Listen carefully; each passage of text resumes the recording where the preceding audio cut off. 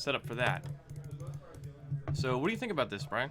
I think it's going to be an excellent match to watch regardless of the outcome. Both of them are absolute masters of their archetype, and they certainly have tons of experience in this particular matchup. I think both of them have played against the other on camera before, which is excellent too.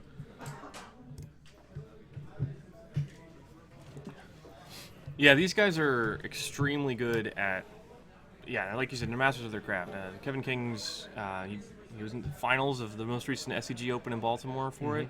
Or no, it wasn't Baltimore, it was Worcester maybe. The last Legacy Open before the downfall. Yeah. And Anuraag's just been one of the most consistent Miracles players. He was actually commentating for us on Friday, and he's a rock star at that too, as it turns out. Yeah. Just definitely one of the best Miracles players that's out there. People who understand their deck often have a good insight into the format in general anyway, because you have to play against so many. Legacy is so wide open, so you have to play against so many different types of decks, you can't get by without knowing things completely. Yeah. Kevin also top-8'd Eternal weekend? I believe so. Yeah, I think so. Also playing lands, yep. And he's also he was a top 8 finalist or top 8 finisher at Legacy Champs, right? Yep. Yeah, that's. Oh that's yeah. it. Eternal weekend. So many Eternal things going on. We have Eternal Extravaganza next week, 2 weeks. I think 2 weeks. Yeah. Yeah. It's gonna be an excellent one too. Yeah, I wish I could make it, but I have other plans that weekend. I'm gonna try to make it. I want to play Vintage for the first time. I have Dredge.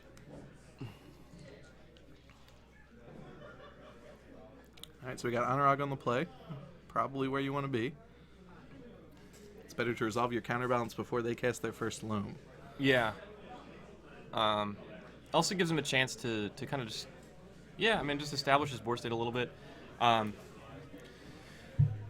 see if he can get out of how far he can get out ahead of Kevin. Ooh, I see an Abrupt Decay and a Trop. Kevin's not playing lands today. He's playing... looks like Leave Old Bug, I think. Yeah, I think he's playing that Reduke list. Oh, he's got Strix. He might actually be playing Shardless. All or right. he could just be playing Strix as a spicy one-off. He's throwing everybody for the loop, including us. Something bug. Yeah. All right, so with that in mind, now who do you think is a favorite in this matchup? Well, now that's... because of Abrupt Decay, that's going to really be good for Kevin in the Miracles matchup. Yeah, Leovold is probably also a house as well. Yeah. The question is, does he have clean answers to Mentor? That's really what he's looking for. The bug decks tend to struggle with it. They have Decay, but if they can make 4 tokens before you're, in response to your Decay, then... Right. And he could have some spice. If he's prepping for a True Name heavy meta, which I expect today, he could have like Toxic. He might have Toxic Deluge. He might have Golgari Charm main, which would be extremely spicy. But he probably has him in the board. He's got I think both players have a Jace in hand. That could be the linchpin of this particular match today. Anuraag also has Explosives main, which is pretty good. Yeah, that's a way you can. Deal with the early threats out of bug. You can set it up early and then just sit on it, and then either bait out a Decay, which means your counterbalance is more likely to stick around. Explosives in Miracles has been an adaptation that I really like. Yeah, good in the mirror too. Indeed. Let me see. Have these guys started yet? Let's see. Let's start. All right. And so that was our head judge, Roy Reitmeyer, and he just told us that the round has officially started, so these players are going to be off. Anuraag's going to crack a fetch here for an island. So Kevin's hand has a couple fetch lands, a Force of Will, an Abrupt Decay, and a Jace. So I don't know if Anuraag had it in hand. Let's see what I think this is a top? I believe it's Ponder. Yeah. Ponder, okay. I see Snapcaster, I think a fetch land, and was that a Council's Judgment? I think so. Something white. Either that or a Mentor. Oop.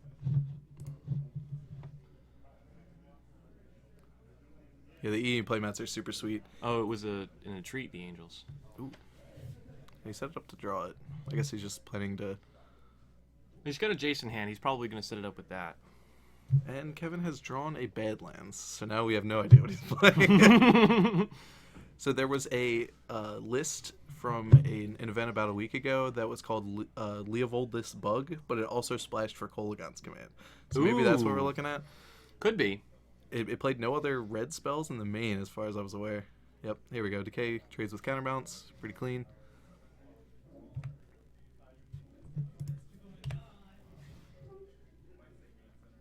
Just pop a question mark at the end of that. We'll figure it out. Just when you think you know a guy, and then he draws a Badlands. One of the most renowned lands players in the game, and he's playing Bug today. Mm-hmm. Splashing red for something. I don't know.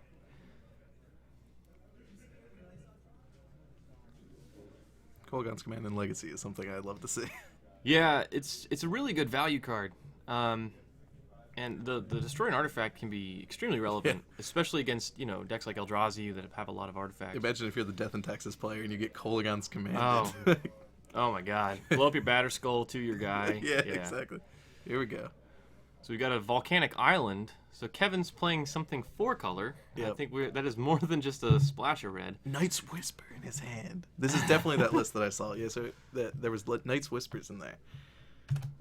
Put an R on the end of that bug. Yep.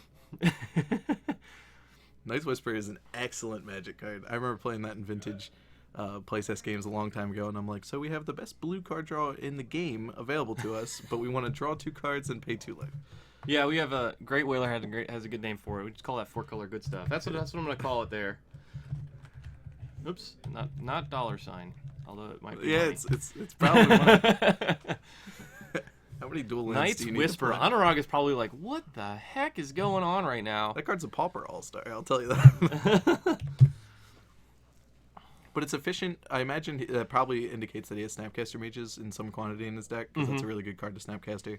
Right, and in a 4-color deck, you would expect something more like Painful Truths, which is a 3-for-1. So he must be planning on snapping it. Maybe Baby Jace. Ooh. Could be a Baby Jace. Although I think Baby Jace it got worse in the format, especially with Fatal Push, and he's got the Jace the Mind Sculptor. So yeah, if this is the list that I saw, then Kevin's deck also has 4 Fatal Push. He's not playing Lightning Bolt as his primary 1-mana removal spell. He has Push. Yeah, and I think I saw it in his hand. I thought I saw a Fatal Push earlier. Not that it's very good in this matchup. Yeah, there's one in his hand there. All right, so predict Mills and Treat, draws Jason Plains. Yeah, he's not under a whole lot of pressure, which is... I missed the Strix hit. He's not currently under a whole lot of pressure, but it is 3 damage a turn right now, and that with Miracles being a slow deck, you have to deal with it eventually. Yeah, you're gonna have to deal some. So he's gonna Swords to the Death right here, and we'll see if Kevin wants to interact with that. Nope, he'll just gain 1. So back up to 18 for Kevin. 18 all now. Anuraag resolves top and Counterbalance, and now we have the soft lock of Miracles in play. So Brian, can you just describe to our viewers, if they haven't seen this before, how this works? So Counterbalance is a 2-mana enchantment. It says whenever a opponent casts a spell, you can reveal the top card of your library, and if it has the same converted mana cost as the spell they cast, you counter it. So the interaction with Sensei's top is that you now have a complete control over the top card of your library. In conjunction with things like Brainstorm, you can pretty much set up whatever you want, and Counterbalance can counter most spells between 1 and 3 converted mana cost. Anuraag's deck is probably heavily weighted towards 1s and 2s, but he has Force at 5, Jace at 4, Mentor and Entreat, Council's Judgment, which we saw earlier. So, yep, there's a 1. Does not counter that. So this is the opportune time for Kevin to resolve spells, is because Anuraag does not have mana to spin the top. So it's just... and there we go. Abrupt Decay. So Snapcaster hits Abrupt Decay. Abrupt Decay hits Counterbalance. And Anuraag's back to facing a 3-power clock. But more Strix hit. Yeah, I think I got it. Okay, cool. Yeah.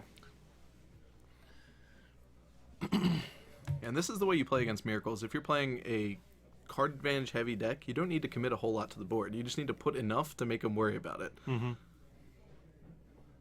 Anuraag with those beautiful 4 and black border duels. And the beta basics. That's clean. Yeah. Nothing classier. So he set up a Terminus on top. So at any time, he can tap the top to Miracle the Terminus if he would like. Right now, again, like we said, he's not under a ton of pressure. He can probably afford to take it. And that's what he'll do here. So he'll go to 14 from this attack. And here comes the first Jace of the game. Literally slam the Jace. Now, Anuraag has Force of Will in hand. So we'll see if he wants to fight over this. I think Kevin has a Force to back it up. So if Anuraag wants to fight, and he will, So he pitches Snapcaster Mage. He's going to pitch a Snapcaster, okay. Yeah, Kevin's going to Force back. Oops. Yeah, Jace is a very important card to resolve in this matchup. It is not vulnerable to any of the creature removal. Anuraag has limited ways to deal with it. Mm-hmm. And it just generates card advantage for the rest of his life. Yep. And so Anuraag's going to cast Terminus on the end step here. Put the Strix and the Snapcaster Mage on the bottom of Kevin's library. Not end step. It was in response to the Brainstorm from Jason. Yeah. Okay, that makes sense. He's probably going to hide one of these Fatal Pushes he doesn't seem to need. So the reason that Anuraag pulled the trigger on the Terminus, I suspect, is because he plans to slam his own Jace on his turn. And that's the best time to do that is when your opponent has no creatures in play. Mm-hmm. So now it's become a sort of Planeswalker mirror. Yeah, interesting. Both players had one Force of Will, exactly one Force of Will, so now both players are going to get to resolve their Jaces. So Anuraag's going to Fate Seal himself here.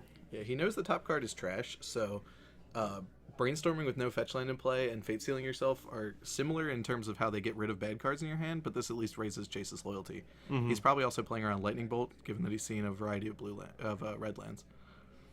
Yeah, he may also be... I think, well, he's milled the Entreat. I'm not sure how many he plays in his list. We'll see if we can get deck lists here. Yeah, he did predict it away earlier. That's a shame.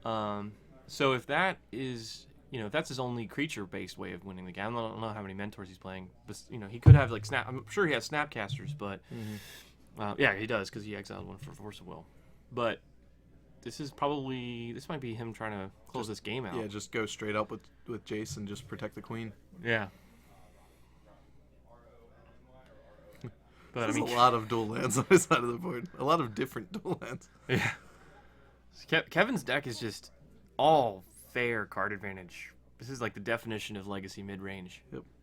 So, the deck like that is really well suited to beating Miracles because those raw card advantage spells are really good in the matchup. You see players playing Painful Truth in their sideboard, and you would think, you're just drawing cards. It actually makes a huge difference in the mirror or in that matchup. So even picking up one card, like with the Night's Whisper that we saw earlier, is not huge card advantage, but it is still +1, and that's a lot better than Miracles can get at some points.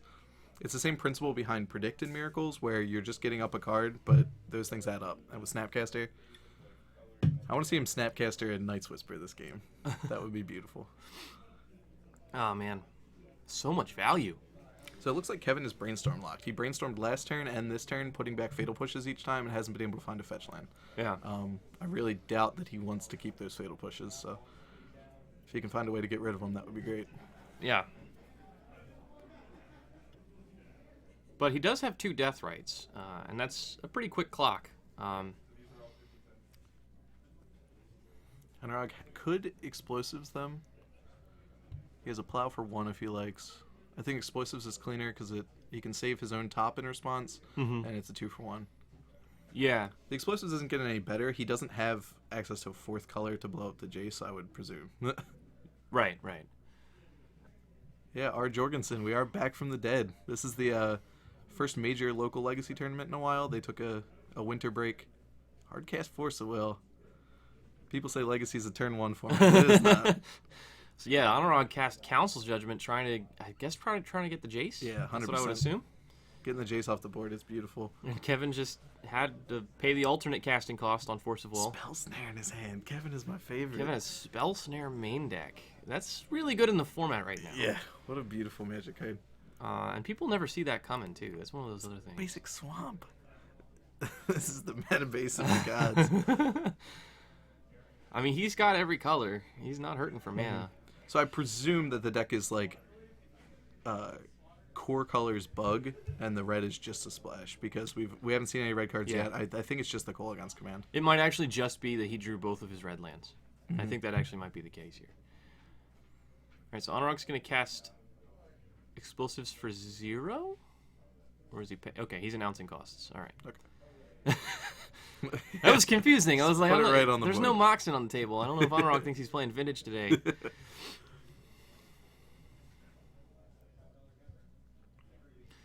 So he's just gonna, I think he's just gonna pop explosives right here. So by activating it in passing priority, he is now.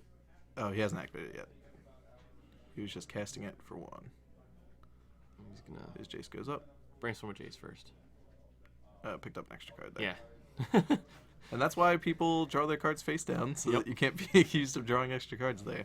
Kevin King, a level 2 judge, made sure to catch him, made sure he was okay. These players are good friends, I think.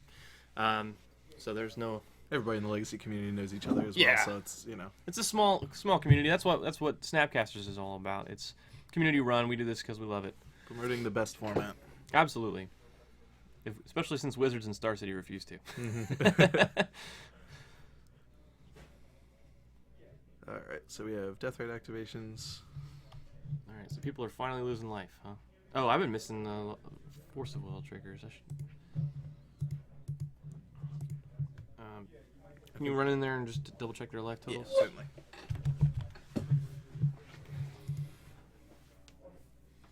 So Brian's gonna double check their life totals for me.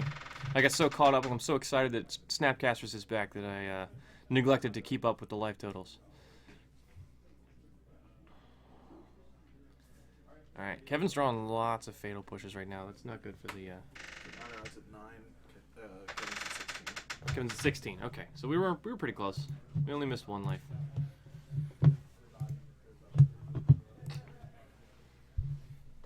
All right. Yeah. So Kevin's brainstormed with Jace. He got a couple more fatal pushes. He's gonna spell snare the predict. Anuraag must be just like beautiful. Get snared. Kevin's before I walked away, Kevin's choices with the what to exile with the death right were pretty important. He hit the Council's Judgment, knowing that Anuraag probably can't play more than 1 Council's Judgment, and he probably does play some number of Snapcaster mages. Getting that out of their way means his Jace is more likely to stick around. Yeah. Oh, he definitely knows about Snapcaster mage because there was 1 exiled to Force of Will earlier. Yeah, Deathrite Shaman is an extremely powerful card. I don't want to say it's underrated because it's obviously sees a lot of play. But even at the amount of play that it does see, it is underrated. But like if you're just looking at it, it's sort of underrated because if you're just looking at it, you're like, okay, I mean, I get why this card is good, but then you have to think about all the implications of it. If I'm exiling sorceries from your graveyard, instants from your graveyard, you can't flash them back with Snapcaster Mage. The interactions in the format, the fact that it's just a Swiss Army knife, does literally everything. Yeah. It keeps you off a threshold. It's a foil to Reanimator. So it's Grixis Delver's like only out to Reanimator. Otherwise, the matchup is just unwinnable. So clicked himself and got rid of the push, which is that makes sense. Good news. Yeah. But yeah, Anuraag's gonna cast Source of Plowshares on it right now. So Kevin's gonna gain 3. Go back up to 19. Was that all on Anuraag's end stuff? No. Here we go. Look at this. If there ever was a counter to the narrative that Legacy is a quick format, Kevin has 9 lands on the battlefield. Not even utility lands. We're not watching him play the lands deck. He just has 9 lands that produce mana. Yeah. I mean, at this point, I wouldn't be terribly surprised to see him cast Scape Shift and Valakut him out. That would be the legendary line. And walk right in there and just I'd like to see crown him victor of the tournament immediately. Yeah, I hope you have a Jace on top of your deck there, Miracles, because that counterbalance is not countering a Scape Shift.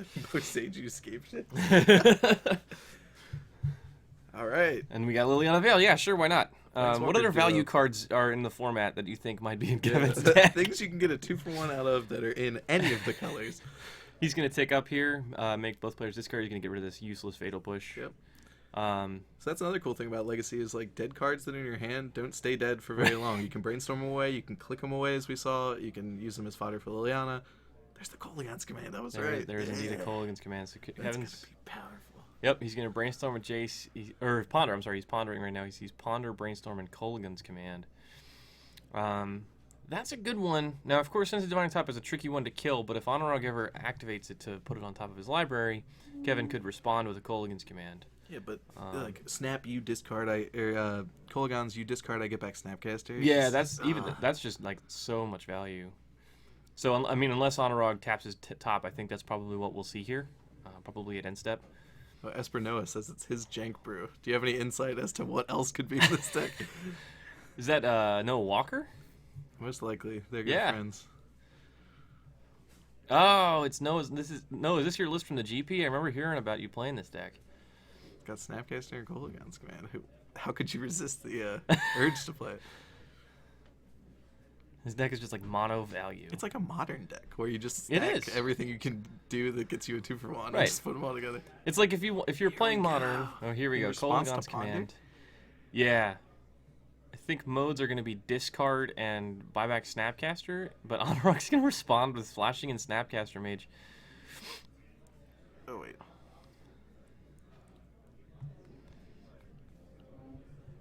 Oh, he got back Deathrite Shaman.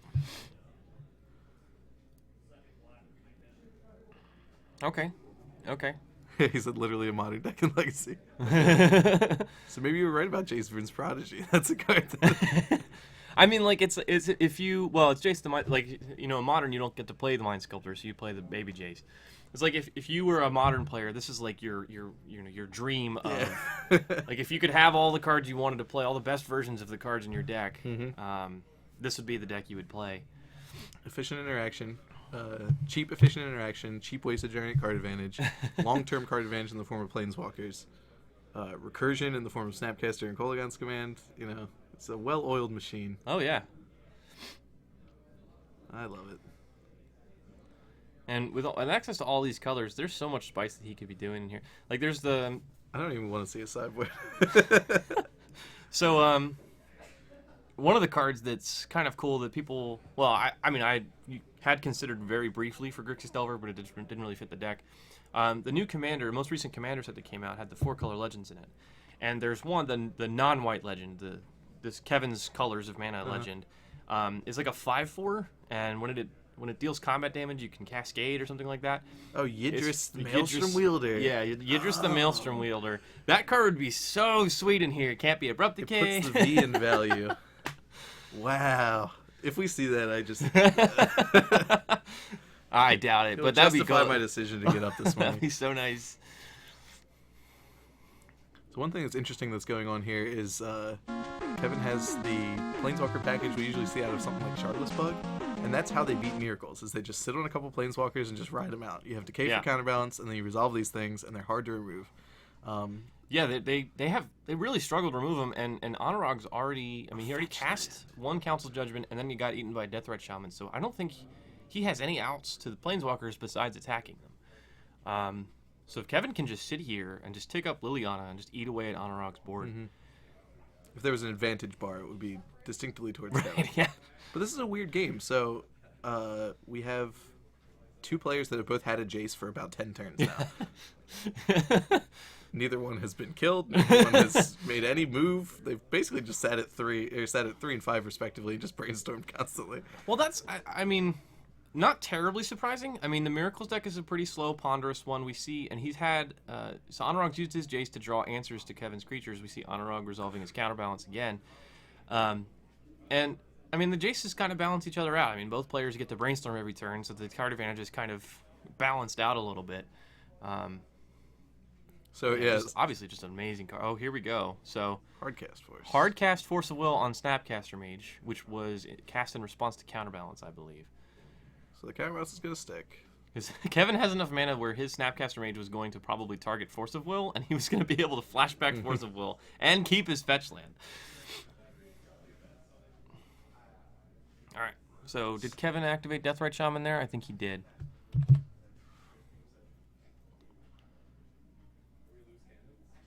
So people in the chat are saying, I don't think he did. I think it was sick. Yeah.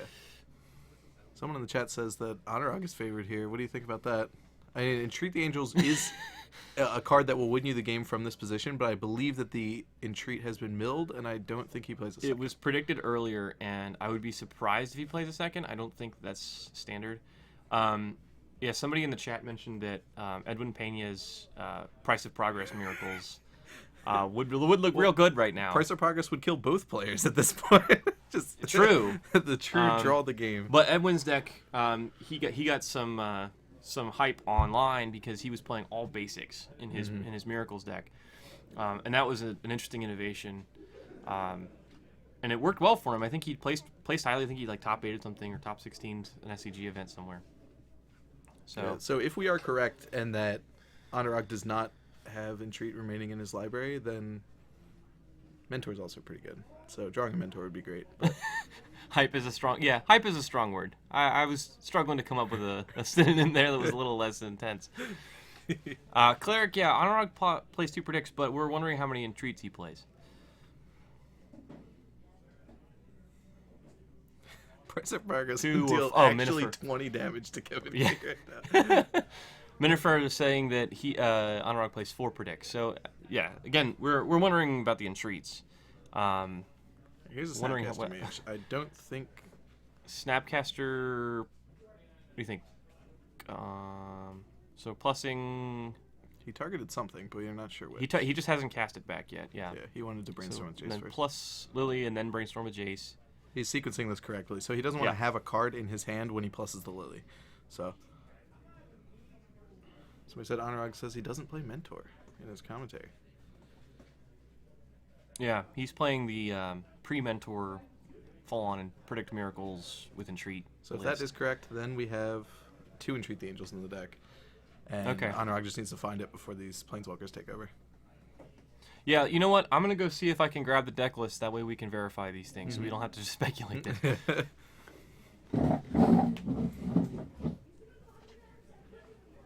Legends build of Miracles is pretty sweet. I wish it would make a resurgence. Something like Cavern of Souls on Wizard. Caracas.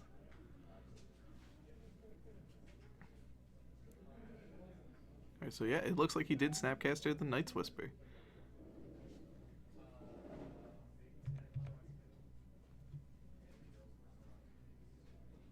And back to Anuraag. Here we go.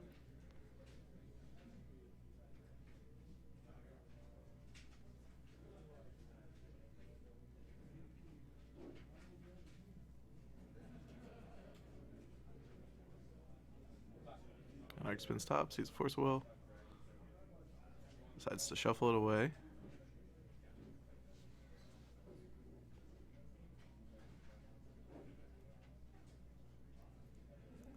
Yeah, the Pauper Tech, making its way to Legacy. It's an efficient card that you can Snapcaster and still gets you a 2-for-1. How can you not love it? Yeah, there's a Miracle card, but not the one we're looking for. Predict is still good. The thing is, Kevin is not much closer to winning the game than he was 10 turns ago. He has drawn a lot of cards, but he has not converted that into a appreciable advantage.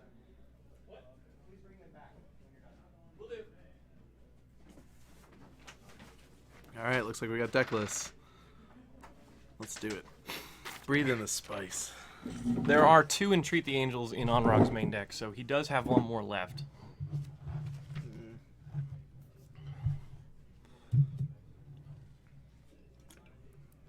So Kevin has a bunch of Baleful Strixes. We've seen one this game. He has 4 of those.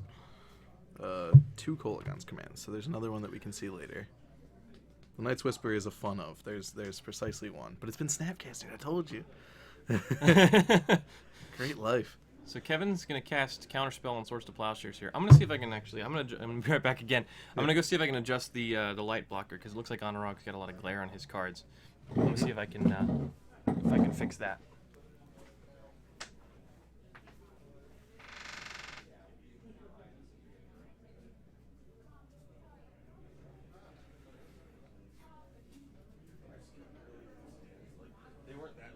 Shaky cam.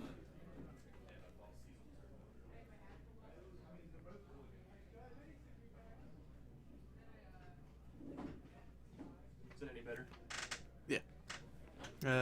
Still a little bit towards the top. What's that? The camera's fine, but like still. Oh, it's not gonna move that far. Oh man, that's really not.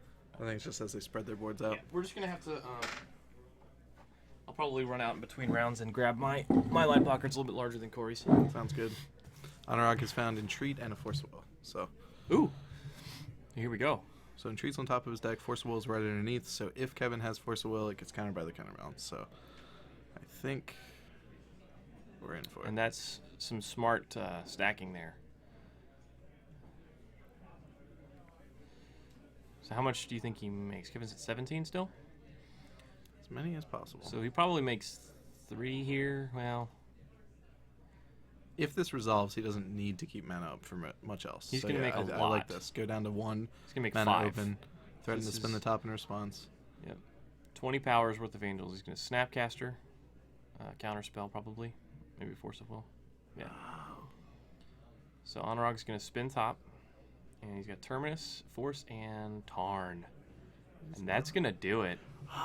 That's the game. Yeah, so he set it up with the Force of Will on top, knowing that Force was the most likely thing Kevin could have to counter it. But got Snap counterspelled. Feels great.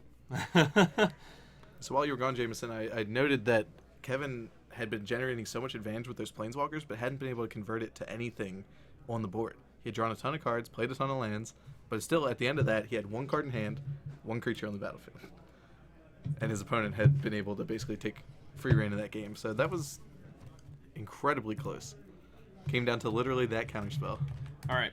Now, in accordance with Anuraag's deck reg sheet, his deck name is recorded as Bob Sucks, which I assume is meant for Bob Huang. So I'm going to go ahead and accommodate him there and rename his deck Bob Sucks Miracles. Sounds good. All right, so what do we got here in Kevin's sideboard? Do you think he's going to bring in? So, are you guys ready for this? Diabolic Edict. Leovold, Emissary of Trest. 2 copies of Pyroblast. I believe this is Invasive Surgery. Yep. Fatal Push, Abrupt Decay, Engineered Explosives, 2 copies of Thoughtseize, 2 copies of Surgical Extraction, a Flusterstorm, and a Vendilion Click. So of that, what do you think he's going to bring in here? Well, Leovold seems incredibly good. Pyroblast, pretty much anything he can get an additional cheap interaction. He wants to get those Fatal Pushes out of his deck if possible. Yeah. I imagine that they're not the cleanest answer to Mentor. They're kind of hard and clunky to set up, and Anuraag doesn't have many other targets for him. Mm-hmm. The Explosives for counterbalance, the extra Decay, and maybe the Click just so you can fight over things on the end step. Yeah, and another interesting use of Explosives is Anuraag's playing Entreat Miracles. And Kevin probably knows that. And so Entreat makes a bunch of 0-mana tokens. Exactly. So Kevin could use Explosives as a mass removal spell here. Just preemptively set it out at 0 right, and force Anuraag to deal with it. Yeah. Just put it out at 0 and you have to deal with this before you can. Now, Anuraag, of course, so Anuraag's sideboard is 2 Pyroblast, 2 Red Elemental Blast, 2 Flusterstorm, 2 Snapcasters, 2 Surgical Extraction, and then 1 Wear Tear, 1 Mountain, 1 Engineered Explosives, 1 Containment Priest, and 1 From the Ashes. From the Ashes. The greatest card. If Anuraag, so if you guys don't know From the Ashes, all right, From the Ashes is 3 colorless and a red for a sorcery, and you destroy all non-basic lands. Then each player searches their library for a basic land for each non-basic land that was destroyed. So Kevin's probably got, how many bases does he have? He has like the swamp, the island. Swamp and an island. So Kevin has a swamp and an island. So if Anuraag casts From the Ashes, Kevin can max have 2 lands in play after that. That's pretty insane. In the game that we just saw, if Anuraag had cast From the Ashes, Kevin would have been blown out so hard. From the Ashes is one of those cards that was printed in a commander set, and you can tell it was like targeted nuke for that format. It's like people just abuse non-basic lands. The mana fixing is crazy. So many utility lands, and they're like, let's go back to basics here. Oh yeah. And so I played. It's the ultimate screw you to your buddy who plays Mishra's Workshop and EDH. So some of my some of the Legacy people in the community may know, some of the Snapcasters fans may know, I've played it on the stream a couple times. I used to play Angel Stompy. I played it for a few months. It was a lot of fun. I had a lot of fun experimenting with the deck. I was the only guy working on it, so it was kind of fun to do that.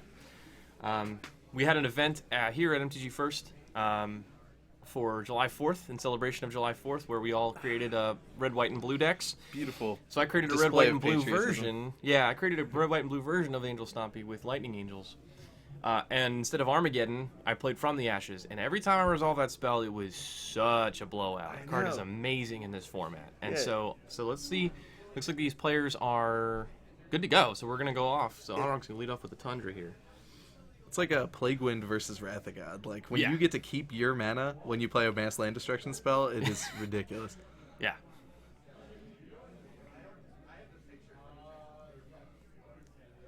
All right, here we go. Ponder. So What do we Kevin see? has a Trop. Anuraag is on turn 2. Anuraag is going to cast Ponder. Before Josh playing Duran's land. talking about his twin deck from the 4th of July event. There were a lot of silly decks that day. Donald Trump Tribal was my favorite one. Donald Just Trump nothing but Tribal. walls. Nothing but walls. There's the basic mountain. So we see he brought it in, which is kind of suspect. Maybe he suspects some sort of non-basic land So hate.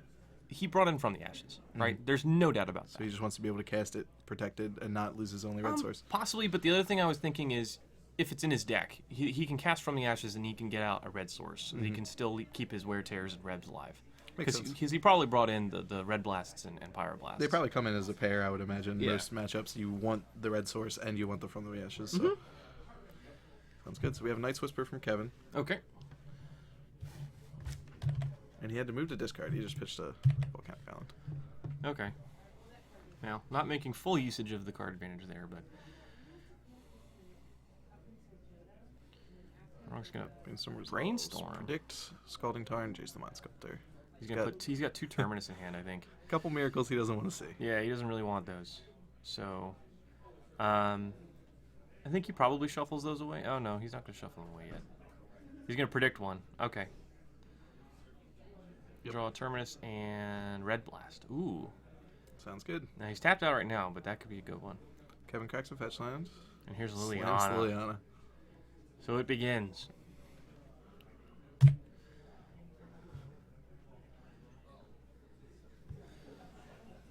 These Planeswalkers, as we know, they're very, very good against miracles. We saw that in the last game. Really kind of kept Kevin going when he ran out of cards in hand. So. Yeah, just pure gas. Kevin's going to discard Abrupt Decay. Anuraag's going to discard Engineered Explosives. Which I'm very surprised by, because at this point he can slam it on 3. He has all 3 colors to prepare it. It's a basically suspend 1, destroy the Lily. Yeah. Maybe he has other plans. He could. I think he has a Jace in hand, and he might be going for Jace this turn. And that's another way of offsetting Liliana. Just let me just get my card advantage going instead of in the face of your discard. I'll discard 1 a turn. We're both drawing 1, but I'm also brainstorming. One thing is that in these grindy card advantage based mirrors, Force of Will is actively a bad card. So perhaps both players knowing that they're likely to be boarded out in some capacity is why Kevin felt so confident slamming that turn 3 Lily. That's true. Yeah. There's a Death Ray. And that So is the basic island, so yeah. Kevin has both his basics out. Yep. Which is actually good news for him, which means because if Anuraag ever draws that from the ashes, it's less of a blowout right now, but as the game progresses, it's going to get better and better and better. But it's actually, I think it would be better to have my basics in my deck, because then I at least get some cards back from this Yeah. from the ashes. It's not a one-sided thing. That's true. But did they come back and tapped off of from the ashes? No, do you they know? come in untapped, and that's one of the crazy things was like when I was playing that Angel deck, it was like I could cast from the ashes, get all my lands, and keep my Chromox in play, and then slam a Lightning Angel and 3 you in the air. It was such a blowout every time. I it am happened. so tempted to build that now. That It was sounds terrible. excellent. Don't do it. It was awful. It was an awful deck. It's nothing better than getting you play a 4-drop in the same turn. All right, so Anuraag's going to cast Snapcaster Mage. In response, Kevin's going to Spell Snare it. So Anuraag's going to crack a fetch in response. I think he's going to Red Blast this Spell Snare to protect his Snapcaster. So what is he looking to Snapcaster here? If he hits the Red Blast, then he only has 1 mana available, so I think it's just a Brainstorm. I think it's Brainstorm, and I think that's going to work out well for Kevin here because Anuraag was forced to crack his fetch land, which means he can't get the full Brainstorm shenanigans going. Now, of course, so most of you guys, we have 140 viewers in here. Most of you, I'm sure, are familiar with Legacy, but just in case you're not, so one of the most powerful cards in Legacy is Brainstorm.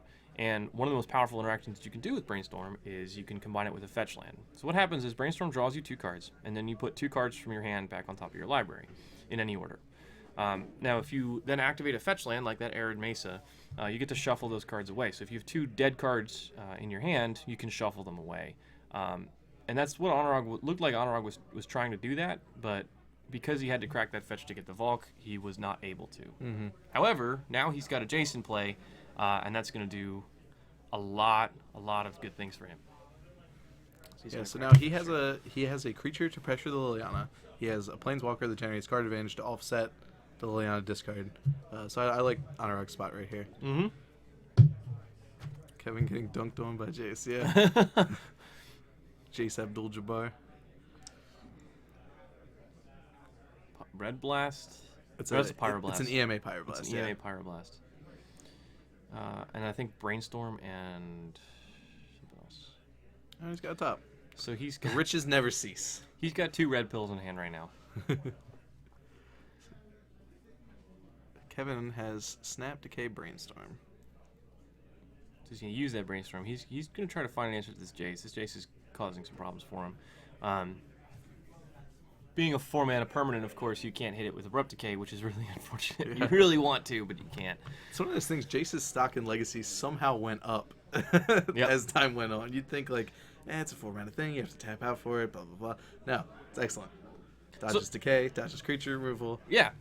So that's one thing like about Legacy that I've noticed some people underestimate. Legacy is such a wide open format. People think, oh, Miracles has been in the top dog for a while, and yeah, that's true.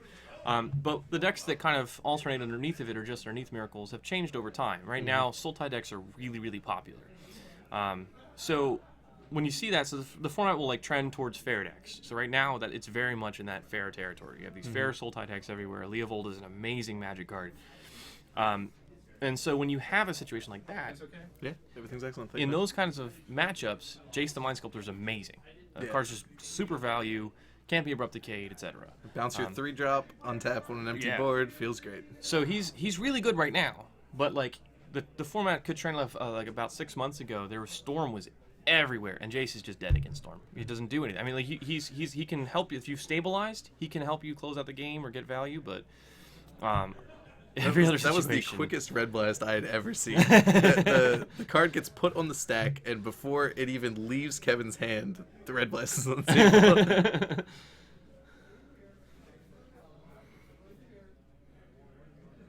All right. And then there's a counterspell back in response, and Anuraag's going to Pyroblast the counterspell. Just pay 1 mana, counter target spell, twice over. Mm-hmm. Yeah, the blasts in the blue mirrors are just so important. That's almost entirely the reason why Miracle splashes red. Yeah. And Kevin has access to the blast, too. He just hasn't seen them. It's a really good card, because True Name Nemesis is a card that's seen a lot of popularity ever since Reed Duke won the GP. People started playing his deck. I'm one of those people. All right, I'm riding the bandwagon, okay? I love decks like that. And so with True Name Nemesis, it's a difficult card to answer. Explosives for 4. Explosives for 4. Mana base. But Anuraag has a counterspell for it. He has 3 counterspells in this sequence of turns. Yeah, I think we're going to game 3. It looks like Anuraag has had every tool. Yeah. He's going to Terminus the Just deal with your Deathray. Who cares? And looks like he ate a land in response. yeah. There's probably no creatures to eat. Yeah, but just like you were saying earlier, Miracles is top dog, but the metagame is surprisingly diverse, and Reed Duke's deck was a complete example of that. He came out of nowhere, just came up with this idea by himself, ran it all the way up, just dorks and 3-drops. And he was working on that deck on Channel Fireball for months before the GP, so he knew what he was doing. He cut white shortly before the GP, and then. Yeah, it looks like we have a. Oh yeah, Deathray goes to bottom. Bit of a game player. Yeah, you go ahead. Go ahead and correct it. We'll get that corrected for you guys.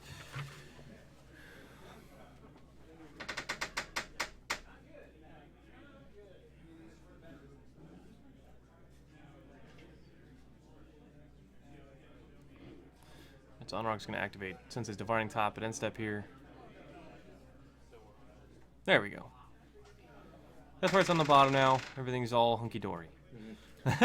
Fortunately, there wasn't a fetch land crack in the meantime, so there wasn't an issue there. But yeah, it's one of those things that's like, it's a gameplay error, but the fix is so easy to accomplish. You just correct it. Oh my gosh. So Anuraag's going to cast a Brainstorm, and because the storm count was high enough, Kevin was able to Flusterstorm it.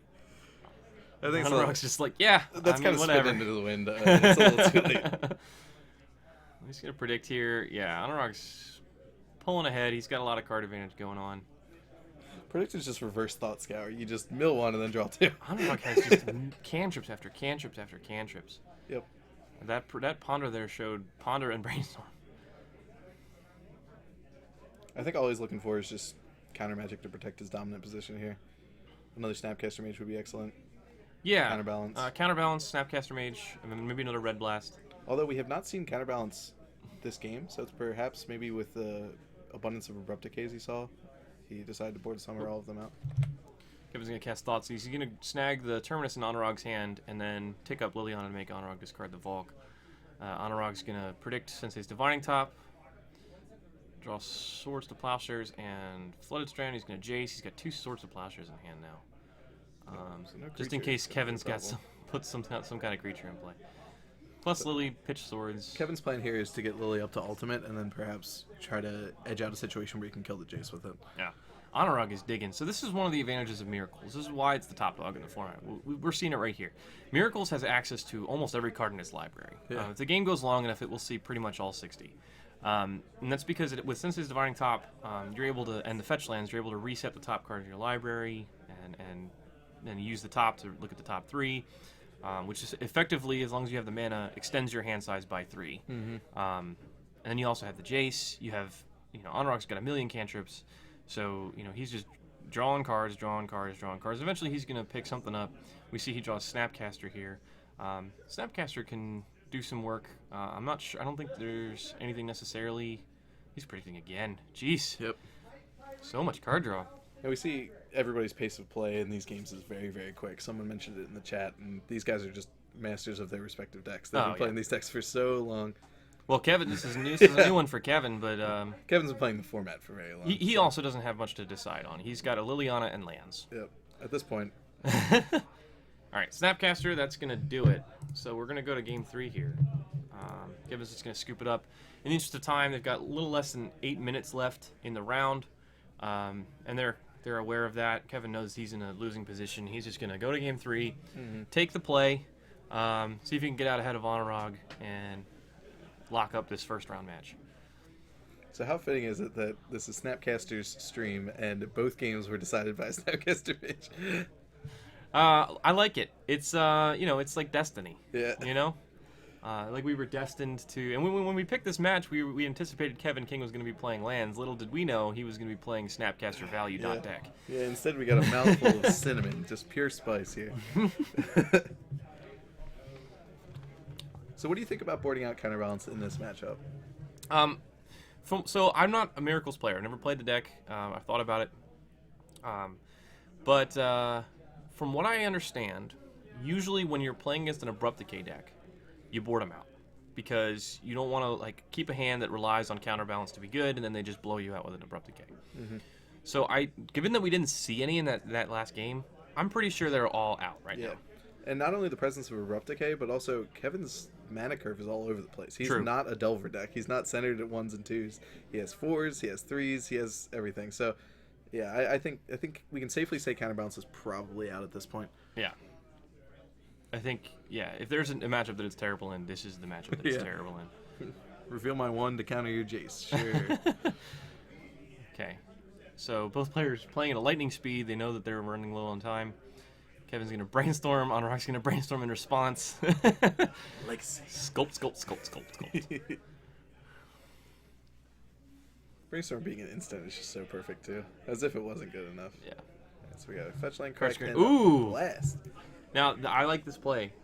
He senses weakness. So, on top of that, both players are aware that we're short on time. Anuraag is going to say, okay, I'm going to try to prevent you from setting up, Liliana or whatever other threat you might have. And he could land a Leovold or a True Name Nemesis. He's not sure exactly what's in Kevin's deck because this is Noah's spicy 4-color cinnamon good stuff. Spicy meatball. Yeah.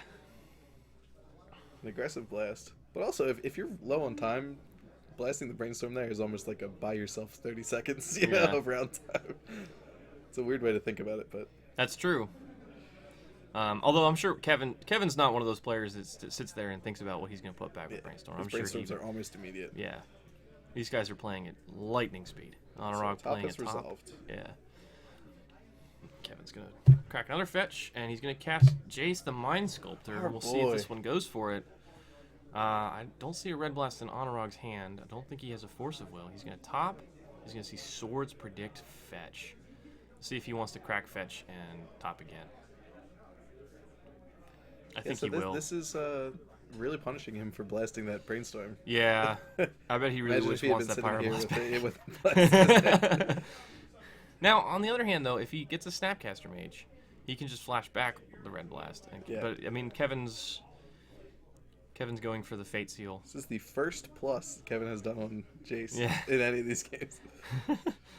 Anuraag's going to crack a fetch here. He's going to go get a Tundra. I anticipate he will be spinning the top on the end step, knowing that his top 3 were basically garbage. Ooh, there's a Council's Judgment, and he's But does he have a second white source? I don't think he does. There's a basic island Actually, in his hand. no, I don't think he does. But I think there's a fetch in the top 3. Yeah, so he'd have to just trade the top. He can spin he's going to flip the top here. Oh, it's not a fetch, it's a Tundra. So Even he's just better. Doesn't need to lose life. Council Judgment on Jace. Yep, and that's gone for it. Here's a top. Go ahead. Really, really, really good card there for Anuraag. So good. Miracles is just such a gross deck. Here's a Deathrite Shaman. Pass a turn. Kevin's got these beautiful Judge Lands, and I'm pretty sure those are his Judge Lands. Like, I think he earned those Judge Lands. Yeah, earned is definitely the word to use. Yeah. He's done good work. I'd love to get my hands on some of those, but they're stupid expensive, and I also don't play foils in tournament decks. Yeah. Probably a wise thing. It's all foil or non-foil. Yeah. Yeah, Kevin's actually been mentoring me in my path to L2. I'm not sure when I'm going to make the jump, but he's one guy I know will just always be there to answer questions. I mean, Anuraag playing a second top here. Man, if only he had Monastery Mentor in his deck, he'd be so set right now. Kevin's got an active Deathrite. Deathrite is alive. He's got Entreat the Angels on top of his library. He's got double white. He could make 3 Angels, but he can't back it up with Force of Will. So we'll see if he goes for it. Oh, he wants to fetch. Explosives on 1. Okay. Not the cleanest answer to Deathrite Shaman in the world, but it does its job. It does what it needs to do. So Anuraag's going to take 2 here. He decided to go for the blast there, knowing that his Planeswalker threat had already been dealt with. The Council Judgment is less important to exile than the blast. I'm sure that one will be next, though. So this is still in Anuraag's end step. He chooses to fetch. Yeah, you don't want to fight Anuraag on the cantrips. He's got a million of those. So you want to fight him where the resources are thin, and right now that's Council's Judgment in his graveyard. So he cracked a fetch.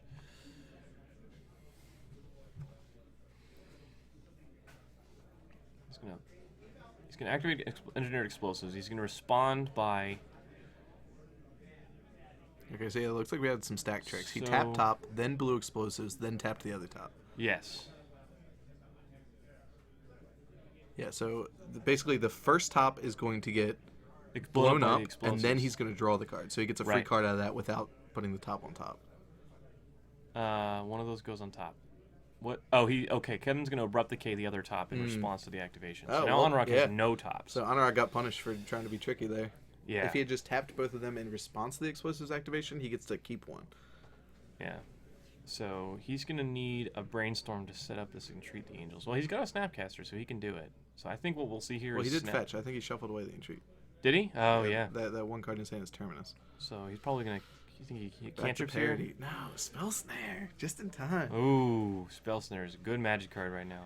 Yeah, this game looks like it's cooking towards a draw, unfortunately. Both players have a lot of interaction and not a lot of pro-action. Oof, that's a woof.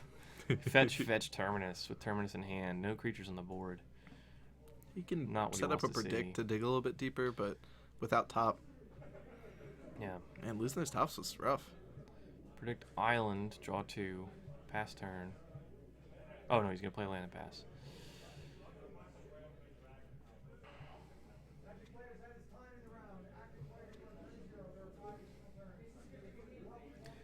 Coming up on the end of the round here.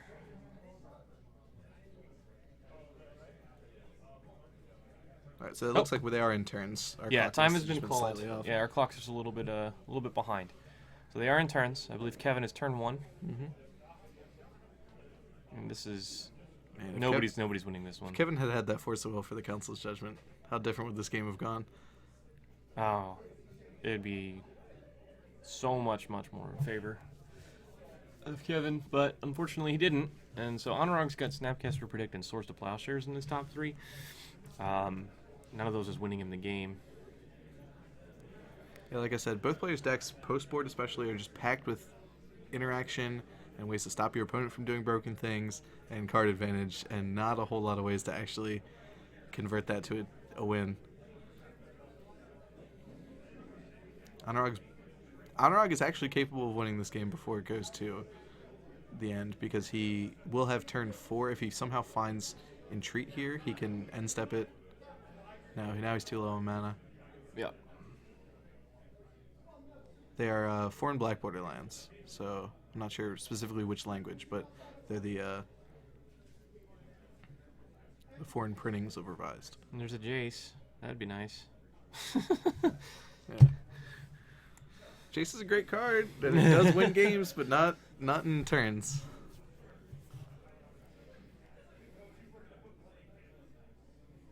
Hard Cast Force. Here we go. Some out of order sequencing here. It looks like Anuraag was deciding how to tap his mana, and Kevin snapped off the Force. So. Yeah, those are definitely foreign black border duels, and the reason why is because the colors are much more vivid than the beta ones. Mm-hmm.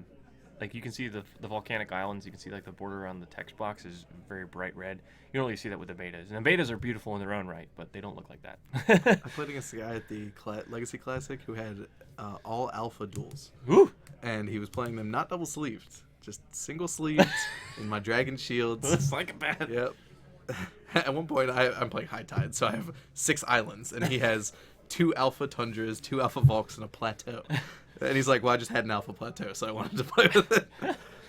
So, Anuraag went for the Jace, and Kevin paid the alternate casting cost of Force of Will, which is 3 blue. And here's a click on turn 4 of turns.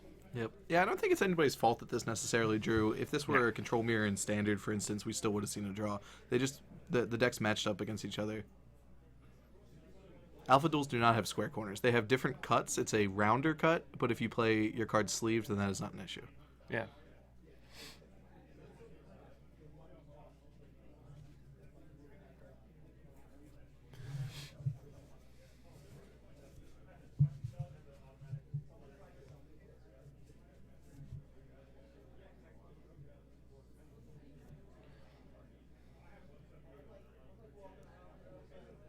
Yeah, the foreign black borderlands use the same typesetting and frame adjustments as what we have as Revised, but they use the bolder colors of beta. So that's why people prefer them. Also, a lot less than the beta one. Yeah. You didn't say Alpha Volks, did you? No, yeah. Yeah, I didn't think so. So if you guys aren't aware, Volcanic Island was accidentally left out of Alpha. So there is no such thing as an Alpha Volcanic Island. If you see one for sale, it's probably because it's either fake or somebody crimped the corners on a beta one. Yeah.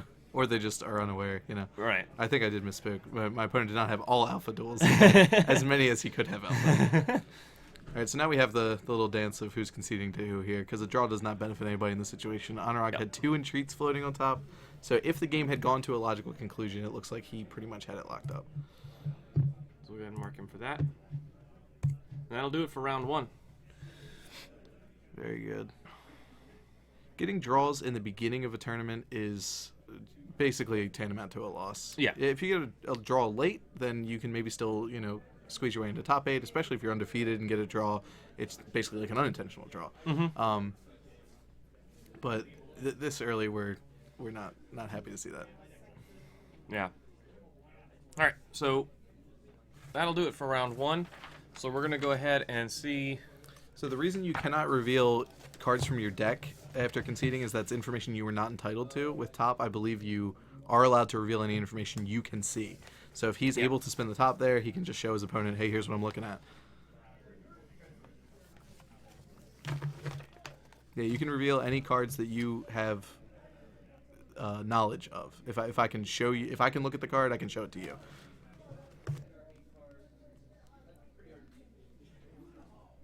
Yeah. Yeah, if you have top, you can show top 3. Yeah. If I crack a fetch, I can just show you my whole deck if I want to. Like, yeah. One of my favorite Magic cards, just for the absurdity of the text, is called Guided Passage. It's Rug, and the line of text says, "Reveal the cards in your library." All right, I'm gonna go get some paperwork updated. And Josh see if I has can a get good round point. That was one of the closest matches. Blue Mirrors and Legacy. Yeah, Anuraag would have won with 3 turns, but it was so close. You know, That's 4 Strix's main. Wow. Yeah. All right, Powerhouse deck. back. Gonna call this Cinnamon Spice.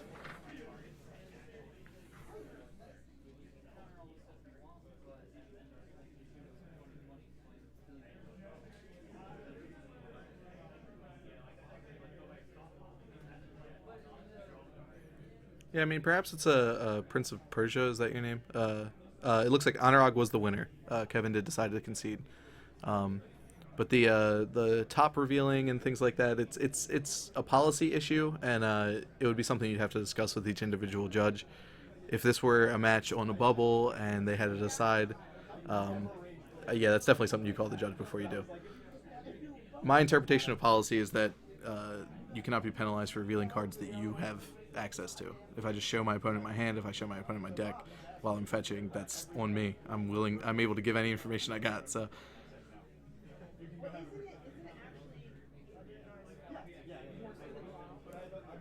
Yep, as we said, a draw doesn't benefit anybody here. So given that both of these players are established Legacy players, know each other, good friends, you know, giving it to the person who would have won had this not been a timed tournament.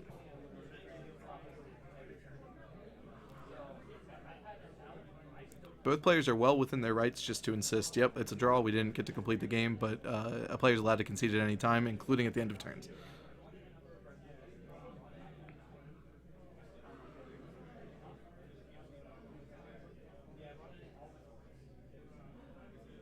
I hope we see more of Kevin. Maybe he rallies back from this loss and gets back up top, because that deck was exciting. I think really the splash for Kolaghan's Command is what makes it so appealing, is you have this stack of dual lands and your mana base is perfect and you have Deathrite Shaman, so why not take a small step into another color for a card as powerful at generating value as Kolaghan's Command?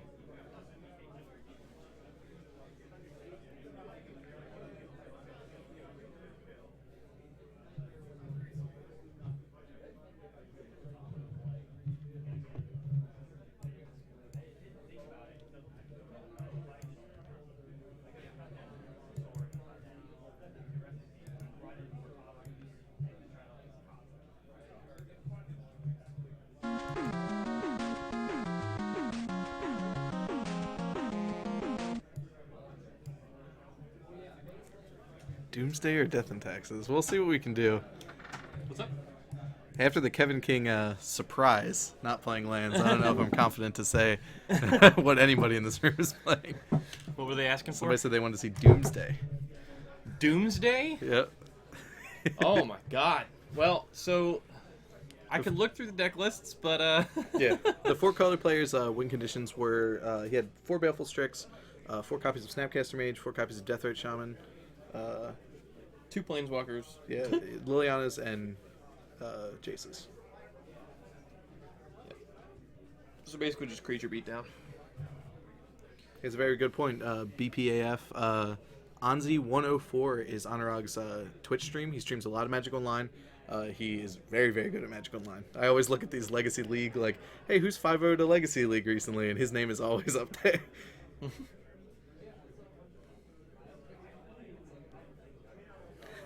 Doomsday is a tough one because it, for a while when I was getting into Legacy, it had this reputation almost like a urban legend where it's like, if you were good at Doomsday, you know, it would be the best deck in the format, but nobody's good enough to be good at Doomsday. I think that is mostly hyperbole.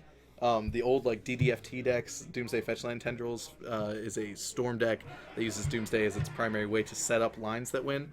That deck was crazy. I remember downloading a spreadsheet that contained just stacks of Doomsday piles. It's like, I have 2 mana floating, I have a Sensei's Top in play. My opponent has a Gaddock Teague. How can I win from here? There is a 5-card pile that beats that. I have 1 mana floating and a top, but I have a Probe in my hand. But my Pass in Flames has been exiled by a Death Ray Shaman. How do I win from here? Like, it is a very strange deck. But it got a lot simpler. Stephen Menendian pioneered the vintage version and then ported to Legacy with just Labman Doomsday. It's much simpler. You don't need to do that much thought. You just put a Lab Maniac into play. Doomsday finds it for you, and then you deck yourself because you have 5 cards left. Not that hard. But that deck is vulnerable to a lot more. The version had Street Wraiths and Gataxian Probes as free cyclers, so like you could cycle a Street Wraith in response to them trying to kill your Lab Man. Like, just put 4 Street Wraiths in your deck and Lab Man, and then play Lab Man, and then just cycle.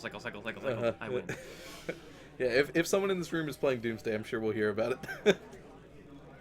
Oh man, sort of like 4 Horsemen.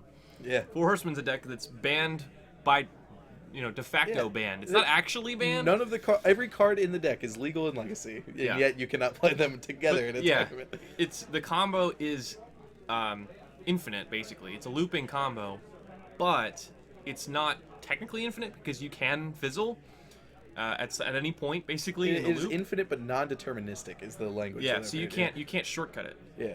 So you have to resolve every trigger separately. You basically, for those of you who are not in the know, 4 Horsemen was a deck that involved Mesmeric Orb and Basalt Monolith. So Basalt Monolith can tap for 3 mana and then pay 3 mana to untap itself. Mesmeric Orb is an artifact that says whenever a permanent becomes untapped, its controller mills 1 card from the top of their library. So using that, you have essentially infinite mill at instant speed. So you can churn through your whole deck, getting out Narcomoebas, which you intend to flash back to Dread Return to get a Shroom the Hegemon, which gets a Blasting Station, and then the Narcomoebas just infinitely ping them with Blasting Station. Here's the problem. Deck runs Emrakul. So milling yourself is not a one-shot thing. It's not noops all spells like, here's my deck, here's my graveyard, I win. You had to continually loop through the deck and dodge the Emrakuls. And if you hit an Emrakul at the wrong moment, you basically had to start over and again. You can't just cut the Emrakul because the Emrakul is necessary for the combo. Once you've got the Blasting Station out, you have to just keep looping it with Narcomoebas. Your Narcomoebas jump out, they get sacked to the Blasting Station, you shuffle, etc. So you can't just cut the Emrakul. There's no real way to get around it. Each time you go through that process... All right. So we got our. We're gonna try to figure out a feature match for you guys for next round. All right. Oh, we got some good ones. We got Jarvis and Damon. Both at 3 points. Chris Hawker, Michael Woodward. Mark Rankin and Corey Ponting. 0 points. Yeah, boo. That's a shame. Nick Ditizio and Scott Waldron. That would be pretty interesting. Both at 3 points. Who else do we have? Oh my god, Anuraag Das and Bob Huang. Do you guys want to see Anuraag make an appearance? Oh, he's already been on the stream. We can't read it. We gotta mix it up. We gotta mix it up. We gotta call out for Nick Ditizio. What do you think about that? You guys want to see Nick? All right. Let's do that. Let's get Scott Waldron and Nick Ditizio, both on 3 points. Scott Waldron, a renowned Miracles player, but is also renowned for playing Spice. Mm-hmm. And Nick is usually on Aggro Loam, but he's been known to change decks when the meta calls for it. I've seen him play Death and Taxes. I've seen him play. It's mostly creature decks, but.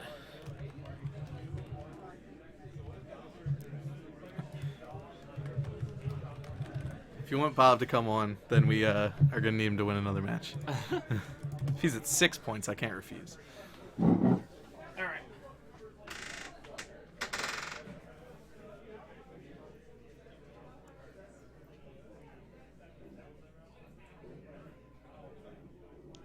Are you a friend of his, St. Omerville? Do you know what deck he's playing? I remember he did top 8 a Classic in Baltimore. It was the Classic right after Thopter Sword was unbanned in Modern, because I was playing Modern that day. Punt.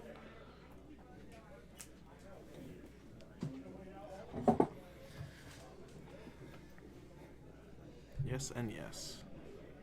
All right, well, we'll see. Let's see who's sitting down where. It's hard to tell. I think that's Nick on the other. Yeah, I think we got it right. It's a 50-50 shot. All right. These guys, they're not, known on the pro circuit or anything, but these guys are very well known in the Legacy community. They're very, very good Legacy grinders. Mm-hmm. They've done pretty well for themselves in this format. They know it very, very well. Nick's one of the best Aggro players I've ever seen. Scott's one of the best Miracles players I've ever seen. Kind of underrated for it.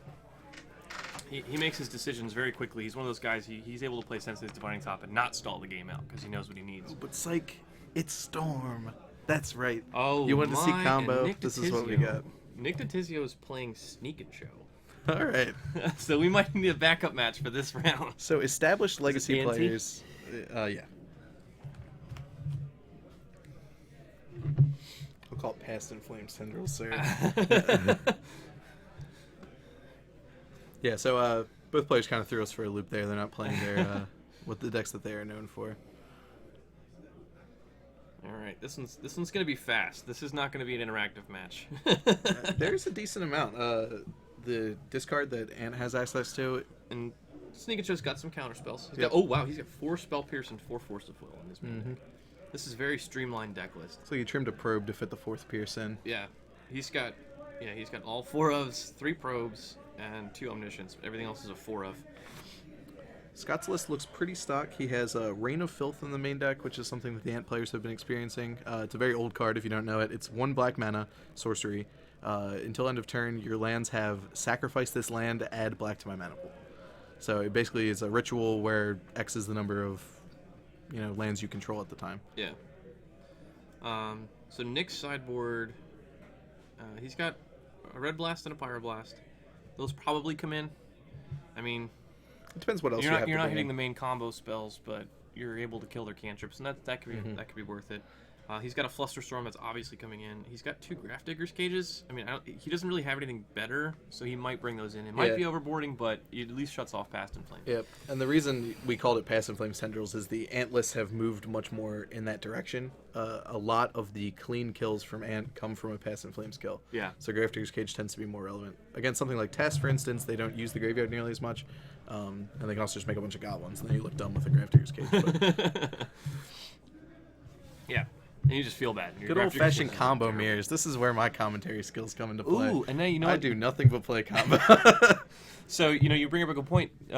So Scott's got the Empty the Warrens in the sideboard. Nick has a Pyroclasm and a Kozilek Return in his sideboard. So he could easily bring those in if he fears that combo. We have a bit of a shell game where it's, I think we got the players mixed up. I think this is Nick. Oh, yep. Yeah, just do a good swap. Yep, I had it right the first time. All right. Scott Waldron's a local player to me. The store that I work at, he plays there pretty frequently, so I'm good friends with him. All right. The deck does still run Ad Nauseam, but it has moved away from the plan. Your curve goes higher, and Ad Nauseam gets worse. So it's a kind of inverse proportion.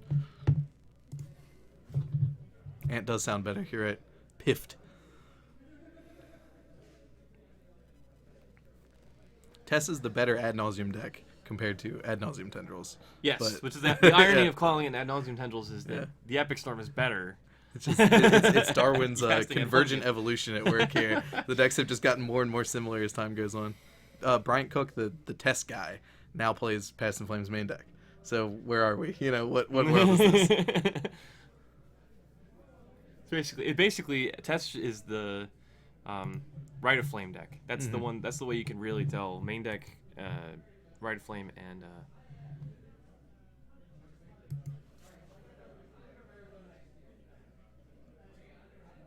the follow sound.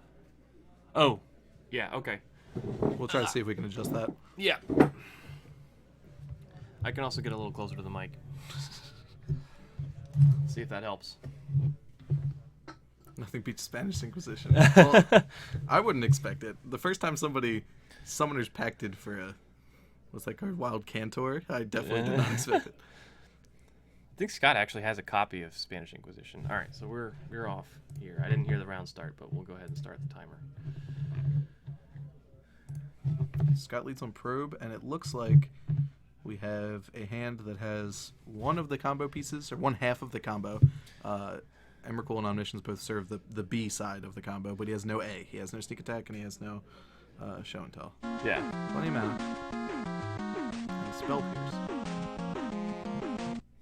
Spell Pierce is not a hard counter against the Storm deck. If Scott has a mana-heavy hand, you can play around it easily. A single Dark Ritual at instant speed can basically just counter a Spell Pierce. But Storm is a critical mass deck, so if he needs that mana to go off, then that's not something he wants to draw.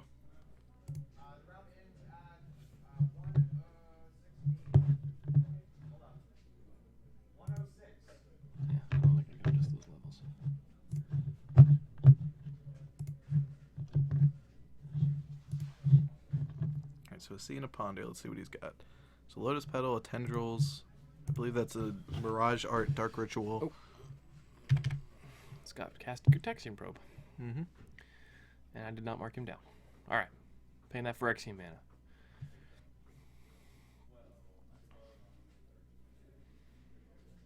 He's got... Oof. He's got Tendrils in hand. I don't know if that's really where he wants it to be, because he's also got an LED going on. Mm-hmm. Thanks, Dole Furfeld. Appreciate it. My boy. Ooh, look at all these followers. You guys are awesome. Yeah, unfortunately we are not able to silence the follow sound as right now. We'll try to talk to Corey in between rounds. Schultz Cubed, we are coming to you live from, I think we're in Glen Burnie still, Glen Burnie, Maryland, from MTG First Game Center. We do lots of Legacy streaming in the kind of Maryland, D.C., Delmarva, Virginia area. Large local, focusing on Eternal format events. Eternal's kind of all of our baby. This guy's going to crack a fetch here and then cast Gitaxian Probe. I think he's paying life for this, yeah. He's fetching the main deck by you, which is interesting. He doesn't need it for any cards in the main deck, but he has it named for able sideboard slot when he brings in Decays and Xantid Swarms. So I guess he's just fetching it because he doesn't care. He saw that hand and knows there's no Wastelands. So Nick has pulled a Brainstorm, which might get him a little bit closer to the... There we go. Hopefully the follower sounds will be a little quieter for you guys. Let me see if I can actually... I'm just going to take it down here. Are we still audible? Yeah, because our audio is coming from this source. I didn't touch our source at all. Sounds good. Brian Marks is his baby father.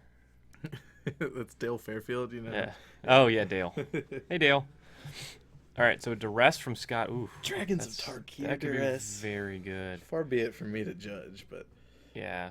So when Duress was printed in Dragons of Tarkir, it was like played in some standard decks, and I was tried standard out during that time. And so, of course, being the degenerate I am, I got a full playset of the IDW Comics promo, which has Ashiok like grabbing Dak Faden's head. Yep. Sweet artwork, sweet card. I have a full playset of them. They're like $20 at the time. I never sleeved them up. I literally have never played any of those cards, and I just like I'd like to play them, but Thoughtseize is just like way better. So I don't play Storm. Maybe I should build Storm. Maybe that's what I should. Yeah, just get some use out of them. Jordon Robbins has an altered set of those Ashiok Duresses, like full art extension. Yeah, they look sick. Yeah, that's a good artwork to do that with. Yeah. My personal favorite is the Saga Duress, the just guy screaming while his artifact blows up in his hand. Okay, Nick puts an Ancient Tomb into play and then just passes. So the Duress took the Brainstorm, and Nick chose not to fetch and Brainstorm in response, which is fairly interesting to me. Maybe he was afraid of just like dying, and he wanted to have the Spell Pierces out. Could be. Or he just didn't care about either of those cards. He's going to take one here to crack a fetch. Pull out a Volcanic Island. Oh, I heard that shuffle. I like taking the Brainstorm because Nick was frankly not very close to winning the game. He needs to find a Show and Tell or a Sneak Attack before the other cards in his hand become even close to relevant. Yeah. And Spell Pierce is something you can play around with Storm. As I alluded to earlier, if you have access to a lot of mana, then Spell Pierce is just an annoyance rather than a counter. Right, and you can see here Nick has City of Traders and Ancient Tomb in play. He can easily cast a Show and Tell right here through Spell Pierce. I'm sorry, Nick has a Spell Pierce. Yeah. All right, still early, folks. Sneak Attack or a Show. Production quality, yeah. But you're right. I mean, it's possible to play around Spell Pierce. If you know about it, it's easier to play around. If you don't know about it, it's harder to play around. So Nick's got lots of mana here. Just looking for, yes, like you said, side A of the combo. Yeah, and I think dressing the brainstorm is fine because you're just trying to stop him from digging for that second piece because it depends on how close Scott thinks he is to going off. Scott had at one point had the tendrils in his hand, still does. Basic mountain. Ooh, gotta love the unglued basics. Looks like we found sneak attack. Favorite. That's the only thing you would tap that much colorless mana for. Yep. So Nick's gonna take 2 here. Resolve a sneak attack. I think he's gonna resolve a sneak attack. Let's see. So Scott's hand was on the slow side. It looks like he did not have enough mana to completely go off. He doesn't have an Infernal Tutor to pair with that Lion's Eye Diamond. So here's an Emrakul right in the jaw. Yep. Sneak attack and Emrakul. He's just checking to make sure he has it. Now Scott's not dead because Emrakul's gonna have to die. Oh no, Scott is dead. He's at 15. Yeah. Never mind. Double probe fetch land. All right, so it looks like we have some sort of rules dispute here. All right. So one of the other reasons. So Duress also. Remember, so Duress takes a non-creature, non-land card. So he couldn't take an Emrakul. So the only other combo piece he could have taken is Omniscience. Mm-hmm. So. It's really only Spell Piercer. Yeah, I think the choice was Brainstorm or Spell Pierce, and if the Spell Pierce wasn't actively hindering Scott, it's a less valuable card in the long run. Leaving your opponent with the Brainstorm means that he's much more likely to find something like Sneak Attack. Yep. He top decked it anyway, so better looking than good, etc. But exactly. But the deck does play 8 combo pieces for a reason. You need to put A and B together, so you need as many redundant chances to draw both A and B as you can. Absolutely. So we're not entirely sure what the mix-up is, but they're talking to the head judge here. And here's an Emrakul. And here's your face. Yeah, just probably some kind of miscommunication.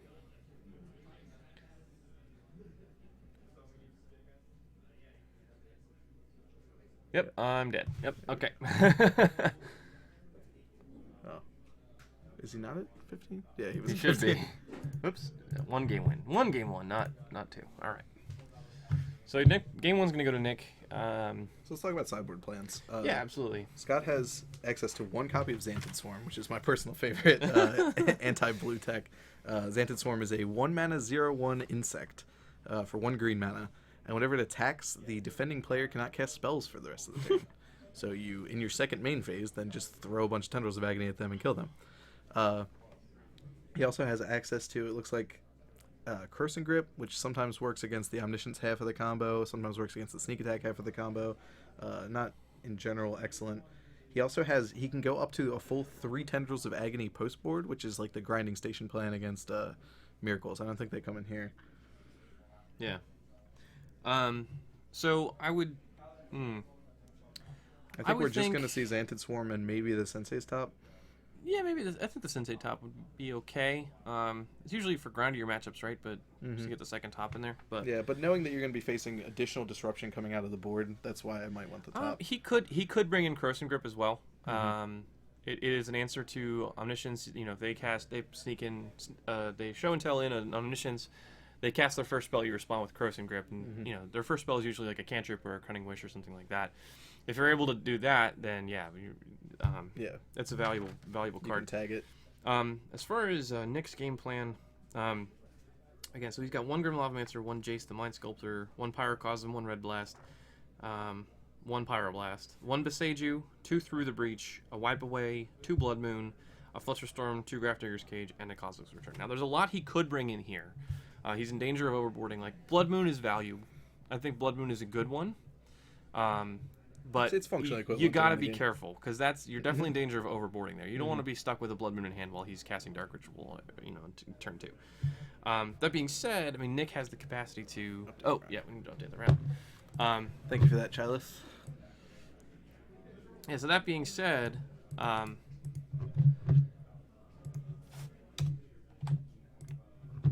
it is just a strong spell. Strong plan. Yeah, I think he definitely wants the Flusterstorm. If any matchup, you want the Flusterstorm. Oh, absolutely. So Flusterstorm definitely comes in. I think Grafdigger's Cage could probably come in as well. Yeah, he did not see the Passive Flames line in game 1, but also Scott didn't do much of anything in game 1. If he's wise to it, I think Grafdigger's Cage comes in, and perhaps the Blasts. Depends how much he wants to bring out.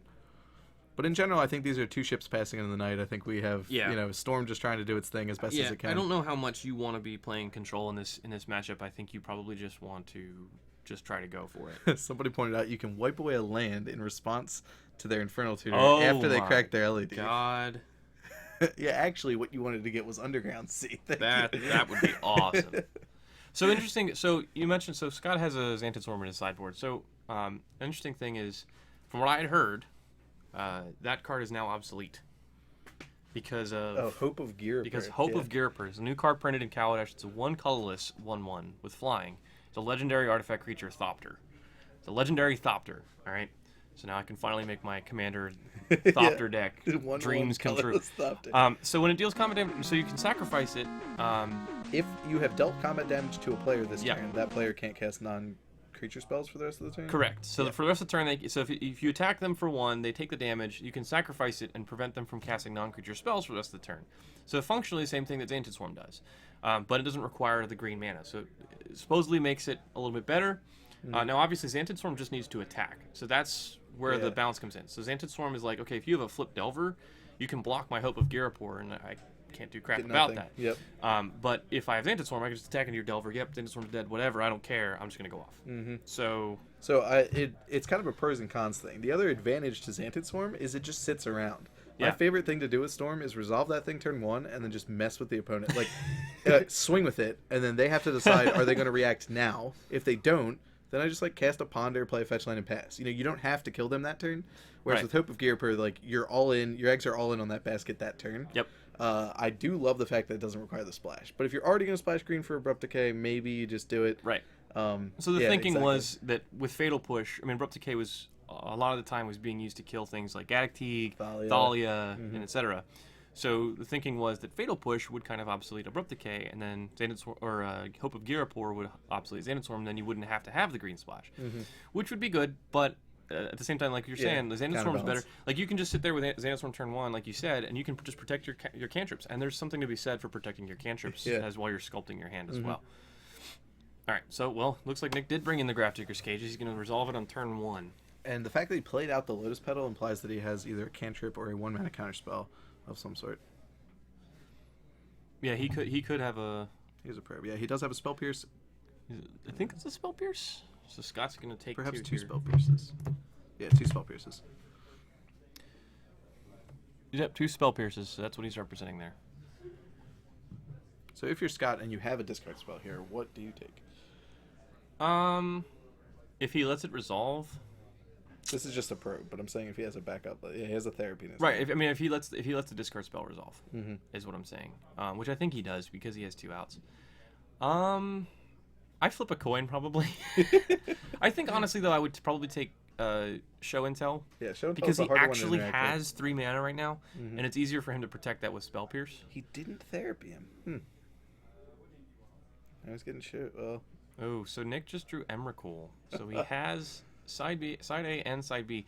We'll see if he wants to go for Show and Tell. If he goes for Show and Tell, I think he might just lock up this match. So you can show us like the IKEA furniture of combo decks. You just follow the instructions, put them together, and then here's a spaghetti monster. Yeah. So Scott has a million rituals in his hand right now, but what he doesn't have is a kill condition or any way to tutor for 1. Now, that being said, if Nick Nick's just gonna pass here. Ooh, that's patience. I appreciate it. That is definitely some patience there. All right, so Scott's gonna draw a land. Scott really needs to get something going. I think. Oh wow, I don't know. So this thing is. So I think Nick passes there because he doesn't think Scott has a discard spell because Scott didn't play a discard spell after probing. And then Scott continues it by not playing the discard spell. Still doesn't play the discard spell. All right, so Nick's gonna crack a fetch here. See what he's gonna go get. I'm sure he's gonna get a Devolk. Not really scared of Wasteland in this matchup. Well, the other consideration, perhaps why Scott is reluctant to crack that fetch land, is he might need to get basic Island with it in the face of a Blood Moon. True. He currently would not have any access to black mana regardless. Yeah. If that was a Delta, then we have a real choice to make. Yeah. But right now, I think that Misty has to get C if he even wants to play this game. His hand is 100% black. Yeah. So I didn't see what Nick drew for the turn. He's gonna play a City of Traders. I think he's gonna go for it here. I think he's gonna try. You think he's gonna try Sneak Attack, or do you think he's gonna go for this Show and Tell? Sneak Attack is safer. Your opponent can't put something in like dumb stuff like Ashen Rider that sometimes are just like anti-sneak show tactics.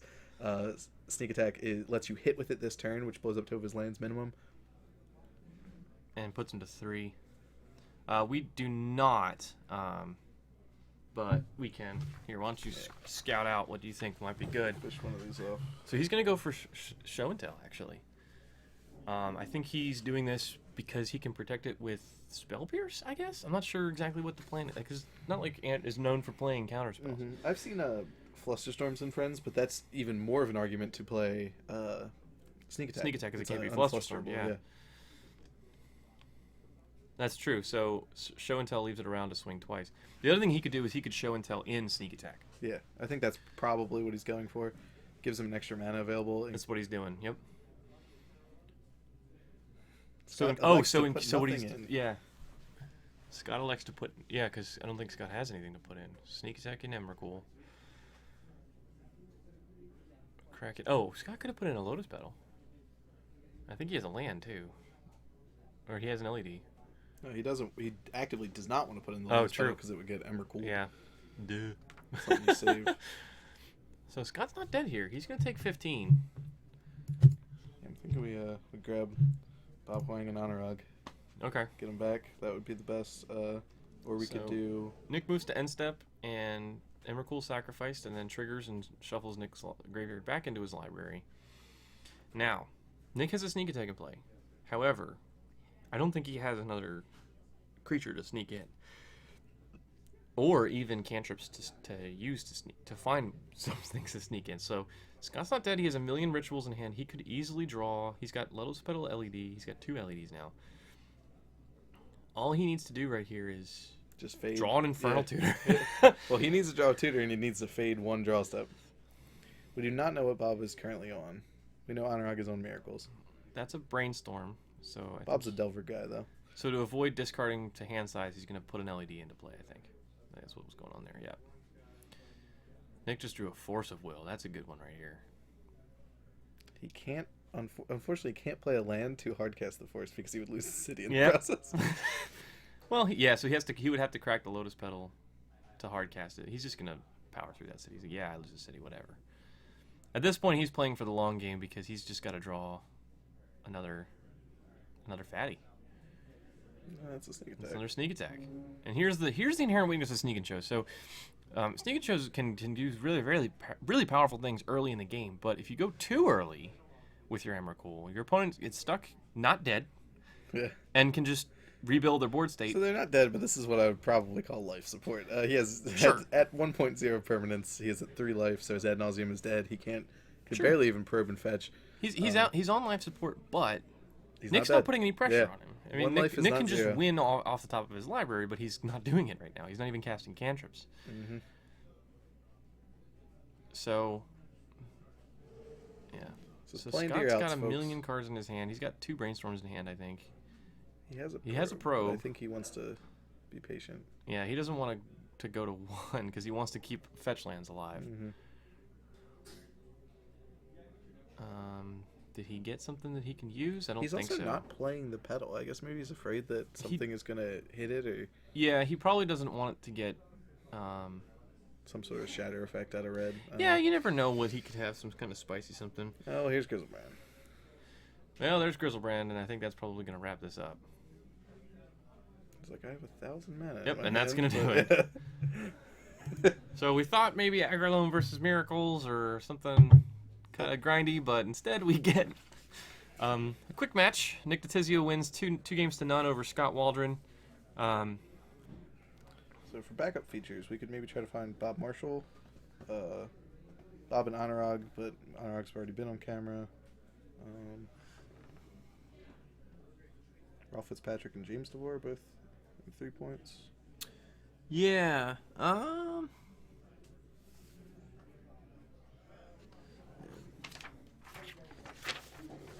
Now let's see. What else can we... Oh, we have Dave Long. He's playing Michael Showalter. Niraj against MJ. Oh. It's probably going to be pretty legendary. Oh, man. Jarvis and Damon would be? Yeah, let's see. Damon's always got something cool Let's see if... So Damon's usually on Dredge. We'll see what he's playing today. You say usually on Dredge, but then he, at one point, morphed a... what's that? Fairy Stompy. Yeah. What's that morph thing that negates something when it comes up? Oh, Stratus Dancer. Yeah, I definitely died to that card hard. That card was great. All right, let me see if I can grab them. Let's see where they're standing, and we'll be right back.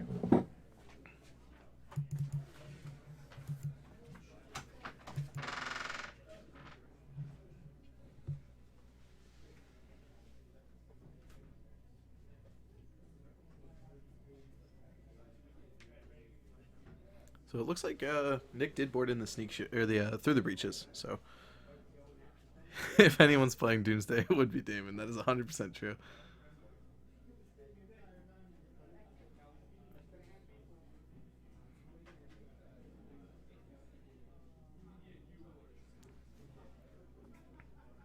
Yeah, so both of those games, the Storm player definitely had the opportunity to just win, but you have to find a tutor or a kill condition, and he was unable to do it in both games.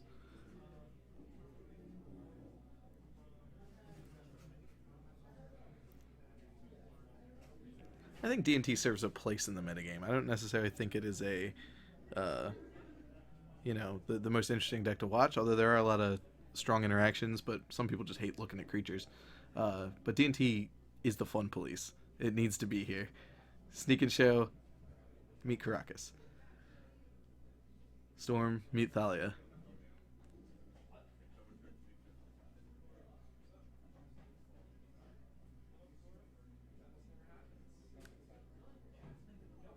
Death and Texas is also probably the reason you see so much Miracles and D&T on coverage is A, they're winning decks, so they make their way to the top tables, and B, the games go longer, they're grindier, so it fills more coverage time, as it were.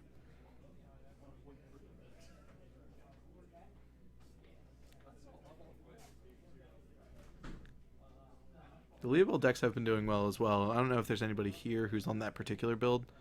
We did see Kevin in round 1 had one in his board, but... Hey, player. Hey. Congratulations on the win. We got Nick Ditizio in the booth briefly.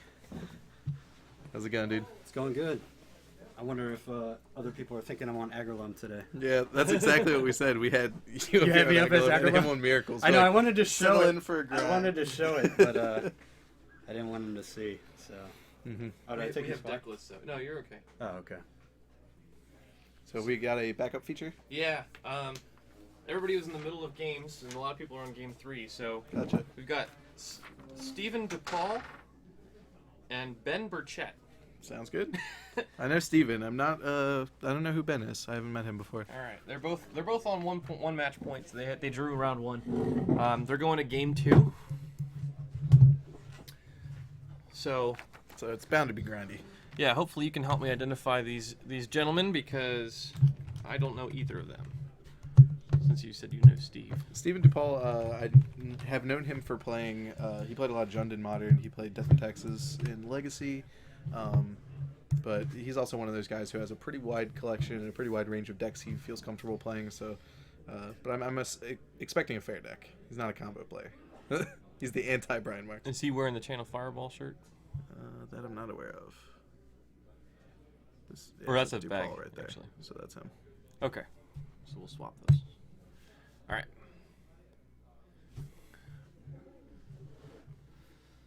So we're going into game 2 here, and I'm just gonna check to see who's going first. I think Ben is going first.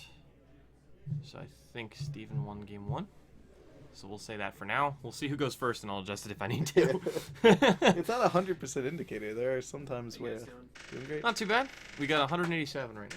Hot dog. So I just crushed bird, Oh yeah? which never happens. With Aggro Loam? Yes. Wow. Just Chalice. So we got Corey One Fox chalice here, on 2. the proprietor, owner and proprietor and general manager of Snapcasters. He told us that he just crushed Burn with Aggro Loam this round, which is a miracle as far as I'm concerned. Feels great. He crossed his fingers and didn't get Price of Progress. Can you imagine No, that? he cast 2 of them, but I held up Wasteland, so yeah.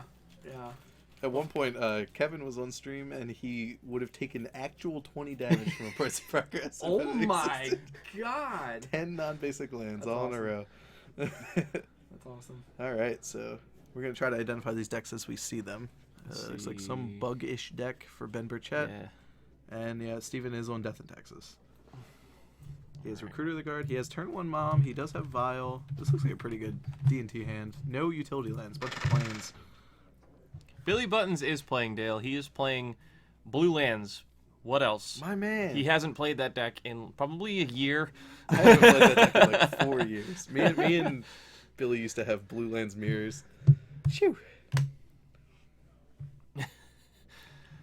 I just built a version of Blue Lands splashing white for Renegade Rallier. That's my current pet project. Oh, yeah.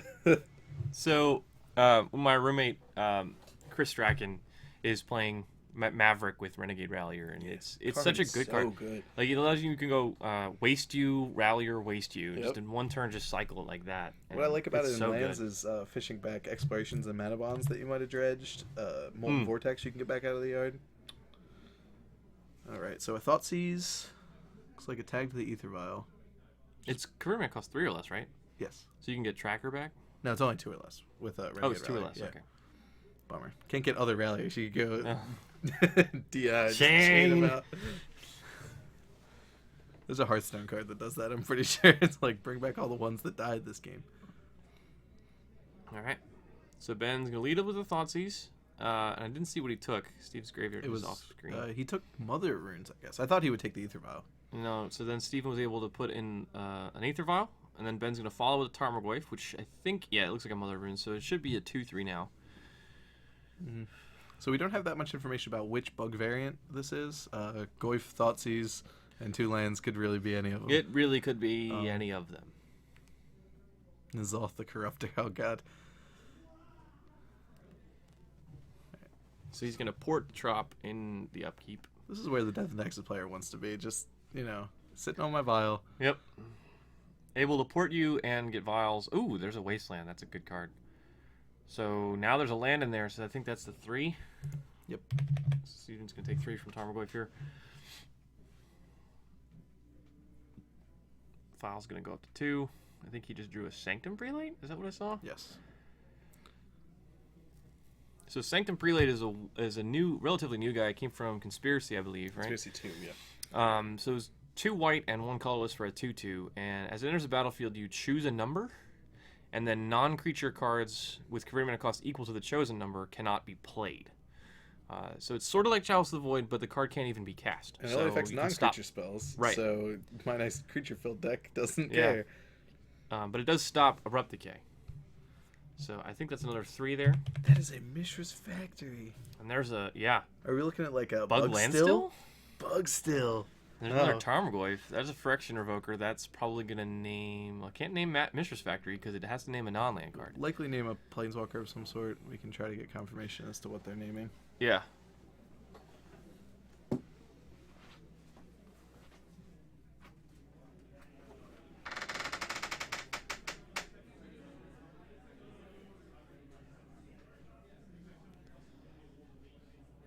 Indeed, all the Goyfs. Oh, he wrote it down on a piece of paper, but I cannot read that piece of paper. It says Deathrite Shaman. Deathrite Shaman is the name for Phyrexian Revoker. That makes sense. Yeah, remember we're walking into the middle of game 2 here, so the players have knowledge about each other's decks that we don't necessarily. Mishra's Factory, my boy. So we're counting for Goyf, I think? So to answer your question, Kyle, if this is a Landstill deck like I suspect, then I would think that Landstill is likely favored. Pernicious Deed tends to accompany Standstill in these types of decks, and Deed is like a kick in the nuts for Death of Texas. That puts you down.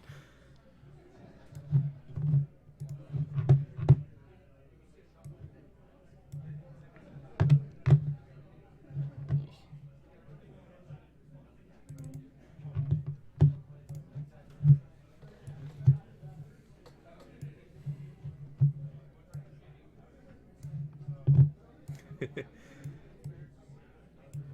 we go. Alright, so I think one Goyf got Swords and Loud. And we believe that they're 3 Dupal power, got 3. right? Yeah, should be 3. And I think that is a crack for 2 from Phyrexian Revoker. The Plow going to the yard puts them up to 4, though, right? Instant sorcery creature land. Oh, it would, yeah. So Steven's probably it. Well, the Plow resolves. It's weird. Yeah, because this one did connect. Okay. Well, it gets exiled before the Plow resolves, and then and the life gain happens, and then the Plow goes to the graveyard. Yeah, so he's considering. I believe Recruiter's probably the play here. He's gonna put Prelate in. I'll be interested to see what he names. I think he's gonna use a die to represent it. So we'll see what he chooses. The other nifty thing about Sanctum Prelate that Chalice doesn't do is Chalice, Sanctum Prelate against Storm, you can name 4, and now they can't cast Tendrils of Agony. Chalice is hard to put on 4. You have to tap 8 mana. Not only that, but this does not counter the spells in the way the Chalice does, so you can shut off Decay. Yep. Like, they just can't cast it. They can't put it on the stack. Yep. And also Storm triggers, so, like Flusterstorm, for example, you can cast a Flusterstorm in a Chalice for 1 because the Storm trigger happens, and the copies don't trigger the Chalice. But he trades it away immediately, so... Yep. Prelate trades for Factory, and it looks like he takes 4. Should be. Should be 4. We believe Steven's at 6. We'll just make sure. That's our calculations. We'll make sure that that's correct.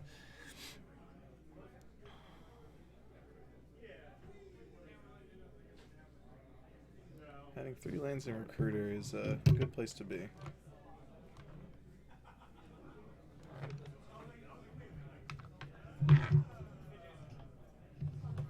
So Recruiter gets in for 2.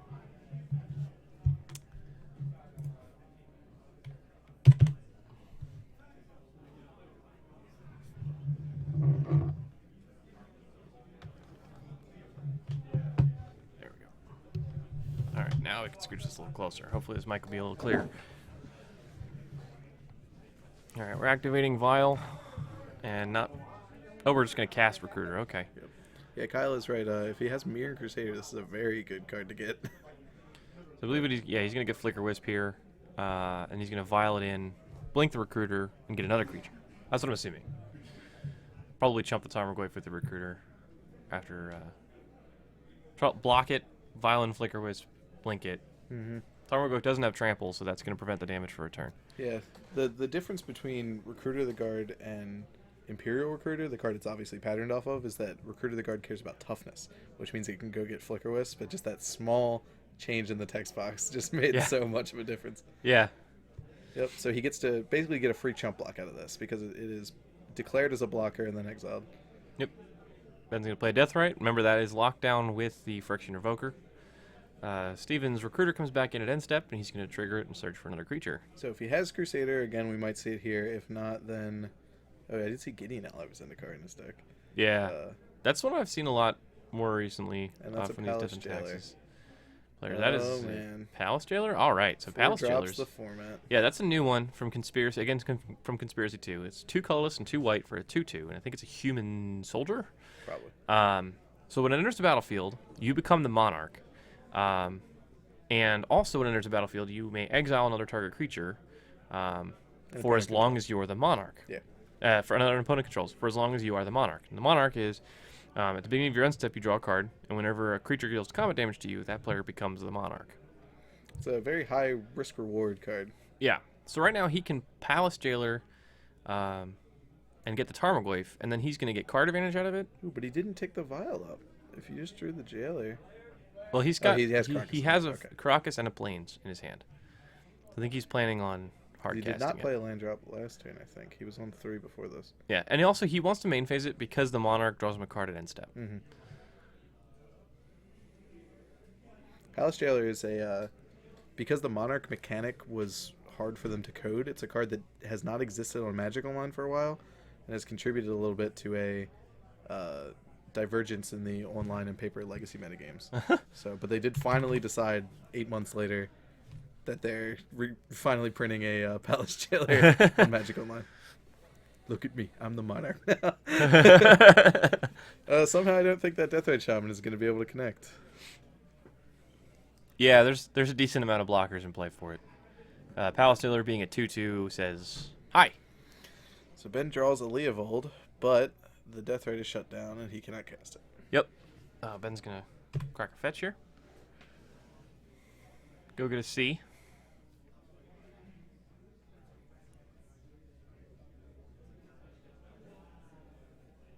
And this is probably the matchup where Palace Jailer was, when people put this in the deck, this is what they imagine. They're like, I'm going to eat a Tarmogoyf with it. My opponent's never going to hit me. It's going to sit there. It's just going to be a card advantage engine for the rest of the game. Twin Dome actually makes a good point. If he uses Vial and he main phases Vial, and he draws swords off of Palace Jailer, he could cast it. The other problem is, though, that it's probably the only 4 he has in his deck. So you're basically taking Aether Vial and saying, this only puts in Palace Jailers now. Sacrifice Aether Vial, So put in there's- your 1/4 drop. Yeah, there's that element to it. You gotta keep an eye on that. And I think that's probably what Steven is doing.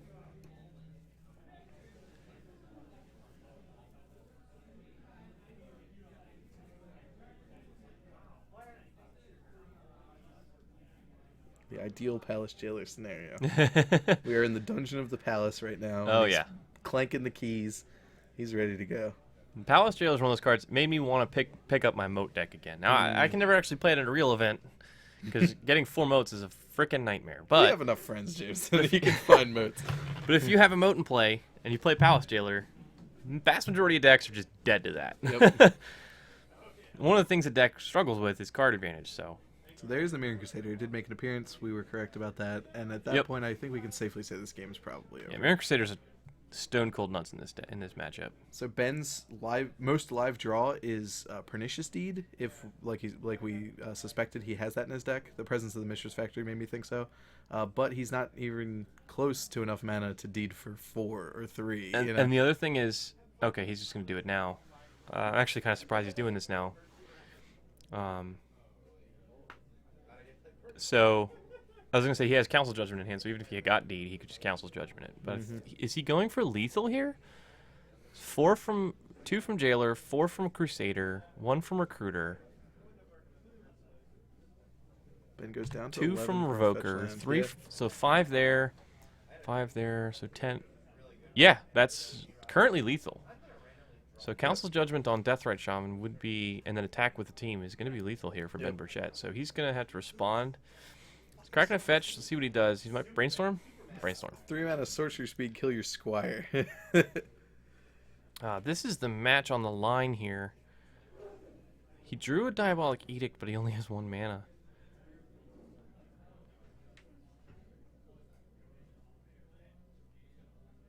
Did he get a Fatal Push? Or is he just dead?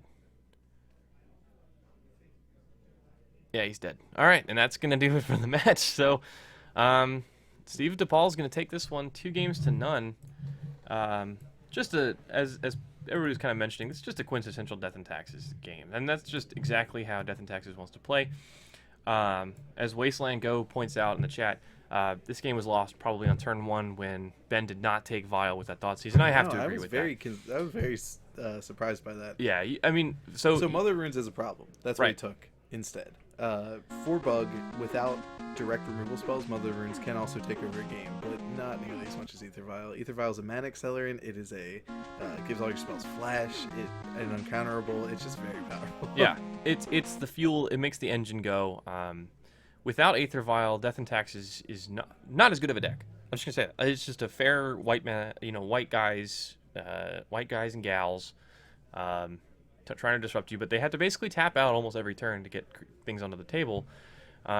With Aether Vial, they're able to put those things into play at instant speed, and they're able to do things like port you, waste you, croc as your guys. So many utility lands, so you have abilities on your lands that allow you to use them without producing mana, or you just have the mana available and you can cast 2 spells a turn. Yeah. Feels great. And we saw that. So Steven, with the Vial on 3, he was able to get Recruiter of the Guard, hard cast it, go get a Flicker Wisp, Vial in the Flicker Wisp, stall Goy for a turn, and then go get, I forget what he picked up with it, but go get another creature and play that creature. So without the Vial, he casts Recruiter, he goes and gets Flicker Wisp. Waits a turn. Next turn, he Then casts casts Flicker it. Wisp. Waits a turn. Yeah. He can't do the trick. He can't do the blocking trick with the Tarmogoyf. He just has to chump it. Now he would have had a Mom in play, so he could have blocked probably and given protection. But yeah, it's a tough spot. I mean, Mom is tough, but Vial really just makes the deck. Yeah, Makes the deck work. Vial turns the deck into overdrive, and this is I was telling my friend on the drive up here. He plays Burn. I'm like, the games in which D&T has Vial and the games in which they don't are just massively different. Vial is the best card in the deck. It's not close. It's just way too good. So if I have a Thoughtseize and I get to be on the play, so I can Thoughtseize their Vial before they play it, I'm taking that opportunity 100%. Yeah, Childless points out Death and Taxes is still hella strong without Vial, and it is. It's still a good deck. It's not as good of a deck if you don't have Vial in play. It's still a good deck. And in this matchup, a lot of his cards matched up well, so even playing them at sorcery speed I think would have been fine. a time delayed like a recruiter for Crusader and then play Crusader is still good enough to stop the onslaught of Goyfs. His opponent had no removal anyway. The Revoker would have lined up fine, but Vile really let him get away with basically deploying his hand at a much faster rate than he would have been able to otherwise. Yep. Yeah, Vile makes Recruiter a lot better because you don't have to spend all this mana to cast the spells. Somebody asked for the 4-color control list. We don't have it here. We had to hand the deck list back, but I believe you can find it on MTG Top 8. It was listed as Leovoldless bug, which I don't know, whatever. Yeah. But it's if you just like do a search like Legacy decks containing Kolaghan's command, I'm sure it's probably the only one. I think he also got the list from Noah Walker. Now I think that GP took place before Fatal Push's printing, but you can get probably 90% of the deck list from the Wizard site. Or it might not be on Wizard site. It might be on MTG Top 8. But either way, you can probably get it online. Yeah, Fatal Push is still a new card. They're talking in the chat, wondering how many the bug deck plays. It's somewhat strange because it competes with Decay. They do the same sort of thing, and you're really weak to things that cost more than 3 at that point. Yeah. If all your removal is restricted by converted mana cost. But Legacy's a low-to-the-ground format, and Push being a 1-mana removal spell is unbeatable. Yeah. And the other thing is, so what I've noticed is with Fatal Push and Abrupt Decay in the deck, you can Fatal Push their creatures, and then you can save your Abrupt Decays for other trouble permanents. You can hit Aether Vial with it, you can hit Counterbalance with it, you can hit, Blood Moon, theoretically. Jite, swords, equipment, yeah.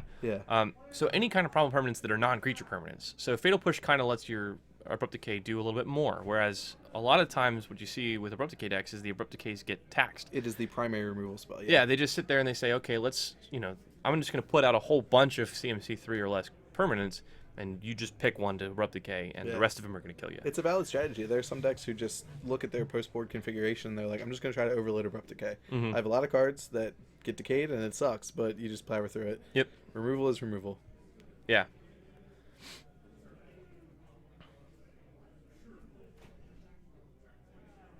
All right. Well, we only got 8 minutes left, so I doubt we're going to get anybody onto the stream. It looks, these guys are shuffling up. I wonder if they're just going to play some playtesting games. I'm cool with it. We'll just sit here and talk Maybe we were incorrect about the... No, because they showed off their sideboards, so... Yeah. Yep. Yeah. They just want to be put the decks well away. shuffled before the next game so they don't get any... Yeah. Alrighty, so Stephen Dupal moves on. So remember, these guys had a draw going into this round, so he goes up to 4 match points. Yep.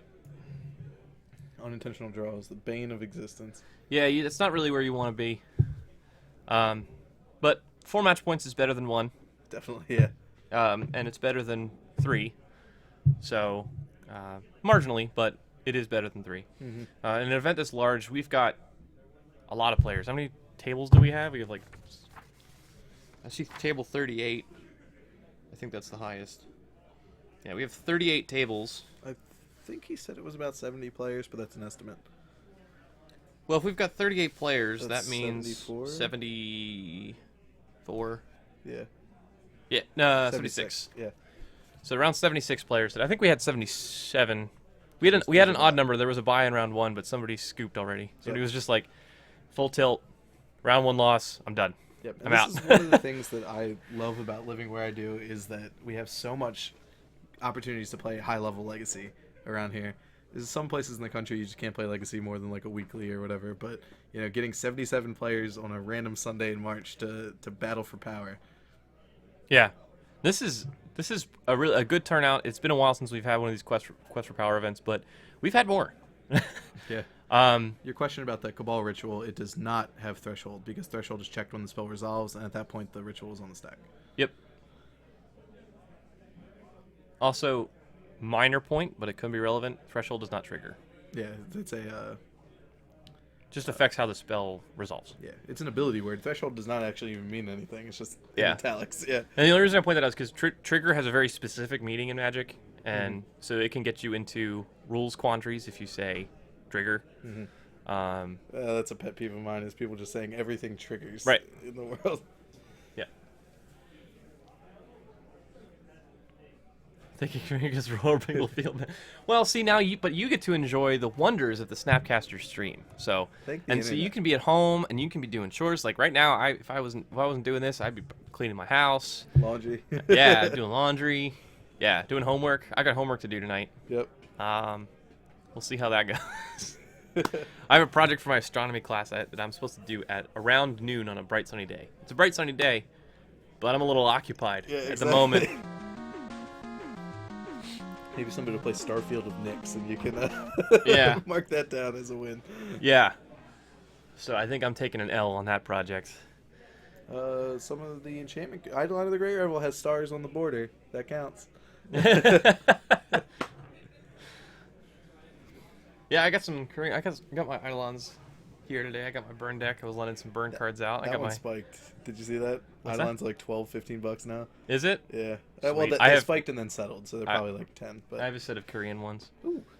Yeah, I got them from Jason. I got them from Jason Cho, the owner of MTG First. Shout out to MTG First, hosting us, running these big events. The Quest for Power series started last year. They ran through all 9 and gave away a piece of power every month. Yeah.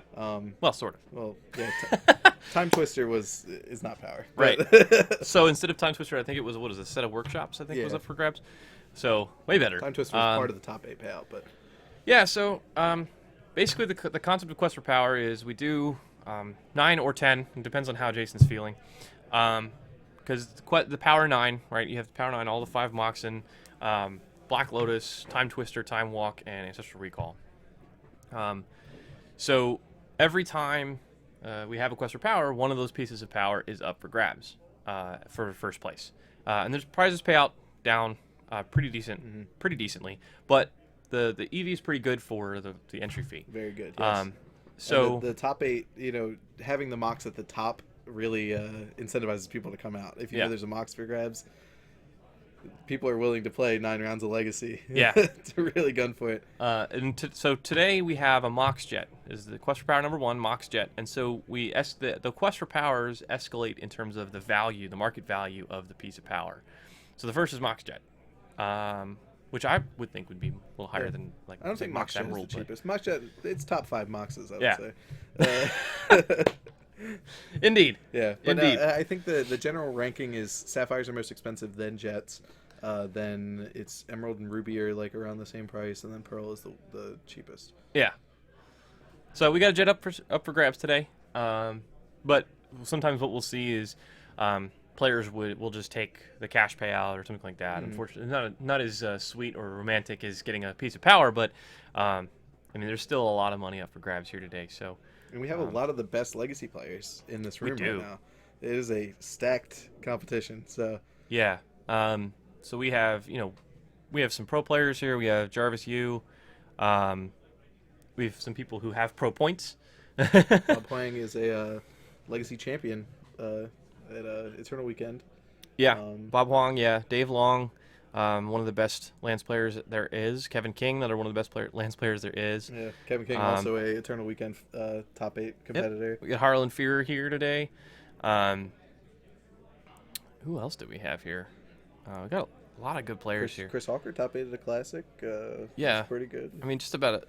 Yeah, You could go down this list and you could say there's a lot of top 8 performers, a lot of finalists, a lot of open winners, and a lot of lesser known names that are still very well played or Yeah. well positioned Legacy players. Yeah. So knowing the Eternal format is sometimes more important than having a specific result to your name. Paul Lynch is not here. It looks like, unfortunately. no, Paul Lynch is Yeah. not here. He's resting on his laurels after being Baltimore Open finalist. Yeah, he's still recovering from getting completely raffle stomped in the finals of the So the rough. Baltimore Open. Yeah, that was tough. He That was a borrowed tough fetch one. lands from me for that tournament, so I kind of want to get him to sign them. Just be like, these were on camera. These made the finals. Yeah, Team Baltimore took an L on that one. Yep. It would have been so cool if he had won. He has the Baltimore tattoos. He had the Orioles Yeah. hat. you know, And he was playing a team of probably literal had some Natty pro. Bow in his bloodstream. Like, Yeah, and they were playing a team of literal pro Magic players from the West Coast who flew in for that event. So how cool would it have been Who was on that team? It was Matt really Nass, stacked. Matt Nass, Sam Pardee? I Sam think? Pardee, yeah. Yeah. It was just actual legitimate Channel Fireball pro players coming from West Coast, and it would have been so great, such a great storyline for these like lesser known guys, non-pro local players to defend the homestead. Yeah, exactly. And instead it just got Against the siege. completely trashed. Yeah, It was tough. rough. Ben Stark was the Ben other Stark, person on the yeah, team. Ben Stark Thanks, was the other Kyle. one. Yeah, what a team that was. Yeah. Just cruised all the way up. Yeah. But the team format for the tournament is very interesting, and I think that's what enticed a lot of people to come out to it. Yeah, it was really cool. A really It cool capped. idea. It, like, they literally had the maximum amount of people they could support for this team tournament. And players just like them. A week or so, maybe a month before the tournament, my home store, Titan Games, we ran a team event, and we got 60 people to come out just on a random Sunday to play Team Magic. People love the team format. People love being able to play with your friends. Magic can sometimes be a solitary endeavor where you're, I can't lose again. It's just me by myself, and then I'm going to have to drive home alone because all my friends already left. But the team format, you win and lose as a team, and it really, I think the game benefits from that. Yeah, so Twin Dom points out, so it was in the tournament, Sam Party Fatal pushed something that had CMC3, and he didn't have Revolt, which is a legal play because the card is templated like Pyroblast. So basically it says, destroy target creature if its converted mana cost is 2 or less, and then with Revolt, destroy it if its converted mana cost is 4 or less. The targeting restriction is just target creature. Yep. And then as the spell resolves, it checks, hey, is it 2 or less? Oh, okay, no. Do you have Revolt? Okay, no. Then nothing happens. Yep. So, can be relevant sometimes. Things like prowess triggers, Young Pyromancer triggers, getting something Threshold, in your graveyard, perhaps. Yeah, exactly. Activating Deathrite Shaman, something like that. Which is so from a metagame design standpoint, it's I like those kind of things because they have more play to them. But Wizards has been moving away from them because it creates feel bad. Sometimes you didn't know that you couldn't push that thing, and so you cast it, and then you're just out of luck. Yeah. If I try to Doomblade a creature with protection from black, I get to rewind that spell, and I don't lose my Doomblade. If I try to push a creature with CMC3 that I can't, or push a CMC5, for instance, I'm just out of push. Yeah, it did a little bit. Yeah, so when they printed Fatal Push, I was just like, oh, that's nice. They did remember that we exist. Like Fatal Push is obviously a very strong removal spell in pretty much every format, but the way it's templated, the way everything works, I mean, it was just like they printed this for Eternal. Legacy card, yeah, very true. Not even just Legacy. I mean, Modern has seen a huge impact from it too. Yeah, not just Eternal formats, also Modern, because Modern is not an Eternal format. But also the fact that it's a 1 mana spell that is good. Like, when was the last time we saw one of those in Standard? Yeah. The costs keep creeping up on the answer cards and creeping down on the threats, and Fatal Push is like, the one indication that we have that the pendulum is ticked back. Yeah, the last time Standard cards blew up Legacy. Thanks, Corey. Shout out to Corey for fixing the camera there. Last time Standard blew up Legacy was when the Eldrazi were printed, and that was because of City of Traders. Do the thing. I missed that. We used to watch that every when Snapcasters first started streaming from games and stuff. That dice bag, it made plenty of appearances on camera. Yeah, people always bring up Treasure Cruise, but I think Treasure Cruise was a mistake. Like, they didn't realize the card was that good. It's not like they specifically planted it to make Legacy better. They just made a mistake. And they tried to balance Ancestral Recall. They keep trying to do it, and every time they print something like Delve that lets you cheat on mana, they break it because they're not certain of how broken it is. And I don't begrudge them. I think it's really tough. So we have one piece of power, Ancestral Recall, with Delve. Becomes bannable in every format, restricted in Vintage, just an insanely good card. And then you have Time Walk with Delve, not even playable. Temporal Trespass. Thank you. All right, so we have the pairings for round 3. Looks like we have somebody with a bye again, so we're back down to an odd number of players. If we could get these printed by table number, that would be easier because we'd see who's at the tops. Yeah. But I'll talk to. Let's see. What do we got here? We have Dave Jarvis. Phil Rose. Jarvis at 6 points. Of course he is. Dave Long and Phil Rose would be a good one. Yeah. Mike Woodward and Edwin Pena. Niraj and Nick Ditizio on table 1. Ryan Davis and Killian Cooley. Killian plays, if I'm correct, he plays 12 post. And this is 12 post v Omni-Sneak. That sounds like kind of an interesting one. You can't cast a show and tell when your opponent has Kozilek in their deck, Bob Marshall and Jeremy Bowman. What are you thinking? Bob Marshall. Yeah. Yeah, they're on table 5. They're both on 6 points. They're doing pretty well. Where's Corey? Where is Corey? He's playing Jeff Carr, both on 1-pointers. Both on 1 game win, or match win rather. They're both on 3 points.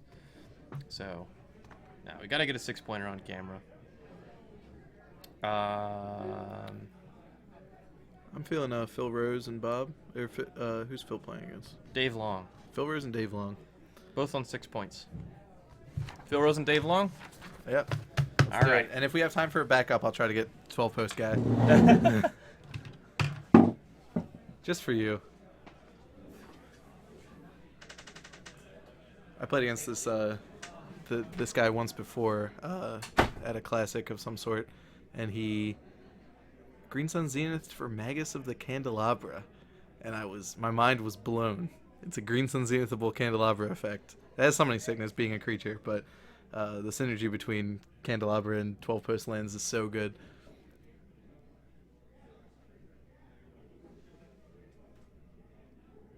We'll try to pass on the message. Gibbous Moon.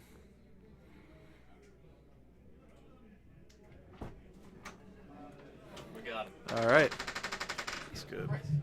That's a creaky door. WD-40 for that door.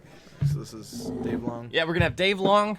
I'm assuming lands, but we've been tricked by this before already today. I don't want to make any predictions. Dave Long, one of the best lands players there is. Top 8's pretty much everything with lands. Against Phil Rose. Against Phil Rose, I'm not sure what Phil's playing today. Phil is a well-known judge. I have seen him play many games, but I never know what he's playing. He played the Moon and Taxes version with like the Imperial Recruiter thing for a while, but we'll see. He's got his own playmat. Rick and Morty themed. Sweet.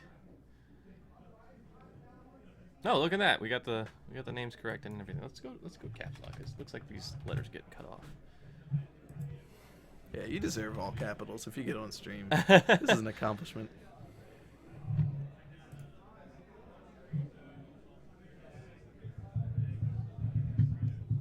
Yeah, it could be Sneak and Show. Lands v Sneak and Show is also kind of interesting. There's not a whole lot Lands does game 1 except just race. But post board, the matchup becomes pretty sweet.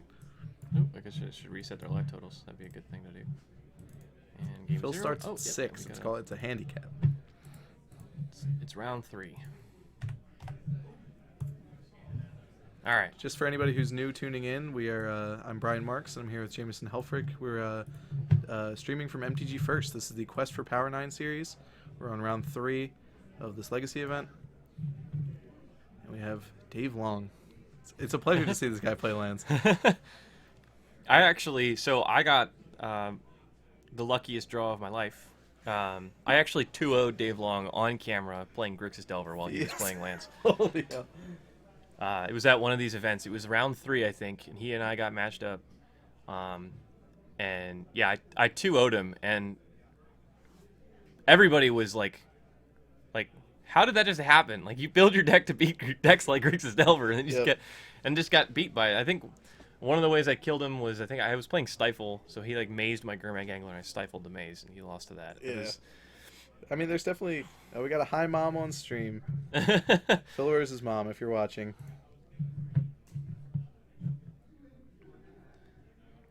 Yeah, so the lands deck basically very much preys on decks like Delver. They have tons of non-basic lands that get chewed up by Wasteland Recursion. They have creatures that get mazed. They're somewhat vulnerable to the 2020. Loam is hard to interact with counter magic. When I first started playing lands, this is before the Dark Depths combo, it's just a prison deck. Your only goal was just to destroy every land they played. And Rug Delver was supposed to be your best matchup. And True Name Nemesis got printed, and they'd start bringing that in and out of the board, and you can't maze that, and it's very hard to explosives that, and yeah, that's when things started to turn downhill, and you're like, I lost to Rug Delver. Like, what am I doing with my life if I lost to Rug Delver?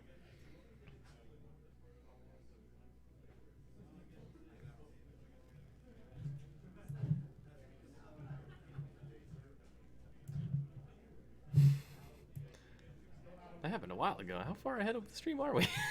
Yep.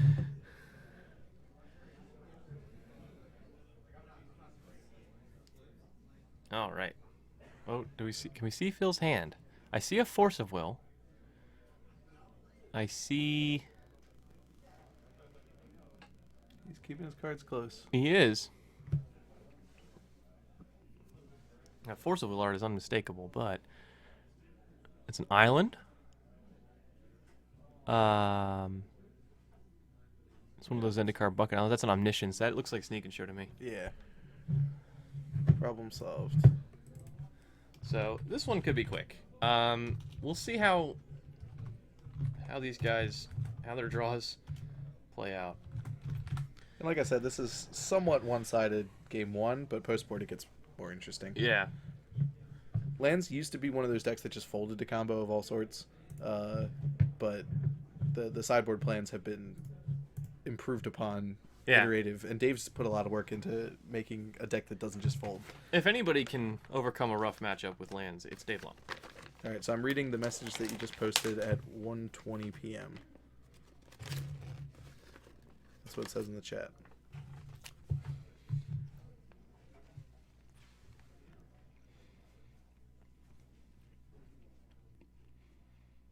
I'm not sure what's going on there.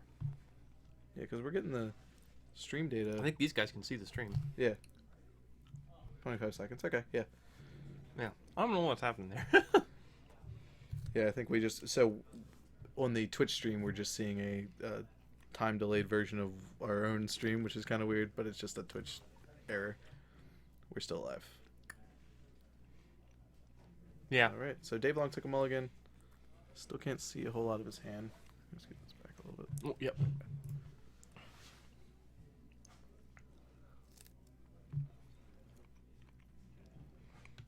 I think it is lands. It's a Grove. Yep. Yeah. There's It's a a- lens or aggro them. I think an FPV Taiga in his hand, too. But I would expect lands if it's Dave Long. Yeah. There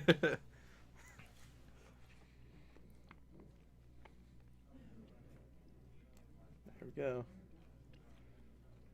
And off we go. Exploration is the best card to play on turn one with that deck. Is that a Mhm. Blood Moon? Is it? Oh, that would be What was that spicy. card you Main just deck, did? Blood Moon, and Sneak No, Control? maybe it's it's right under his thumb there. I don't know. I saw the red card and I was like, whoa. Bill's just going to play a Scalding Tarn and pass turn.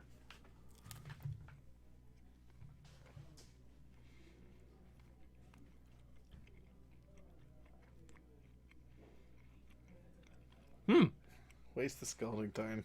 Living the dream. But he might have another waste in hand or Ghost a Quarter. port. Yeah, just giving yourself the opportunity to...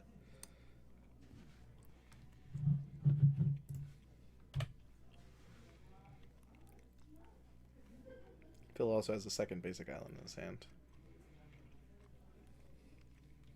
Yep. Dave Long, seeing all the lines. Waste your fetch, then play a port, and port you in my upkeep. Or Because in your upkeep. otherwise, this is kind of an interesting interaction. If he had not wasted that fetch land, then during the upkeep, Phil just doesn't crack the fetch. If it gets ported, he can crack in response. Basically, he guarantees himself an additional mana during the main phase.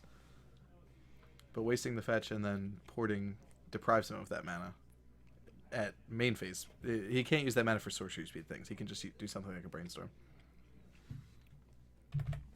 So Phil's going to brainstorm in response to the port, and then he's going to cast a Gitaxian Probe. Yep. Which is, and he sees Life from the Loam, which is the best card for Dave here.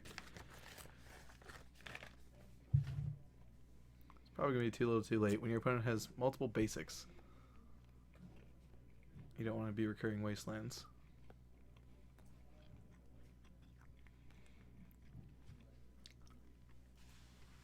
It's an Emrakul he just drew off the Ponder. So he's probably setting up for a turn 3 show and tell, and just hoping that that's good enough.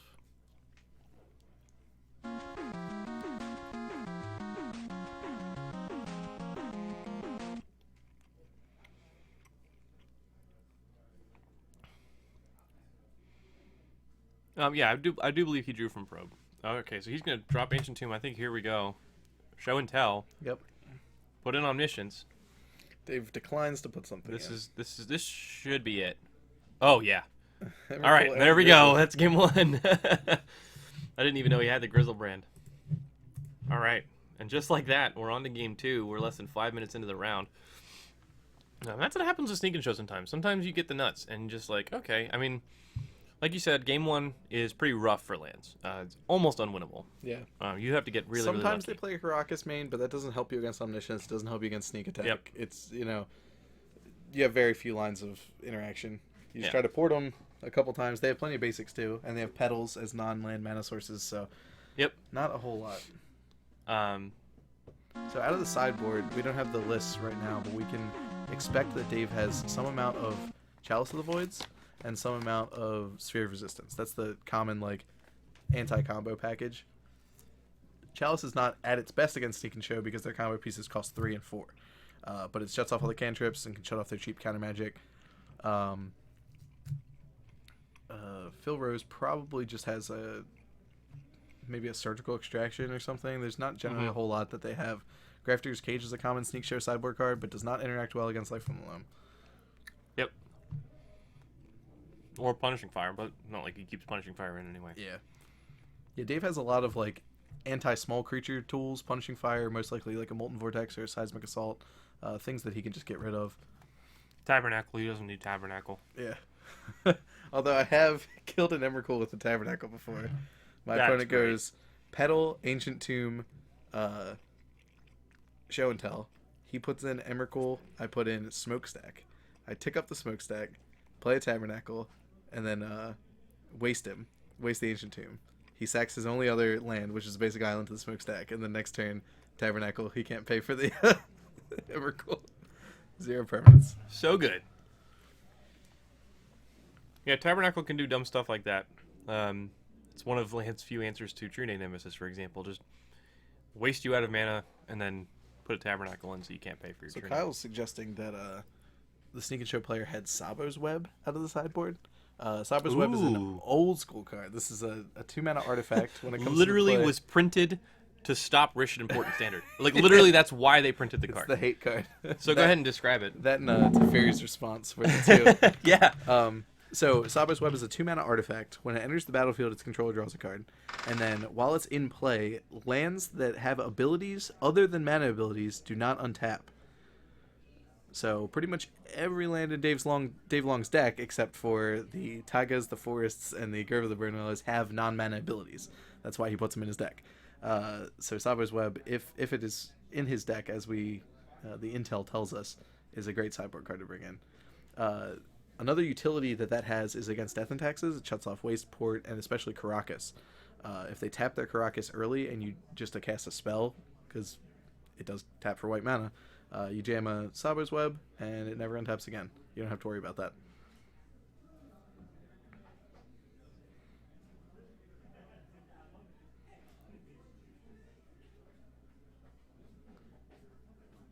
And Twin Dom says that Dave Long perhaps has Boil. Boil is an excellent sideboard card. It gets in both ways because it blows up islands of all types, volcanics and regular. And since you're relying on Port as your primary mana denial, he's going to fetch up his basics, take them out of his deck, and then they're ready to sit there and be boiled.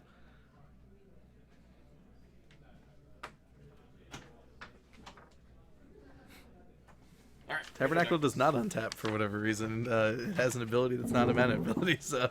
Oh my goodness, that is spice. I have not seen that yet. So Dave Long has one copy of Song of the Dryads in his sideboard. So if you're not familiar with Song of the Dryads, it's 2 and a green for an aura, and you can enchant any permanent, I believe. And it turns the enchanted permanent into a forest. Turns it into a forest land. It's almost like a green Oblivion Ring. Yeah. It can be, if Phil Rose casts Show and Tell... I think it comes Dave in here. Puts in Song of the Dryads. He can attach it to whatever. Yeah. Yeah, exactly. Yeah, so it comes in here because it functions like an Oblivion Ring. Yeah. You activate, or you place Show and Tell, and It's actually Dave puts better it than in. Oblivion Ring because there's no trigger. It just comes in. Yeah, it attached stays to in the play. thing. Yeah, it stays in play. Yeah, you can have a forest instead of an Omniscience. How about that? It's not going to be relevant here, but there's a cute interaction with that. If you Song of the Dryads something, like a creature, let's say a Song of the Dryads, your Leovold. Then later on in the game, I can make my Thespian Stage a copy of your Leovold because it's a land. But copy effects only copy the original printed value of the cards. Now my Thespian stage is a Leovold with the ability to tap, become a copy of target land. Magic's fun. Oh yes, you're correct. It is only activated abilities, so it would not affect things like Tabernacle. So, Song of the Dryads looks pretty good, but I think I have a better sideboard plan on my side of the matchup. I have 4 copies of Sabo's Web. Jeez. 4 copies of Sabo's Web and 2 Blood Moons. Wow. The rest of the sideboard, whatever. But those in particular. That's coming in. So let's see the rest of Dave's sideboard. So he's got 1 Song, 3 Sphere of Resistance, Which we just saw one of them be cast, so he clearly brought those in. Oh, we got forced. Okay. 1 Ancient Grudge, 1 Chalice, 3 Croson Grip, a Bajuka Bog, 2 Sensei Tops, 1 Boil, 1 Pyroblast, and 1 Titania Protector of Argoth. That's spicy.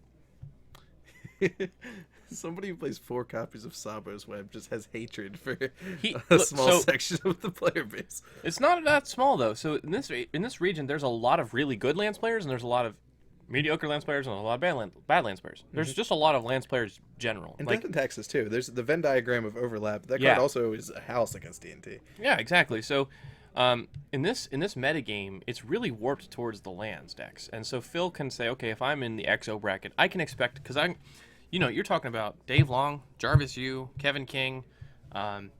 These guys are really, really good lands players, and they're usually in the XO X1 bracket. So when you're looking at that, you can expect to probably play against lands at the top tables if you want to be there. More than once, yeah. So yeah, I mean, if that's what you're looking at, sure, Sabo's Web, why not? And Rich and Important and Wasteland together have such a hold on the Legacy metagame. You are going to play against them in some capacity every tournament you go to. Mm-hmm. And there's 1 Sabo's Web right there. Goblin finds it annoying. It's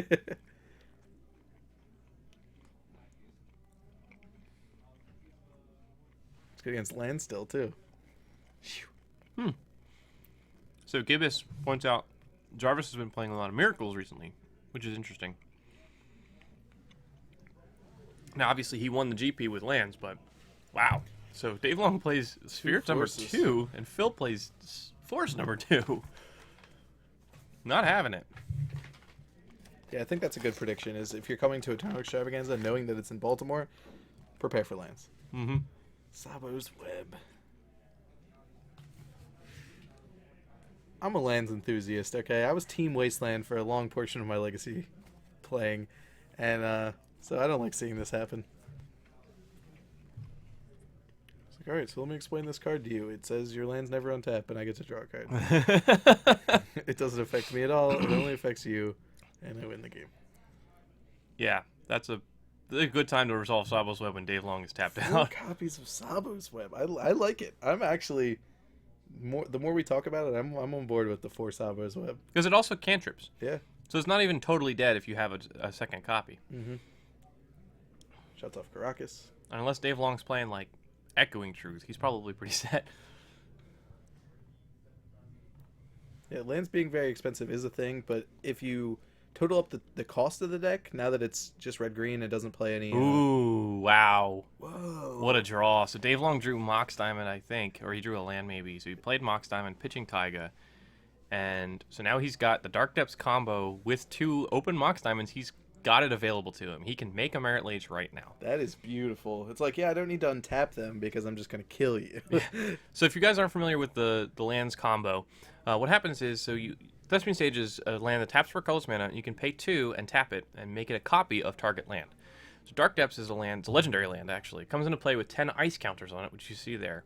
And you can pay 3 to remove an ice counter from it. So when there are no ice counters on it, you sacrifice it, and if you do, you put a 20/20 Merit Lage legendary creature token with indestructible and flying into play. When you use Thespian Stage to copy Dark Depths, it doesn't enter the battlefield. It just becomes a copy. So it becomes a copy specifically with no ice counters on it. So that triggers the Merit Lage ability, makes a 20/20, and then you can attack your opponent for 20 damage.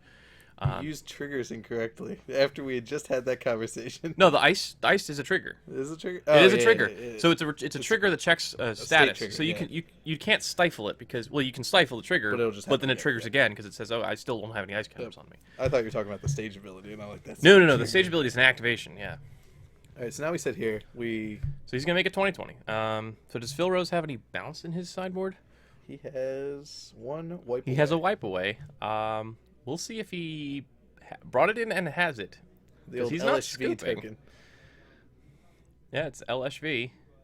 Here's 20. Okay, Phil's dead. All right. Wow, that was a great game. I'm glad we got to see that. All right, so Sabo's Web. Do you lose? Well, I can just make this 2020. He's not a land, so I get to untap him, right? Right. That was excellent. Yeah. And so the mana, the Mox Diamond being a mana source that is not locked bound by the Sabo's Web was very, very important there. Mm-hmm.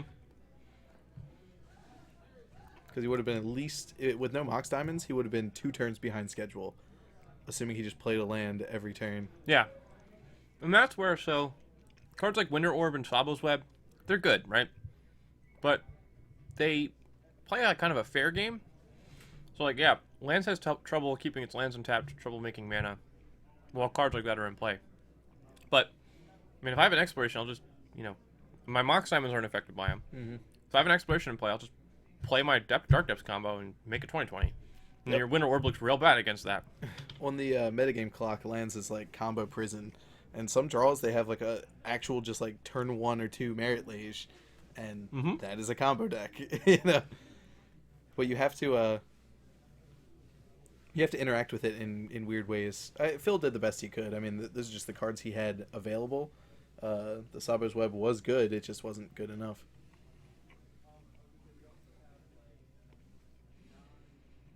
Great sideboard plan, but you found a line through it. Definitely. Very true. That's one of the things I don't like about Modern is the sideboard cards are just open and shut. This game, you would think Sabo's Web would be the open and shut. Yeah. But it was not.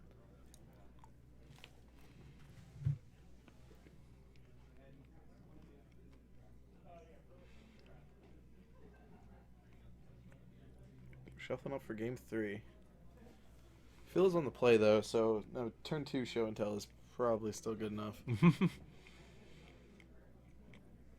Do we have Dave's deck list? Can I take a look at that? Mm-hmm. Yeah.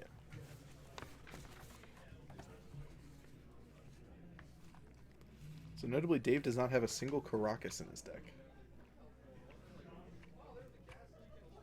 He scratched out Caracas and wrote Boil, so he changed his mind last minute. I hate Boil. For those of you who don't know me, I play High Tide. That is my deck of choice. I hate Boil. Nothing makes me more mad than getting boiled. Especially Boseiju boiled.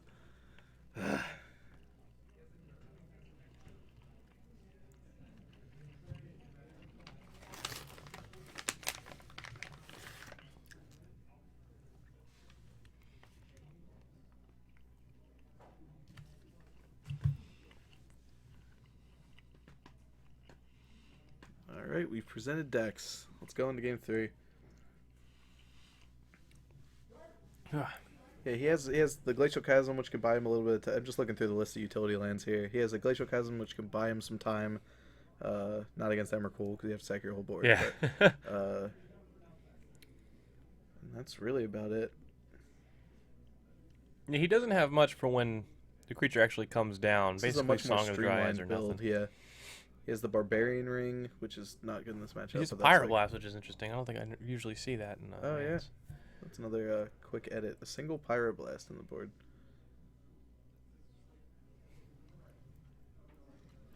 2 Sensei's tops. So there's some spice in the board, but unfortunately not applicable to this matchup. Yeah. If we see Dave on camera later playing against Miracles, we'll get to see the full extent of those changes.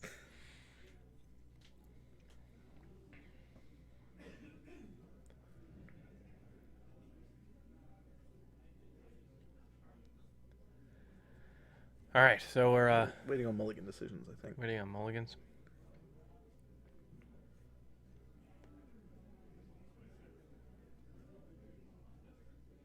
Strand go. Has Phil cast a cantrip this whole game? I don't think cast he a has. probe. Oh, he did ponder it. In He Emrakul brainstormed Game in 1. response to a port. Yeah. I think like 1 per game is the rate he's currently going at. I'm But not he didn't need happy it in with the game game 1. of Legacy until I've cast 6 cantrips.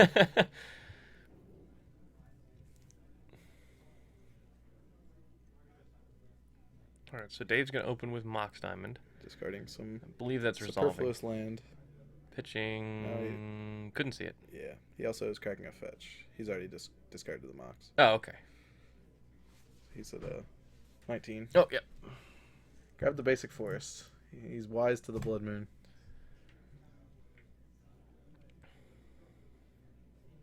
That rush signed Beta Forest. I like it. Mm-hmm. Clean beta lands are the best. I don't know. There's a whole lot of lands you can play that are defensible, cool land decisions, but beta's at the top of the list for me. My top is Guru Lance, but I don't have Yeah. the wherewithal to actually pony up the cash for something like that. Somebody on Misprint Group had a misprinted Guru Island, the Drowning Man ones. Have you ever seen that? No. The set symbol is shifted and twisted, so like it's normally looks like a little eyeball or like I think it's supposed to be like one of those mortarboard hats, But it's shifted so it's in the water. And it kind of looks like a guy with his hands sticking out. So they call them Drowning Man ones. It was literally like a 5-figure land. Yeah. Basic island. Take a second mortgage out. Buy that one. Just like the test print City of Traders. Second, third, and fourth mortgages. All right, here's a brainstorm. Did it not get countered by Chalice? Or is he brainstorming? He's in response to Chalice? He's responding to Chalice brainstorm. Chalice is for 1. This is still in sunset. Still on the stack. Phil's gonna brainstorm in response.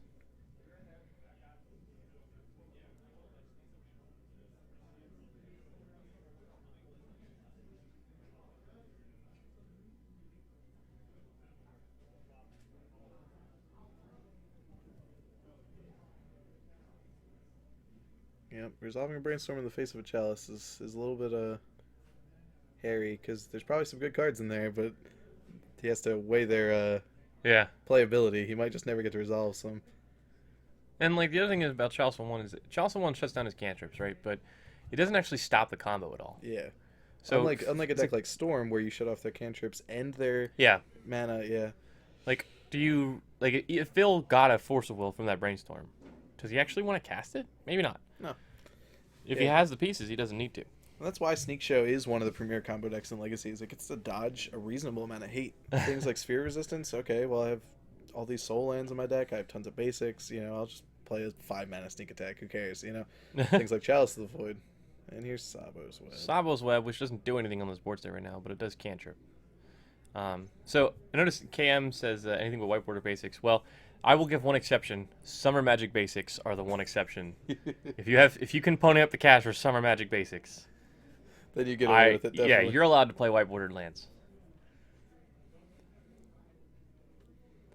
I feel like Summer Magic is the James Bond style pimp, where like you don't know that he's a secret agent. You don't know that he's got a $16,000 wristwatch with a laser in it, but you know you can just tell that there's a little bit of style there. Yeah, it's very understated.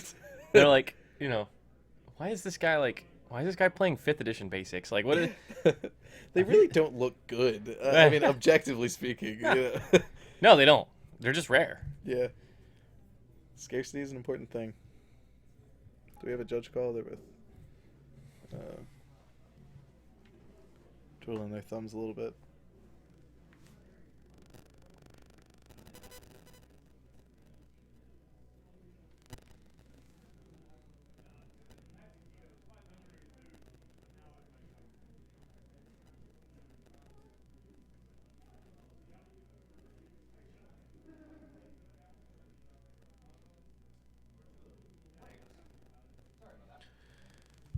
So I think we have a judge call here. We'll see what's going on there. Dave's gonna talk to the judge. He's asking a private question, so it's most likely about Oracle text on a card or something like that. So looking at the board state, Dave is 2 turns away from comboing.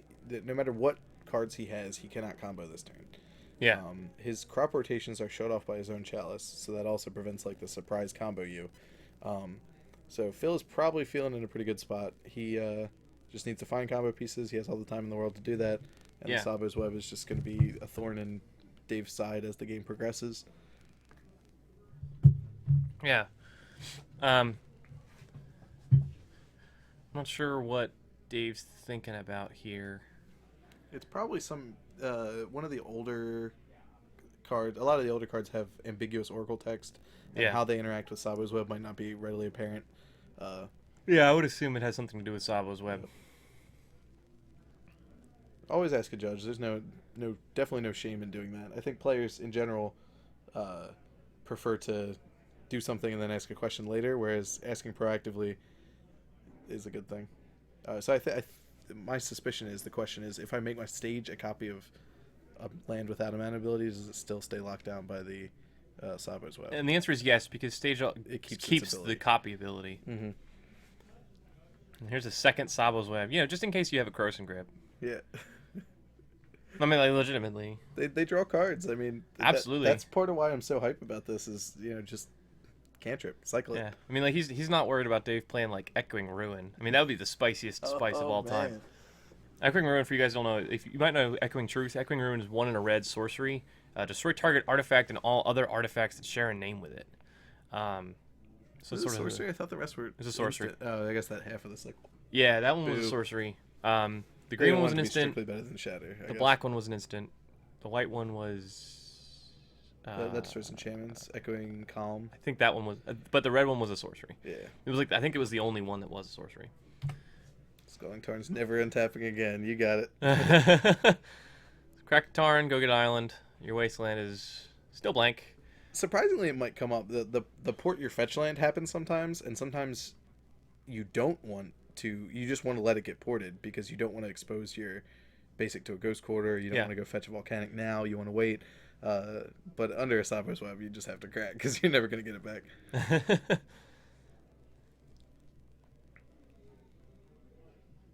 Echoing Ruin is the only sorcery in the cycle. Ugh. I hate that. Back then, they were a lot more cautious about making strictly better versions of cards. So Yeah. if it was an instant, it would be strictly better than Shatter. Yep. So Phil's got a handful of gas. He's going to crack this Tarn. He's going to go down to 17? 17. I believe so, yeah. He has a sneak attack. He has an Emrakul. And looks like he just got a handful of spells. So we'll see what his plan is here. He could potentially have show and tell, but I don't think you want to do show and tell because you are opening yourself up to Dave possibly dropping into Dark Depths and making it 2020. Yep. Which is somewhat better than whatever you're about to put into play. Yeah, it's a little larger than Emrakul, which is not something that you can say very often. Emrakul's a chump in comparison. He's just going to hard cast sneak attack. I'm fine with this. Yeah, so he's opting to play that and pass the turn. The only thing that punishes him here is Curse and Grip. And if it does get gripped, he's not out of it because that locks down 2 of Dave's lands for the rest of the game. Yep. Or 1 because he gets to tap the forest.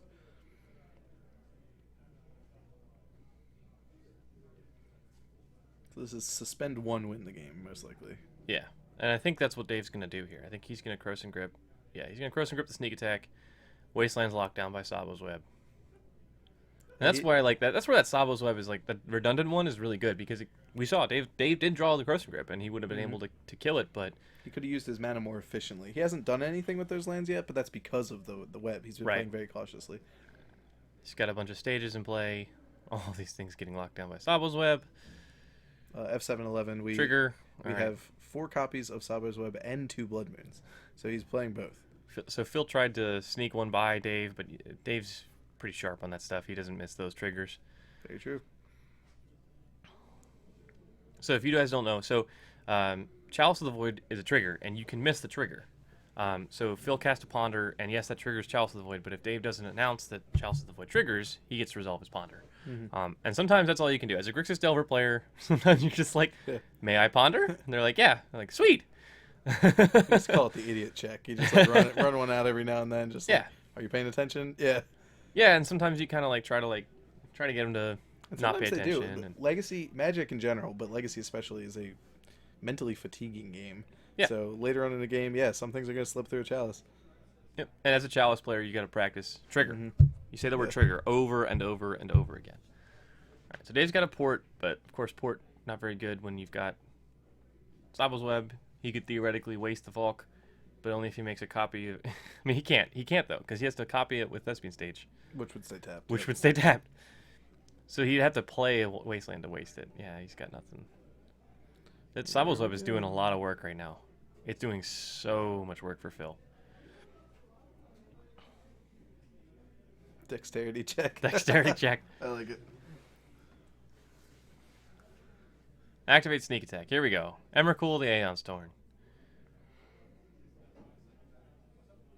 So, and now we've had it on stream twice now, so you guys might have an idea. There's actually a lot of Sneak and Show in the room today. Yeah. I went around, I was looking around. There's a lot of Sneak and Show. In fact, I saw 2 people sitting right next to each other playing Sneak and Show. So there's a lot of Sneak and Show. There's a lot of Bug. There's a decent amount of lands, as there always is. And, of course, there's lots of Miracles. Some Spice here and there. I think there's a few Burn players in the room, but the majority of what we're doing is Sneak and Show here. Sneak and Show's rise back to popularity is interesting for me. The advantages to it are it's a combo deck. It's a blue combo deck, so it gets to play Force of Will to protect itself, and cheap counters like Spell Pierce. And it dodges a lot of the hate. Sphere of Resistance and Chalice don't do anything against, Sphere can slow them down if you also have Mana Disruption, but Chalice is definitely pretty ineffective. It shuts off cantrips, that's it. The Sneak Attack has been not hindered at all.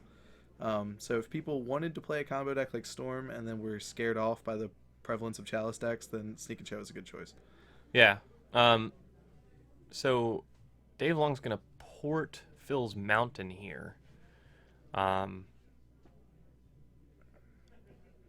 mean, he's going to lose some lands from Emrakul attacking anyway. He's going to take that Emrakul hit.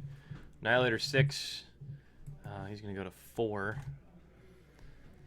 Kept the Mox Diamond because that's, the most versatile colored source. Is not shut off by the web. Wouldn't get shut off by Blood Moon or anything. I'd like to put Delver on, but to be honest with you, I don't know how many Delver decks are here today. Yeah, or how many there are after 3 rounds, Right. A lot of them might have gotten chopped down. This metagame's not very friendly to Delver. Hostile. Yeah. I would not want to play against lands. I will see what we can do. Yeah, we'd like to get some diversity on the stream, so we've had a good mix. Yeah. The only thing that's been duplicated is Sneak and Show so far. So again, we're in that situation, like you said, where Dave is not dead. 4 life is not 0. Right. And he still has a Mox Diamond. And I mean, he doesn't have any lands, but his deck is called lands because it's got like 30 of them, so 30 some. He could easily pull out of this. It's up to, Phil having, here's a gamble. So what do we get here? Given that we just sacrificed 6 permanents and took 15 damage, what is our gamble? Loam? I would assume so. I'm thinking Loam. Because he can get back his basic forest. That's a safe. Yeah. Yeah. He could also theoretically gamble for Croson Grip to grip the Sneak Attack, but he doesn't have the mana for it. And if he has a land in his hand, he can have the mana for it. But Feels like, hey, I can brainstorm now. Thanks for sacking that chalice. I think that was a stage. Ooh. Just cross. I mean, he just pulled the bottom. Yeah, he just pulled the bottom card.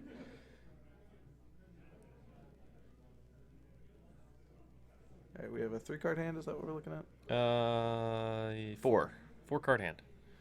So probably rerolls and 5s and 6s. 25% to hit.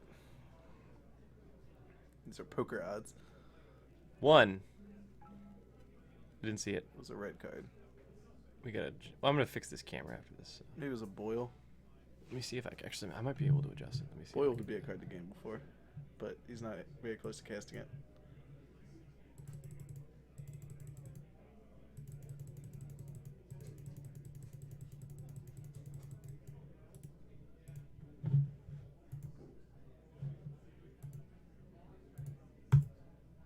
No, I guess not. Can't adjust it from here.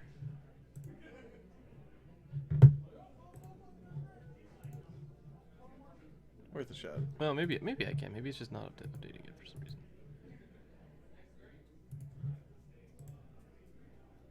Yeah. All right. We had 77 players, I think was the most accurate count we heard. Yeah, round 2 had 77, so we're losing some players, but I'm gonna go see if I can. Oh, you know what I was doing? I think I know what happened. I was doing it the wrong way. So Phil was victorious. I just wasn't seeing any. Where'd Dave's deck go? Nope. All right. Yep. I'm gonna go manually fix it. Cool, thank you. All right, so Phil was victorious. Let me correct that game counter. Yeah, bringing the sudden shock in is suspect. I kind of agree with that. The only thing I can think is that perhaps it kills Tireless Tracker. Kills Dark Confidant. Sometimes people have played those in the past. I honestly have no other idea. Yeah, maybe a little bit more if we could.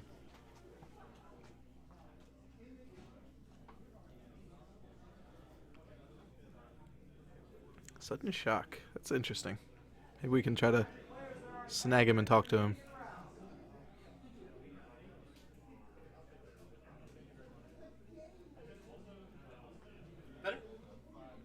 I think this mat just needs to be scooted down. There's a little bit of dead space. But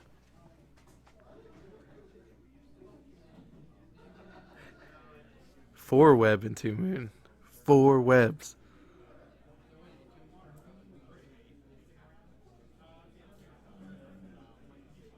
Sorry for the technical difficulties. Yeah, here we go.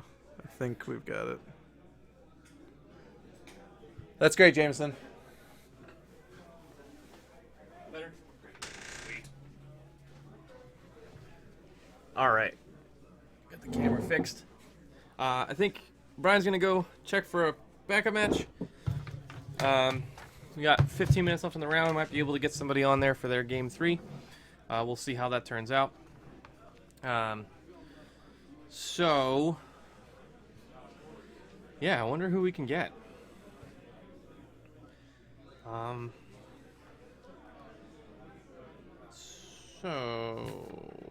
who's on table 1? Oh, table 1's Nick Ditizio, Niraj Shukla. Table 2, we don't have. Oh, there it is.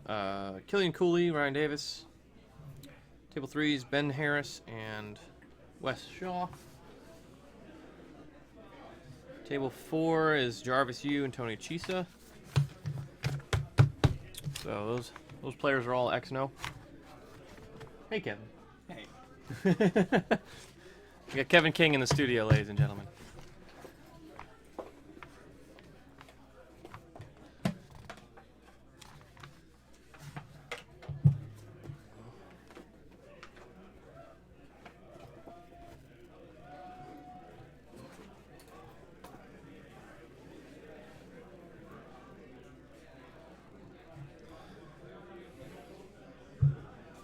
Woo! All right. Oh my, what happened to the... Oh man, the camera's all crooked. Somebody must have bumped it.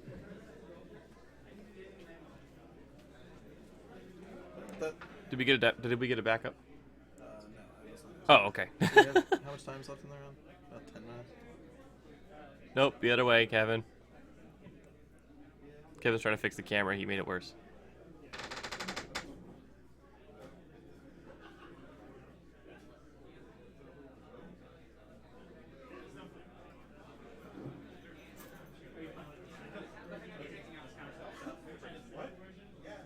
I'd be taking out counterspell itself to leave ensnare at my turn. Well, especially That'll do. stealthy. Those mats are uneven. So we need to tilt it towards The mats are uneven. Ah.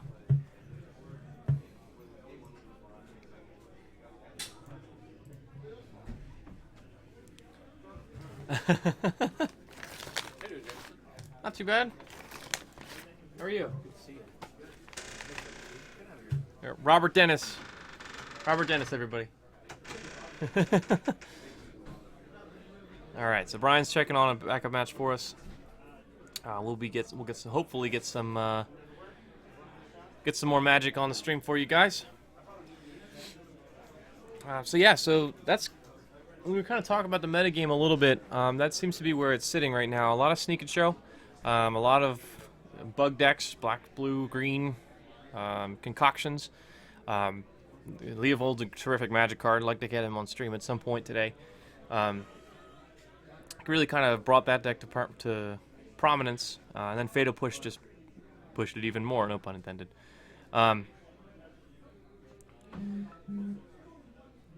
Of course, there's probably lots of miracles here, but I think there's actually a lesser number of miracles than we would expect. A lot of people are playing non-miracles fair decks.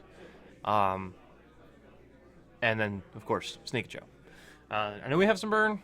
I know we have some Delver, probably. I mean, there's always Delver, but I don't know how well it's performing at the moment. And that seems to be pretty much what we see here. I think Damon is playing Dredge. He's pretty much always playing Dredge. Looks like everybody's deep into game 3. Everybody's deep into game 3. Okay, so we're not going to get a backup match, unfortunately. I did tell Rory to give us the player list by table number so we know who's Oh, okay. at the top. All right, sweet.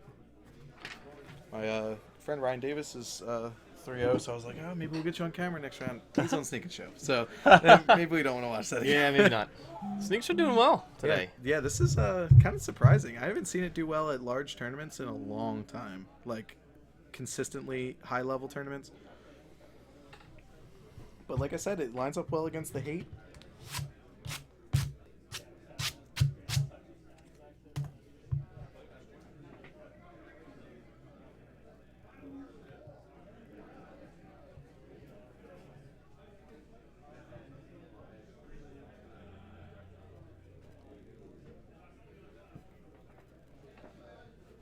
So hopefully we'll be able to go out there and scout, see what kind of interesting matchups we can get on camera. Yeah.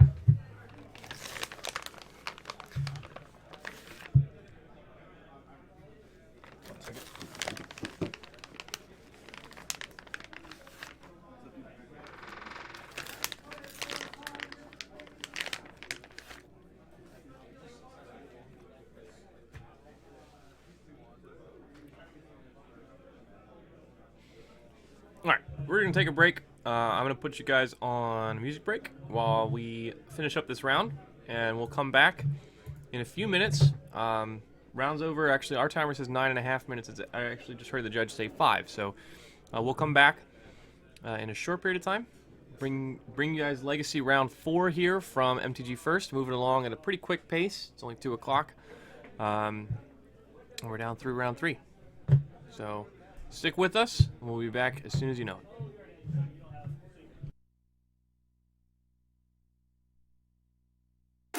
Welcome!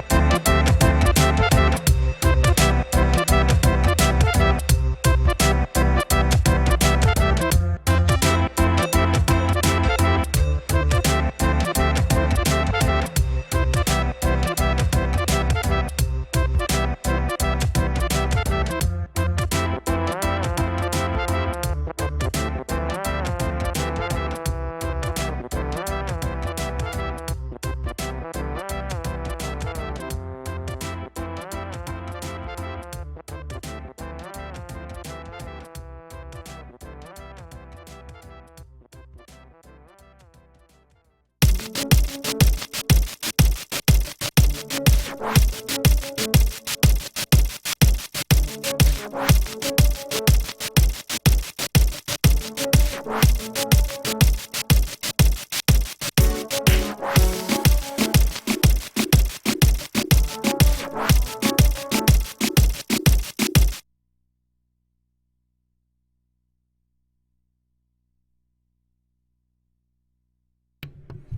right, guys, we are live. This is round 3. Let me update this. Thank you very much. Appreciate it.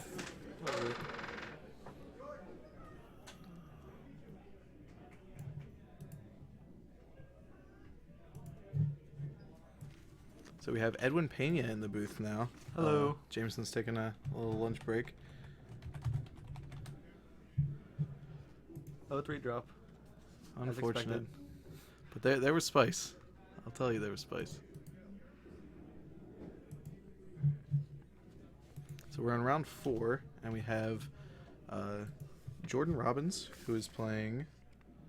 Oh, he's not playing Storm. He's playing Aggro Loam. We got Gaddock Teagues and Scavenging Oozes and Mox Diamonds for you. And then this is like Leovold Bug is what Ralph Fitzpatrick is playing. Shardless Leovold. Yep. Yeah, also Shardlesses, so yeah. Shardless Leovold.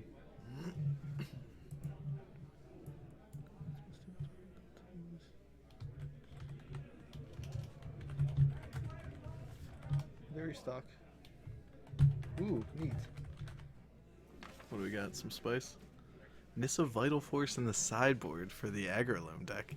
I think that's going to be pretty exciting. And especially if this turns out to be a grindier matchup, we're definitely going to see it make an appearance. It's going to be so sweet.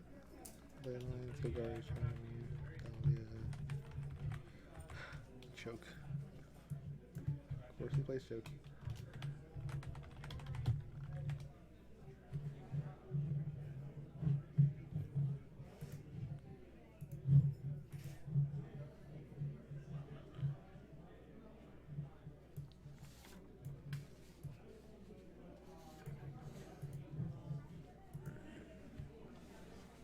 Alright, we are live, so players are shuffling up for the game.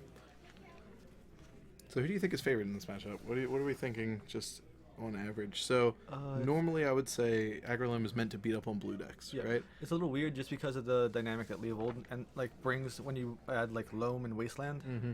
And like it's pretty good at fighting through Chalice because all their best threats cost 3 and more. Yeah. He has Liliana, he has Jason Mind Sculptor, he has Leovold. Even like Baleful Strix trades very well against Knight of the Reliquary. Like, I don't know, I just have strong opinions about Shardless because in my experience they don't do very much. yeah, it's a lot of spinning the wheels. Like you draw cards, but they're just cards that just draw more cards. Looks like we have the players switched. Let's update that. There we go. So normally Jordon is known for playing Tess, which is frankly why I picked him to be on stream. I really wanted to see him storming some people out, but this is going to be, we're settled in for a grind fest here. Looks like he has Caracas, Wasteland, Basic Forest. Nothing, turn 1. Yeah, you really want to see like a turn 1 Green Sun or like a turn 1 Chalice or something. From the Loam side. A Mox. It's a slow start for both players, it looks like. Mm-hmm. Yeah, turn 1 Chalice is actually very good. Like, a lot of the cards dodge Chalice, but shutting off Deathray Shaman, shutting off Brainstorm. That's actually the thing. Maybe Yeah. Fatal Push. Does he run Fatal Push now? He runs 0 Fatal Push main. He has 2 in the board, Okay. the Shardless deck.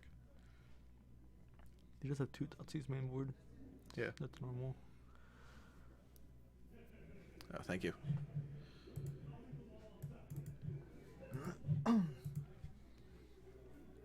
Right, here we go. So turn 2 Tarmogoyf. The most powerful 0/1 Goyf. Oh, that's a 1-2, I think. Didn't he fetch? Oh, yeah, Delta? fetched. Yeah. Here we go. Gaddock Teague. Not likely to do much. Yeah, actually, Well, the only card in Ralph's deck that's shut off by Gaddock Teague is just Force of Will. Jason Mind Sculptor also.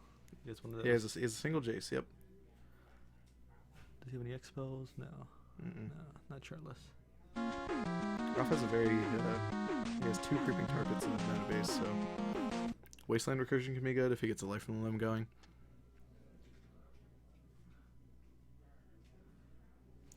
Another fetch line from Ralph. Let's see what we got to follow it up. I would expect like a Liliana the Veil here. Would be very good. Get more Carthage in the graveyard. Get that Goyf going.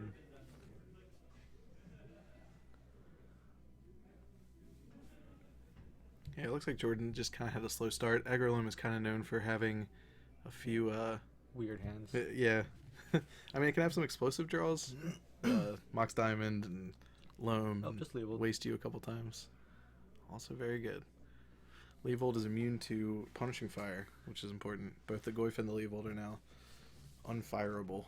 And has a hilarious interaction with Caracas. Yeah. Turn a hand. I'll draw a card. Oh, it looks like he has an Abrupt Decay in hand though. Yeah, so you just kind of have to bite the bullet. Just Accept give your it 2 for 1. Yeah, give him the card and. Just a 3/3 Baleful Strix. Yep. Yeah, unless maybe he's more afraid of the Goyf at this point. It's really hard to say. Like, We you don't know expect what the both rest- players to have Lilianas. Mm-hmm. It's all right. He's thinking about his play. Says go.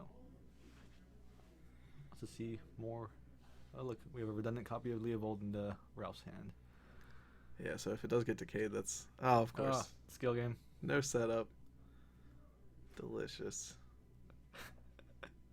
Yeah, sorry about the follower announcements. I'm just, subbing in to run the stream. I'm not sure how I can adjust that. We'll try to get that fixed.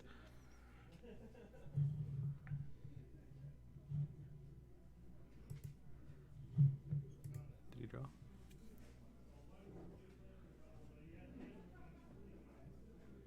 Yeah, so decaying the Leovold's pretty much the correct play from his side of the board, but he doesn't know that Ralph's sitting on a second one.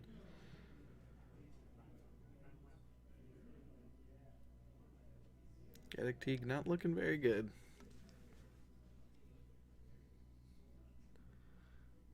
He's gonna have to discard. You have Yeah. 8. Mm-hmm. Definitely.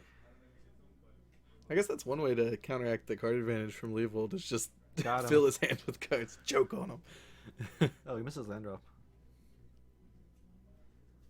He played Leovold last turn. That's true. He's a So he force has in hand. Force, Brainstorm, another Tarmogoyf. Is that it? Deluge. Leovold, another Shardless. But Charles was supposed to be misdirect. He could change target. Actually, he could not because of Gaddock Teague. Yeah, that's true.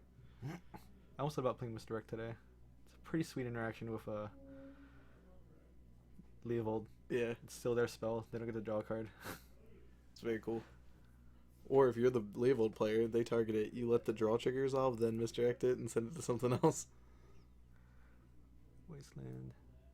Yep, Really so good here from this side. Ralph missing the land drop means that the Wasteland is pretty opportune. Cuts him He's off still from the far second behind on Leovold. cards and board. Ooh, another decay. Wonder if he blocks here. I don't think I would block. You have to assume that some number of Jaces and Forces are chilling in his hand. If he has so many cards and he hasn't cast anything, That's fair. I like letting Teague sit around. Pick it up. Thank you. Thanks for wasting your spell. Now we get Jordon on his 4th land drop. Wait, no, he played Wasteland this turn. Never mind. It's like it's forced on the way down, so it's kind of a 3-for-1 with that Teague, but No, waste him. do it. Yes. Back to the Stone Age. Yeah, leaving with the bio is good. And he If has he had a Death Brainstorm. Threat, he would have played it last turn. Yeah, he can't cast any cantrips, can't suspend Ancestral Vision anymore, so. Ooh, but we're back on a clock. Is that Goyf? There's no artifact in the graveyard. Instant sorcery land. Or instant sorcery land creature. Mm-hmm. I think Jordon is at 14, actually. He took a Goyf hit earlier. Dark Confidant might be too little too late. His opponent got a 5-for-1 earlier. That Shardless into Leovold. Oh boy, we have a waste lot going. Is it going to be enough to get him? He needs to find an answer to the Goyf sooner rather than later. Yeah. And there's a blue source. Well, you do have an answer in Dark Depths. Mm-hmm. So now that we have stage up, it just goes that route. Instant creature, land, sorcery. Yeah. 4 power. Jordon drops to 8, I believe.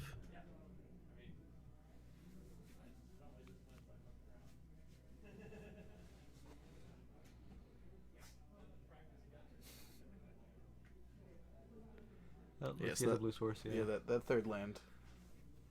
No, this is not an exhibition match. This is a tournament match. This is round 4. He plays Basic Island. Wait, does he? No. Just Forest and Swamp. Yeah, 1 force, 1 swamp.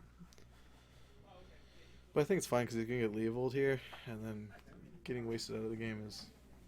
Thank you. Appreciate it. Getting wasted out of the game, feels a little better when you... Look at Scoos. There's the answer to the Tarmogoyf there. Yes. Scavengers can get pretty big on this board. He's kind of pinched on green mana, it looks like. Oh, he did get a Heath back, I believe, with the... There we go. Yeah. Mm-hmm. So But he wants to be using the Wastelands, I think. Even though it gives his the Leovold opponent cards, Yeah, it's just, cutting him off blues. Ooh, yep. I know, and then he gets the Night through. But that's not enough. It's just a 2/2. Might be over here. Yeah. Yep. Yes, Corey is in the house. He is still playing. He's 2-1, playing Aggro Loam today. He beat Burn against all odds.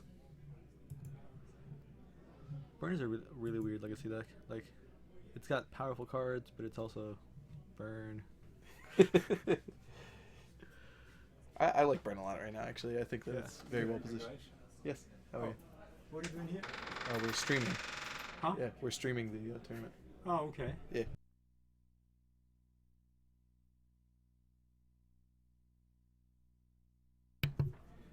Yeah, I think Prince of Progress is in a really good spot right now with all these like bug decks, Leovold decks, 4-colored like Delver decks running around. Mm-hmm. It really punishes them for playing all these colors, and it's just Yeah, Just a earlier really we good saw card. a 4-color control deck, which is like Bug with Baleful Strixes was that and Kevin King? Snapcasters. Yeah, splashing for playing Kolaghan's 2 Colorless commands. Yeah, very, very, very cool. The best thing you can be doing in Modern. We were- Colorless command, Snapcaster Mage. Yeah. Just port it to Legacy. Yeah. And your mana base is fine. I mean, Deathrite helps enable the splash. You don't have to play any other red cards if you don't want to. So I like that a lot.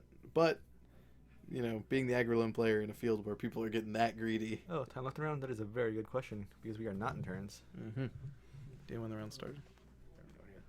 Yeah, if you want to duck out.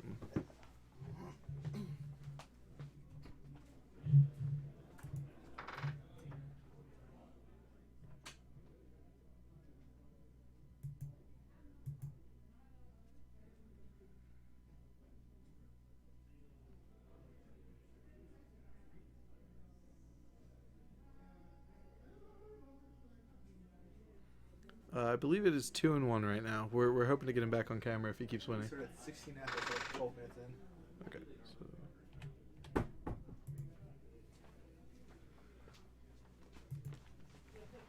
So there's about 38 minutes left in the round, it looks like.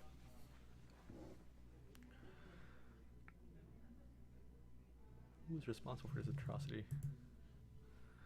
How did an Aggro Loam take? Okay, so that is a good question. So I thought Jordon was on Storm. He's been known to play Test in the past, and I kind of wanted to get some good, interesting Storm lines on camera. But Aggro Loam is interesting as well. It's a very complex deck with complex interactions Yeah. that all boil down to Wasteland Lock you. Yeah. But Aggro Loam has a lot of play to it. So let's talk about sideboarding. Which side do you want to take? Alright, I can do this one. Okay, so out of Shardless, I have a Toxic Deluge, a Maelstrom Pulse, a Jite, 2 Fatal Push, a Pithing Needle, a Null Rod, a Force of Will, 2 Duress, 2 Nile Spellbomb, a Golgari Charm, a Knight of Soul's Betrayal, and a Mindbreak Trap. So I really like the Mindbreak Trap with Leovold. Not in this matchup. Yeah, but no, yeah, I It's super sweet. do like that interaction. It's like, oh, Tendrils me. Let's I'll keep draw 10 drawing. cards. Found it. Alright. And from the Aggro Loam side, we're looking at a Tabernacle, 3 Leyline of the Void, a Reclamation Sage, a Golgari Charm, 2 Dahlia Guardian of Draven, a Choke, a Toxic Deluge, a Nissa Vital Force, and 4 Swords to Plowshares. Nissa Vital Force. Nissa Vital Force is a card I expect to see coming in. It's going to be sweet. It's going to be very good. Ralph kind of It's accidentally very, revealed very it. difficult to deal with, actually. Because if Aggro Loam's drawing 2 cards per turn after you ult Nissa, it can be really hard to come back from that. So, I think you're right only because it has a very weak Sneak Show matchup. We've been seeing a lot of Sneak Show. I think Aggro Loam can go toe-to-toe with Miracles. It has the tools to do so, especially post-board. Lands, I really don't think it's favored, but from what I hear from the Aggro Loam players, we'll talk to Corey later and see what his plan for that is. But from what we see in today's meta, it's very weak against Sneak Show. I think it could beat up on Miracles. The 4-color deck is probably just, it eats that for breakfast. Wasteland locking somebody when all of their lands are non-basics of various sorts. Oh no, I believe Kevin's playing 2 basics and an island in the swamp. Oh, yeah. Well, it's still almost everything in his deck dies to, Oh no, yeah, it's hilarious. yeah, Punishing Fire. Yeah. Yeah, thanks for tuning in. Red Baron MTG. We're back for this is the Quest for Power 9 at MTG First. This is the MOX Jet one. It's the first of their next series. The players playing for a Mox Jet, 2 Underground Seas, Volcanics, and Stacked payout, yeah. It's good stuff. Very good stuff. Alright, here we go. Do you expect to see Tabernacle being brought in here? I don't think so. Shardless doesn't usually go wide. It is cool when you're wasting them out, but the risk of drawing a land that does nothing. Plus, Shardless has its own wastelands. This is true. But I don't think it can be difficult to waste out the Aggro Loam deck. Mm-hmm. Well, I'm saying you can just Yeah. get the Tabernacle. Deathright Shaman can kind of pay for itself, too. True. I think Tabernacle is in the board primarily for, like, the go wide Oh, no, it's decks. definitely for Delver decks where you choke them and then just the game's over. That's also true. He is definitely bringing in the choke here. Shuts off most of... D&T in the house, yes. We have at least 3 D&T decks while I was walking around Mm-hmm. and still playing. Yeah, Death and Taxes, we had one on camera last round, I think. Or the round before. It's a very popular deck in the area. Some good players here. I don't know if there are any at the top tables. Let's take a look. None that I'm 100% aware of. We have one at 2-1. Steve Dupal. Andrew Verrill's on Delver. Yeah. Near land. Yeah, so it looks like maybe one Death and Taxes at 2-1 currently. Going into this round. Alright, so we do have one of those Mox Diamond starts. So Mox Diamond discards Tranquil Thicket. Green Sun Zenith is getting Dryad Arbor. It's a little shortcut rampant growth. Checking his phone during Better Where You Go. Probably shouldn't do that. Yeah. Best D&T player in Maryland? It's... Kyle Marks. That's him in the stream. Yeah, the one time I top 8'd that one classic was round 9. I think it was round 9, round 7. I got paired against Kyle. Yeah. We drew. Ouch. No, we just drew. Oh, you ID. intentionally drew. Yep. Okay. Well, in that case, congratulations. All right, so it looks like Jordan's probably going for a 2-2 Liliana here. It feels bad in the face of an Ancestral Vision. I really do not want to be making myself discard knowing my opponent's ticking down to a windfall of cards. Does he have any way to actually stop the vision from just coming off suspend? He does not. He does have Chalice on 0, but I don't expect to see that here. I'd be very surprised if he Chalice is on 0. Do you think Chalice is even in the deck post I board? would not expect it to Yeah. be. Lily goes up. Yeah, well, Shardless is just varied mana costs and everything. It's just very difficult to get Chalice in a really good spot. This card's a redundant Mox. So he did not play a land that turn, and I think the last card in Jordan's hand is a Green Sun Zenith. So in this situation, he probably just wants to go get a, what do you think, Gaddock Teague here? I'd be surprised if he were to get Gaddock Teague. I think Yeah, he might just be forces- saving for like a night. Yeah. He needs one more mana source for that, though. Yeah. He has a redundant Lily in his hand. Yeah, where is Miracles? That's what I don't know. We had Miracles on camera round 1. And there is at least another one at 3-0, I believe. we don't have everyone's deck list, so we're operating on a bit of imperfect information. But we'll try to get back on camera for you.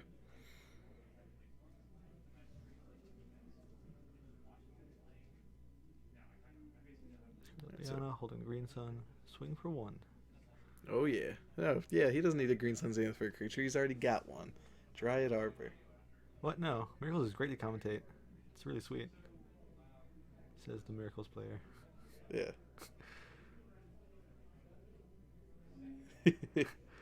Oh, yeah. Wow. What savagery. What Oh. the heck? Okay, that's match.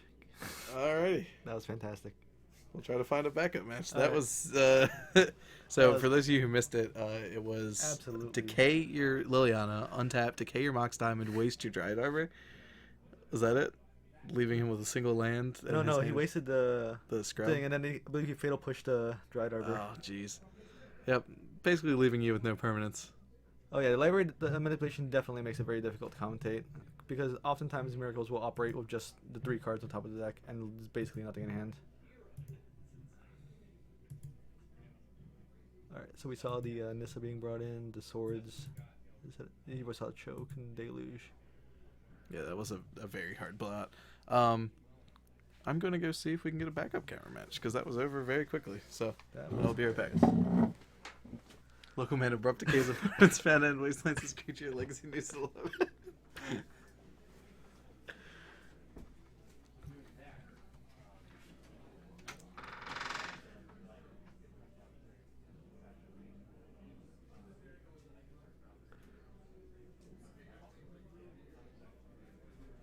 I don't believe it was very premature, but, well, the issue being he had 0 permanents in play.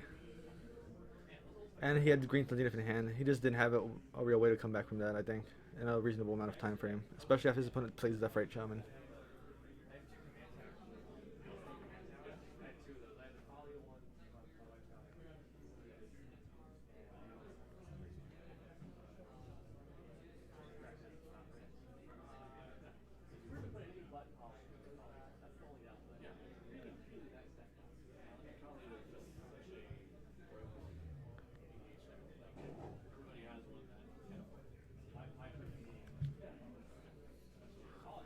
That too.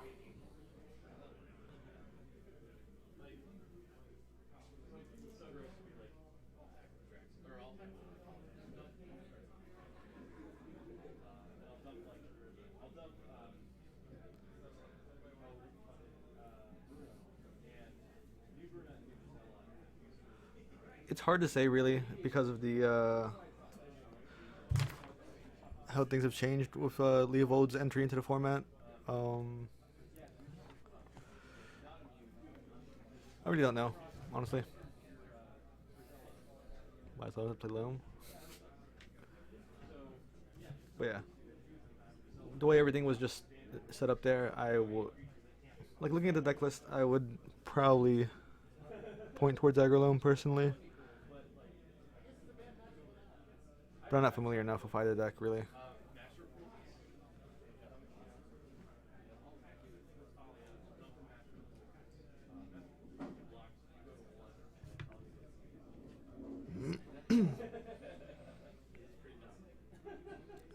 About 70-30 because that is true. Actually, no. They still have 2 Lilianas here. Looking at the deck list. Trying to figure out what they cut.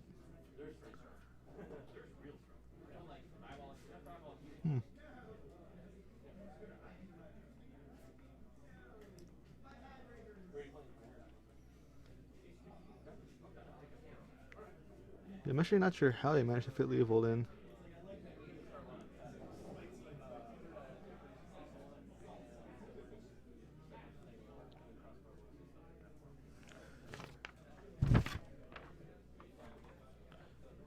No, we still have all 4 Ancestral Visions here. 3 Force, one is in, the 4th is in sideboard. Probably cuts discard. Oh yes, that's true. There are actually no hymns in here at all. We have no hymns from Shardless. He has 3 Strix. Yeah.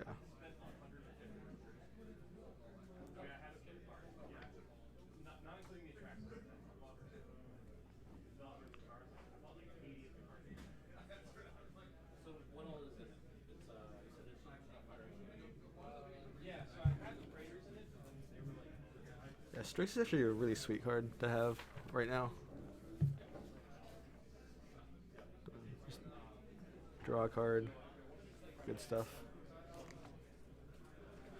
Yeah, him is very, very awful having it when you just top deck at late game. Unfortunately, we're unable to get a backup feature match. Everybody's in game 3s out there. This match went pretty quickly, but I do have some juicy intel. Of the players who are at tables 1 and 2, one of them was on Belcher and one was on Burn.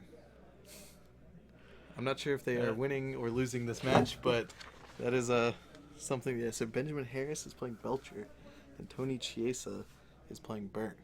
So maybe we'll get to see some underdog decks on camera later. Belcher's weird. Oh, Yeah, I want to like it, but Belcher v Burn confirmed. If they both win, then they're table 1. So cross your fingers, guys. get some vintage show matches on camera. If we had anybody out there who was playing Proxy Vintage, we'd get them on.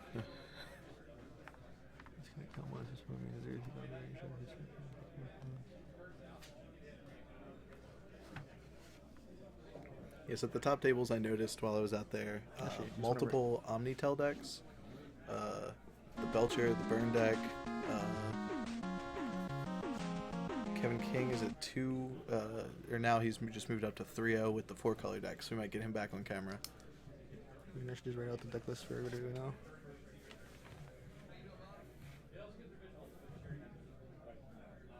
Yeah, so Ben Harris is Belcher. Burn. Bob Aggro. Marshall is Nick Ditizio's Omni Show. Omni Show? Yep. Not mono blue though, right? Blue red. Blue red, yeah. It's the Omni Sneak, whatever. Yeah. Bob Marshall is on a Devore-ish deck. Oh, I know somebody out there was playing Hooting Mandrills. Hooting Mandrills. Hooting Mandrills in their Delver deck. They just started. I saw the life total goes from like 20 to 16, the first Hooting Mandrill, 16 to 8, 2 Hooting Mandrills, 8 to 0. Big Hooters coming on in. It matches up very well against the removal right now in the format with new Fatal Push, Abrupt Decay, Lightning Bolt. Lightning Bolt. Mm-hmm. So is this Rug Delver was playing it? I don't know what color it was. All I know is it was Savage. I assume it's not black because if you had access to Gourmet Angler, I think you'd just rather have that. But Actually, I disagree because of True Name Nemesis. yes. Because of the popularity of Reed Duke's Bug Sultai deck. Playing 4 True Names, Hooting Mandrills does not care at all. It just piles through for 3 every turn. Trample for 3. Ted the Hooting Mandrills called shot. Yeah, our buddy Ted said, "What do you think about Hooting Mandrills in Legacy?" It's pretty A lit. while back, and I guess he was right. What can I say?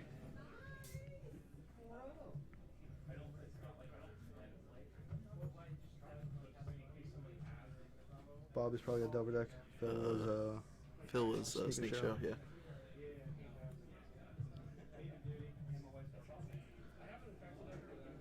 Was Bob Yes. Delver? We haven't seen him yet. Yeah. Stephen Ball's DNT. Ryan Davis is Sneak Show. Yeah, so there's 3 Sneak Show-esque decks in the top tables, so you might have to watch it again and again. What are we, Miracles, of course. Andrews and Grixis. What a pleasure playing against him. Oh yeah? Yeah, it's pretty sweet. Interesting matchup. It was definitely an interesting dynamic, except for game 3 where I drew lands and died. As is. Drawing lines and dying is a tale as old as time here. It would not be Magic without drawing lands and dying. Main deck Meddling Mage is pretty lit though. Yeah. Have you told the chat about the deck you were playing? I have not yet. I decided to play a Jeskai Mentor brew, I guess you could call it. Edwin is known for having some Spicy very ideas. interesting deck choices, yeah. Yeah, I O3 dropped, so that'll tell you something about. But, you know, it's important to have ideas. Like, you never push the format without Yeah, if you just playing stock lists over like, and if over you've again. seen the blue-white Stoneblade list from like a few weeks ago from the Baltimore Classic, playing Gitaxian Probes and Middling Mages in the main deck alongside Judges Familiars and Dahlias. The Dahlia Gitaxian Probe Wombo combo there. Yeah. That's pretty sweet. It's a really sweet deck. Thalia attacks super. I don't know. So it's spicy. I'll tell you that. You had Stifles in your main deck today? I was playing 2 Stifles, 4 Dazes. He It's had- basically a big Delver deck. Yeah. without He had Delvers. the combo of Probe and Meddling Mage, which is It's pretty sweet, actually. pretty damn sweet. Yeah. All right. So what you got there? Okay, I'll name exactly that card that's in your hand you were about to cast. The issue with Meddling Mage, though, is you have to name the removal, then the second removal spell, and then you can actually name the third card with third Meddling Mage you play. Mm-hmm. And decks with like a diversity of removal. It's also tough against like Jace because you have to name Plow. Yeah. Terminus is also hard. They belongs on land. Don't know what he plays on. I imagine Near is on lands. Yeah, Neras is on lands. Kevin's on control. 4-color nonsense. Yep. Yeah, I really actually like Kevin King's list right now. It's just a very strong deck overall. I played Noah Walker's list, which is very similar from GP Louisville at the Classic, and it just didn't feel like it really had a bad matchup, except against maybe Red Black Reanimator. I think lands is probably bad.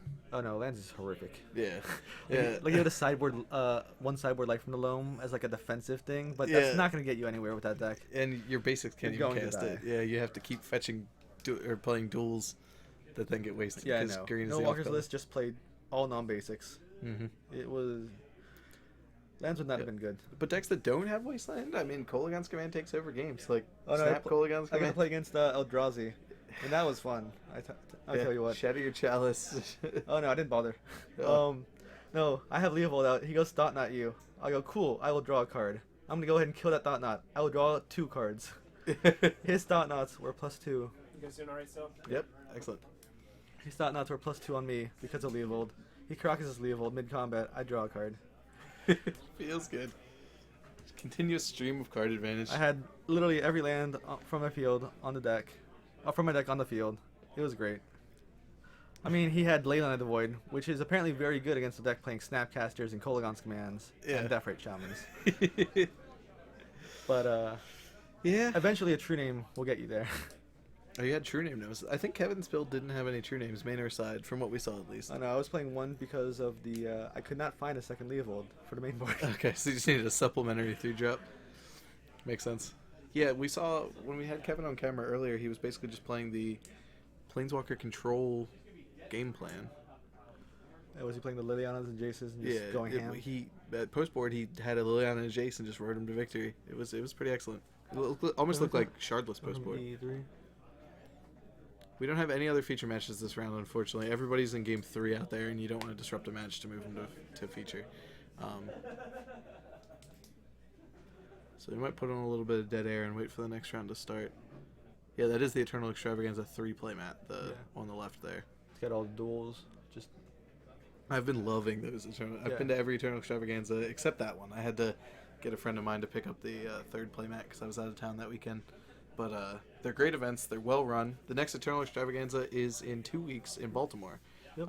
So a little shout out to those guys. Tales of Adventure runs a great event. It's always really good EV. I think last year I top 32'd and got more than my money back. Yeah, well definitely. more than I expected. I played terribly and still got a reward. Yeah, I played at 4 with a similar build, except it was just miracles with Dazes and Mentors. It was sweet. I ended up cashing with that, surprisingly. Lost to the mirrors several times. Mm-hmm. Because the 1-drops are not very good against Counterbalance. Do you guys at Legacy events that play Vintage? There are actually many people from the local Vintage community that play Legacy here. Yeah, we have to find some. Do you want to go out and ask around? See if you just want some people to play an exhibition match? Yeah, we do have about 20 minutes to kill, it looks like. So if we can get some Vintage, I would definitely love it. I am not a Vintage player myself. I'm kind of look at the format from outside. And when I do play Vintage, I play Dredge. So I'm Public Enemy #1.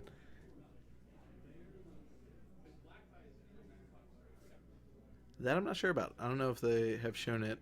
I know they're still doing promotional materials for it, but it's in 2 weeks, so it's got to be finalized now.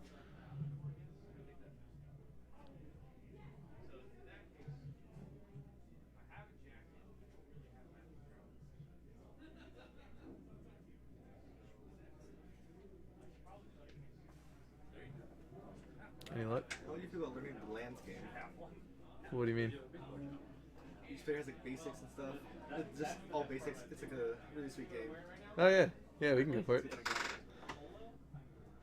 So it looks like we're gonna fill some dead air with what's called the lands game, the basic land game. I think it was invented by judges at some tournament. It's just like a super quick game you play. You just have a deck that has multiple copies of each basic land in it. I believe there's usually like 3 to 5. Each land has an ability. I think like Edwin knows it more than me, so when he comes back, we'll talk it over. But the objective of the game is to get all of your basic lands, one basic land of each type on the battlefield, and then you win.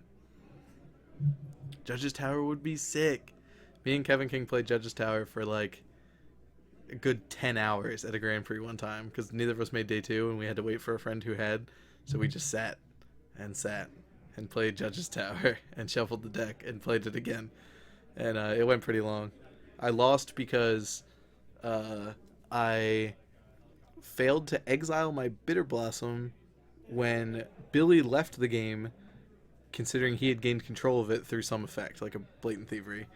For those of you who don't know, Judge's Tower is a format, I say in quotes. You have just a giant stack of cards, picked not for their playability, but for their confusing ability or their strange rules interactions.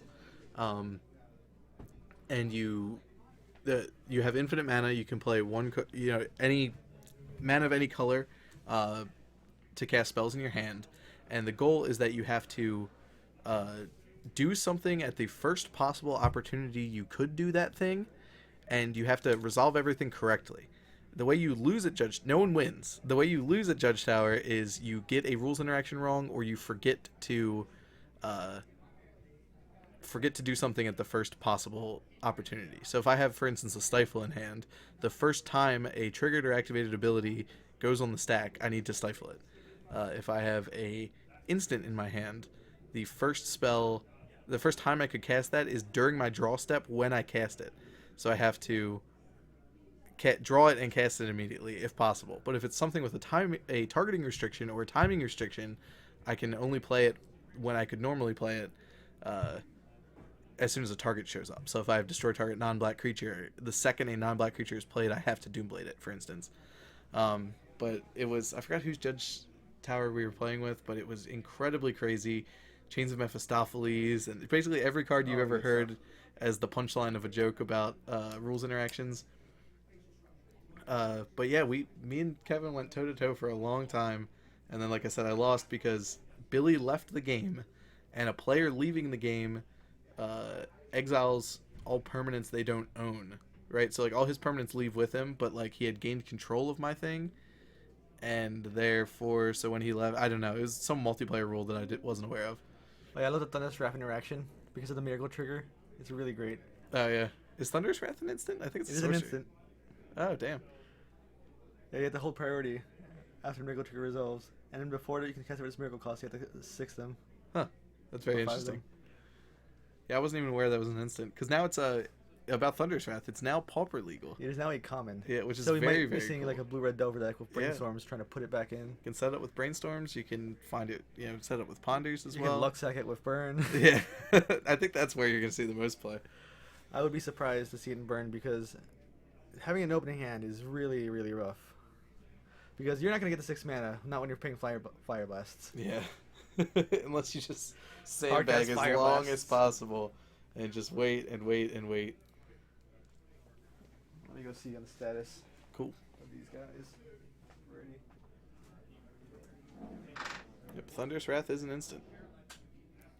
But yeah, so Pauper is another format that I'm super huge in. And we got guys? Yeah, this All right. is done right now. So this is the basic land game. It's really sweet. Do you want to explain the rules as best you understand? All right, from my understanding, so these players each have a deck of all basics, and the way to win is to have one of each basic either on the field, or have 5 of a kind on the field. For example, 5 mountains or 5 swamps, etc. So the way this works is that each basic has an effect. Island is the only one who has a non-ETB effect. So Island is a force. You just can pitch an island. You have to pitch an you island discard or any you, land? you discard the island and then exile any land. Okay. The exile matters because the forest itself is a regrowth Yeah. when it enters the battlefield. Red is my favorite one. It is a stone rain upon entering the battlefield. Plains draws you a card. Plains draws you a card. And swamp makes them discard. So discard at random. Okay. Alright, so mountains, stone rains, plains. Swamp. Now we're gonna see him Swamp makes you discard here. discard at random. Oh, this is gonna be great. Oh, no, Commentating it's this really is crazy. sweet. Alright. They try to keep Plains the hits card the end. advantage. Forest regrow the regrows plains. plains. And now plains will draw him a card once he plays it again. Yeah, so like Regrow the plains. we're in the same. Alright. So it's really interesting because you see each player, like, you think they're all going to go for domain first. But then this happens. Is it kind of about card advantage? It's a really interesting game. We're streaming the basic land game. Are you familiar with this, James? No. Yeah. Alright, plains draws a card. So we have Jarvis. How do you win at this game? You want either domain, which is one of each basic, or 5 of a kind. So 5 mountains, for example. It's quick to play. I mean, it's probably easy. These guys just have these kind of pimped out, sleeved up decks. But there's plenty of downtime at Magic tournaments. Yeah, so do we see Jarvis here with the win? Nope. Alright. Maybe next turn. But now. There we go. Yeah, so I guess Island you save until the end because you really Yeah, because need it to play doesn't around have the it. It force. doesn't have an entering the battlefield effect. Forcing lands is my dream. Yeah. Magic. Yeah, so Swamp comes into play. You discard Randomly random. discard. So what? Red is Stone Rain. Yes. Seriously. Red is Stone Rain. Plains is draw a card. Forest is regrowth. Swamp is they discard 1 at random. And blue is And nothing. Blue is Force Force Will. Will. Oh. Yeah. Okay. Yeah, but exiling the land, so you can't get it back with the forest afterwards. Yeah. But you need all 5 in play or 5 of a kind to win. How many cards are in each deck, and how many copies of each basic? I actually you do know? not know. It's Yeah. at least 6 or something. Of They don't each. look like 60 card decks, so. No, they're definitely not. I would expect like 30 probably. 30 and 6 of each. I love that somebody went to the trouble of getting all these unhinged lands for this. There's your trouble sleeving it up. Yeah, I'm guessing you can only play 1 land per turn. Yeah. Yeah. 1 land per turn, turn's basically over. Oh, exploration will be broken in this format. I would not be Yeah, surprised. there's to like 1 wastes in each deck, and it's Yeah. and it's an exploration. How sick would that be? Yeah, I would not be surprised to see Harlan just go for the 5 mountains here, if he can get to it. Ooh. Oh, because you can do 5 of a kind. Yeah.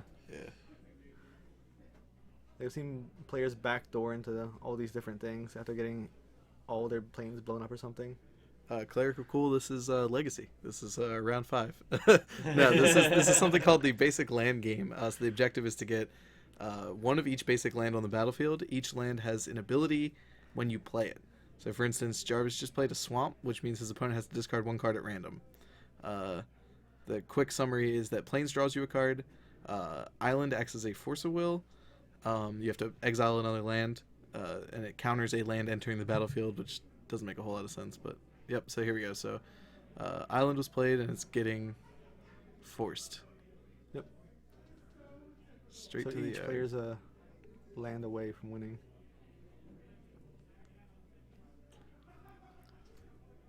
Regrowth land gets back Island. Yep, so we have Harlan with 3 islands in hand and 3 mountains, 3 forests. Oh, can you force back? I don't believe you can, but I could be wrong. So if about I go that. Island and then he goes force, can I force him back? Club Swamp. Yeah. Oh, yeah. No, he's just Oh, he's trying to get 5 of a kind. Yeah, so you can get the 5th mountain or the island. And we're done. Buyback Swamp. Playing draws a card. Yeah, Plains is the weirdest one. I just like to think of it as Wall of Omens. Yeah. Well, Harlan has 4 forests and 4 mountains. Yeah.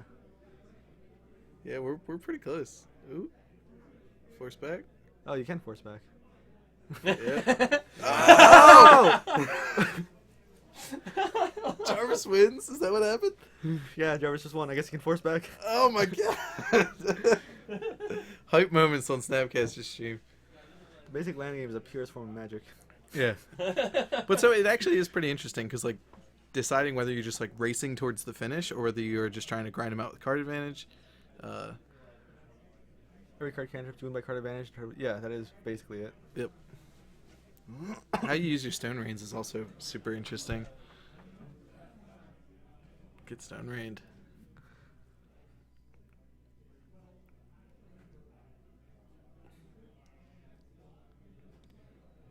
I think Plains is my favorite. I don't know. I'm all about blowing up lands. Mountain knows me. All these forests. I used to be Team Wasteland when I started playing Legacy. I just recently got on Team Wasteland and Stifle. Here we go. It's also interesting to note that as far as I can't approve links in the chat. Corey knows how to do that, but I'm not currently aware.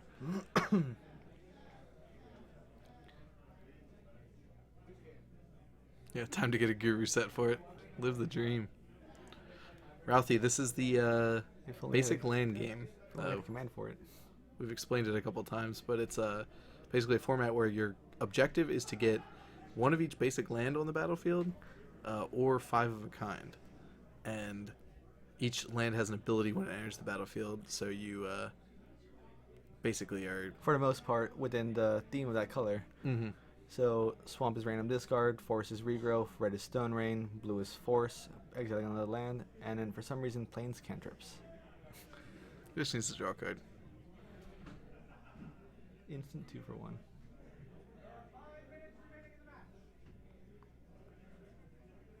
You've got interesting dynamics because of the forest, because depending on what you blow up, they can be getting that back. So you don't want to blow up your opponent's swamp and then they play the swamp 2 turns later. Mm-hmm. Like you discard at random. Do we have it? Do we have? Oh. Wait. Ooh. Force back? Does Jarvis have another one?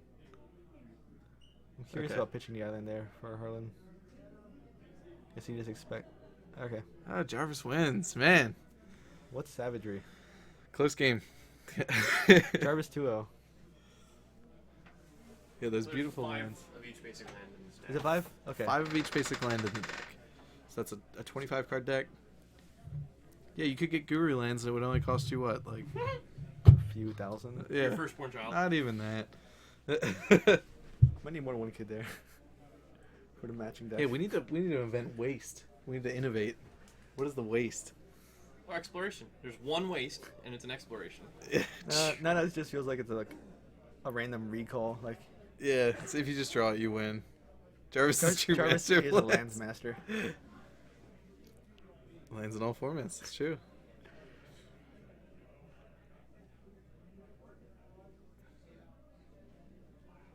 So I'll try this back here. Ooh, Running or- out the or island there. You could put 5 waste in there, and then waste is bounce a land. Ooh. But isn't that just worse? That's probably just worse than Stone. Ooh, you could target yourself though. Yeah. Bounce a cantrip land. You could bounce a cantrip land, you could bounce Bounce one of stone your rain. own lands to get value, or you could bounce one of their lands and set them back. Yeah. They can only play 1 land per turn. Yeah. That's pretty interesting. It is worse than Stone Rain, but you can target yourself for value. Yeah. For value.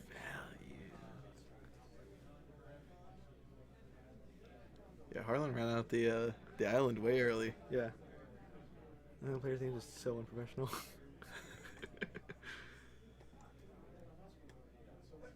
Oh, and the other thing is, well, how would waste count for domain? What if it Does just it doesn't? just not count for domain? Yeah. Maybe the game is precariously balanced as it is, and Yeah. any changes would ruin it. We could play test it. This is the purest Magic. What if somebody tunes in? They've never seen Magic the Gathering before. They're like, what's going on here? And just see colorful cards flying by. Do we have it? Do we have it? Force? Ooh, Force back? force pitch. No. No force back here. Yeah, miracle trigger. He could have forced back. He could have, but he chose not to. He wants to protect against Jarvis assembling domain. Oh, you're right. This Jarvis has second force again. But that doesn't make sense because, like, if he can force, if Jarvis has force, He's going to win either way, yeah. yeah. I don't know. He's got a game plan. I don't know. These are much better players than I. Yeah. Far be it from me At to Magic. judge. Maybe not whatever this game is. Name this I format? think it's just the basic land game. I don't Yeah. actually know if it has a I've heard it true called name. Domain. Already better than standard. Already better than what? Standard. Yep.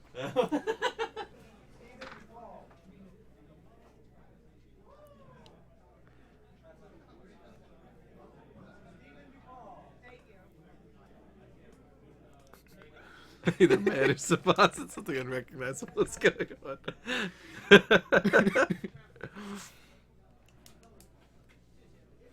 Feels great. All right. Wow. Man, Jarvis, Jarvis is 3-0. literally just killing it A here. master Let's of tick up lands. the game count. We got 3 game wins here.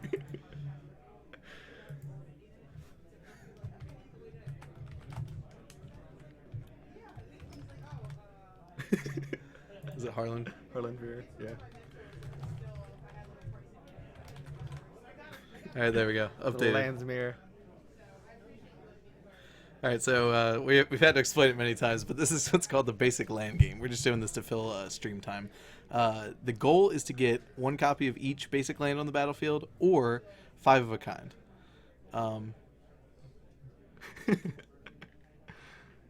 So each land has an effect when it comes into play. So like Plains cantrips, Island is Force of Will, Swamp is Random Discard, Mountain is Stone Rain, and Forest is Regrowth. Yeah, we have 5 of each basic land in each deck. 25. Yeah, so I don't know if I'm pretty sure Island is just Force of Will, because in the first game, Harlan forced and then Jarvis Yeah. forced back. So clearly it does work that way, or else maybe Harlan just missed the opportunity. And they've definitely pitched other things. Yeah, you can only pitch any other land. Oh, so we have Jarvis 1 land away from winning again. So he's So we gotta got hold the that Stone force. Rain here. Yeah. Gotta hold the force, hold up Stone Rain. Stone Rain's the swamp. Gets back to swamp. Regrowth's the swamp. No, that you don't Stone Rain the mountain or the plains, because if he has a forest, his only option there is to get back to swamp already. Mm-hmm. So he ran out the island, I see. Yeah. Harlan's playing Marty Vehicles. Yeah, I got it. We have Kevin King in the house. He's a master of the basic land game. We imagine. It's the land's mirror. This is It basically is, though. hallmark of Legacy. Yeah. Ooh, hit the mountain. Hey. Forest. Actually, as a matter of gonna fact, this is a very good analog to the land's mirror in that you're trying to build up your resources, you try to keep them off the right resources with the stone rains and the regrowths like Loam. It's actually. So how does the island work? There Oh, are some questions Harlan- in the chat. win. Harlan won once. Island Hey. Island is basically disrupting shoal. Yeah, but do you have to pitch the same thing? Yeah. Oh, okay. Yeah. So Cube is better. You are correct. You have to pitch the land that they're trying to play in order to counter it. Is it the land they're trying to play? That was just a land. No, it's But you can force forces, right? Do you have to pitch Right. islands for that? Yeah. Mm. Okay. So it depends on what rules set they're playing with. They're also playing with 5 of a kind wins. Mm-hmm. Yeah. I don't play with that. Depends on I learned it at GP San Jose a couple years ago from a person who claims to have learned it from some like Hall Guru. Pro forever ago. Somebody under a waterfall. So I'm sure there's a lot of different rule sets by now. Yeah, the mana flood is pretty rough. I love just running out the basic island there. Friends. Hey. Hello. All right. Let's What- make some What do we decisions. got? Bye. Okay, so we're gonna see what our feature match for the next round is gonna be. Thanks for the intel, Kevin. Wait, Kevin, no. Do you know what Bob Wong is on? So I know what Bob Huang is on now. Ah, cool. It's usually Bug Gelder, but that's been a while. All right, so I think it's gonna be. What's Ralph on? Is Ralph on Shardless? We Yeah, we already just had saw one him. on, yeah. Well, we've had one of each, so we're gonna get at least one repeat player. You watch that savaging. Ooh, we could get an Anuraag on stream. I know that matchup. I know that deck pretty well. We try to keep people towards the top tables. I think we'll get That's table fair. one. Bob hasn't been on stream yet. Bob and Nick. Yep. Get some Aggro Loam So going Bob on is again. playing some Delver format. Oh, no, Nick Omni Ditizio is Show. playing Omni Show. So Oh. you get to see the 4-color control deck is not at the top tables. He's 3-1, so he's not losing, but He's- 12 post is also 3-1. Can we get 12 If, posts in if he here? wins the next one, I'll get him in there. But right now we gotta get a 4-0. 12 posts at I'm also 3-1. I'm gonna commandeer these people for backups, Yeah. just so we have something. Yep.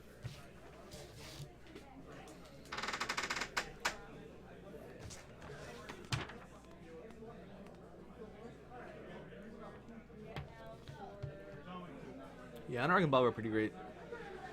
If you've seen Anuraag stream before.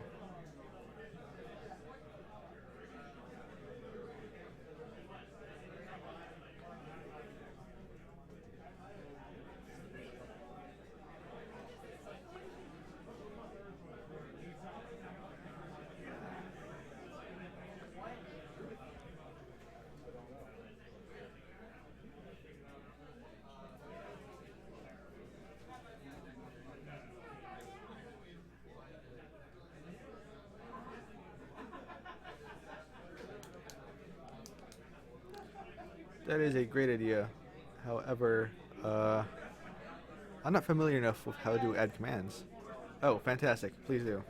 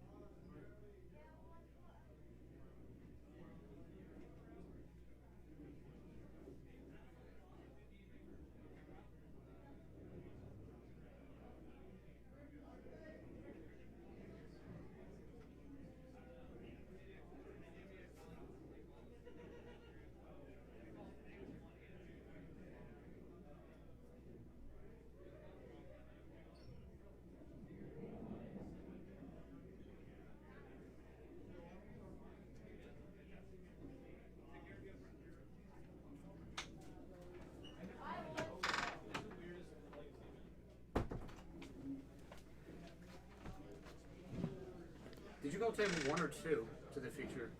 I believe it was. Yeah, they said 1 and 2. So all 4 of us came around.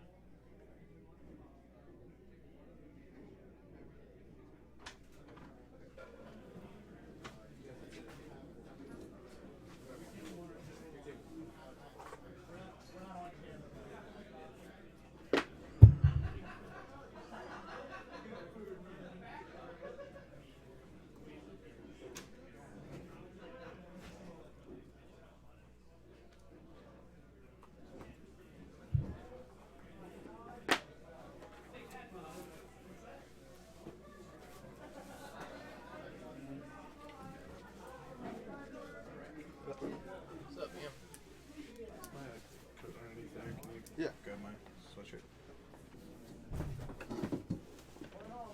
Alright, what are you in the mood for? I don't know. What are you gonna go get? I don't know. What's around here? I don't know. Figure out what you're. Just pick a place and I'll pick some cool. Do I have to? Yeah. I heard that they have Are they quick? You got it. Brought it back. Yeah, that. I'll Facebook message I you. spilled your mat. I'm sorry. All right. All right. We do have a hot mic. All right. Sweet. Okay.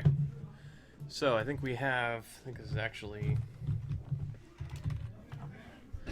Nick Ditizio and Bob Marshall, right? Yep. That is who we have. Not Bib Marshall. Bob Marshall. And Bob is playing Bug Delver.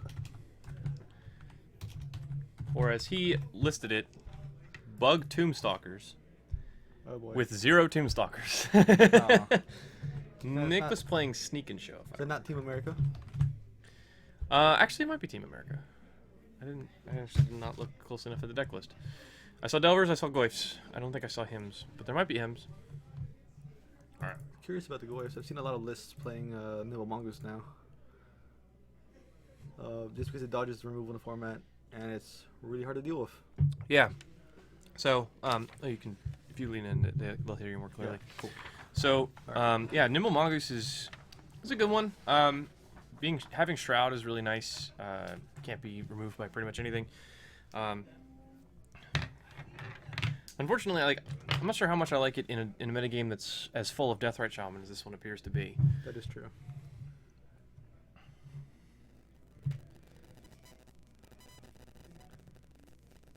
Players shuffling up.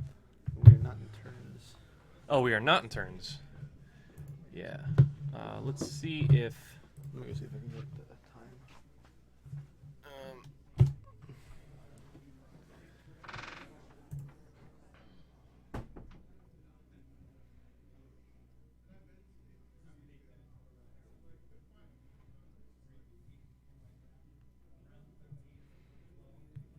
time. Okay.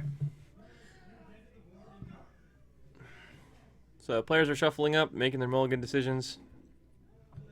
So this is gonna be an interesting one. Bug Delver versus Sneak and Show is not one. 3 minutes in. 3 minutes in. Okay. So we'll adjust that.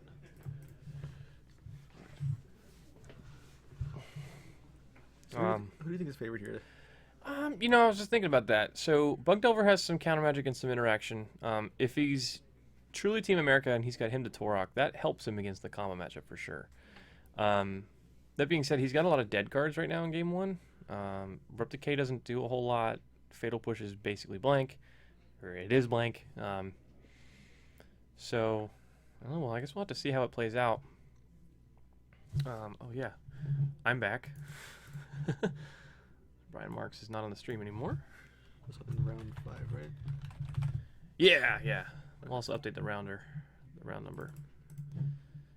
Round 5 of 7. Actually, man, this day's flying by.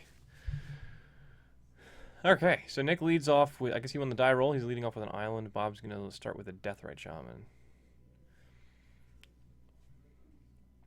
Bulk pass. So he kept the hand of... Draws of Verdant Catacombs. That could be really good because he does have a Wasteland. Okay, so he can waste that bulk. Probably what we'll see happen here. I'm thinking, it looks like he has a Goyf, so maybe waste Volk, cast Goyf. Those stifles?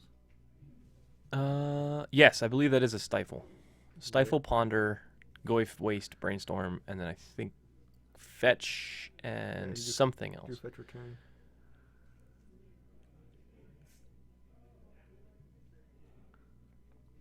Float blue in response. Move to second main. As is tradition. That might be another Deathrite Shaman underneath that Verdant Catacombs in his hand. I think that's what it is. Oh, okay. Yeah. Yeah, he's going to leave mana up for Stifle here. Which is absolutely... pretty important when you come out with the Wasteland plan. Yeah, you just kind of always want to keep Stifle up if you can. If you have it in the deck. So he's going to play a second Deathrite, and then he's going to pass, leaving Stifle up.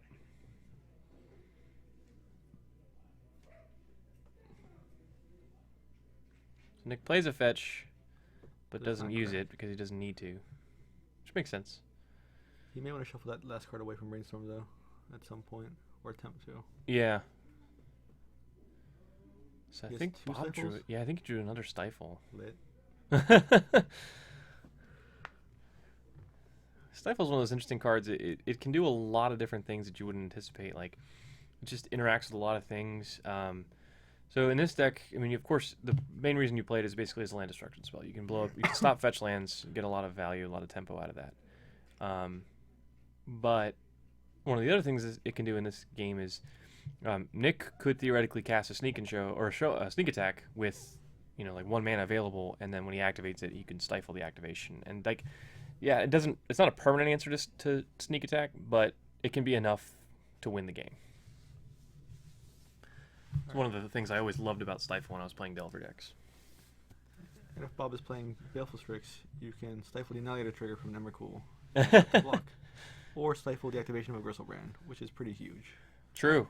Oh, yeah. Stifling the pay 7 with Gristlebrand, that's a backbreaker. Brutal. Yeah. Yeah, and the Annihilator trigger, yeah. Because it's not Emrakul, you're targeting the ability, so it doesn't have protection from colored spells. I think Nick's resolving a Brainstorm here. Not cracking the fetch, though. I guess the cards are good enough that he wants to keep them. Or at least one of them. So, we're going to see a fetch crack here. He might be wise to the Stifles here. It looks like he's kind of playing around it. Ponder. He knows the top part. Yeah. So this is at the point we're in round 5. These players are, I believe, X and O. No, they have 9 match points. So are we in round 5? They should be table 1. They are table 1. Yeah, we are in round 5. They should be XL, right? This is round 4. Is this round 4? No, because I dropped the This deck. is last round's pairings. Yeah. So these players should be XO. They were sitting next to each other. They were table 1 and 2 last round. So they've been playing next to each other for probably a few rounds today. So Nick may just be aware that Bob is playing Stifles in his deck. And that's why he's playing around it. So he's going to crack a fetch here. Oh, we don't have life totals. We have 19, yeah. Oh. Yeah, it's the first time life totals have changed. Oh, neat. Because he's been using the Death Rights for mana, hasn't attacked.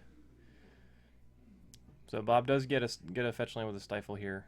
That leaves him with a pretty imposing board position. He's got 2 Deathrite Shamans and a Tarmogoyf with 2 lands against Nick's basic island. Let me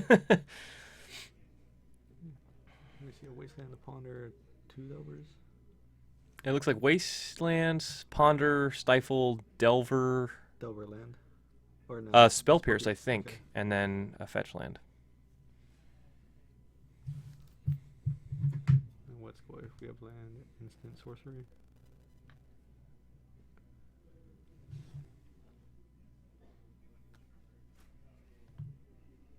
Yeah, Spell Pierce.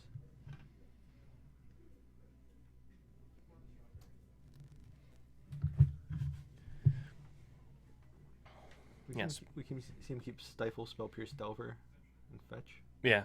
Yeah. Now, Spell Pierce is an interesting one. So I really like this card. And I'll tell you why. So recently somebody did an analytic. They ran an analytics on the top 8 finishing Legacy decks of all the Legacy GPs that have ever happened since the format's inception. And they basically said, okay, you know, they took all the cards and all the decks that have been played in the top 8s, and they said they counted them up, right?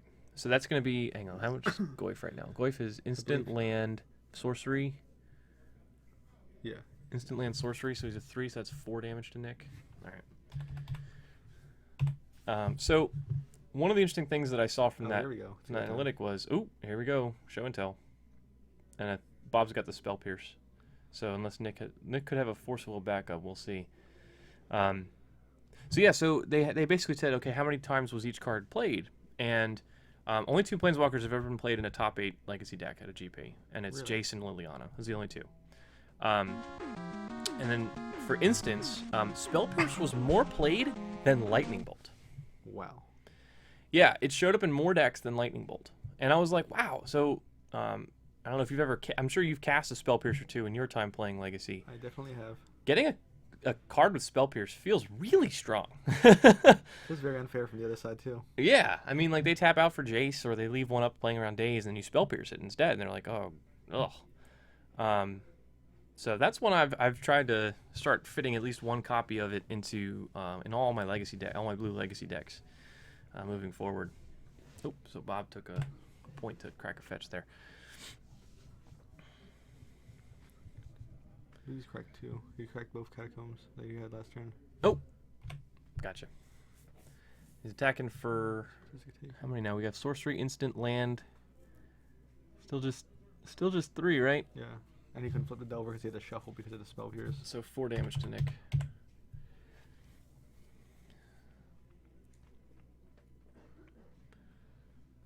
And he's got 2 Deathrights active. This clock is building up very quickly. If he just flips dead Delver, next turn, I think right? it's lethal. Because he goes to 4, goes 7, then untaps and goes. Drain. Yeah, he's dead next turn. Yeah, he's dead. He's facing lethal. So it's now or never for Nick Ditizio in game 1. And we're done here. And that's it. All right. So that's game 1 goes to Bob Marshall. That's pretty much how you draw it up as the Delver player. You have some disruption. You have some stifles, getting some fetch lands, mess with your opponent's game plan just enough to let your clocks get there.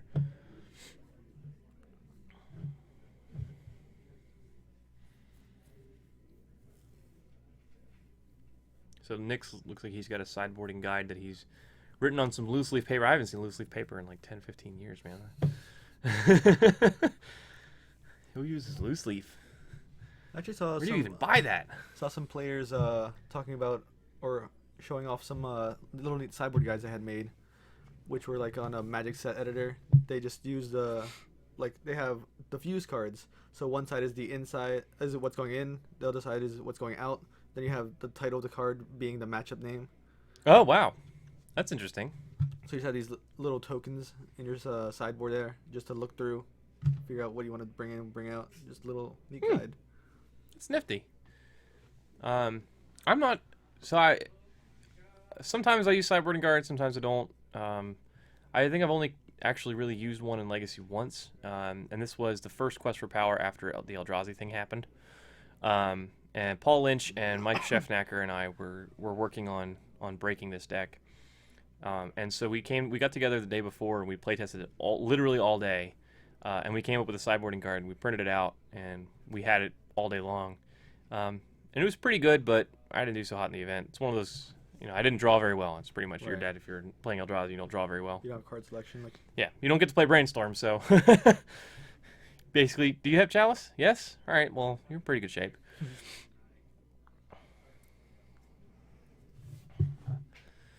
Yeah, Chalice decks are fun, very powerful, but it's like 50% of playing the deck is in mulligan decisions and in drawing well.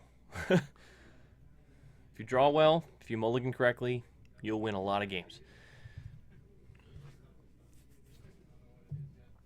So, do we have deck lists? I don't think we do. Yeah. No, those are all pairings. Yeah. I'm gonna see if I can grab deck lists. Maybe we can take a look at what these players are deciding on. See Bob's ready and shuffling up for game 2.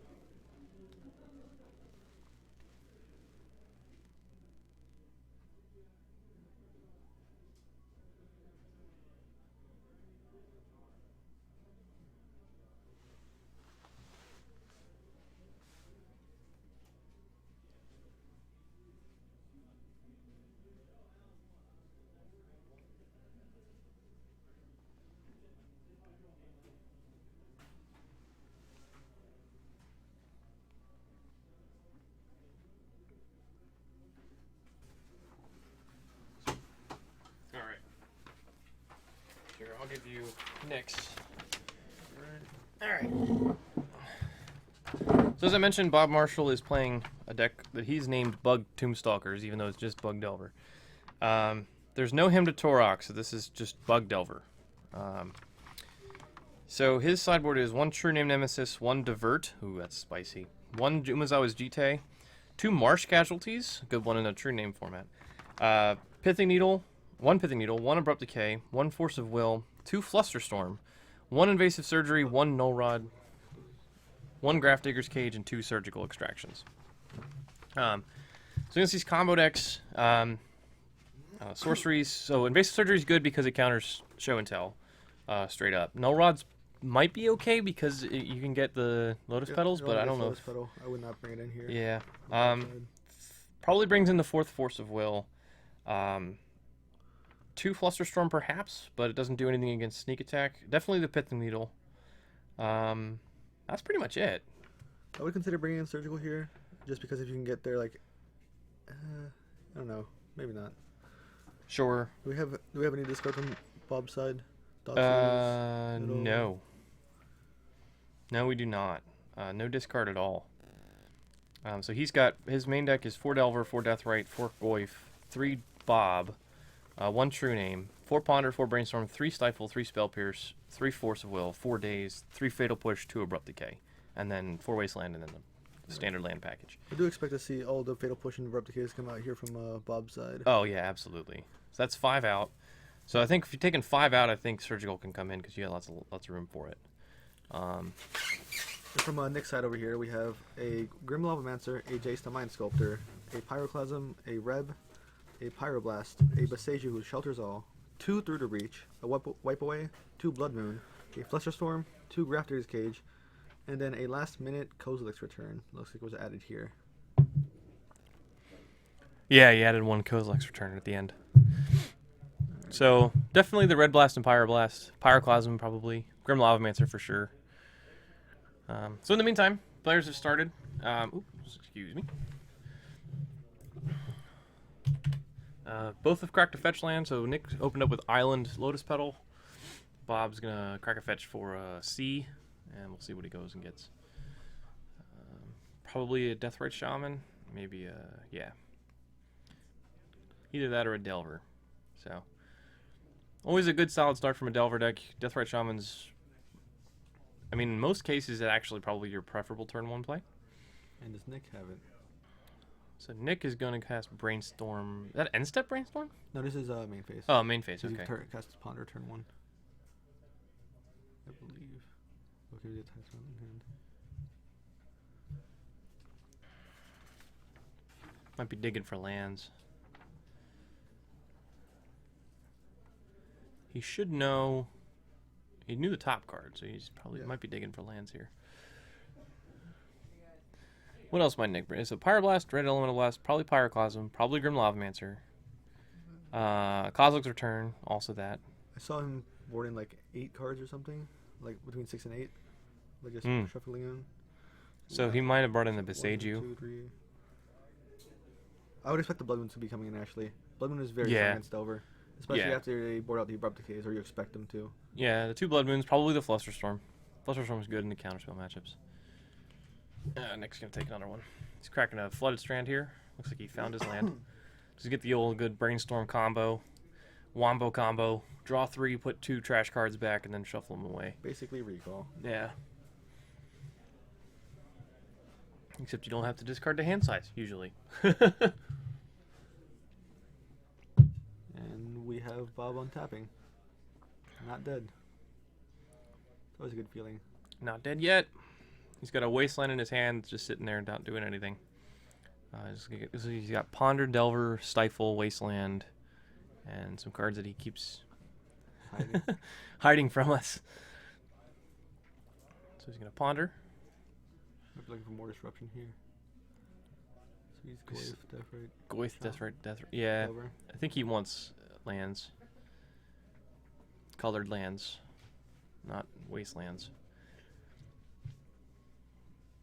Yeah, Wasteland's a weird one in this matchup. Like, it's good if they just, like, run out an Ancient Tomb, but it's bad because half the time they just play those and then immediately combo off, so you definitely don't, like, cut it or anything, but it's not as effective as it could be. Any Reanimator? I haven't seen any. I haven't seen any. That's a Bob. That is a Bob in his hand. Bob Marshall playing Bob. All right. Do you expect to see him get done for 5 years with Force? Oh, that'd be sweet. Take 5, get him cold, game's over. Yeah, I mean, if he's playing Dark Confidant, it's tough to play Tombstalker in the same deck, and people have done it, but it's tough to do it. Old Team America, I think, before Delver, they used to play Tombstalkers, and it was like, ugh, take 8 from Bob, get wrecked. Sometimes you just can't be afraid. We saw an end-step Brainstorm from Nick here. Now he's untapping and casting a Ponder. Yep, just not really under a super high amount of pressure. He's got some time to sculpt his hand, get things set up properly, play around all the counter spells that are likely to come out of Bob's deck. Might be expecting some discard, but as we mentioned, Bob has actual 0 discard in his 75. So cracking a fetch. It's the 3rd fetch cracked of the game for Nick Ditizio. See a mountain here. Yep, still wasteland proof in his mana base. The Bob really kills the usefulness of his Stifle here. Yeah. And that's where, like, so I'm not surprised to see Bob keep it in. So Stifle's an awkward one to keep in. If you resolve one in game 1, you have to debate whether or not you want to really keep him in game 2. Now he didn't have a lot to bring in this matchup, so it's understandable that he kept him in. But you know, it's hard to get somebody twice. Bob's gonna take 2 here from Revealing Days to Bob.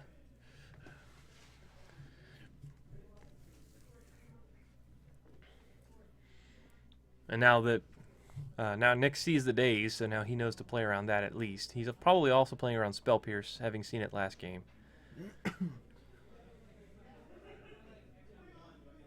So one of the tricky things about Spell Pierce, though, is I mean, it's relatively easy to play around days. It can be difficult, but getting 1 extra mana is not that big of a deal. But getting 2 is kind of tricky. And sometimes you just you can't wait that long. And that's why it's so good in the Delver decks, is because they can't afford to wait long enough to play around it, and so it just always acts like a hard counter. It's great.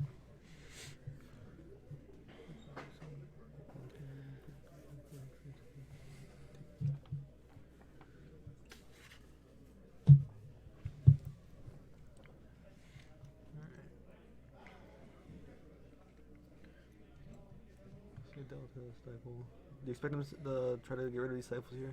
I think he should. It's not really doing anything because Nick already has 3 lands at play, as well as a Lotus Petal. Stifle's not. I mean, he's probably not going to get him with a Stifle at this point. He kept 1. Needle is big here. Needle's really good, and he can even cast it with Wasteland, so it doesn't even deprive him of any of his colored mana sources. So yeah, definitely casting Needle, and I would assume Sneak Attack. I would not be surprised to see Nick fight over this or attempt to. Looks like he's naming Sneak Attack, and Nick's going to let it resolve. That only shuts off one avenue of victory for Nick. He can easily show and tell. He also has Through the Breach, which he could, if he sees Pithing Needle. Now he's seen Pithing Needle, so it takes 2 from a Bob hit. He's seen Pithing Needle, so now I expect him to bring in Through the Breach in Game 3 if it goes to Game 3. I find Through the Breach a little suspect personally, just because of the Delver, the Dazes and the Spell Pierces. That's when you're true. 19 lands against a Wasteland deck. Ooh, and here's a Blood Moon. It's really good. Deathright's got some fuel, but that's just gonna shut Bob out. I don't think he's playing no basics, so he cannot crack this Delta for anything. That Blood Moon's just turning everything into a mountain right now, unless he can do something about it. Now he has a Daze, but Nick can pay for the Daze with Petal. He can Brainstorm, try to find a Force of Will. I would assume he kept those in. There's no reason to cut those against the combo matchup. He does have Deathright active, so you can try to brainstorm those Spell Pierce. Does he have just the 1, or how many does he have? Spell Pierce? He has 3 Spell Pierce. He also probably brought in the 2 Fluster Storms, but that wouldn't help him here. Yeah. Yeah, he's a lot of live draws, but he's got to get one of them. I think another Daze would also work because he could Daze twice. That would actually be really good because then Nick would have to lose his Lotus Petal to pay for 1.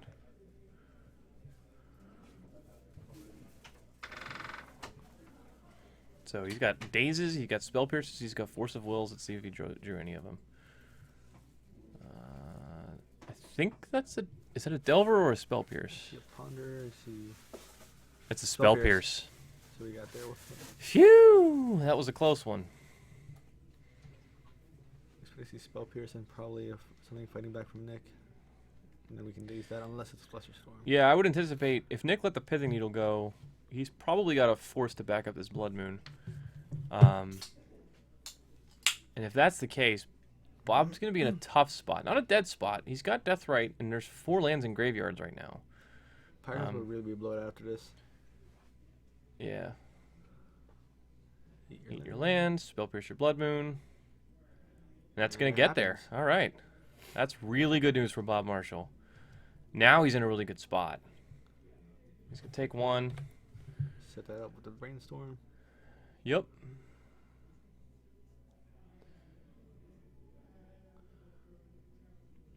Bob keeping all these good cards in his hand. Yeah, he's got gas.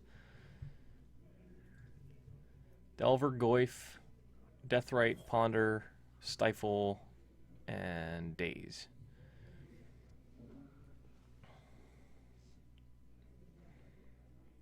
Yeah, let's just get some more. Goyf, Trop, C, I believe is what he pondered. He's going to shuffle that away. Does not want to draw those 2 lands, especially without another source to shuffle with.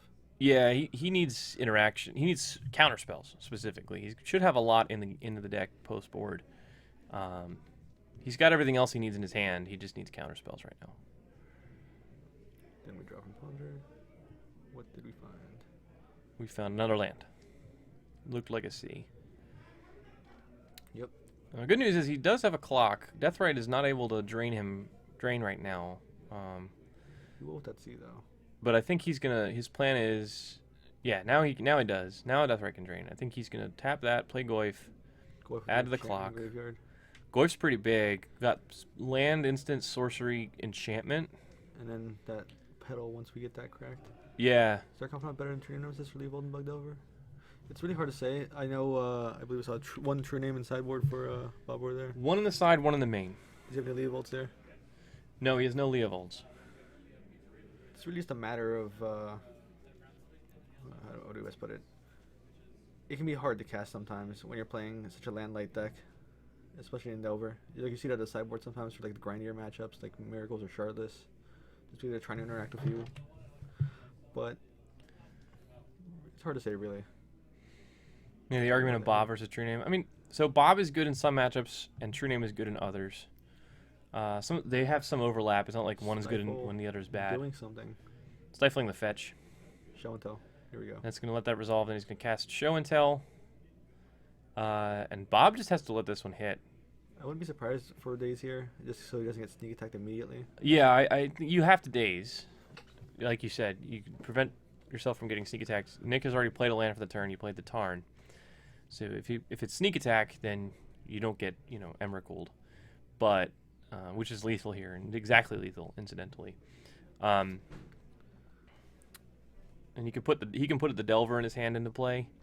So an interesting point here is we have Nick at 12 already.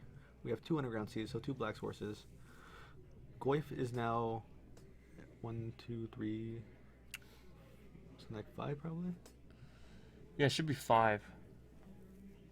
Yeah, that's right. Needle's naming sneak attack. Oh, you're right. Yep. So we have a Goyf at 5. So Show and Tell, put in Grizzlebrand, and Bob puts in Delver. Ironically, if he had kept in his Abrupt Decays and Fatal Pushes, he could get around this Grizzlebrand, but this is going to be tough for him to come out of. Needle's on sneak attack, which we may have forgotten. Yeah, we totally forgot about that. Bob didn't, though.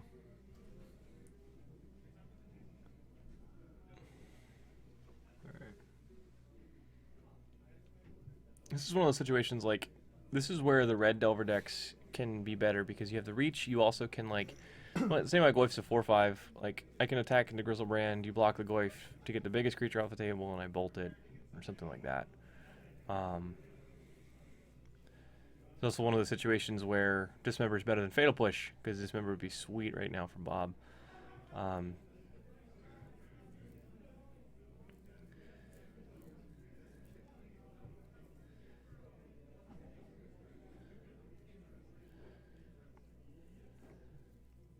Big ol' 7/7 Necropotence.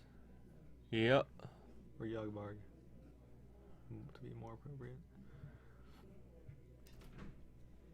This one's looking pretty good for Nick. I don't think Bob has any outs to a resolved Grizzlebrand in his 75. Yeah, he has nothing that he can do to this Grizzlebrand now that it's in play. And he also probably boarded out all of his spot removal, like I said, so he probably can't, like, normally you could, like, attack into the Grizzlebrand and then just shoot dead the blocked one. The creature that gets blocked so that he doesn't gain the lifelink damage, but Bob can't do that because he probably took all of it out. He brought in Jace. I am a little surprised to see that. Wow. Jace the Mind Sculptor, okay.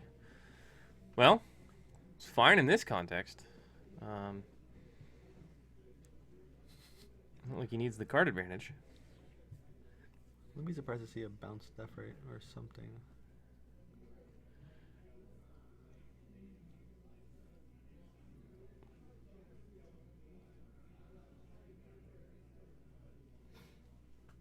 Yeah, it's definitely not over. There's. I don't know how Bob comes out of this, though. I mean... Nick is definitely favored, yeah. Yeah, Nick's Grizzlebrand is basically on defense. If he attacks with it, he could die. He does get 19, but then he gets drained for 4, goes to 15, then Bob untaps and can, if he flips the Delvers, can just kill him. Yeah, so that's the trick here is, so Nick has to play defense this Grizzlebrand, which means he can't attack. So these Death Rights are, well, he can attack, I guess. But he's running a risk here, attacking. I think he doesn't have a, I don't know if he has a choice. But Now the question is Nick dead? if Bob flips both of these Delvers, that could be, that's the 3-6, plus 2 from Bob is 8. Plus the 5 from Goyf, I believe. 5 from Goyf would be 13, plus Deathrite Drains would be 17. So Nick would, he'd be 2 short. Oh, yep. Should be 15. So he would be, yeah, he's got enough. If he flips the Delvers, Is Nick I dead? believe he wins the game. A Jace Fate Seal would not have been the worst here. Yeah. If I'm Nick, I'd probably Fate Seal there.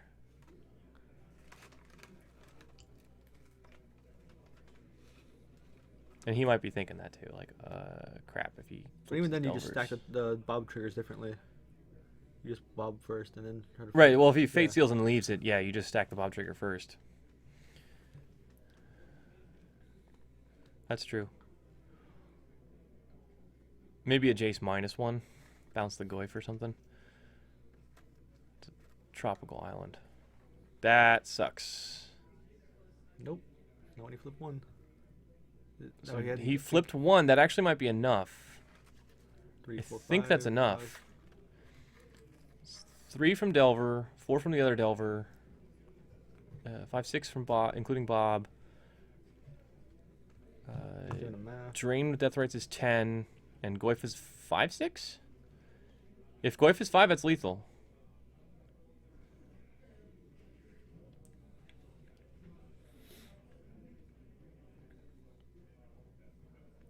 I really like how Bob stacked the triggers there, putting one Delver and the Bob in between. Yeah, I like that a lot too. Just in case the first one didn't flip, he could get rid of that non-flipping card and then get the other, and possibly get another roll. Yeah, that was really smart, and because it still is lethal, and that's Here we gonna go. do it. Bob Marshall wins 2-0. It's resolved. That was really, really close game, and that was very well played by Bob Marshall there. I definitely agree that Nick could have. I don't think he'd need to play Jace there. He could have drawn 7 afterwards, or up to 14, just trying to get a. What was it? A Pyroclasm. Yeah, or Kozilek's Return. Basically anything. And since you forgot Artifact from the Lotus Petal. Yeah, there's a Lotus Petal. Yeah, they forced to crack it. With the So days. it was a greedy attack. It was a risky attack, but at the same time, if he doesn't attack, the Death Rights are just going to drain him out. He was at 12. He did brainstorm up Jace the Mind Sculptor. He did. Yeah, he did brainstorm with Jace. He did bring him through to reach and So- wipe away. Did he bring him Wow, Vistasio? man! If we create a best of Snapcasters highlight, I want to put that game on the highlight reel. That was very, very well played by Bob Marshall. Excellent.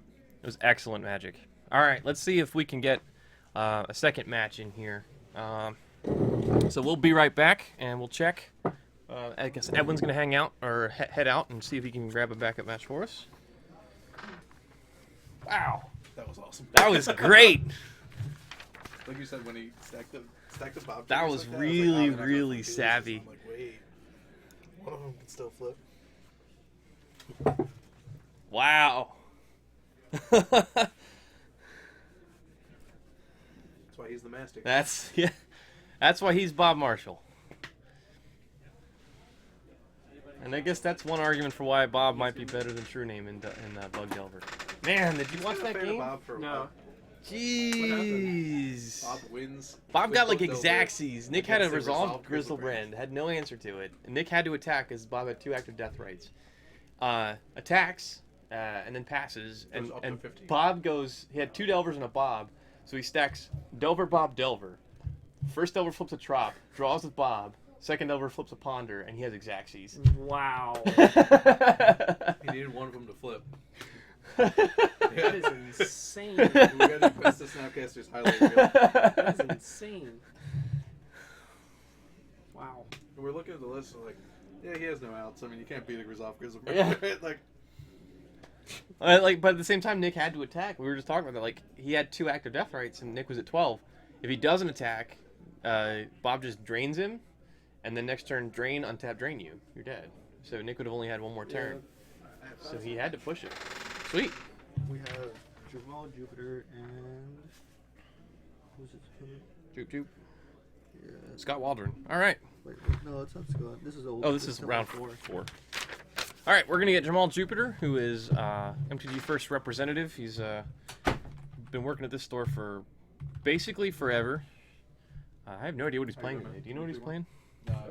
3-2. He's playing. Belcher the round before last. He's playing against something. I'm not sure what. I walked out there and I was like, what's at the top tables? Burn and Belcher. There are three Belcher players here today. Oh, there's 3 Belcher players here. Yeah. Who's on Burn at the top tables? That good Tony Chiesa. Oh, really? Somebody I don't really know. There's a Burn at the top tables. Oh, that makes my heart. That makes my heart That was happy. last round before I walked out for the food, but he was at table 2. Nice. We got a tag here. What's that? I see it. That's the MTG bot. Oh, okay.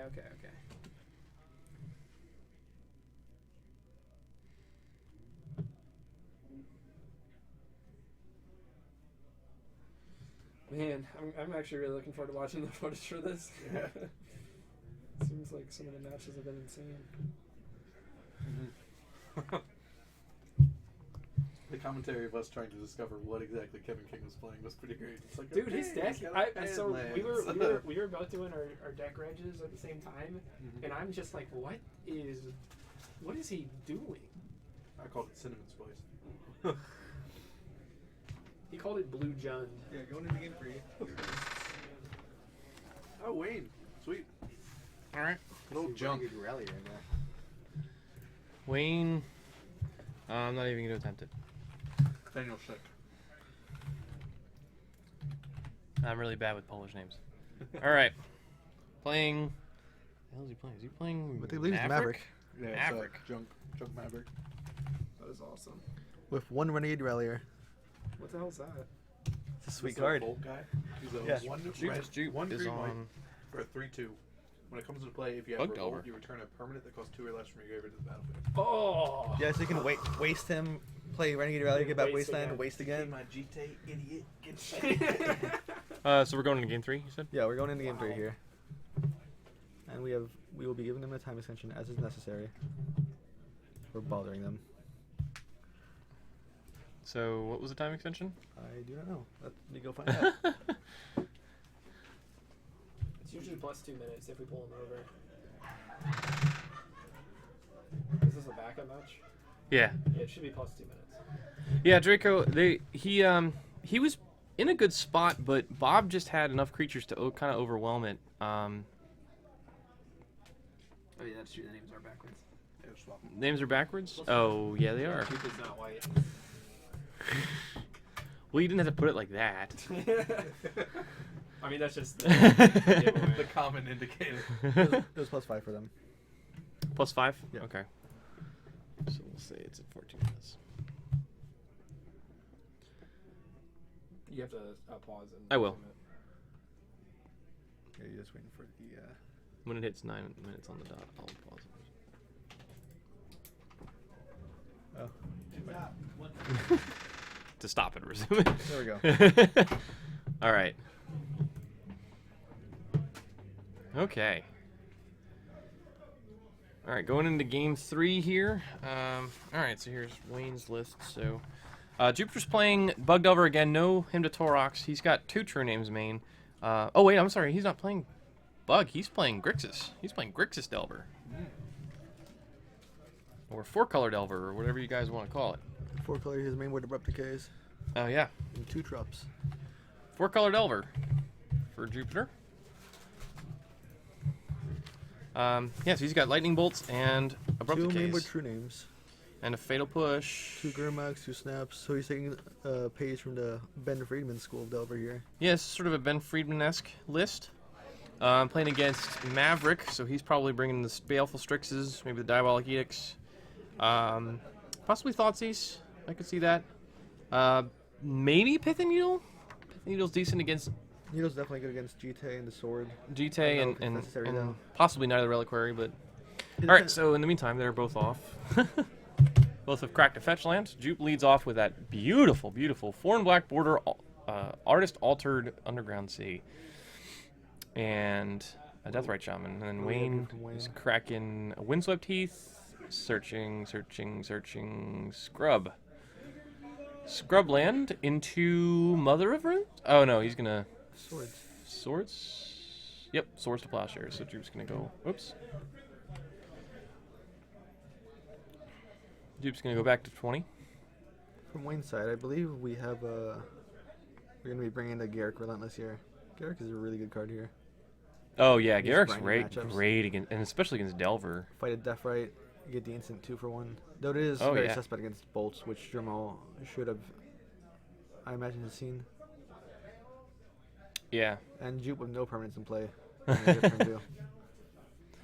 Crack fetch. Back down to 19 for Jupe. Get another C. Less pretty. Not even black bordered. What a scrub. And that is going to be a Delver of Secrets. Pass the turn. I see this plowed from Wayne on hit. So Wayne, yep, he's going to under plow.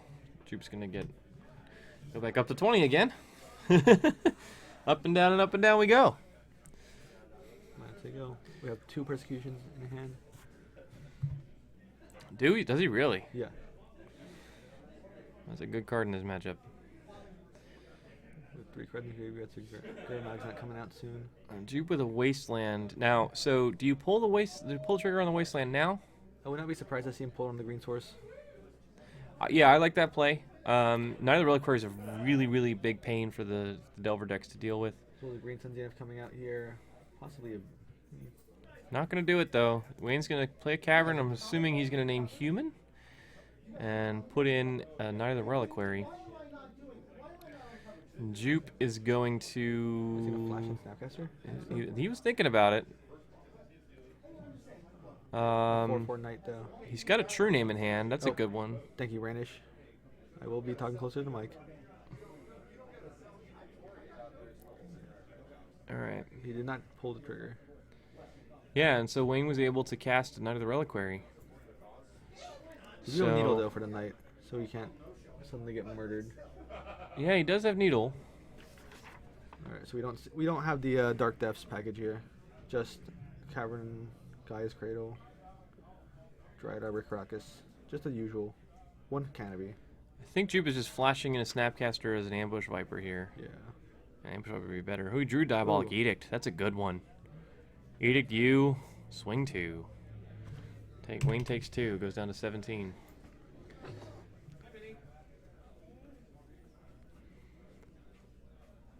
I think this is going to be a Birds of Paradise. Yep. Saw him draw it last turn. He's still got 2 Zealous Persecutions in hand, but with Cavern of Souls, he can't cast either of them right now.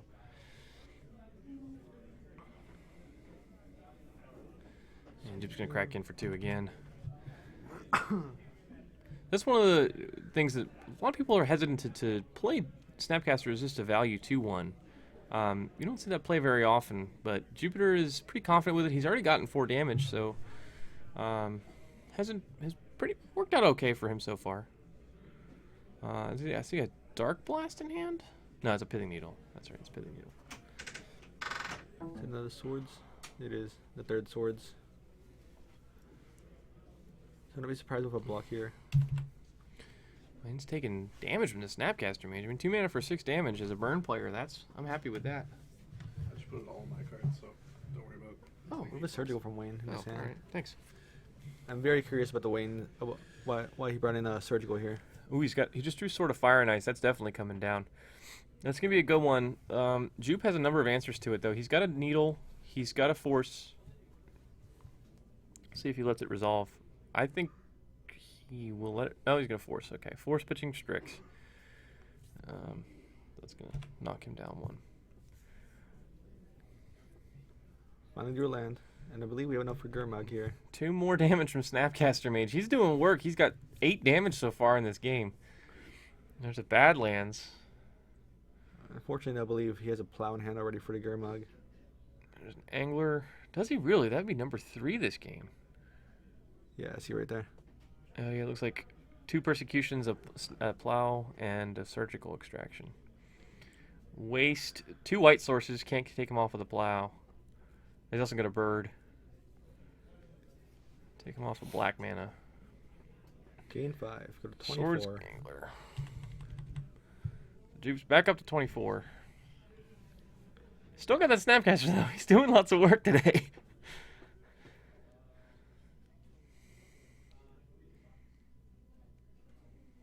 I mean, I honestly wouldn't be terribly surprised to see Wayne just drop this Zealous Persecution just to deal with this Snapcaster once and for all.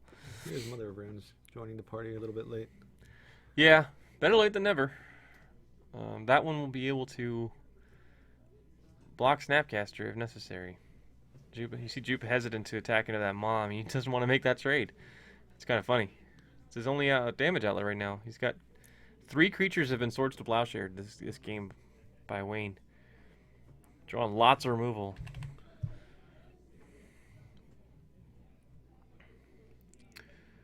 Snapcaster has dealt 10 damage in this game. Jupe has a Bolt in hand. Needle. God, he flips those cards so fast. Looks like True Name, Needle, and Bolt. Can't quite cast the True Name. Bolt the Mom. Yep. Pass the turn. Surgical target bolt. Surgical Bolt, I would assume. Yep. Look at these sweet cards I have in hand. Yep. He's got Wasteland in play. Oh, that's Wasteland's engraved. I was like, has he got Wasteland in play? Wow. Is that a Crane Bolt? Might be. Definitely nice bolts. Yeah, Jupe has really nice cards. I actually have Jupe's old set of bolts. I got a set of Korean signed bolts that I bought from a friend, and that friend got them from Jupiter. Yeah, and I love Christopher Rush's art for the bolts, but I can't afford black border.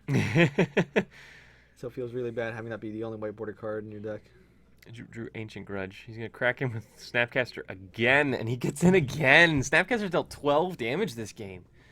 Wayne's at 7. It's from 1 fetch and 6 Snapcaster hits. Curious why he's not just pulling a trigger on one of these persecutions here. I mean, he's taking it again. He's down to 5. I mean, he's extracted the Bolt, so he knows that he's safe from Bolt. Here's a Deathrite Shaman. That's going to give some good reach. That can't be persecuted unless Wayne casts them both.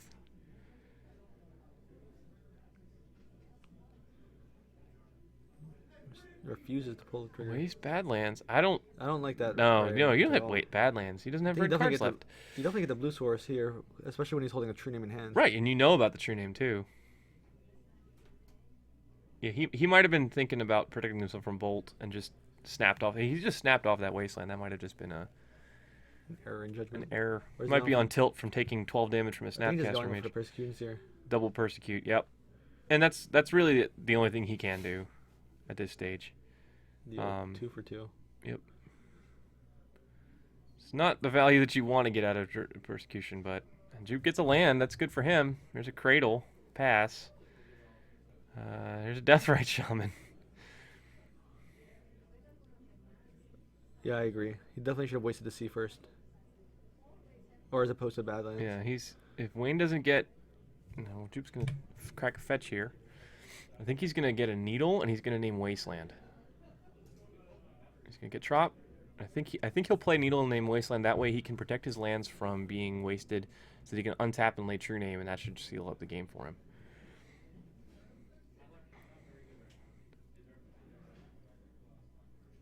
Tap in 3. Wayne drew something. Knight of the Reliquary. That's good, but Jupe's at 23. He's gonna resolve a True Name this turn. Gonna need a land shrink the Knight a little bit. Yep. And his True Name should be game over if he can't deal with it within the next.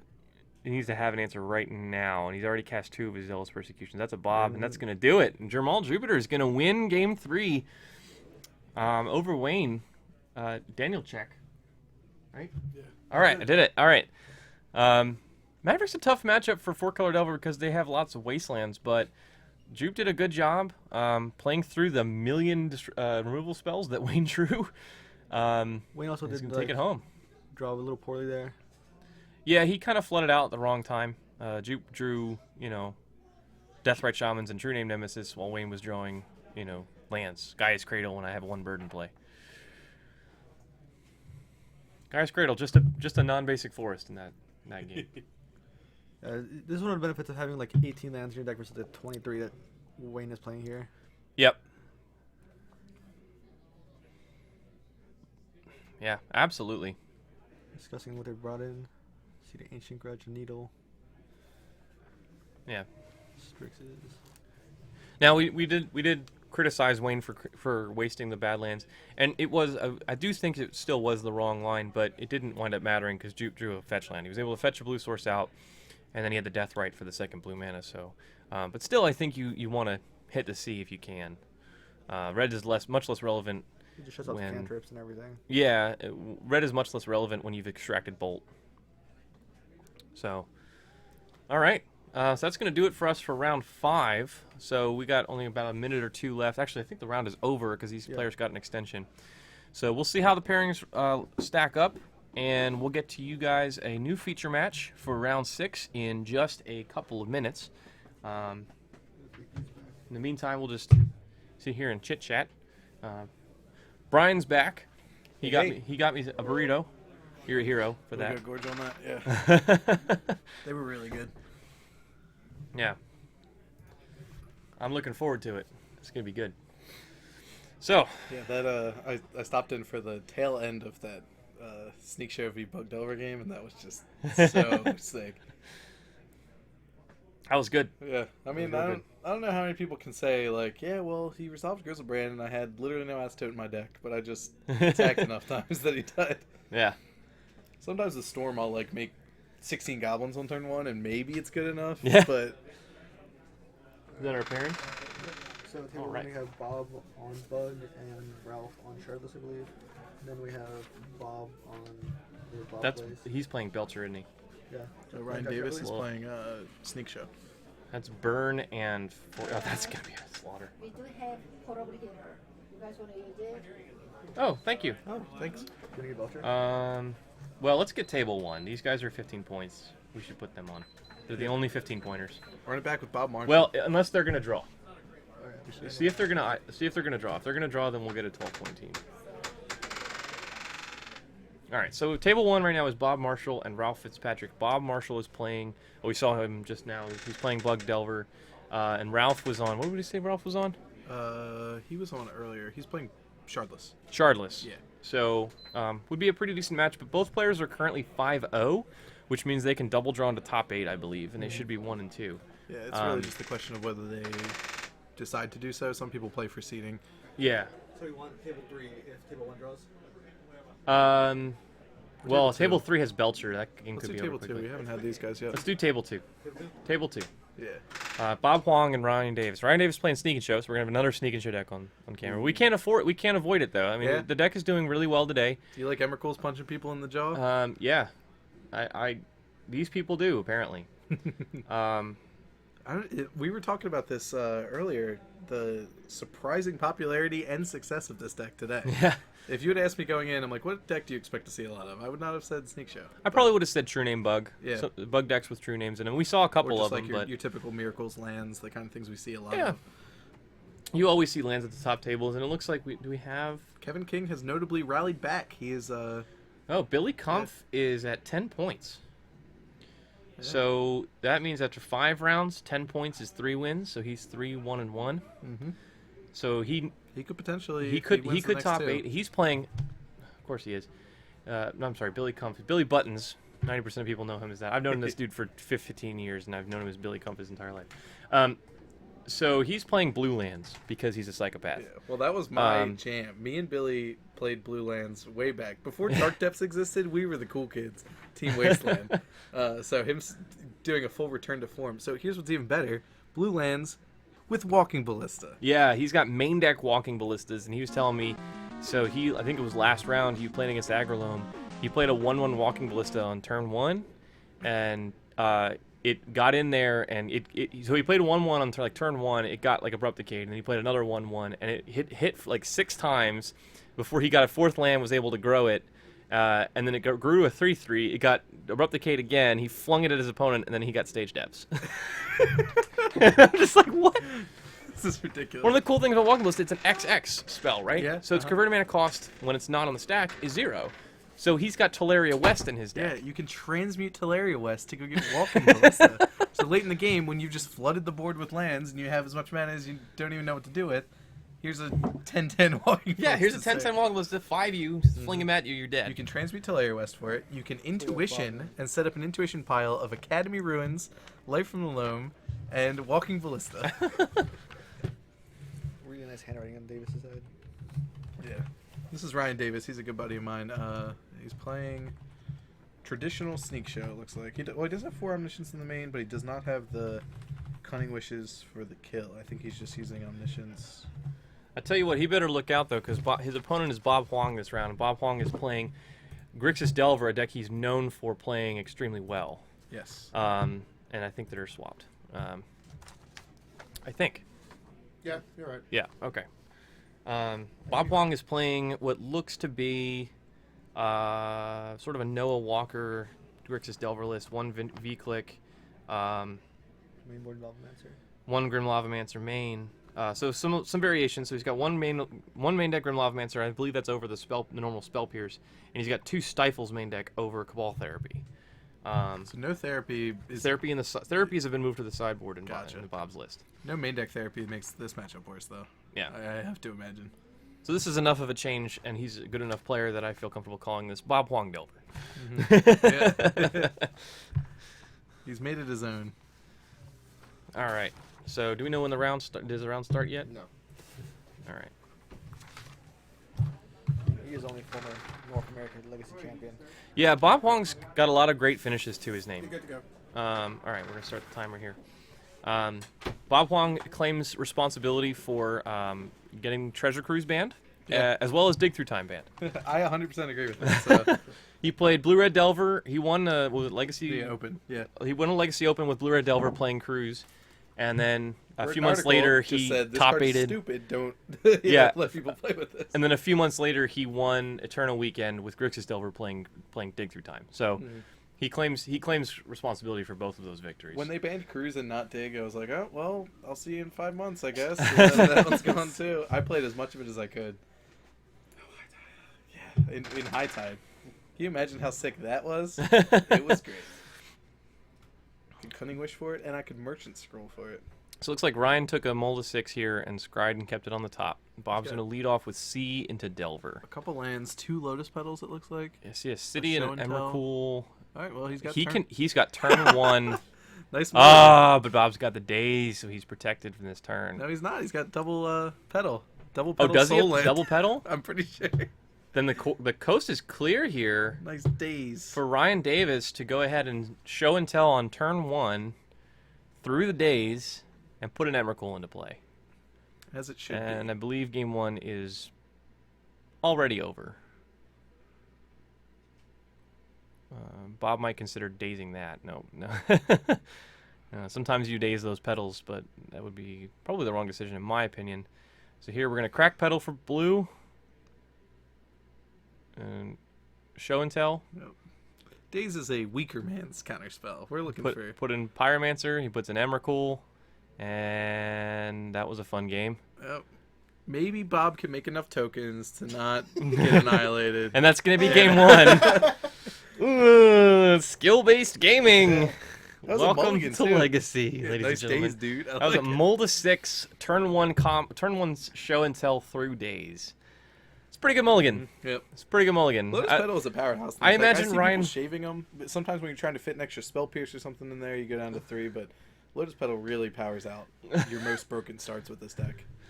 I mean, so Ryan scried, and he scried Emrakul. So he kept that without the Emrakul. So he was like, man, I hope there's an Emrakul on top of this deck. He had 1 probe. I mean, both teams played hard. Yep. All right, so do we have deck lists for this? All Yes, right. we do. All right, do you want to start us off? So you Yeah, have so Bob's I have, side of the I have matchup, Bob's Grixis. sideboard. So Bob's got 2 Flusterstorm, 2 Surgical Extraction, 3 Cabal Therapy, 1 Diabolic Edict, 1 Electrickery, which isn't going to come in here. You need 15 of them to kill an Emrakul. 2 Ancient Grudge, 1 Pithing Needle, 2 Winter Orb, and 1 Pyroblast. And no 15 Electric Trickery would not work because it has protection from colored spells. No, this is the. Oh yeah.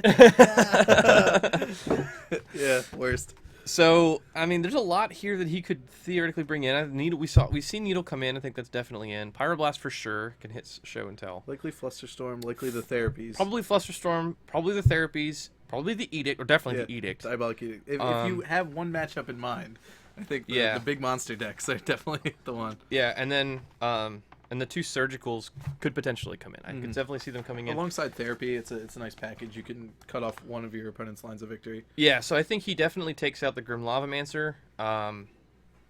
That guy just doesn't do anything in this matchup. Could perhaps shave some of the other supplemental threats like Pyro or he doesn't. Angler. He probably doesn't need Dismember. I could see keeping it in because dismembering a Grizzlebrand and then trading with a Flip Delver is pretty nice. Or but bolting it, yeah. I could see keeping that one in, but I could also see cutting it. I would be fine with either one of those. I'm not sure how he cuts the rest of this. End, I guess. Stifle probably comes buy out. yourself a little bit of time, but it doesn't.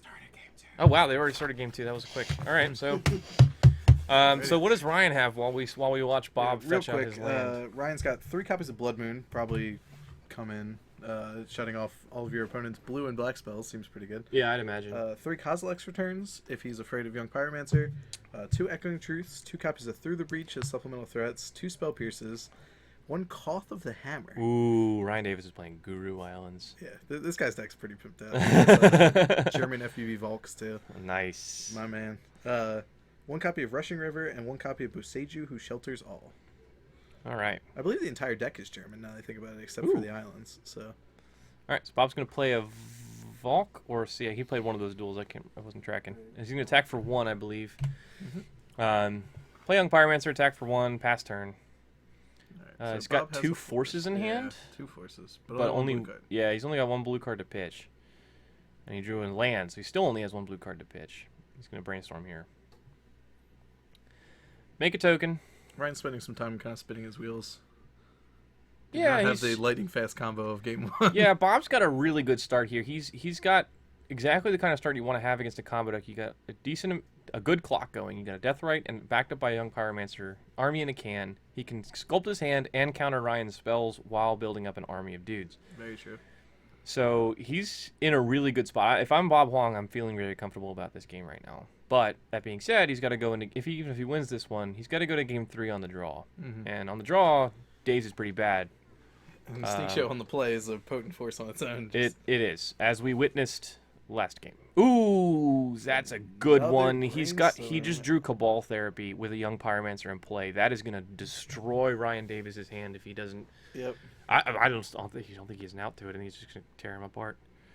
Can we see what's in Ryan does have I see a force. force. Like, I see, but I mean, you could just flash it back, and then Mm-hmm. Force is pitching a blue card. I would please Force of Will my Cabal Therapy. I'll discard 2 cards, you get a token, and then you just flash it. Yeah. Cabal Therapy combined with Young Pyromancer is absolutely devastating. That's the reason to play this deck. You played Grixis for a reasonable amount of time, and yes, that was the best interaction in the deck. Like, it's very, very strong. Very, very strong. For a time, I actually, after Dig Through Time got banned, I experimented around with a Prowess build. So I swapped Deathrite Shaman for Monastery Swift Spear. Let me tell you, Swift Spear and Pyromancer in play. Cast Therapy, Flashback Therapy. As a combo player, attack you for a million. That whole thing just sounds terrible. How many times have I lost to Cabal Therapy with the Young Pyromancer in play? Let me count the ways. The first event I played with that deck, I top 8'd. Alright, so first one resolves. He's not going to fight over it. It looks like the only thing he had to pitch was the Omniscience anyway. Yeah, you don't want to do. Yeah. Well, at this point, it's kind of redundant. He has plenty of big stuff. That Therapy, yeah. This is a really strong hand to have against Cabal Therapy, especially if he whiffs on the first one, which it appears that he has. Because he has Sneak Attack, and that's the card you name right now. Mm-hmm. Because he's got Emrakul, Omniscience, and Grizzlebrand. Plenty of Bs, not a lot of As. Yeah. I think at this point, if he flashes it back, you force it. Because you just really don't want him to take the Sneak Attack. I could see that. I think that's correct, because then you still have a Sneak Attack, and you have both of your creatures That's still. exactly what he's going to do. And he's going to do that. Now, does Bob force back? Knowing that his opponent's hand I would. entirely hinges on the... I absolutely would. Or does he just feel comfortable sitting on force? He has a Delver in hand, and I think he's got enough of a clock that I would feel comfortable forcing like he back. declined. You'd just rather cast the Delver. Yep. Oh yeah, because he's gonna save that force of will for the actual combo piece, and that makes sense. He's got lots of Pyromancers. It's kind of the same thing either way, right? You either preemptively trade your therapy for the sneak attack, or you just hold the force. So in the meantime, Bob Huang has 3 elementals, a young Pyromancer, a Delver that he apparently forgot to flip, and a Death Ray He had Shaman. brainstormed the previous turn. He knew the top card. Oh, okay, fair enough. So he's gonna attack for 6 here. That was the second Pyro. Take him to 12. Another Pyromancer with force pitching force in his hand. Deathrite Shaman Drain active. He's got lethal on the table, doesn't he? 1, 2 puts him to 10. 1, 2, 3, 4, 5, 6, 7, 8. If He's Delver got flips. 8 attack, drain. Oh yeah, second drain. He has lethal on the table. It's now or never for Ryan Davis. This is pretty much Probably how you draw it never. up. Yeah. And why did I swapped these game wins? Bob Huang is not about to win this match. He's about to tie it up. Duncan Verbal, the German brainstorm. Gedankenwirbel. Yeah, Ryan's been playing show and tell variants for a pretty long time. Instead of German Cold Snap theme decks, Brainstorm? Yeah. I like the Cold Snap theme decks ones because you get the New frame with the Chris Rush with the art, Chris yeah. Rush art. And generally, I prefer older frame, but if you're playing Ponder and Preordain, then all your cantrips match. True. It's a small thing. That is one thing that bothers me. I have Masks, Brainstorms, and I have the Player Rewards promo Ponders. Now, my solution to the problem would be print an old border Ponder. Yeah. Yeah. Throw me a bone, Wizards, please. Like the Noble Hierarchs and Yeah. the swords, yeah. Or just get Klug to alter them. That's another option for you. It only costs you an arm and a leg. All right, so he Cracking a has a pedal. fetch. He can cast Sneak Attack here, but... Pedal and Tomb and Mountain. Yep. I know there's a lot of glare on those cards, unfortunately. Oh, he found Ancient Tomb. Okay, so he Yeah. can cast Sneak Attack and activate it right now.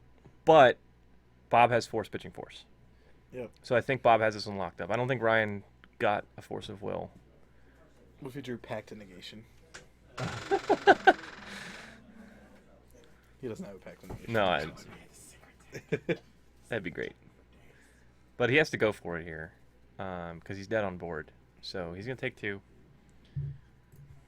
Go to 10. Or he cracked fetch. Sorry, he's at 9. Sneak attack. There's a force, Yep. and we go to game 3. Indeed. So we're going to tie it up. We're going to go to game 3 here. So we saw their sideboard Cabal therapies putting in work. Yeah. They did really well, but Bob just had a really good draw. He was able to get Deathrite on turn 1, Pyromancer on turn 2, and was backed it up with counter spells and therapies. And that's how the Grixis Delver deck is built to work. It's designed to do that. Exactly that. So like we saw earlier, a couple rounds ago, we saw Steve Dupal was playing Death and Taxes, and he played the one game we saw of him, basically how you draw it up with Death and Taxes. Yeah. Right? It was Your ideal textbook hands. Death and Taxes game. Get an Aether Vial out, port your opponent's mana every turn, get lots of free creatures, just Shut off exactly his how Death you're Rite drawing with it. your Revoker. Yeah. Exile his Goyf with your Palace Jailer. Yeah. And so that's pretty much what we saw here. Bob Huang playing the Grixis Delver ideal hand. How to be great. Draw like Bob Huang. Yes. Very true. The great one, in fact. Yeah, so Grixis Delver has it has been the most popular Delver variant since Cruz got banned. Yeah. Once Blue Delver got banned, Grixis Delver kind of picked up through the Dig era. Then Dig got banned, and it still was popular. Still was the Dig best. era. We say it with such reverence. Still was the best version after Dig got banned, and has been kind of dominating the market share. But now, with Leovold getting printed, and then Fatal Push getting printed, we've seen more players traveling towards the bug side of things. Just blue, black, and green, and eschewing red entirely, for a more stable mana base. But as we can see, as we just saw from Bob, Bob's sitting here. He's X1, I believe, along with Ryan Davis. They're both X1. Grixis Delver still has a lot of game to it. It's still a very, very good deck. It didn't lose anything. In fact, you can even play Some decks, I've seen some players playing Leovolds in this deck because it does have green mana. You have one source to fuel your death rights, most likely. One source to fuel. You have one drop to fuel your death rights usually, but you also have death rights. Yeah, death rights themselves are sources. Right. The way I see the Grixis versus Bug conundrum is like, Goyf is better in the creature matchups. It's bigger and it can swing and block better, but Pyro is better everywhere else. Like, decks with lots of removal, you'd rather have Pyro, you get something out of it. Combo decks, Pyro goes nuts and works well with therapy. Yeah. Pyro is the better threat. It was an opening 6, sir. He mulliganed. Mull to the casual turn 1. Opening 6 and then a Scry and keep off the Vancouver mulligan. All right. Bob's going to take a point here to crack his Pluto Delta and go get not an Underground Sea. I believe he's going to get a Bulk instead. Yes, there will be a top 8, assuming the players don't split. Occasionally, with a prize pool that large, people just would rather take the guaranteed cash. But any matches that are played, we will stream. We usually what we usually see is top 8 plays it out, and then sometimes top 4 will split. But occasionally there's a few players around, very good players, who will never split. Yeah. Hashtag never split. Yeah. I am hashtag always split. Whenever a split is offered, I'm like, oh, take the money. The one time I declined a split, I was immediately punished for it because I was on High Tide versus... Ooh. So Bob is going to pay 2 for Retaxing Probe. Ryan shows him Ancient Tomb, Fetch, Blood Moon, Grizzlebrand Island. The dream. So, does Bob have Force of Will? Have we seen his hand? We have not seen Bob's hand very much. I don't know if he has a counterspell in hand. He has no mana. He's already played a land for the turn. So Ryan could just try to slam jam this Blood Moon, but Bob just drew a Daze. So if he does try to jam the Blood Moon this turn, which I doubt he will, it's going to run straight into a Daze. Death and Taxes could make it back up. Possibly. Where's our Stephen Dupal still Steve up there? Dupal has 10 points, so he's 3-1-1. So potentially, if he wins his round against Mike Lawrence, or if we just run out of time, if these guys finish up, there's 35 minutes left in this match. Yep. So possibly, we'll see if we can get it back on there.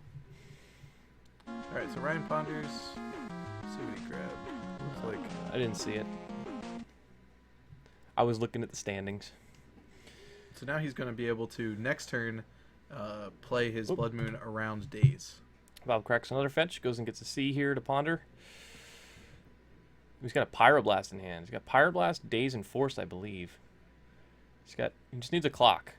There's a Pyromancer, yeah. Pyromancer and Therapy. Those are 2 good cards. Best friends forever. But he wishes he tapped the Valk now, though. Yeah.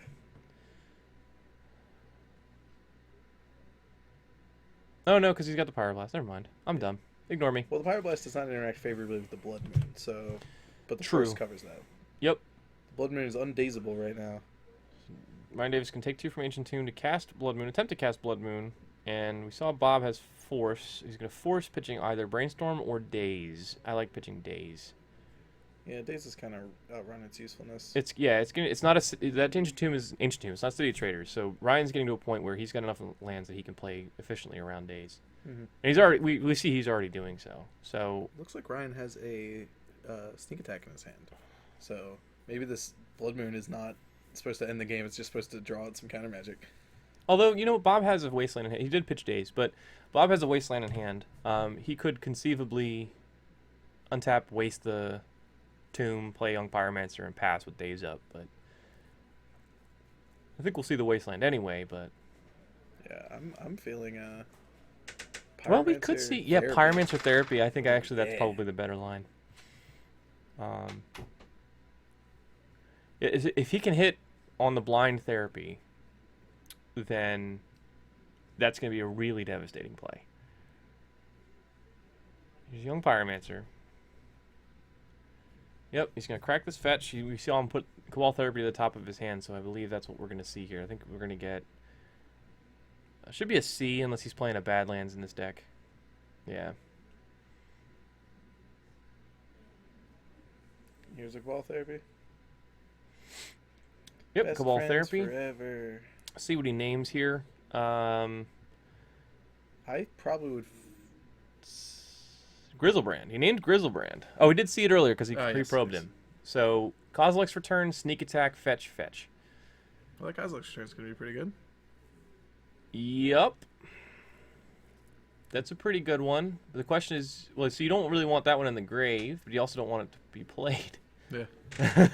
Well, it being in the grave is fine because I don't think he's casting Emrakul. Well, he does have the Omniscience. Ooh. Yeah. All right, so Ryan draws Ponder, it looks like. He's So gonna he fire did off flash the it return. back, and I guess he got the sneak attack. Yeah. So Ryan's hand is fetch, Ponder right now. Return, clear table. Ryan took 2 for that. Was it an ancient? Yeah. And then ponder. If only we had a daze. Days is something worth fighting over here. Curious. Guys. Belcher won. Oh, really? We have 203. You gotta get him. I got shown and told. Oh no. Wait, isn't this round 6? It is. You right? You right. You right. Which one is this? You can shortcut by just selecting the text and hitting That's right. R. Just right click. Yep.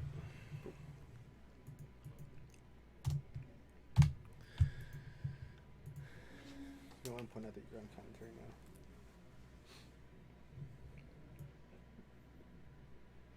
Where's the commentators? Oh. Yeah, I got it. I got it. It's right here.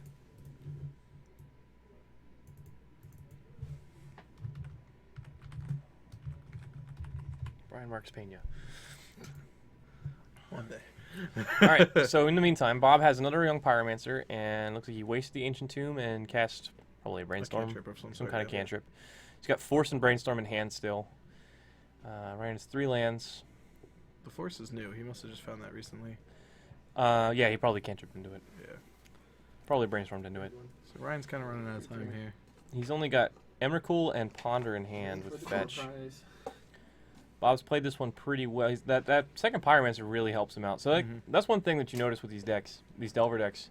They can be chock full of disruption, but if you don't have a clock, you just die. I watched SCG Invitational or Players Championship match between Caleb Shearer and I think it was Danny Jessup. He was playing Rug Delver. He just had a hand like 6 counterspells, and he lost. Yeah. Because Give them enough time, and they he didn't will have find a way clock. to kill you. So Caleb was just like, okay, I'm just gonna burn all your counterspells. I'm gonna crack this fetch. I'll stifle it. Okay, well I'll just play this Underground Z instead. And just he was able to play around him. Now, I mean, like not everybody is gonna be able to play around it as well as Caleb Shearer, obviously. Yeah. But But if you give a combo deck infinite time, it'll bite you. exactly.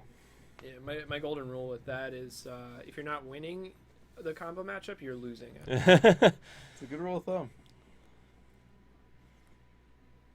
Yeah, maybe I am questioning Ryan's decision to fire off the Kozilek's return immediately.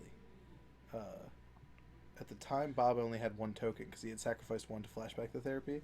So it's a 3 power, and then if Bob goes all in next turn, casts a bunch of cantrips, that's when you Kos return him.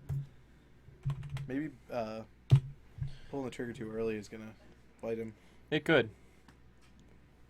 Post on the stream. Can you go check their life totals for us? Okay. Thank you.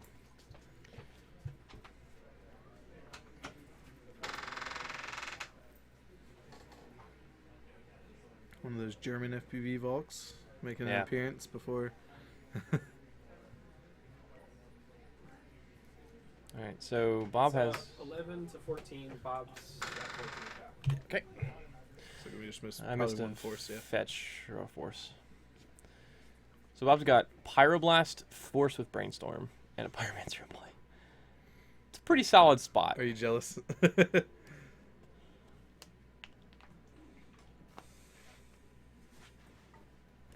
It's got a handful of counterspells and a Pyromancer in play. Bob thinking about Show me countering what you're this? working with. Yeah, just, here you go. Have fun. It's great. Beat this.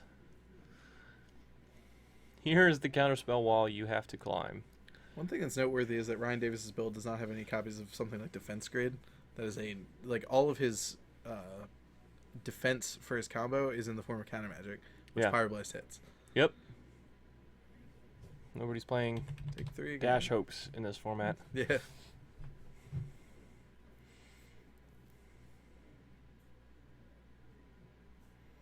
That's a Passeju.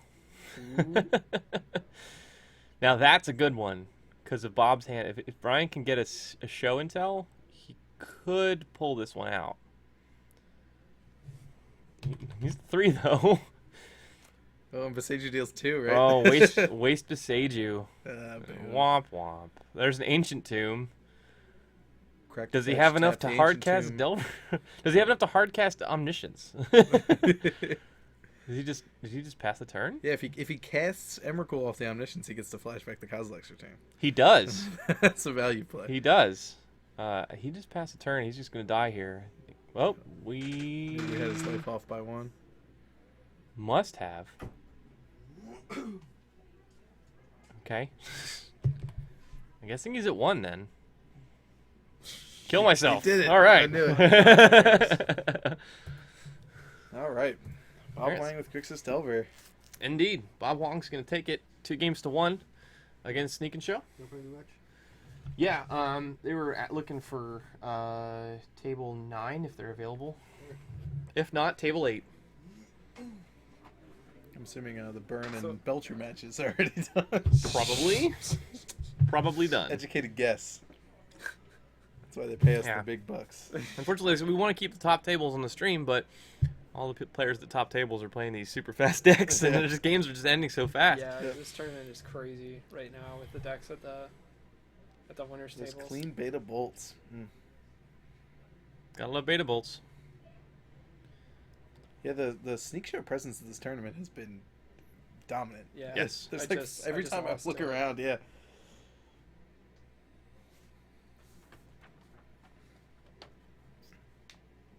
So given that, we have Corey in the booth, everybody. So Hi. what do you guys think is well positioned against Sneak and Show? What in your opinion, what are the best decks against that? The typical Predator is Death and Taxes. Having Caracas, having main deck Thalia, having Mana Disruption, Revoker. It's a 9-1 matchup at best, in my opinion. It's almost unwinnable. Yep. Now, a lot of these Sneak Show builds have been picking up Omniscience, which is primarily meant to just dodge some of the hate out of Death and Taxes. If they like Violent Flicker Wisp or whatever, you have it beats Caracas, because if you have an Omniscience in play and you cast Emrakul, if you're gonna Caracas it and give me another turn after this one, Yeah. It beats a lot of reactive hate too, because a lot of times, like, I just lost to it because like he show tell it, I put it in Night and he put Omniscience and then just cast Emrakul, yeah. and I was like, all right. You're like, if I get to untap, I can go fetch a Caracas, But yeah, I can't, even then, it's like they just get to recast it. Yeah. And they have all the fun, and I don't. Yeah, it's really well designed. I mean, you have like some people will like burn decks sometimes jam Ashen Riders just because it's a Hail Mary. The deck is such a dog to Sneak and Show, so you just like, I'll just put Ashen Riders in my sideboard and hope it works. But then they have ways to play around that. Like they'll show and tell, and yeah, you get the free Ashen Rider, but I This put it in is a sneak sneak attack, This and is you trigger why- your this Ashen is- Rider, and I'll this is sneak actually in whatever. A good point. This is why I run in Snaring Bridge in my burn boards instead as reactive. Yeah. Because it does the same thing. Like your hand's almost never going to get to 7 to where they can attack with Grizzlebrand. Like you're likely just going to put it into play and you have to make them answer it. Yeah. Which, like, granted, the Cunning Wish builds, like, they can get answers. The Burning Wish builds, if there are any still, can get answers. But and it doubles on like some other matchups too. Is the nice part about it though? You can bring it against lands and they can't kill you with Merit Lage. That's Very Billy true. Buttons. Billy. Sweet. Oh, Billy's deck is so hot, by the way. Yeah, this is the deck we were talking about previously on stream, featuring Walking Ballista. Hell on wheels. All right, I'm gonna. You should call it Heck on Wheels.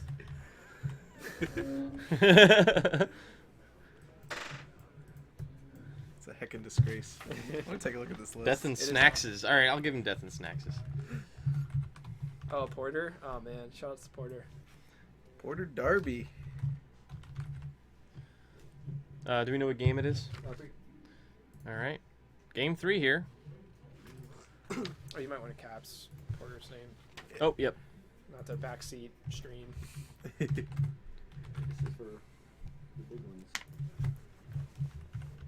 Yeah, so Billy does have 2 copies of Teleria West, like we predicted. He has And so by the way, they tutor up Walking Ballista. Ballista. I know. So that's kind of hot. But also, imagine Intuition end of your turn. Sure, what are you gonna get? Life in the Loam, Academy Ruins, Walking Ballista. That's the other thing is he has Academy Ruins in the blue lands deck, so he can like throw his Walking Ballista at you or at all your creatures, and then buy it back the next turn. So good, so good. You Hey, can't- yeah. You can't kill it either because he'll just make it sack himself. So if you go to plow it, he just like bolts you or something, and then like recurs it. Ugh, it's Such a great disgusting. Man, He's running a second in the board too. It's apparently doing him some work. And he can just deck you. They're looking That at their too. trying to Yeah, predict if you their wanna post board really do that. configurations I mean, here. he has a draw this. I imagine this tournament, though. Billy has an Engineered Plague in the board as well. One copy of Erupt Decay. Yeah. The second Walking Ballista probably does come in against Death and Taxes. So many Oh, absolutely. one toughness tasty treats. He has 4 copies of Curse and Grip, 3 Chalice of the Void, 1 Trinisphere, 2 copies of Tireless Tracker, an additional Dark Depths. He has 1 main, and then 1 Boseiju. So I think the things that come in are the Walking Ballista, the Engineered Plague, the Decay, and some number of the Grips. Probably not all 4 against Death and Taxes, but it is a very good card to hit in Ether Vial. This is a crazy deck. The funny thing Billy was- is always good for some spice. Yeah, I just dug out my old land stuff and rebuilt blue lands independently of Billy. Just was like, I think now's the time. It's like a journey. Everyone keeps returning to the same destination. Yeah. So Billy's going to be on the play here in Game 3. He's going to play a Mox Diamond, pitch a Taiga, play Exploration, play Wasteland, play Verdant Catacombs, crack Verdant Catacombs, and we are off to the races. Let's just put a lot of lands into play. And then probably loam back both lands. Yeah, why not? Let's just get all the value right now. Yeah. Pretty good start here for the lands deck. That's pretty much how you want to start this game. Looks like he's got a rotate in hand too. Feels good. Yeah, he has a rotation in hand. If he draws one side of the combo, he can play the other. He's playing 2 Nothing stages there. and 1 depths main and additional depths on the board. So. Looks like, was it a Taiga? Taiga, Loam, Crucible. Mm-hmm. Catacombs and Taiga. Go. A little surprised to see him not go for Not cast the loam. Yeah. casting the Loam. Perhaps he Porter's got a predicted rest in peace. Yeah. Well, I mean, it doesn't. Well, if he predicted it, he should have cast it then. Should have got Well, those having lands the back. loam in hand is better than having a Taiga in hand, I think. Because later on, when you find an answer to the rest in peace, I'd rather have a loam. Yeah, That's true. So you can just reload. Yep. Yeah, see, he's Ruglands, and is splashing black, it looks like, for Decay and Engineered Plague. Mine was the Rallier, like I told you about. Engineered Plague. Yeah. Man, I haven't played that since POX. Actually, no, wait, I take that back. I was running that in Aggro Loam, and I played it against Belcher one game. That felt pretty good. Yeah, so Billy's got on a pair down here. He has 10 points. His opponent is 9. Now, what the heck's that? That's Sanctum Put it in the Prelate. guard to get Sanctum Oh, Prelate, yep. yeah, that's the white recruiter, right? Yeah. All right. So Sanctum Prelate is insane against lands. No matter what build you're on, that is insane. You shut off 2, which is Loam and Punishing Fire and Abrupt Decay and all Yeah. the cards that matter.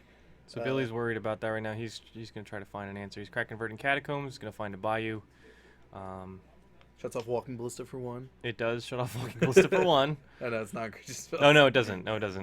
Ballista does have In legs. there. Shuts off Chalice for 1. Yes. Now, But what are the stats on that? The Recruiter of the walking- guard? Yeah. No. The other one. Walking Ballista's just a Ballista? 0/0, It's a 0/0 with XX. It's like a and anything else. Hangerback Walker. The Sanctum Prelate? yes, that's It's a it. 2/2. 2/2. Okay. Because I'm thinking like how big Walker needs to be to take him out to the valley. Yeah. So Billy's going to untap Waste. So he's just gonna do that. Violent now, Sanctum yeah. Prelate. Yep. Probably naming 2. Names 2. Alright. It doesn't shut off crop rotation, though. Oh, there's a second one, though. Sanctum Prelate. Jeez. Sanctum. Billy's going to think about this one. He might want a crop rotation in response to just get one side of the combo. Name Well, he has crop Oh, he's and got intuition, so yeah. he is kind of pinned no matter what number shows up. He can cast both in response right now, though. Yeah, and I think he should. Intuition is pretty poor under Rest in Peace, but you get 3 copies of a redundant card. Does he have... He has 2 stages and 1 Dark Depths, and he can bring in 1 Dark Depth. So he cannot... He can intuition first, see which one Porter gives him, and then crop rotation for the other. Very true. Well, he can get... They're both on 2. the other one hasn't resolved. The other one hasn't resolved Oh, yet. okay. So Billy's thinking about responding to this one. So he could Intuition for Teleria West, Walking Ballista. they're probably not giving the Ballista. They give him the Teleria West, which he transmutes to get the other Ballista. So that second And then he can prelate go resolved. start He let it resolve, and he named 3, and Billy just drew Dark Depths, which means he can crop rotation into Thespian stage, make the Merit Lage right now, or whenever he wants to, pretty much. I would honestly, because it's a Wasteland deck, I think you just do it now. All right. But that opens you up to Caracas. I don't know if I Oh. or Flicker Wisp or something like that. That's true. Yeah, it's also a Caracas deck. Yep, that's true. So it's pick your poison. Oh wow! So Not So Silent Bob just tweeted at us And we respond here. showing. Yeah, I'm just gonna We retweet got it. something juicy for you. So he's gonna. So Porter's casting Pithing Needle. Billy let it resolve? The creature that searches is called Recruiter of the Guard. Yeah. Why did Billy let that resolve? Why would you not? Why would you not cast Crop Rotation to make a Yeah, I think I would have gone for the 2020 there. Merit Lage? I'm confused. This sort of War and Peace. Maybe he has a different plan in mind. Maybe he's gonna go get Tabernacle. Maybe. Here's a Crop Rotation. Maybe he didn't name Thespian Stage. I guess we'll see. Needle was on Walking Ballista. Needle's on Walking Ballista. So Billy's gonna make a. Billy's just gonna make a Merit Lage here. Why would you name? What? All right. He's scared to death of that Okay. card. So Pithing Needle named Walking Ballista here. Billy's gonna Crop Rotation for Thespian Stage and make a Merit Lage. Does Porter? And that's the game. What? What? Porter.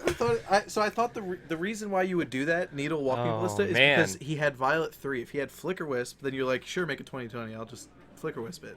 But he didn't have the Flicker Wisp. What was that game? That was amazing. Needle on Walking Ballista. All right. Okay, and that's gonna do it. Billy Buttons is gonna win Somebody in the chat Win had the same feeling. game 3 Oh yeah, on. Big Porter has a Flicker. Oh, never mind. Is that up? Do we up the punt count on that one? I mean, he plays Dark Depths. I think you have to name stage. Yeah, I'm comfortable calling and he it had punt. he had Dark Depths in play, Yeah, it's not like it wasn't an old thing. and he didn't have a Sanctum Prelate on one. Naming 3 with the second prelate was also kind of a punt, if you ask me. The only card it shuts off is Intuition. There's no other 3. Oh, 1 copy of Crucible, which had already been exiled. I'll leave it up to chat to call a punt. On that one or not. I'll leave it up to the chat. Chat, what do you guys think? You guys vote on that. You got 200 of you, and there's 3 of us. So Yeah, we've been averaging about 200 viewers all day. Shout out to you guys for sticking with us. you guys are awesome. We love you guys. For anyone who's tuning in just now, we're Always name Walking Ballista. Yo, you know what? I have to imagine that Porter got blown out by Walking Ballista In a in previous game game. 1 or game and 2. it just imprinted in the back of his subconscious. He had to get blown His out animal by that. brain just That card is snaps out. amazing Nightmares. against Dark Death and Taxes. He's gonna have nightmares of a ballista walking towards him shooting him with arrows tonight. Billy's an innovator. We'll just say that. So that win puts Billy at 13 points, which is still top 8 contention. That is yes. He needs to win. I think but he does need to win. He's 3-1-1. He doesn't have a loss to give. He doesn't have a draw to give. I believe he does have to win out, but he's alive for top 8. So I kind of like not casting the crop rotation in response to the needle because it gives you a bit like you want to see what he names first. You could make a 2020, but then you really get blown out. This way, you see if he names stage, yeah, you go get like Tabernacle or something. Wow. When both players screw up, the one with the 2020 usually wins. Yep. Yeah. The prelate on 3 and the needle, I think, were both. You know what? You know why? Okay, so here's why it may not be a punt. All right. So here's my line of thinking. I think Billy punted first. Billy punted just first not by not snap responding to rotating. Needle, by crop rotating and making a 2020. But the reason I actually kind of like that is, if you know the needle's going to name Dark Depths, you don't have to commit now. Or the needle rather will name stage. Yeah. You don't have to commit immediately. If you go make the 2020 and then he has Flicker Wisp or Caracas, he hadn't played a land yet. Sure. Then you look really dumb. Sure. So this way, if it resolves and he names stage, if he doesn't name stage, you make the Right. 2020 and kill him. If he does name stage, then you like go get something like Tabernacle, which would have been very good on that board, or Mazavith. Like you have other options. Sure. You're not locked in. That's fair. Yeah. So so maybe not a punt from Billy, but Porter might have expected Billy to play crop rotation if he had it. Is what I'm getting at. Uh-huh. So when Billy didn't rotate in response to the needle, he probably said, "Oh, he doesn't have rotation. I'm going to name Walking Ballista because that's what blows me out." Yeah. And then Billy had crop rotation. Well, implying you would ever name anything other than Walking Ballista in any matchup. Every time I draw a needle from now on, it's just... Wait, what format is this? Legacy. Making waves in Modern and Eldrazi. We should ask Billy to keep track of the largest ballista he's created today. Lance is capable of some big mana. And especially the blue, yeah. Yeah.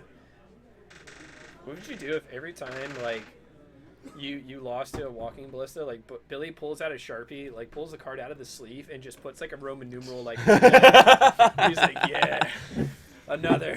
Kill count, yeah.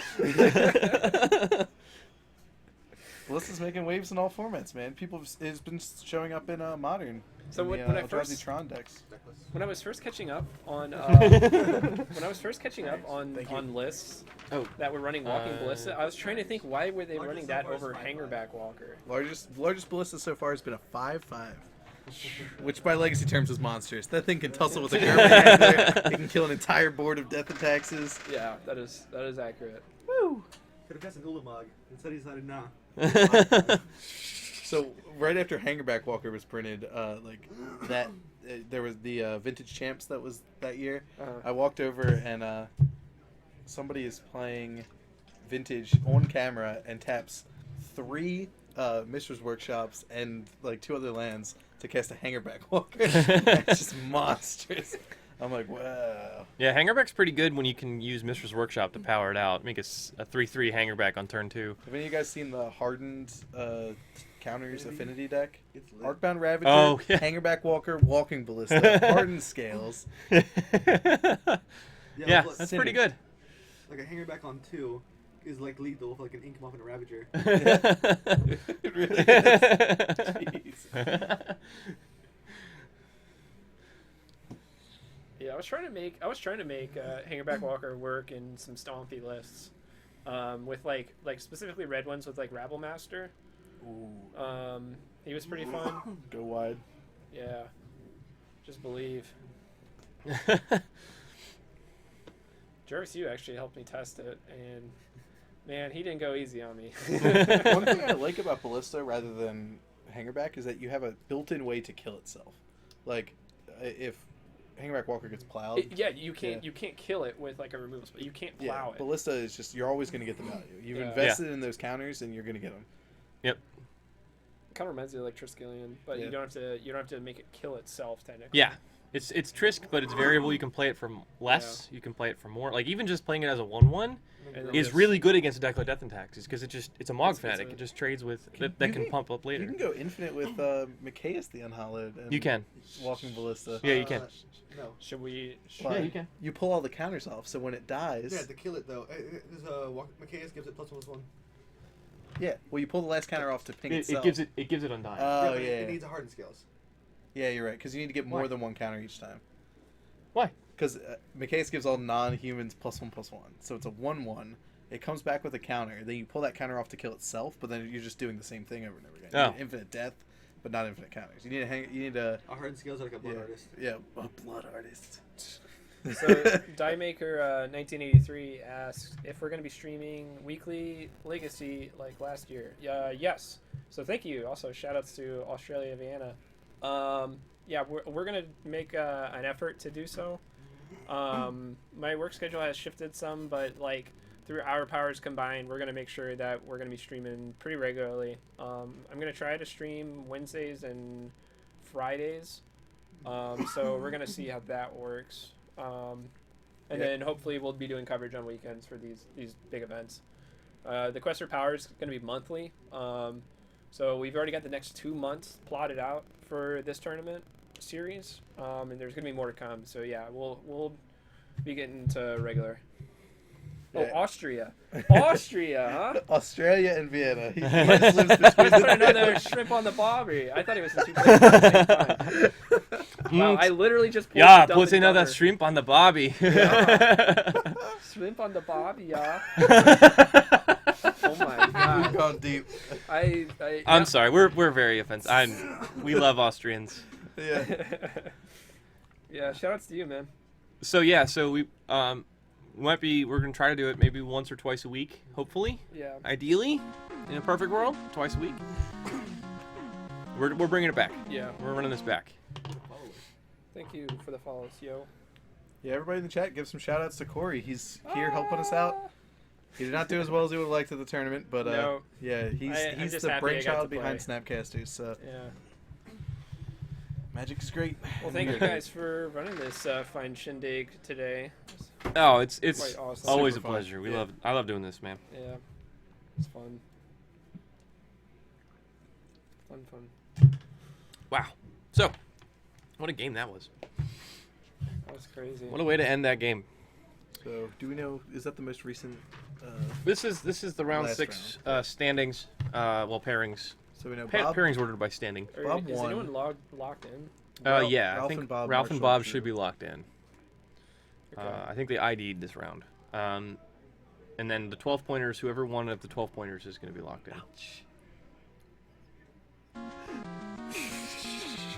Zach672, thanks for the follow. We should clip that pithing needle. Yep. The pithing needle heard around the world, and apparently from Australia too. As well as Austria. Down under. I wonder what time it is in Australia. That seems like it would be Google. It's tomorrow. Google- It's definitely tomorrow Yeah. in Australia. Yep.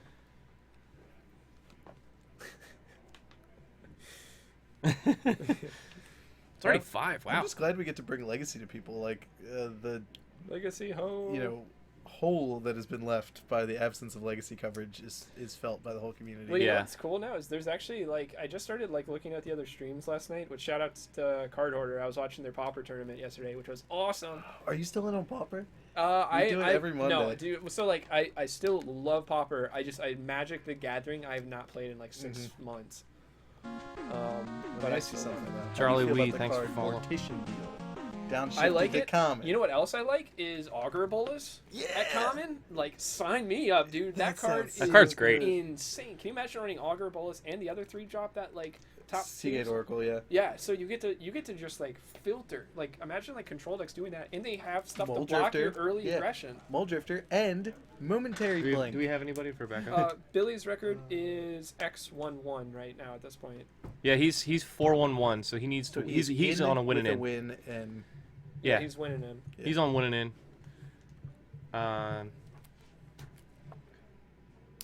Life is bowling. You should talk to your local shops and ask them to host non-sanctioned Legacy. Now, the reason I say that is so you can use quote-unquote playtest cards. the Start- old playtest card. Pull out the Sharpies, make yourself a set of Underground Seas or Plateaus or whatever you want if you want to do that. I don't know why you would, I suggest Underground Seas.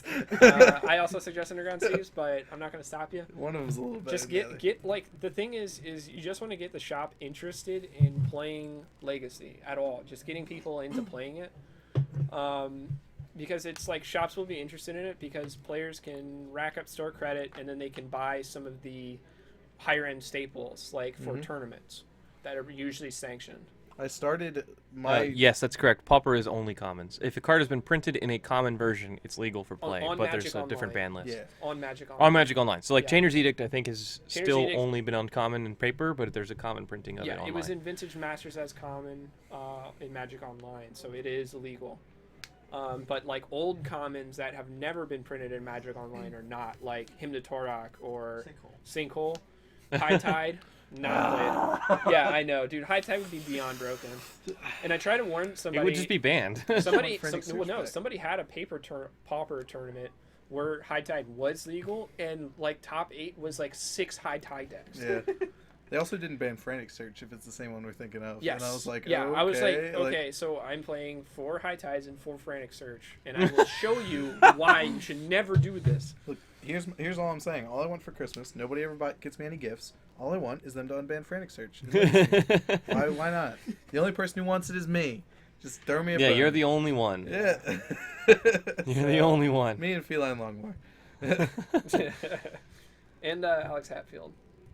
But yeah, talking Yeah, about I'd like to play that card in just Fairy Stompy, just Sea Stompy. You gotta believe, man. You could play Bubbling Because you Monk. untap 3 lands, right? It's 2 and a blue, Just and you untap go 3 Bubbling lands. Monk. Yeah. Do, Just Black I'll Eye float a Tide. Colorless over it with Ancient Tomb and We could. hard cast Force of Will. We did brew a bubbling muck deck and it was glorious. The goal was to ritual out a Grizzlebrand and then use that to fuel your storm engine. Kind of like a Tin Fins-esque thing, Yeah. but But instead of reanimating it. you just cast it. Yeah. I was running a Sideboard Cavernous Souls named Demon. So you guys are about to throw up. I was running a Veteran Explorer Storm deck that the concept of the deck was to recur Veteran Explorer several times and then either Rain of Filth or Bubbling Muck off of an ad nauseum to get enough mana to cast Primeval Titan to get the Dark Depths combo to kill your opponent. I'm not even joking. Nope. It was a Green Sun Zenith Engine Storm deck, and it was beautiful and terrible at the same time. The deepest we We went gotta get with, Jarvis on camera next round if he's playing. Yeah, he's doing really good. Last I talked to him. that or if this Burn guy won. You haven't seen any Burn. Gold. You didn't say his full name. It's Gold Pro Jarvis U. Jarvis Robot U. Gotta do the air quotes. Calculator. Platinum Hope Jarvis. Miracles? Yeah, they want to see miracles. We have miracles round 1. We haven't seen it much at the top tables today. Only Anuraag, and he's like... Anuraag, well, Down there, supposedly Jarvis is playing miracles recently. I don't know if he's on it today. Jarvis is on? He's on Miracles. Yeah. Yep. So Jarvis is probably the top miracles player, and so like he's the only X1 miracles player. He beat turn 1 Show and Tell, turn 2 Show and Tell. I watched him do that. That was something. Thomas Judge might be on miracles, but like all the other miracles players are X2 or worse. No, Jamie's playing lands. Thomas, Yeah. Jamie Judge. he's on lands If we could get Kevin King back on, or with Blue Jund. yeah, Was Oh, he on goodness. camera? yes. His deck is insane. Well, we saw it before we got. He'd decklist, probably get so- raffle stomped by Burn though. More than likely. I mean, was- that's got to be one of his worst matchups. Price of Progress He was you for on 12. camera. He literally had 10 non-basic lands lined up. And I was like, Price Progress is 20 down. Jarvis is 4-2 now. Ah, shoot. He must have lost. Well, he might Yeah, he lost to Aggro. Because he was... be on Oh, winning no, in. no, he lost to Nick Ditizio, so... Might- No, I think he needs yeah, win he's and on help. Seek and Show. I think he might be on win and get lucky. Yeah, maybe. think- His breakers have got to be good because he started off like almost... Yeah, he's X1. He was X1 before this round. Yeah. I love this here. Yeah. Life is bowling. Shout out for that. Feels amazing, man. You know what my favorite, and like I was totally biased back when we used to stream the weeklies, is the Death and Taxes mirror. I love watching the Death and Taxes mirror because like there's so many cards that are Really? symmetric. All the taxing effects are symmetric, right? Because you could revoke her naming Mother runes, but now it means you can't use your Mother. Yeah, or Vile. Or Vile. Yeah, it's like it's so cool to watch because it's like there's so much interaction. Sometimes you like, both have a Thali and you need to pay 7 for your Banner Skull. yeah. And usually there's some variations between the lists. So one player will have some spice that's really good in the matchup, and one player is missing it, and then that other player like Yeah. like somebody's one guy's playing main deck Light and Shadow and just like wrecks house. Or the sideboard Minariki Kusari, and nobody plays. Yeah. Oh, hey, War and Peace. Murder everything. you Give have. my guy pro white. You can't Yeah. swords him. I'll make Flicker Wisp a 5/3 pro white. Sudden Yeah, I impact, find, you like- gain life. Flicker Wisp, I think, is like one of the more impactful cards in there because like so often either you or your opponent will revoke Mother runes. Yeah, Kyle Marks is going nuts in the chat here. He's like, Oh, is that Kyle Marks? Yeah. Oh man, where is that guy? Kyle, why aren't you here, man? He was sick. Ah, He was supposed to drive me up here, so I had to. More you death know, and taxes improvise. equals more viewers. I haven't seen that guy in forever. He probably grew a foot since I've seen him last. D&D doesn't play Banner Skull main. Some D&D players don't, but I would say the majority of lists still have it. Well, it's lines up poorly against True Name, right? Yeah. And True Name's Well, freaking they- everywhere. Just pay your billion mana and move to a Flicker They don't play main anymore. I saw No. Porter had sort of fire light. and You get to shadow. light path my own revoker to unlock G-Tay and win the game. No, I did exactly that. That's a true story. D&D plays Walking Ballista main deck. Ah, GT.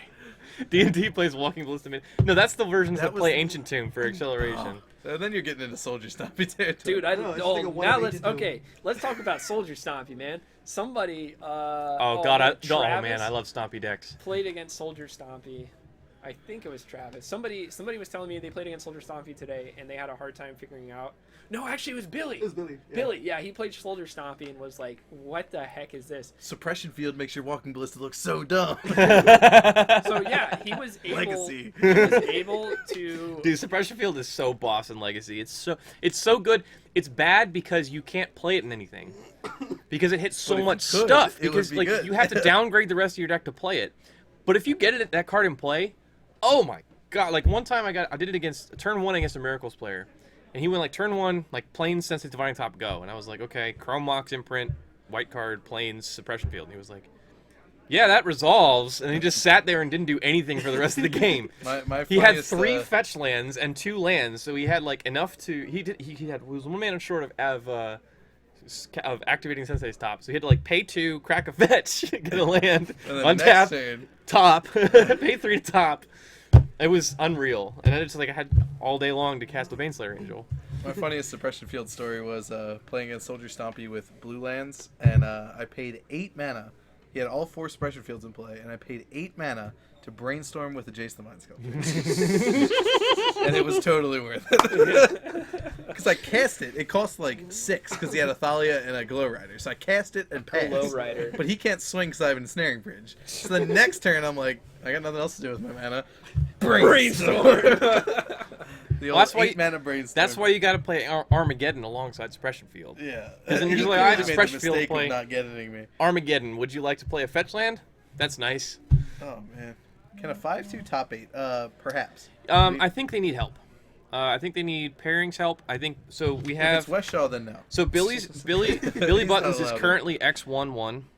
If he wins, I he's just in. lost to West. Actually. If he loses, that opens the window. I think Steve Dupal. I don't know if he won or if he lost. If Steve Dupal is on 13 points, he's also on winning in. Yeah, he's ready. Oh, shout out to JD. What's up, man? Wish you were here, buddy, so you could beat me. Which one's Get a free JD? win. Quick Kieran. JD. That's his speedrunning handle. Because he's got to go fast. Hey, you see that? Was that pre-Heart of Kieran, or is he like ahead of the curve? I thought it was a Heart of Kieran reference. No, Well, no, Kia that's, and Kieran. he's had that. He's had, I mean, maybe he could enlighten us to the Yeah. background for What's his the provenance Twitch behind the handle. name? The etymology of I remember Quick watching Kieran. his speedruns like a year ago on that handle. I thought it was Ancient Tomb Heart of Kieran. That's a pretty quick Kieran. Turn 2 Revoker Crew it hit you. All right, you can get out now. After that one. Brian stays. Brian stays. Veto. He's in it to win it. I'd love to see a scrub like him make it. Yeah. He's talking about West Shaw. Dude, West Shaw he- has a shot. He had the most insane brainstorm against me. He brainstormed into Show and Tell, Omniscience, and Emrakul against me. Oh, All right. Those pairings. so we're probably. We're looking for the 16s. That's Bob Huang, Bob I'm Marshall. playing against they're gonna draw Larry. it out. Oh man. David Montier, Josh Crap. Everly, 15-15. That's Belcher. Who were we What? looking No. at last round? Didn't he go? What's he playing? He was playing Mud. Mud? These are the same thing. Stop talking with them about Wait, things that they no, may know. I already knew about that. Yeah, I know, but like, beforehand. don't do that. You're still in the event, man. Right, that's perfect. But I'm pretty sure he went home, didn't he? Normal. Didn't he go home? Yeah, but they have access to like streaming and stuff. I don't remember if he's been on stream. I mean, I could just talk to people here. Absolutely, you could, but Well, we have Billy Kumpf against Ryan Davis. That's gonna be a tough matchup for Billy to win. Yeah. I really wish we could have gotten Larry on. Are they Steve playing- DePaul against It's Tony like Chiesa. We could have Death and Taxes and Burn. In Mud. It's Yeah, Mud. actually. Let's do that. So we're gonna do table 5. table 5. I like how we're it's gonna like, get- it's like ordering at a Chinese menu. It's like, yeah, I'll have the. Yeah, so we're gonna. The I believe for burn both D&T, on please. both these players are gonna be on winning in. I think Tony needs some matchup help. So he needs if he beats Steve, he needs Billy to lose. Actually, I think he might just be on winning in because I think he must have high tiebreakers. I'm not sure exactly how those tiebreakers are gonna work out. I'm bad at tiebreaker matches. X1 and 1s probably Where's should Jarvis? make it. I don't think any X2s are going to make it, Fine. just from what I glanced Yeah. at. That. For winning. No, he should be. He's 4-2. Yeah, I don't think it's winning it. I don't think any X2s make it, That just from what I list looked at. showed Jarvis as no, that was Bob Marshall. Yeah. Because I just saw the slip from this past round. Whatever. Miracles Mirror. Go table 5. Table 5 is what we're gonna put on here. We're gonna get Tony Chiesa on Burn, and Yes. Stephen Dupal on Death and Taxes. Stephen Dupal is on a winning in. Is it this one? AL. Yep. This? Yep. And then... Yeah, I don't know Tony Chiesa. I've never met him before, but props to him for doing well with Burn, man. I love seeing Burn do It's well. a hard world out there for the Red Mage. Burn's a skill check. Yeah. It's a skill check on the format. Like, really good players tend not to have too much problem with Burn. So players like, Dave Long, Jarvis Yu, Paul Lynch, those guys like who are very familiar with how to play against Burn. No matter what the they know what matchup, to do. You can steer around it. Yeah. But if you're not familiar with how to play Burn, you could just get rolled by it. It's very easy to identify the wrong thing in the matchup. Just get ambushed by a Price of Progress, ambushed by a Fire Blast. Yeah. Not respecting turn 1 Goblin Guide, not forcing it. Right. Not respecting the early damage clock. Some people say, oh, Burn is easy to play against. You just save a Force of Will for Fire Blast. It's not always that easy. It's just not. Because they have inevitability, they're just drawing burn spells, and you're at 3. Yeah. Like, the top 5 cards of my deck are all bolts. So, like, the Delver decks have a higher density of spells because they play fewer lands. The Burn deck has a higher density of spells because all their spells kill you. Like, they all just do the same thing. Yeah. So many of their draws are live because you're like, well, I'm at 6, and then he just has to draw 2 cards and kill you. Yeah, and so I've, as a Burn player, I've played this matchup somewhat. I do know that it is sort of a 50-50 matchup, like Kyle says in the chat. It's kind of draw dependent. Does Death and Taxes have Thalia? They're in a pretty good spot. Does Burn have Grim Lavamancer? Does Death and Taxes have Mom? They're in a pretty good spot. Does Burn have Grim Lavamancer? Are they drawing their Searing Blazes? They started. Things like Volcanic Fall. They started? Okay. All right, so it looks like our time has started. We're getting ready to start this match. And we can update this to round 7 as well. Oh yeah, I should update this. This is going to be the final round of Swiss. Should be, right? Yep. Then we're going to top 8. We're not playing 8 rounds today. I hope not. Oh, so somebody's familiar with Tony Chiesa, so shoutouts to him, I guess. Oh, Burn versus Infect. Oh, God. No! I just spend all my Burn killing your Infect dudes. RedDeckWinning.com. It's like Burn Central. I know the Death and Taxes have their own website. Thraben University. Thraben University, yeah. Should make a high tide one. You just go to it and it's a 404 error. There's also there's a test website as well. Yep. Run by Brian Cook himself. Brian Cook. Last time I went to a Legacy tournament, I linked to my Facebook page the high tide chart for Maryland, like the times of day when the high tide was coming in. Actually, funny anecdote about the test website is I once idly clicked on a link to it from the source while I was at work, and it got caught in my company's firewall as a gambling website. And I don't know how that happened, but I closed that window real quick. Did somebody have words with you afterwards? No. I thought that would happen, but it didn't. Yeah, risky links, man. The Epic Yeah, Storm. I never thought theepicstorm.com would be a risky click. Yeah. Usually when it gets caught in the firewall like that, there's a specific reason for it. Mm-hmm. Like, I don't know how the hell, like, just some random corner of the internet about this one deck in this one format in this one hobby gets flagged in my firewall, but whatever. No big deal. deal. Want you playing your wizard poker at work? Yeah, well, maybe it's just the guy who coded the firewall just had a bad matchup against Tess and just didn't want it in there. Landsmere drives me to my knees. Well, we had the basic Landsmere on camera earlier. Yeah, we saw did. That one. We did. Oh, does he Here have we 2 go. lands? Does he have 2 lands? Nice and toasty. No, he does not.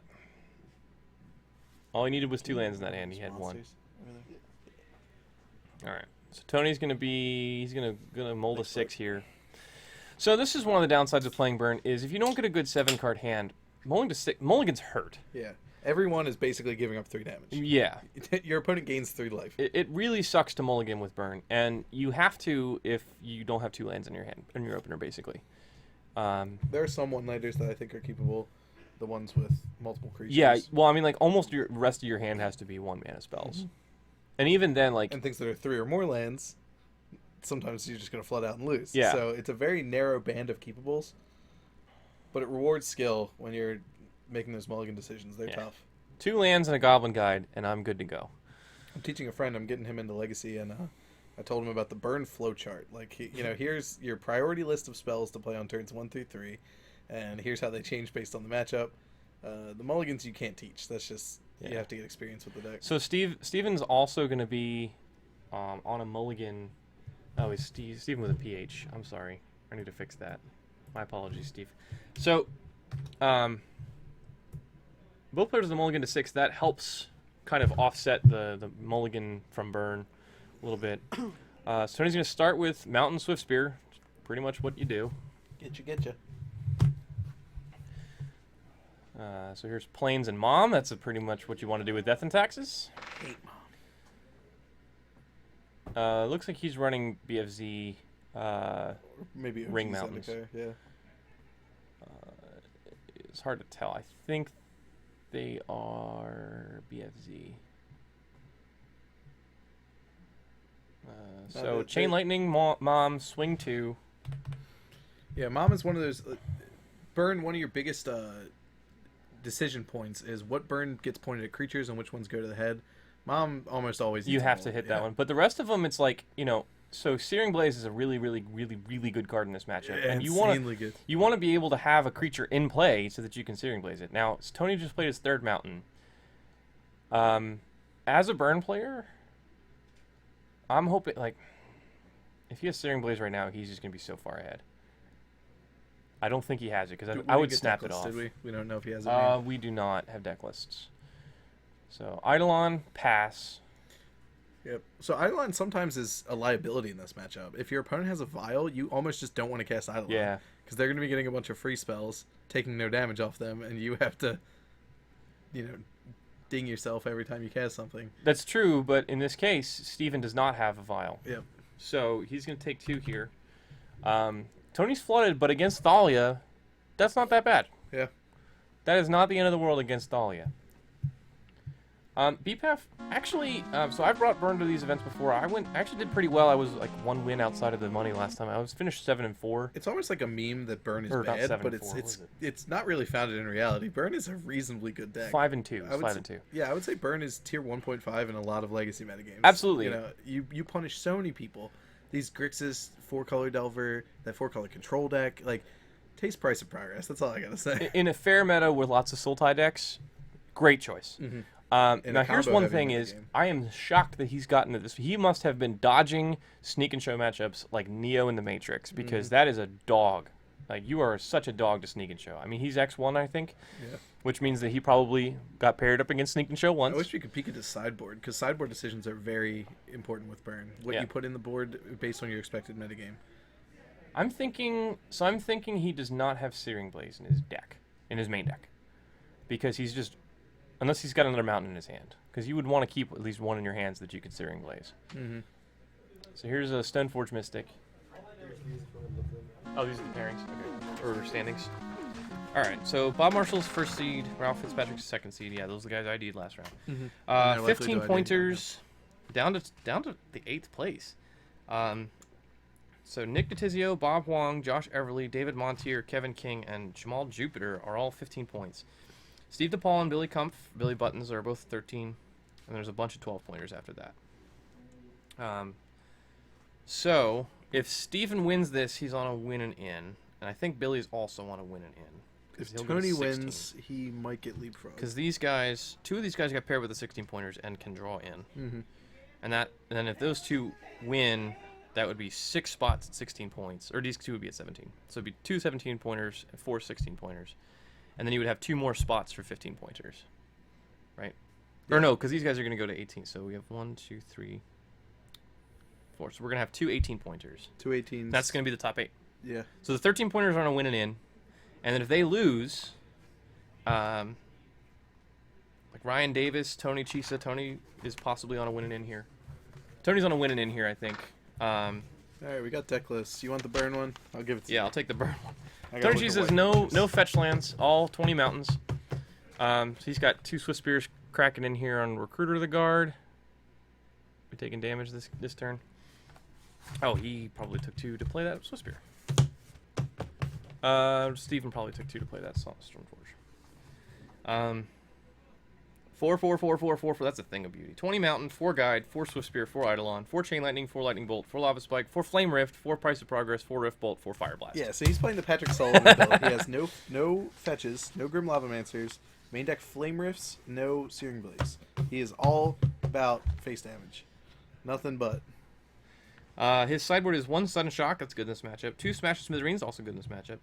4 Searing Blood, 2 Searing Blaze. Jeez! He hates creatures. 4 Exquisite Firecraft, 2 Sulfuric Vortex. He can bring in 11 cards in this matchup, and they would all be good. Yeah. So Jite on Thalia, that's a swing for 3. 2 counters on Jite. Jite was cast, or no, it was put in... No, sorry, hang on. Jite was put into play? I think Jite was put into play. So that he didn't get the Eidolon trigger. Yeah, this is a matchup where keeping track of life totals is 80% of the job. Sorry about that.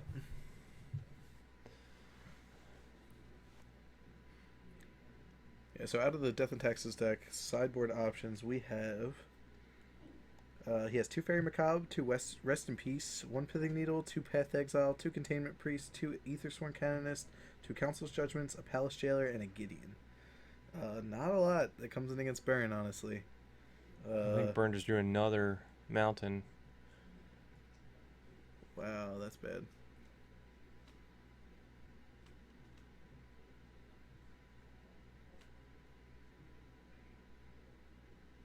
Attack for 4. You have no blockers.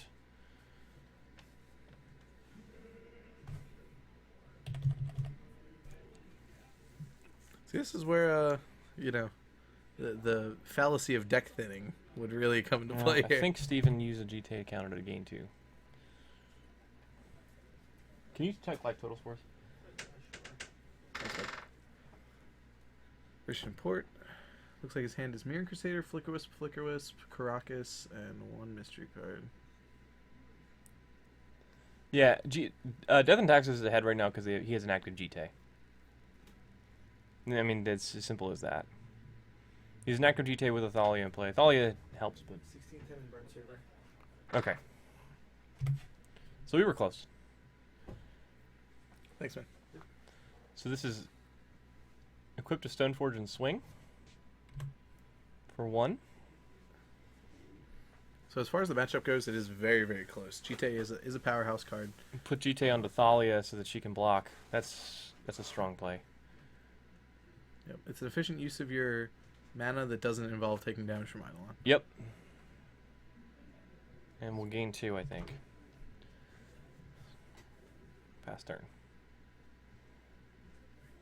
Yeah, Tony has tons of sideboard cards, and frankly, Steven doesn't have any that are coming in this matchup, from what I see. Path Exile seems actively bad. Aethersworn Canonist probably comes in, but is not excellent. Pithing Needle doesn't hit anything in his list. All these 4 drops, trash. Council Judgment. Pithing Needle hits Grim Lavamancer, but he doesn't doesn't have it, but he doesn't. May not know that. No fetches. I think at this point, if you haven't seen a fetch land, you can probably, through intuition, reach the conclusion that he doesn't have Lavamancers, because they kind of go side by side. That's a wasteland. It's not doing much here. Protecting him from Price of Progress, basically. Yeah. Did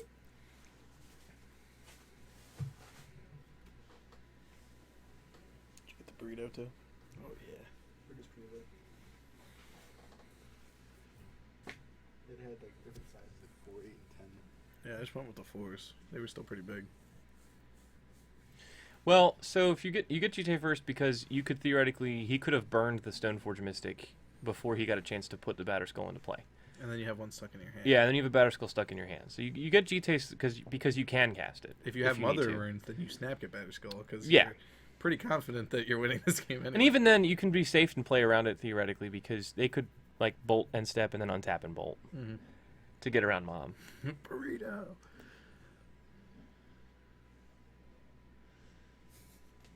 So here's a Revoker, trigger Eidolon. Sarpadian Empires Volume 7. There's nothing else to name with this Revoker. Gain 2. Here we see the power of Umezawa's Jite. This is why this card got banned in Standard. No, it didn't. No, it didn't. No. That's why it dominated It's Standard. banned in Modern. That's why a card got banned in Modern, yeah. There you go. That's what I meant to say. It actually never got a chance to be played in Modern. I think it just got banned from the get-go. Yeah, it was never legal. Here's a Goblin Guide. Take 2. Attack with team.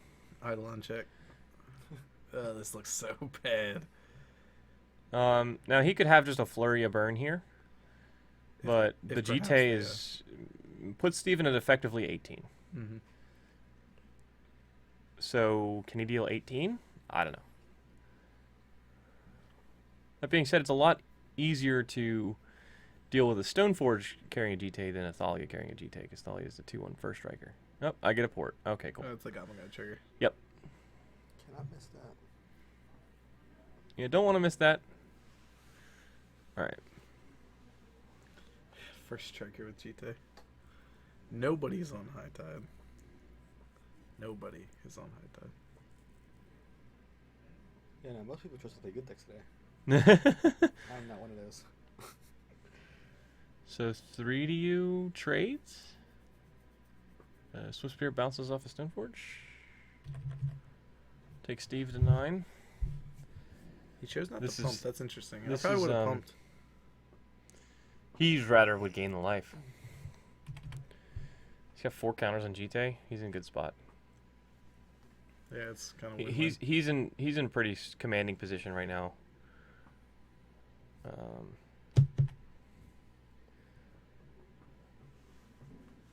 Yeah.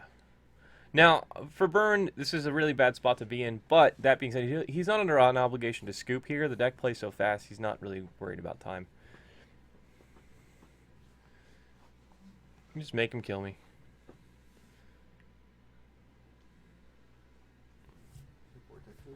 No, he doesn't have any vortexes. He doesn't have, in the sideboard, yeah. No, right now, he does not have any. It just got burned. Yep. So this game is going to go on for a lot longer, but I really don't think it's going to change. It's not looking good for Tony right now. So move attack with Stoneforge with GT. Move GT over to Thalia. Juggling the GT. Right. So he's not under an obligation to scoop, and that's so he can get information about what's in Steven's deck. He might see this Palace Jailer. Yeah, he can just kill me. I'll make you kill me. I'm fine with that.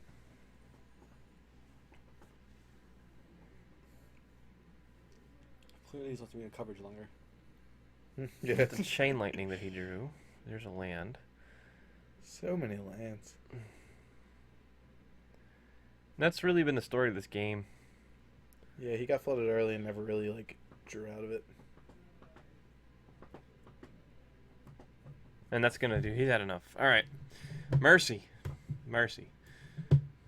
So Stephen Dupal's going to take game 1 here over Burn. Not terribly surprising. This matchup is kind of tough for Burn. For Tony's list especially, matchup's kind of tough in game 1. Swift Spear gets blocked pretty effectively. He doesn't have anything like Skullcrack or Sulfuric Vortex main deck to stop the life gain. Also, not having the Lavamancer means that... Right, not having a Lavamancer. It's just, very pure Burn list, but we see kind of the downside of that is he doesn't have any of the flexibility to play around these fair creatures. Yep. But, as we mentioned earlier, looking at his sideboard, he's got 11 cards he can bring in this matchup. He's got 1 Sudden Shock, 2 Smash to Smithereens, 4 Searing Blood, 2 Searing Blaze, 4 Exquisite Firecraft, and 2 Sulfuric Vortex. So everything but the Firecraft, just jam it. Yeah, everything but the Firecraft. Firecraft is not that great in this matchup. It's actually pretty bad in this matchup, but everything else, totally reasonable to bring in. So I could see legitimately him bringing in all of those spells. Now, I think you take out Flame Rift. It doesn't hit creatures, and it's meant for the combo matchups. Yeah, and they're sometimes able to race you, so doing 4 damage to yourself is a liability. So Flame Rift seems pretty bad. I'm not a After fan that, of Price of Progress. Yeah, well... Because they have non-basics, but they will tend to play around Price of Progress a little certainly, bit. Yeah. So at most it's going to be 2-4 damage maybe, and that's good, but when you have the sideboard that's as stacked as Tony's is against you this need deck, to take something out. Something's got to come out. And Price of Progress, I think, is worse than average. And then And again, it doesn't hit creatures. Mhm. And then from there, if you're looking at that, you could also go into Lava Spike because again, doesn't hit creatures. So if you look at it from that perspective, all right, none of these burn spells hit creatures. I want all of my burn to be able to hit creatures or do something else that's broken like Sulfuric Vortex. The other consideration is taking out Eidolon, like we talked about earlier. Yes. I think it is. It's an asymmetrical effect it is a symmetrical effect that does not benefit you. They're likely to have Vial. They have lots of things to do with their mana that don't involve casting spells, and it can come down to a race, and Eidolon could be a liability there. They can race you. They can interact with it. They can block it. Uh-huh. That one I would also Rather see. just blast them in the face. I might leave. So if I take out, I might leave one Price of Progress in. Yeah. And then so You it, need to cut it doesn't 11, hit you. That one's the only non-symmetrical one. So you cut Flame Rift and Eidolon, cut the symmetrical effects that aren't in your favor in this matchup. And then you cut the prices because they're not as efficient. Yeah, just not as efficient as some of the other burn that we see. And you leave the Lava Spikes in and helps you race them. You're going first in game 2. It's efficient, good with Swift Spear. Yeah. Because it's just 1 mana. So I think that I'm with you. I think take out the Eidolons, take out the Flame Rifts, take out 3 Price of Progress, and bring in the board. Bring in everything but the entire sideboard. All right, so from the Death of Texas side, I have, as we said earlier, 2 Fairy Macabre, 2 Rest in Peace, a Pithing Needle, 2 Path to Exile, 2 Containment Priests, 2 Aethersworn Canonist, 2 Council's Judgments, a Palace Jailer, and a Gideon Ally of Zendikar. And it does not look like we have much to bring in here. I don't like Path because he's shown you he has more than enough basic mountains to go around. And your plows main deck are just better. You can plow your own guy to gain life if necessary. All the Grave Hate is useless. The Needle is useless. There's not a single thing that it hits. Yeah. The Containment Priests are just two mana bears. Aethersworn Canonist is playable.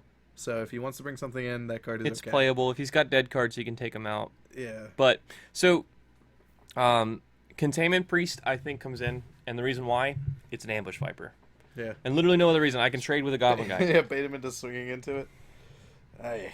So what do we think? Is there anything I think he will bring in Pithing Needle. Because I think he will be bringing it in to stop Lavamancers. Yeah. He doesn't have the deck list. information So we he have. doesn't know that Tony does not have Grim Lavamancers. But if you were sitting in his place and you saw not a single fetch land from your opponent and you saw 6 basic mountains, I think that gives you some information about the presence or absence of Grim True. True. Yeah, cards he might want to bring out. Revoker is trash. Doesn't do anything in this matchup. The rest of his cards seem pretty good, though. It's a relatively stock D&T list. He has 2 Recruiters, 2 Sanctum Prelates, 1 Mirror Crusader, and 1 Sarah Avenger in his flex slots. All of which seem fine. Just fine.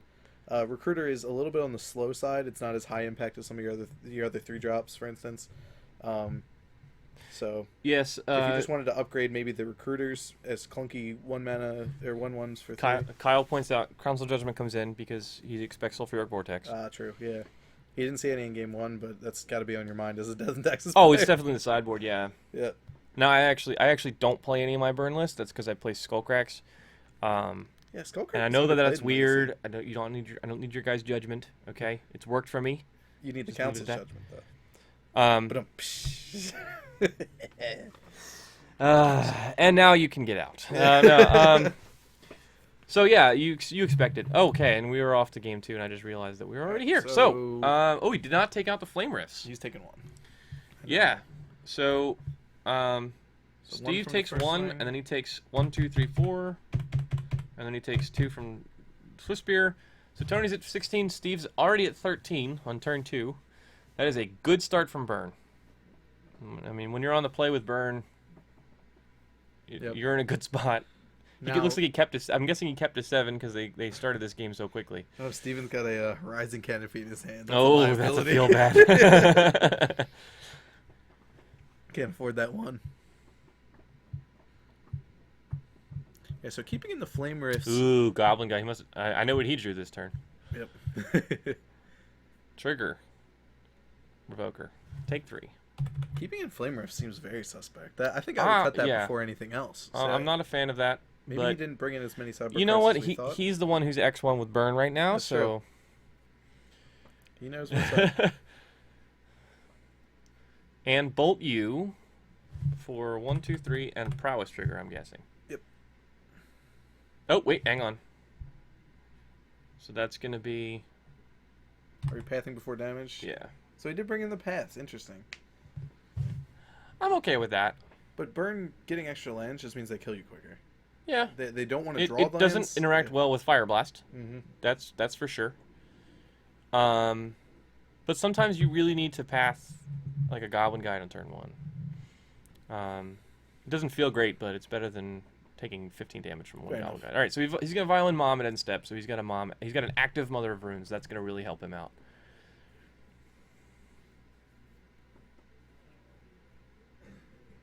Thalia in hand, Rising Canopy, Stoneforge Mystic, Wasteland. Why isn't the burn deck running Hidetsugu? Are you talking about the Hidetsugu's creature or second the right? Yeah. His right is what he's known for. Unfortunately, he just blew past the 10 life point mark. Went straight to 8. He played himself. Yeah. He played himself. Oh no! Well, that's why you run Grove of the Birdwell, is to gain him back up to 10. All right, so So Thalia and Mom have safely guarded the ground. We're just hoping that Tony has enough lethal burn in his hand through the Thalia. this is where yeah. Land Blast is pretty good if he had it. There's nothing good in hand, but he's got Mom and Thalia in play. Land Blast. Yeah, Land Blast would do it. Suspend Rift Bolt. The old It's a good one. suspender. Like that one. I think it's a Goblin Guide in hand. Yep. So He can push through. pass. Flash in Stoneforge. That's a bad look. And we know that Steven has the 4th land in hand to play an equipped GT. So yeah.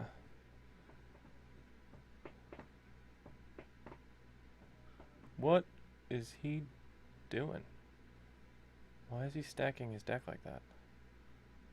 Some people do that. There's the way the rule is worded is that as long as you randomize your deck thoroughly afterwards, changing the order doesn't matter. But I agree that it's That's variance at something. best. So that's something I've talked about to people. But we had this discussion on Reddit before. I would never do that, and the reason why is if it's sufficiently randomized, it won't didn't matter. Exactly. And if it wasn't sufficiently randomized, you run the risk of getting banned for cheating. Yeah, exactly. It's either you're stacking your deck or doing nothing. Right. So it's all risk and no reward. Mm-hmm.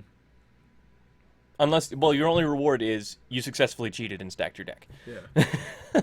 No, I'm not saying Well- Steve is a cheater. I'm not saying that. Yeah, it's just I'm just saying it's the look. I It's don't a I don't want to run that risk at all. Yeah. It just looks suspicious. No, GTA is better here because he gets to play it with this. Oh, he can't. Oh, he tried to cast it. Oh, he tried to cast it with GT. That's a mistake. Go get a judge. Yeah. Oh, I think they're. No. Yeah. So what he needed to do was Future match. Yeah, get a judge. just tell him the to match. stop the match. Yeah. So what he needed to do was activate the Stoneforge to put it in. to put in the GT and then swing. He announced it as a spell, so we'll let the head judge decide how to handle this situation. Are we stopping the match? Or we might not Yeah, get there. Edwin just got there. Cool. Yep. Yeah, so since he had announced the cost of the spell, he can't rewind it. I think he's locked into just casting the GT, which is a Yeah. Unless savage as long loss if he can pay the extra cost, I think he's locked into blocking, into paying for it. into casting it and then not doing anything. Right. with it. So it'd actually be better if he couldn't pay the cost. Yeah.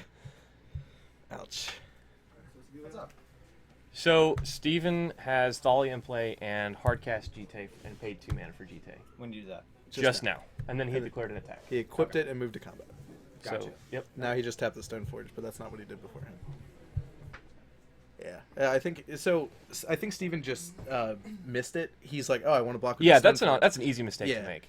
Absolutely an easy mistake to make.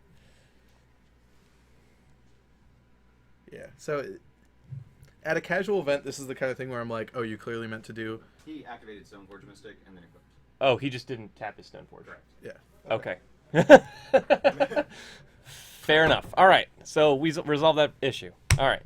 All right. So apparently, verbally, he said Stoneforge put in the GT or something along those lines, but we didn't see it on the stream because we see an untapped Stoneforge and no Yeah. gesture. And we don't have a table mic, so we see an untapped Stoneforge and a GT coming into play, so we thought there might have been a mistake there.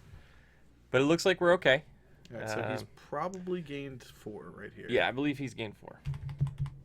So he first striked down 1 Goblin Guide. Oh, he probably gained 2, and he probably pumped from first strike. First strike, remove a counter pumper. She keep her takes alive, 2, and then gain 2 life. Wise. Yeah, cheating is a very strong word to use. Mm-hmm. Cheating requires intent in Magic. Right. Yeah, not having table mic does kind of leave us in the dark. We're just Right, but it's up to the head observers. judge to kind of judge intent. And so if you reordered cards in your deck, and then they judge that you did not sufficiently randomize them, that could be considered. Some head judges might consider that intent. I think and so that's the risk. The you're running. GT play. This guy called it the GT play cheating, but I don't think he. Yeah. That's what I meant. I think there's no Regards to intent there. I thought he tried to cast it and see, that's what I was thinking was that he wanted Stoneforge as a blocker, but So, okay, what did we miss here? I think we missed a Fire Blast and a Rift Bolt. So, Riftbolt came off suspend and he cast Fire Blast, yeah. So that's very interesting. So why didn't he Fire Blast the Thalia in response to Equip? Make his opponent waste his whole turn. I don't know. Yeah. Did he have the mana up for that? Yeah, he had 1 mana open to pay for the Thalia in Sack 2. Maybe it just wasn't on his mind. He's just hoping to draw well. Yeah. See, because this way now your opponent's gaining 4 life a turn, and you're not close to winning this game. If you had Fire Blasted the Thalia in response, then There we go. they're stuck where they were. They're not gaining any life that turn. You've basically time walked them, and then you can potentially draw it out. I'm going to crack Canopy here to draw a card. You're right. Yeah, Kyle points out that the opponent has Mother Runes. So Fire Blast the face is pretty much all you can do. Yep. Oh, look at Sanctum. On 1. Yep. Great. I think Steven has pretty much established control here.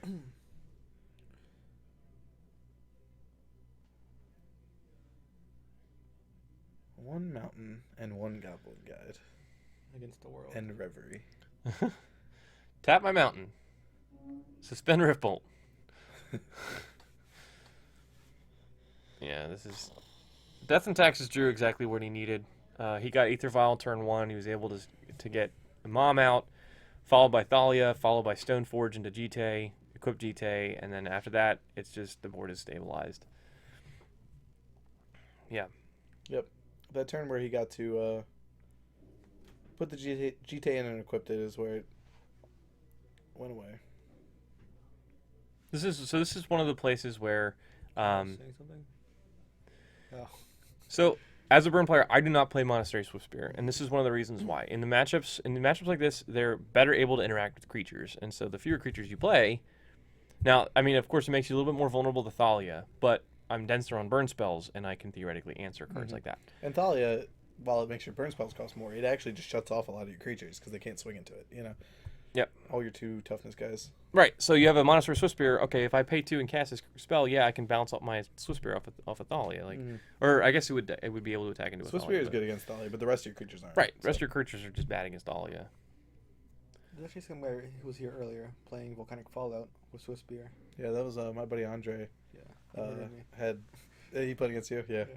He had Volcanic Fallouts in his burn. Yeah, board. it's an sweet. uncounterable player burn against the counterbalance decks, and it's very good against tokens, good against Mentor. Yep. Good against Delver decks because you can wipe their table and they can't counter it. I mean, having 1 mountain, you're That's not gonna gonna do cast it. through a Thalia. And she's going to extend the hand. Stephen Dupal is, I believe, into the top 8. So Death and Taxes fans, you got one. 2-0 win over Tony Chiesa on burn, and I think, unfortunately for Tony, that is going to be the end of his day. About 20 minutes left. Whatever the highest table is that is available to go onto the stream. So Sounds good. Can I take a look at the standings? thank you. No, these are standings. That's my cheat sheet of everybody's deck list. Oh, gotcha. Ben Harris is on So, Belcher. How many Belcher decks are in the top? Jeez.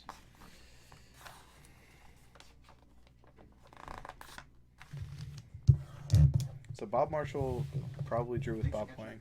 Yeah. Thank you. Bob Marshall and Bob Huang probably drew. Yeah.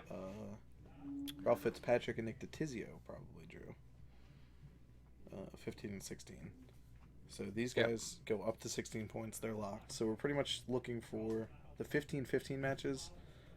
Jermol, Jupiter, and Kevin King. One of those is going to win and go into top 8. Who else we got here? Is that the only person here? Billy's matched up against Ryan Davis, but Billy's playing blue lands. Ryan Davis is playing Sneak and Show. It's a bad matchup for Billy. So, well, if he gets Walking Ballista for 15 to kill him, then. What if he had Ballista Basilisk color? He doesn't have it, but that would be so cool. So apparently, the stream is paying attention. Tony only took out 4 cards when he deboarded. Apparently, he only brought in 4 cards in the matchup. And as I was saying, he's got 11 live cards in the matchup. And he kept in the Flame Rift, and we saw that didn't really work for him, even though he got it exactly when you want to get it. And when I look at that sideboard, I think if you aren't bringing in these cards against Death and Taxes, what are they for? You know, like Searing Blaze, Searing Blood, those are very good in creature-based matchups. Right. You know, those all need to be in there. How would you not bring at least those 6 in? Mm-hmm. Sudden Shock is another amazing one. Because it answers Mom. Yeah, Smash the Smithereens. I'm going to lose your... Smash the Smithereens hits all your equipment. Like, what did he bring? I want to know what he brought in that he thought Flame Rift was better. What he left in the sideboard that he thought Flame Rift was better. Like I said, I don't want to... I'm not casting judgment. Yeah, I'm just curious. Exactly. I don't want to criticize because he knows what he's doing. He got this far. And honestly, that was a top 8 run with Burn. A pretty underrated deck in Legacy. But yeah, I agree that the sideboard decisions could probably... How do you all pronounce Jite? I usually say Jite. It's pronounced Jite. Jitai. Jite. No, it's Jite because it's a Japanese word. Jite. If you look at the card in Japanese, it's just two syllabic spelling in Japanese, it's Jite. Yep. So this is a 2-syllable. All right. Do we have any other intel? Is this if you hear Jitty, if you hear Jit, if you hear Jeet, I've heard Jeet. I was like, how do you get Jeet out of that? Because I was Jeet. Joshua Everly and David Montier. David is playing Infect. And I think Josh Everly's playing Belcher. That matchup's probably over. Yeah, it's over in one way or the other. We don't know who won, but somebody did. Right. I mean, whoever won already. They're probably next door won 20 minutes right ago. All right, so our top 8 consists of... Josh Everly might not be on Belcher, but every time I've seen him play Legacy, he's playing Belcher. So I would assume he's on it today. What we have confirmed is... Yeah, everyone's like playing. Yeah. All right. So it looks like we're not going to get a backup match as of now. That's on like table 20 or something. I mean, whatever. Right. Yeah, I'll put whatever on as long as we've got live Magic. That's true. People just want to watch Legacy. Yeah. They don't care if it's good. Well, I mean, you can get good matches at the X3 table. You can get incredible matches. There's just nothing on the line. I'm usually there. What I usually do at these events is I'll go 3-0 and then 0-3. Yep. And then I'll be playing for my entry fee. All right, so I've done that like 3 times at these events. I'm going to run down what we know is the composition of top 8 so far. We have Bob Marshall playing Bug Delver with Dark Confidants. We have Ralph Fitzpatrick playing Shardless Bug. We have Nick Ditizio playing Omni Sneak Show. Bob Huang playing Grixis Delver. The winner of Josh Everly and David Montier, which is Infect versus we're not entirely sure. Belcher, probably. Likely Belcher. The winner of Kevin King versus Jermol Jupiter, which is 4-color versus... 4-color Delver. 4-color good stuff versus 4-color Delver. Yeah. Corey is not live for top 8. He dropped, unfortunately. No, yeah. Yeah, a series of unfortunate events. So Kevin King is on the 4-color control deck, which is like Snapcaster, Kolagon's Command, Fatal Push, Knight's Whisper, every cool card you can think of that is not white. And Jermol Jupiter is on a slightly more traditional 4-color Grixis Delver-esque deck. And then we just watched Stephen Dupal win, so that probably puts him in top 8. And then the winner of... So we saw Stephen Dupal win. He likely locked it up. Yep. Now I think Billy was playing a win and in. Billy Buttons was playing a win and in against Ryan Davis. Who was on Sneak and Show. Yeah. The winner. So if Billy wins that, he's locked somehow. He's locked for top 8. I'm telling you, Walking Ballista for 15. And I think if Ryan Davis wins, he's going to need some help. Yeah. The 15-point line has a lot of competition. We have 15 pointers going all the way down to 24th place. True, but Ryan's Yeah. tiebreakers are ridiculous. He's got 70% opponent match win. He's got better tiebreakers than all the 15 pointers going into this round. So he is probably on a win-in as well. If he wins, he's probably locked for top Sounds 8. good. But on tiebreakers, he's got the best tiebreakers of anybody in the field, except for Bob Marshall. Any of the 12s as well. Bob Marshall, #1 seed, is the only person with better tiebreakers, and he's going to be at 17 points. Yep, sounds good. So he it's- should be locked. So probably then we're looking at the winner of Ryan Davis versus Billy Buttons. Yeah. 2 of my good friends, man. I'm excited about this. Local Legacy is awesome. Yeah. I would love to see Billy get a top 8. This is the one match we're interested about is Joshua Everly versus David Montier. It's either Infect or Belcher, we think. And I didn't get to see It's or Infect hear the versus outcome. something, and we think Josh Everly's on Belcher because he's always on Belcher. All right, looks like we got a backup feature match. He's Let's top see. 8 SCG Classics with Belcher. Yeah. These are the same guys. This is Stephen and Oh, Tony. they're They're just packing up? leaving the table. Yeah. They may be leaving because the backup match is there, though. Sounds good. Um, D&T Mirror to pass the time. W3570N. Sorry, I don't know how to pronounce I your think it's Weston. Weston. Weston. This is in Glen Burnie, Maryland. Alright, so every match is done basically. So it's just like a exhibition match, I guess. Sure. Okay. All right. So this is going to be there's nothing on the line here. Who was it? It is Wes on Sneak and Show. Wes Shaw. West Shaw. So did he win or lose? And then some doing Colorless Eldrazi. Some dude on Colorless Eldrazi. Can you get his name? Ask politely. You were on the Eldrazi hype train right at the beginning. You got in on Yeah. the ground floor of that. Yeah, Paul Lynch. Mike, like I said earlier in the broadcast. Oh, James Devore. James Devore, my boy. So Paul Lynch, Mike Schaffnacker, and I worked jointly on a list of Colorless Eldrazi for a Quest for Power. It was the weekend before the Baltimore Open when that deck kind of made its debut, and like everybody was on it. Like Harlan's team was on it. Put 4 people in the top 8. They put 4 people top. I think Jerry was on it, and Jerry made the finals against Noah Walker on Colorless Eldrazi. So, yeah, we were developing that deck. We played it the week before that tournament, and I think Harlan's team was on like 70 of our 75. But I don't think we weren't jointly developing it. They just happened to also find the same deck. I mean, the deck does build itself to some extent, where it's Yeah. like, you know, once you have the idea, it just, you know, you fill in the framework. Yep. And Yeah, switch the players. yes, we do. I do believe Harlan was playing Metamorph and GT. Yeah. The main deck GT. Yes, that's what we were playing Metamorphs in our build. Yeah, those are the early builds of Eldrazi. So this is pretty funny. The last time I went to one of these Quest for Power events and did commentary, I also got a ride home with Ryan Davis because he top aided. So I'm going to run this strat back.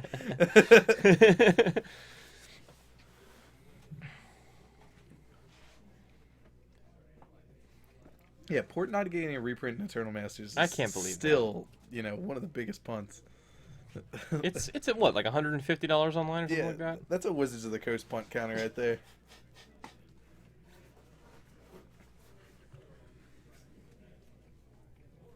Because it was only printed in Masks, and Masks was like the first set they put on Magic Online. Very, very small. It And was then like every when time they put Magic it up Online for debuted. every time they put it up for flashback drafts, nobody wants to play it because it's a miserable limited format. Here's my Rebel. Do you concede? And also, the rest of the set is comparatively devoid of value. So unless you opened Misdirection or Port, there was no reason to even open the packs on Magic Online. So. Misdirection is the most ridiculous one, though. Like, nothing plays it. Well, Misdirection did get a reprint in Conspiracy. Oh, Conspiracy wasn't online. Yeah. Yeah. Oh, no. Is it still dope expensive online? It's like $100 online. Jeez. They just finally. Like, no one can test it or anything. Well, it hasn't happened yet. They announced they're going announced to. it, Yeah. but they've just announced It's gonna be a that. treasure chest now. It's gonna be a treasure chest. My God. Dude, I play Pauper a lot on Magic Online, and I needed to get Ash Barons, which is a Commander 2016 card. You could only get it through treasure chests, and it was a nightmare finding them. None of the bots had them. The card was worth nominally 16 cents or 16 hundredths of a ticket, but you just had to find someone who was willing to sell them, and it was impossible. I'm like, I need 4 of these things. It is a one of the most Rooting for Stalin well-designed versus cards. Hitler. That's rough. Well, aren't they both Eldrazi decks at heart? One's just One of them plays Big Mama Yeah. Eldrazi. We'll rename this to Blue Red Eldrazi, and we'll name this color Eldrazi. Ooh. Chalice. James Devore plays a Chalice for 1. Now that's good, but we've seen this before. We saw this before earlier on the stream against Sneak and Show, and Does West care? And it didn't this happens. really help. West So is not here. here's a sneak attack. I like your Chalice for 1. Yeah, does that have mana cost 1, Jameson? No, it doesn't. Now, It costs unfortunately, 4. it looks like West does not have another red source in his hand, Ooh, burn the pedal. and oof, Oh, and James. he got his oh. Emrakul thought. Oh yeah, Wes is playing the That's Omni pretty good. hybrid build. I saw the Cutting Wish and I was very confused, but he's playing the Omni hybrid build. So Omni Sneak. yeah, some of those cards do not combo with Did we just hate Sneak Eldrazi attack. and Eldrazi violence? Cast. Pitting brother against brother. Take 2. I guess he's casting Cast Impulse. Impulse. Try to find a dude. Yeah.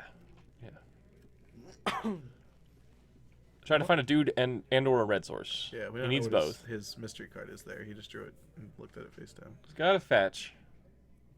Preordain. Cantrip, show and tell. He took the fetch. Took the fetch. Play the fetch. Pass? No, crack fetch. Get a red source, sneak in Emrakul 15U? But if he Emrakul's him, James isn't dead, he's at 1. Well, the Emrakul's exiled to the Thought Not Seer, so literally. Well, they and just this would have to be Emrakul. Yeah. The face down card would have to be Emrakul to do that. It could be Grizzlebrand. It is a creature, and it's an Emrakul. Game of skill. You guys thought we were done with Sneak Show on camera? Must be You'd good. seen enough Emrakul swings. You're wrong. Must be nice. Go to 1, lose your And he board, draws a card. It's a draw a cantrip. card. Oh, he's not giving it. He's giving the finger guns. Just dab on him. All right, so here's the thing: if West gets 1 more land, he can Cunning Wish for Release the Ants and release the Ants James to kill him. That would be legendary. I hope you. Yeah, I hope. I want to see that so badly right He'll now. poke you. Kyle says, knowing West Shaw, he has a fatty and won't put it in. We watched West do that so many times. He's like, So I don't think here's it's safe to sneak. James has a wasteland. He knows about Cunning Wish. He could waste the Volk, or he could waste the Tomb. I'm gonna brainstorm. Is that okay? no, Chalice.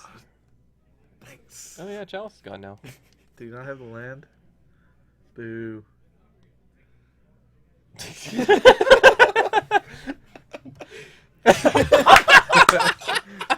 One thing about West, he's got flair. So many Emrakuls. So much mom spaghetti.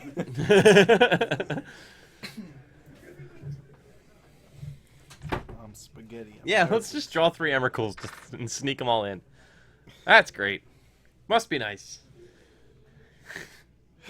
You got turn 2 Thought Not Seer, and it's just like, sure. Yeah. Yeah, I'll just draw another one. Yep. Thought Not Seer is a beating. Probably the best card in the Eldrazi deck. I really wanted to see the Release the Ants kill there, though. Yeah, just to poke you.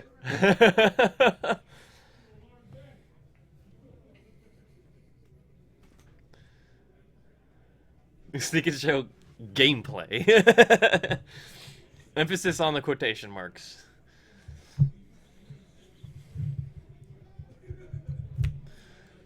I had a Reanimator opponent one time, just for the poke you with a 2-mana red spell. I had a Reanimator opponent with Reanimate and Grizzlebrand, went down to 2 life, and then I just cast Burning Wish, Grape Shot. That was good enough. Chalice is pretty bad against Sneak and Yeah. Show. I mean, it's not... It's dead. better than nothing. If you get a turn 1, it can still shut off a pretty big chunk of their hand. Yeah. You look at the deck list, and yeah, the important cards cost 3 and 4, but the majority of the deck is 1-mana spells. Cantrips. spell Yeah, places. sometimes they just have the combo in hand, and it's terrible. But Yeah. sometimes they have nothing but cantrips in hand, and it's awesome. It's just a matter of what side of the deck did they draw that game. What more could you want than drawing cards? Cantrip is sweet.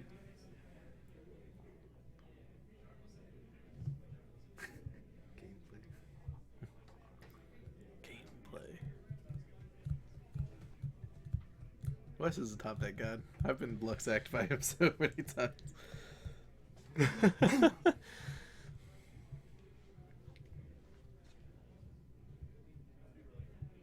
Have you Eldrazi? Do you board out Chalice ever against the Sneak and Show? You can. It's still good. Again, like I said, half the time it's still really good. But Yeah, just get Chalice on 3. Ancient Tomb, City of Treasures. yeah, there you go. Alright, doable. Just type your 2 workshops. So Have your 2 workshops, cast it for 3. fast enough the judge can't dream. Yeah. Oh, it shuts off intuition too. I didn't Plus think there's about a that. pack. Yep. And cunning wish. Seems pretty good. Yeah, Chalice on 3 is what I fear the most out of high tech. What's up, man? Player. How it do? Here, you want to commentate this? Exhibition match with Wes Shaw and James Devore. Game 1, Wes Shaw drew cards and won the game. Which of these burritos is mine? Both of them. Oh, Yeah. You're pretty lit. I got 2 and 2. That's like the best. The best answer. The best answer. right answer. Which one of these burritos is mine? They're probably Both. cold now, which is sad, but Hi Yeah, so- everyone. they're $4. What's up, chat? People in the chat were sad that you weren't still alive for top 8. I know. I was sad People's too. champion. Yeah, I tried.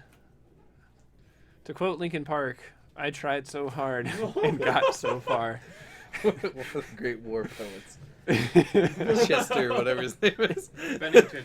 Chester Bennington. Colorless Eldrazi. We were joking because Wes emeralded the heck out of him in game 1. It was Colorless Eldrazi versus Blue-Red Eldrazi. Wow. Just one Eldrazi. Sneak and show. So I'm obviously voting against West here because he beat me in round 6. Yep. Oh, thank you, Captain. I love you too. Lincoln Park. No, get in with that, man, or get down with a sickness. Some Disturbed if you guys like other early 2000s. I just want to rock point out artists. that I am not endorsing this in any way. Well, Snapcasters is. You know what? We can change the music in between the rounds to enlighten you guys as to the ways of maybe Papa Roach or something. Papa Roach. I have not heard that name in actually 10 years. I was Now you listening have. to Spotify the other day, and it suggested Uncle Cracker. All right, you got me with the sickness. Yeah. So unless everyone watching follows right now, we are permanently changing the menu music to Linkin Park, and it's just going to be in the end, and it's going to be on loop. Oh, just the intro though. Yeah. You can't copyright in our page yet, I'll tell you that. You can try. Oh man, I totally haven't been keeping track of life points or this game. So what the heck is going on Yeah. here? So Colorless Eldrazi did the patented Eldrazi opener. It looks like did the thorn got pierced? Yep. Which is pretty good. So man, Wes is just. Oh, his omniscience. So it's not. the best part is I don't have to. It's Omniscience. Oh wait, is Omniscience like not in play? It's Yeah. exiled. It's intuition. That Okay. got exiled to this, and then this I is was the one in thinking his this. hand. Okay, that's in his hand. Oh, he knows it because of the thought knot. Yeah, so he's intuitioning for 3 show and tells. Show. So I 0161. Feels good, man. Yeah, the one I locked was on camera, so like. So no one respects. Fury, thanks for the follow, friend. But you won though, right? Welcome to the fam. This most recent one. You're in top 8. Yeah. Probably. Lit. No, Congrats. it's X1. Oh. Yeah. So Wes just top decked the Oh, did show and Stephen tell. Did he? What? Did Steven win? Did he just changed yeah. out his omnisciences? Was one foil or something? No, I think it's just changed the sleeve. You got a scoop. Oh, His opponent scooped him? Yeah. What? Lincoln Who? Park. They, Billy got scooped in the top 8. yeah, Really? They negotiated a prize split, Lit. and then once that prize split was set, they discussed what their record will be. Interesting. How does that work? That is legal. Basically, you sit down and you say, Oh, we I probably should I say suggest on camera. that, Yeah. you know, and I Right. split whatever prizes we earned. Oh, tricky, making no, copies. It's totally legal. It's Oh, I think I can above see the board. life points. I think it's 14 to If 18. you and I win prizes, we will split whatever we earn. And I wasn't really listening, but I was nearby, and they had the judge with them. They were very careful. The things you can't say are if you. Sneaky or beaky. in, So he's in swinging 8 here. So you say, If you win prize. so you say, any prizes that the 2 of us win. So he has we will split evenly. lethal. You accept. Yeah. And then you say, okay. That's the Well, story you of can the walking Melissa made top 8 of Legacy. We should. I can't believe he top rated. That's such a fucking awesome story. For the record, there's a non-zero number of walking ballistas in this Legacy top 8. 2. At One least. main, one There board. could be more. Yeah. That's true. Yo. There's a Knight's Whisper in the top 8. What the hell was that? This is West Shaw throwing cards at people. He's like, oh, perfect draw. I'm not gonna play anything.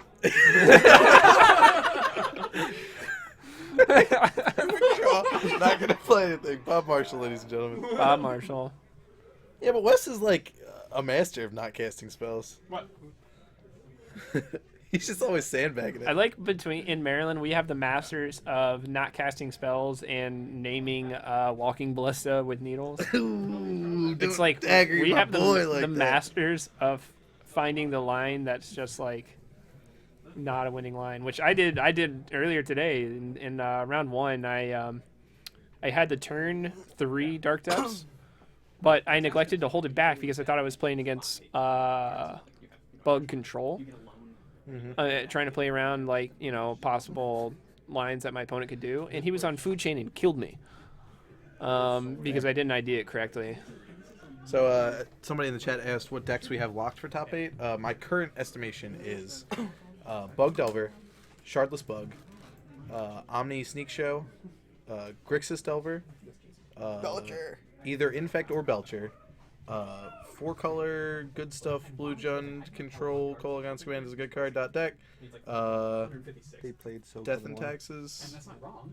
and Blue Lands featuring Walking Ballista as a guest cameo. So you gotta watch them, right? Yeah. Just legacy things, everybody. Yeah. Nothing out of the ordinary here. So we have a game of staring and changing what lands we want to play for the turn. Nobody saw it, right? None of the 174 viewers, shoutouts, saw it. Unbelievable. So did James? Okay, so this is his turn 2. I was wondering why he didn't do anything on turn 1. Oh. But now he has the freebie mimic. That one's on the house. Ivugan and friends. Yep. That was the worst. When it was legal in Modern, they just go, Oh my god. Yeah. I couldn't even fathom playing Modern back then. I got savage. I played several one times. turn. Now that is Playing what? which one's that one? Oh, That's no, the Modern. that's Oh, the 3/2, right? Yeah, when it dies, he gets a flips permanent the on top. card. If it I costs don't 3 or care. less, comes into Throw play. everything Otherwise, out. goes to his hand. Murder Right. you. So what is Well, Wes doing actually, over it's there? Wes' Wheels. yard. Spinning He's his got wheels? Nathan's hot dogs in hand or something. He's just doing nada. Burrito. And meanwhile, he's winning this race technically. Oh, Oh. No, hard not cast. The hard cast force. Oh shit. got. Your mimic stays a 1/1 or a 2/1, sir. He's winning this race. Off the back of the ancient tombs. Not piercing the eye of Ugin. Did he crack 2 Lotus Petals to cast that Forcible? Yep. He sure did. The old 3-for-1. Yeah. He sure showed him. Sneaked It's a and matter of showed. principle. Oh, he was probably asking about does City of Traders get sacked? The answer is no, because you have to play the land. Off the fetch. Mm-hmm. Yeah. How many people are in the booth? There's 4 of us It's right a now. lot, yeah. It's a party. There were like more in here earlier too. There's no such thing as too many cooks. This is the cool. No, there's no such thing as too many casters. Damn that glare. 3-for-1. Yeah, PogChamp. Taking another 2. Who's gonna win? You saw that air horn? Oh, I don't have it up right now. But he Wait, has it. He keeps It's it in the back works. pocket. Oh, I got more than air horns coming. Just spoilers. Spoilers. Yeah. Sneak You peek. guys, yeah, I want to stick around. Let's just say Snoop Dogg's gonna be joining the stream sometime. No. On breakers. No. What? Wait, what happened? Ballista. Still on breakers. He's 9th. Is So We no did some. ballistas. is Bob in Screwed top up some 8? calculations. His like 42%. Yeah, but I didn't think anybody else had the same He's points total. X1-1. Yeah. X11 went down to 9th. Wow. So Steve Dupal was 8th? Basically, Jupe and I played it out. Dang. Steve won. This top 8 must have been stacked if X11 got 9th. Yeah. Holy crap.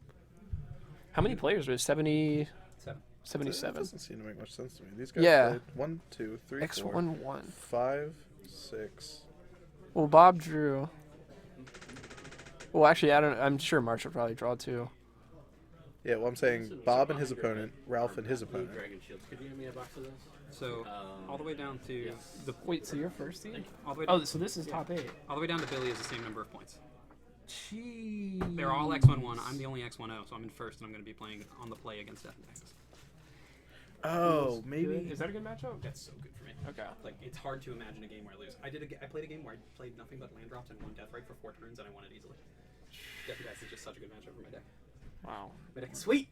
Yeah, I want to look at your list. All right, so we And missed we need Billy, to do a deck tech on unfortunately. it sometime, so we can enlighten the viewers as to what the heck to even call your deck. People are calling it Grixis Control, but it's funny because there's in the main board. Is it mid-range? More mid-range than control? There's 2 Mind Sculptors. Mind Sculptor. 2 Mind Sculptors. Wow. Yeah, no, there's 3 green mana symbols in the main and 2 red mana symbols in the main, and then 2 reds and a green in the board. So it's basically blue-black. Right, okay. Blue-black Colligan's Decay. But people are calling it Grixis Control because it is most similar to that. All right, well, quick update for everybody. We have the top 8. Unfortunately, Billy took 9th, our star player that we, I guess he's walking the ballista home tonight, unfortunately. Let's see. Top 8 is Kevin King, Bob Marshall, Ralph Fitzpatrick, Nick Well, do you know what everybody's on? Ditizio, Joshua Everly, Bob Huang, David Montier, and Stephen Dupal. I'm Kevin King. I'm on Grixis Control. First seed playing against 8th seed, which is Stephen Dupal. I hear on Death and Taxes. Death and Taxes, So but we I'm haven't heading played. out. Unfortunately, I'm kind of stranded here. I don't know what anybody else is on. Anuraag. I've been playing. All right. You want to come on in and say hi to If everybody? Bob is still playing in like one of the later rounds, can I just hop in? Yeah, absolutely. Go. All right, we're gonna get some food. All right. All right, guys, for everybody who tuned into the stream, I'm heading out. This is Brian Marks. I've been having an excellent time today. I hope you guys enjoyed the coverage. We're still going to be streaming for top 8. They're putting up standings now so everybody can see who made top 8 and not. Oh, did they do the raffle yet? Shit. I mean, crap. We need to know about that, yeah. But yeah, so thanks for tuning in, guys. Top 8 coming up in just a little bit. Appreciate it. I'm out. Thank you, Brian. Thanks for doing this for us, man. Oh, dude, I loved it. All right, guys, we're going to take a quick break. I'm going to throw some music on for you guys, and then when we are back, we will be doing top 8. Hey! If I can figure out where I did with the music stream. All right. You see Jameson, just tell him, I got him for the food, and then. Okay. Yeah, man. Yeah, I got you. Oh, I need to update the...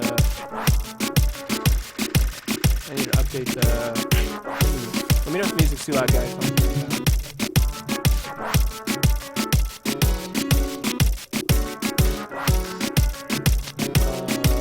Crap. What am I doing? Oh, I need to update the overlay.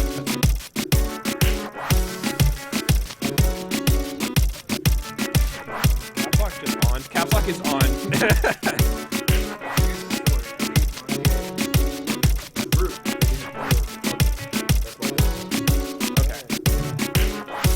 Oh, I see. It is a cap lock. Yeah, no, we got it.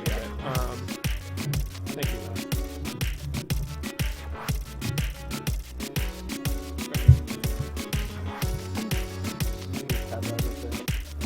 Yeah, I just heard that.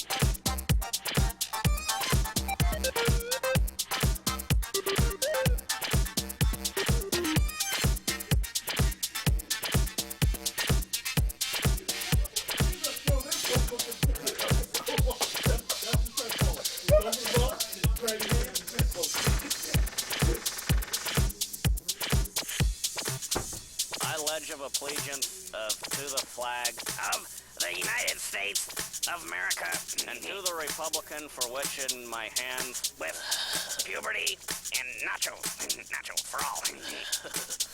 Public.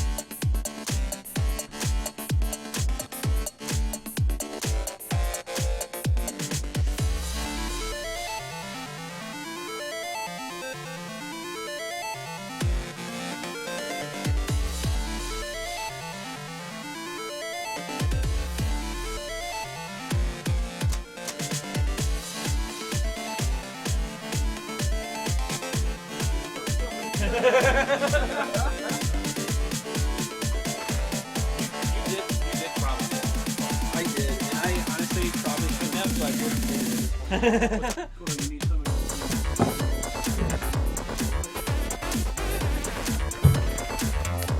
Let's clear all this paperwork out of here. It's all relevant. Hey, straight.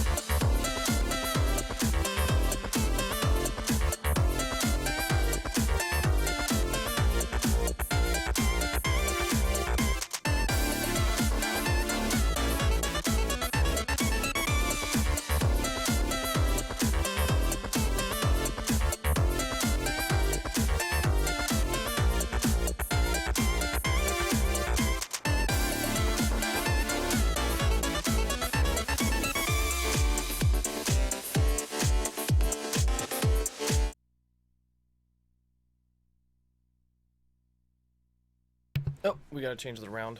Oh yeah. You can just And the commentators. Yeah. So, semifinals, right? Is that one word or hyphenated? It's one word. I do that every time. Oops, hang on. Yeah, I got a bunch of spaces at the end there. Corey Fox. There's enough for Corey Fox. All caps. All right. What's up, Snapcasters? Hello. We're back here with top 8. So our top 8 is Kevin King, Bob Marshall, Bob Huang, David Montier, Josh Everly, Stephen Dupal, Nick Ditizio, and Ralph Fitzpatrick. Not in that order. Now, do we do what? Well, Mark had a good point as to why we don't have MTG first mats. Why we have Tales of Adventure mats. Jason didn't give us MTG first. Yeah, mats. we don't have MTG first. I don't think he mats, makes them. And those are mine. Yeah, no, I've told them that they need to. So that means David Montier's an infect. That means we need poison. And just on that side of the board. Just on that side. Here, you want to take one deck list and I'll take the other? I could commandeer the yeah. or Shardless is infect guy. This is gonna be a good match. So we handpicked this matchup. Should be a pretty interactive one. Should be a good one to watch. No, Kyle. Death and Taxes is playing against Kevin King on 4-color cards I own. Quote unquote Grixis cards I own. What's the top 8? Okay, so the top 8 is the decks are Grixis cards I own, Bug Delver, Shardless Bug, Shardless Bug, Sneak and Show, Sneak and Show, Belcher, Belcher. Wow. Yeah. Okay. Grixis, Delver, Infect, and Death and Taxes. Death and Tax. Right. Okay. No miracles, no lands. Plenty of good lands players in the room today. Plenty of good miracles players in the room today. Just couldn't break through. Yep. Hunting pack combo. Sure. Why not? Set that deck with the Veteran Explorers and Primeval Titans. So I got shown some cool tech today in Belcher. Natural Order. Oh. Yeah. What? Natural Order. For Rorikthar? Nope. Progenist. Mm. Lane granted a Dryad Arbor. The Burning Wish got a Natural Order. Feels bad, man. Yeah, how about that? Sometimes you just can't beat it. What's that? Is that Josh in top 8 with the natural order? Yeah. No, that was Damien. Oh no, okay. Damon. I wouldn't be surprised if Josh had that deck as well. I do know Josh was on Goblin War Strike someone. The burn player, round 6. With Empty the Warrens, and then Goblin War Strike you? War Strike, yeah. Jeez. The burn player had Pyroclasm in hand when he died. Oh my god. Wait, he That should actually, feel bad. the burn player actually had a copy of Pyroclasm. Yeah. That baffles me, first of all, for one. Because the card, like, literally does no damage to your opponent. Like, why is it in your deck? Why is it in your 75? When there's even, like, Volcanic Fallout. Like, Yeah. That costs like... Which is like good against miracles. oh, are the names backwards? Yeah, they are. I recognize Bob Marshall's patented button up.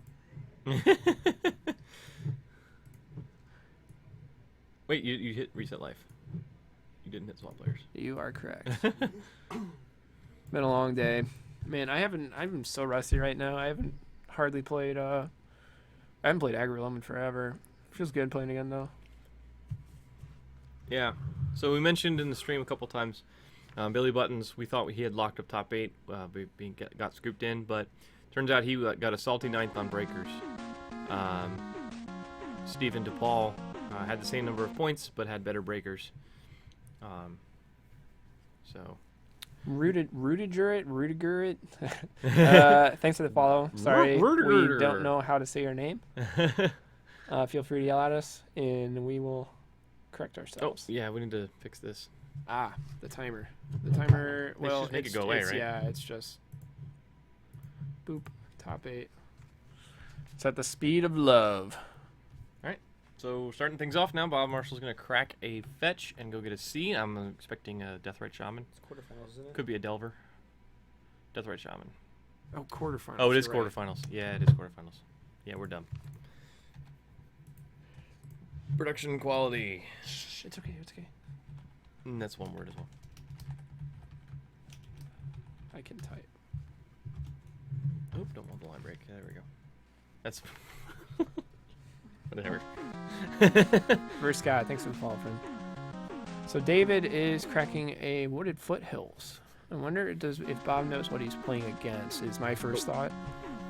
Oh yeah, we gotta swap a Rooney. He's likely not getting poisoned. Yeah, take off poison counter 1. Yeah. Oh, so David needs to go down. Yeah, he fetched. Fetch for Forest. So he may not. We don't have. They're not getting deck lists in the top 8, but he certainly knows now. So Life is Bowling. Kevin King says he felt pretty good. He played him in the Swiss and beat him. So he feels pretty good going into this matchup. Yeah, he says that he wipes the table with Death and Taxes. So. So Bob drew a Polluted Delta. Looks like he's push in hand. Push? Oh, that's right. That's a new kill spell, right? Yeah, he's also got Abrupt Decay. So here's the interesting thing. So I think David's got a Force of Will in hand. So if Bob goes for Abrupt Decay, it's dead. Right. If he goes for Fatal Push, then that could get forced. But he has 3 mana, so he can do both. Yeah. So he's going to bait the Force here. I like that. It's a 2-for-1. I think I'm fine with this exchange. Oh, and he's pitching a Blighted Agent. He's removing a threat here, which is huge, right? So I think Bob's just okay with getting the card advantage. Oh, that's so good for right Bob. now. I'm surprised David didn't exile the probe. So David now exiles the Blighted Agent. So when and if Bob goes for the Abrupt Decay here, he's going to crack a fetch and probably go get a Trop. Yeah. He can Abrupt Decay the Glistener Elf, and then David has just pump spells and probe in hand. I see. He kept the probe because he wanted to cast Become Immense, and I get that. But if he doesn't draw a creature here, oh, he Spell Pierce the Force of Will. Oh, that's even wow. worse. Because now he still has the removal. The only thing I will mention that Abrupt Decay does not answer in David's deck is the Inkmoth Nexus, which is actually, in my experience, I've actually played this matchup a ton because JD, shoutouts, used to play Infect, and I, shoutouts to Bob, also used to play Team America. And right on cue, he draws an Inkmoth Nexus. Yes, this is his best threat against this deck. So here's I will the tell you problem. right now. Fatal Push. There's another Fatal Push in Bob's hand. Fatal Push destroys target creature. That just says creature, right? Yeah. Okay, so then so that's... so Bob just has like the stone nuts against Infect. So wait, what is he? Did he attack or he must have used that for mana, right? Yeah, I think he exiled the land. Yeah. To keep him off of Become Immense. Yeah. Yeah. So he heads up play with Bob. Yeah. That is a really Waste Inkmoth next. Bob just has everything. The best. Bob's Ponder is Death right up to drain you. Look Oh, at he's that got hand. Stifle, Daze, Fetch. Daze really good right now. David's only on one land. Has no more lands in hand. Oh, Bob is just drawing like a king right now. Feels good, man. You know, I have a rule that you can't ever beat the opponent's top of your deck. If their deck just decides that they're going to draw every answer, then so be it. That happens. David draws Dryad Arbor. It's a creature. Arbor is like the oddball out in this deck because it's usually here just to act as a sack outlet to Liliana's abilities, and sometimes you can combo it with the crazy Berserk turn. There's a Death Right activation. Eating Force of Will. Oh, is it? Okay. Yep. So we have David at 16 now. So Bob's got a clock. He's got interaction. He's got disruption. He's got it all. It even does his homework. David has 2 green mana in play. He just drew Blighted Agent, but he can't cast it because he doesn't have a green. So he's going to cast Gitaxian Probe, take a look at Bob's hand, see the nuts, sees what bad shape he's in. Well, so now he knows about the Stifle and the Daze, right? So he can try to play around it.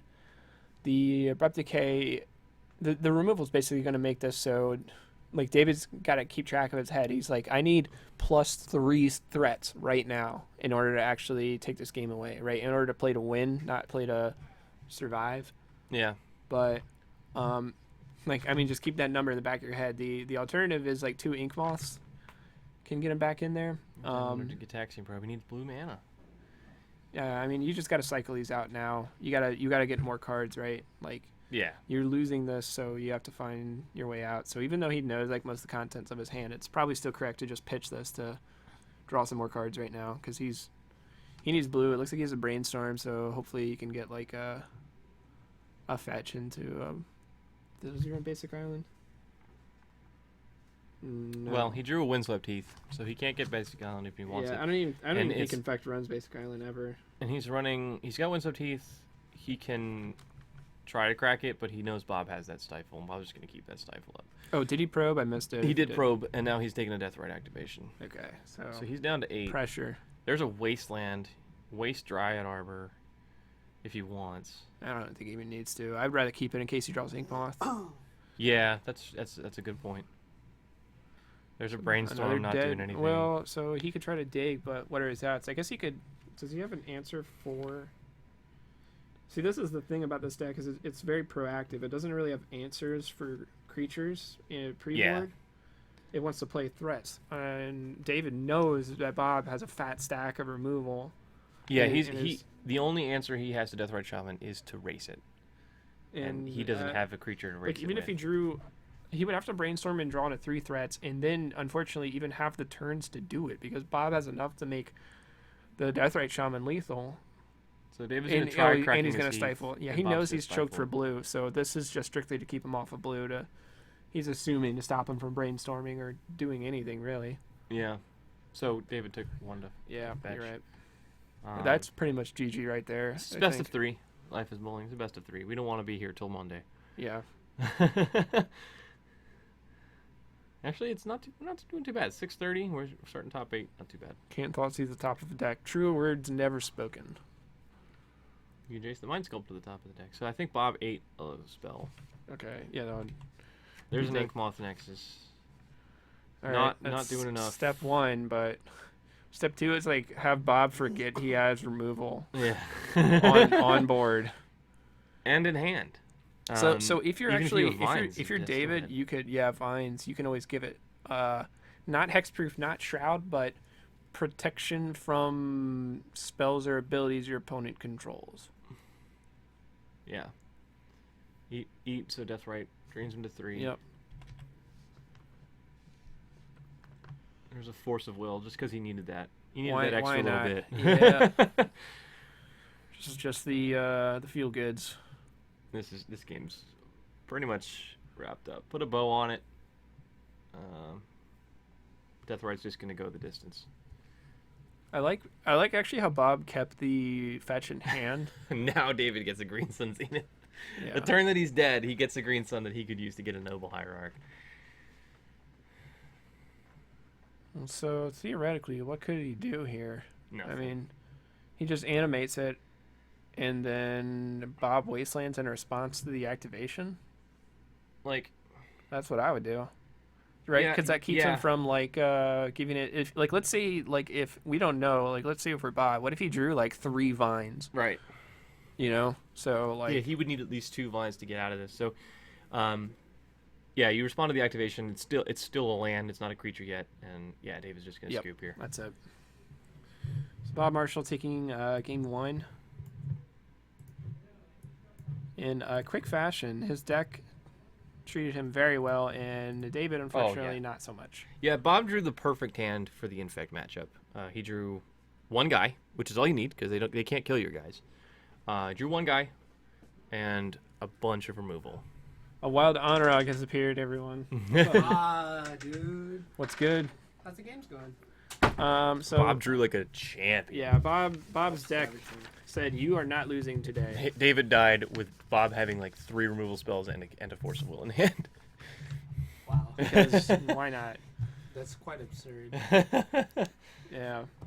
How'd you do? Finished X and 2, got 11th place. Overall, good day. Yeah. Top 16 is they put out top 16, right? Yeah, something like that. Yeah, yeah. That's cool. Went next Whoa, door. what's up, Josh? Had some tacos next door and some hot sauce. How were they? Don't go there. Okay, yeah, we're going to Pueblo after pretty the correct diner. I didn't realize it was so close, but yeah, my stomach Yeah. was just like Rip. inside out. Yeah. Rip on a rock. Bob playing Bobs. Gotta love the flavor. That's what I call a flavor win right there. Bob Marshall. How's the Death and Taxes match going on? I'm not sure. You wanna? I saw Stoneforge and Aether Vial, and he was attacking with the Jit equipped, but I don't know what's on the other side of the table. Hmm. Edwin's gonna take a look for us. He's gonna scout it out. Edwin's been a helpful little The man, yeah, he's been running back and forth. minion for us today. Really appreciate Edwin's help today.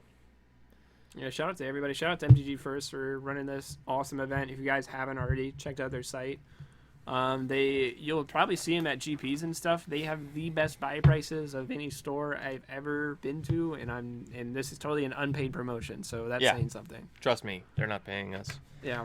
anything. But shout out to running this awesome event. This is their second Quest for Power series, so like this one's for a MOX Jet for first place. And each month it's going to be another piece of power. I think next month is another MOX, and I think the month after that is Ancestral. I think next month is Ruby, but Yeah. I'll probably figure that out from Jason. All right, so looking at sideboards, so Bob has 1 Trina Nemesis, 1 Divert, 1 GT, 2 Marsh Casualties, 1 Pithing Needle, 1 Abrupt Decay, 1 Force of Will, 2 Flusterstorm, 1 Invasive Surgery, 1 Null Rod, 1 Grafdigger's Cage, and 2 Surgical Extraction. And a great deal of that could come in. So what do you guys think he would is Invasive most likely? Surgery. I don't know. It's counter target sorcery. If you have Delirium, you extract them all. Oh, that's right. God, that card is so good. Yeah, and it costs a single blue too, so Yeah. it's pretty decent. But how many sorceries does Infect actually play? They have an arbitrary number of ponders. Hold on. Let's see. The important spells Invigorate's not not a sorcery. Berserk is probably going to come out in some numbers. Gitaxian Probe. Chat, help me out here because I don't play Infect. So it's got the list here. Yeah, I got the Nice. list here. It's really not a lot. I Probe, honestly- Ponder. Does he have Ponder? Become Immense Yeah, he's is, got is Ponder. an instant, right? Yep. Yeah. There's one Zenith, one Ponder. I think all of his pump spells are instants, so I don't think that one comes in. Well, you know what? I don't know if the thing is Bob might bring it in, not knowing the other list, but Even then, like if you had to think of sorceries that they cast that you want to stop, like I honestly can't even think of many outside. Might of Old Crosa is the only thing I can think. yeah, and that's not That's still an instant. It is still an instant. You're right. Yeah. You just Almost play it as a every pump sorcery. spell Yeah, in it's- the stack is an instant. Whatever the domain pump spell is, but that one's it's not a domain deck. Riding the Delu horse would be a sweet one. So I think divert comes in. You can divert a pump spell. I definitely like Umezawa's Jite and Yeah. Marsh Casualties. I mean, Jite's on the slower side, but if you can connect once, you just shotgun down all of the Infect dudes.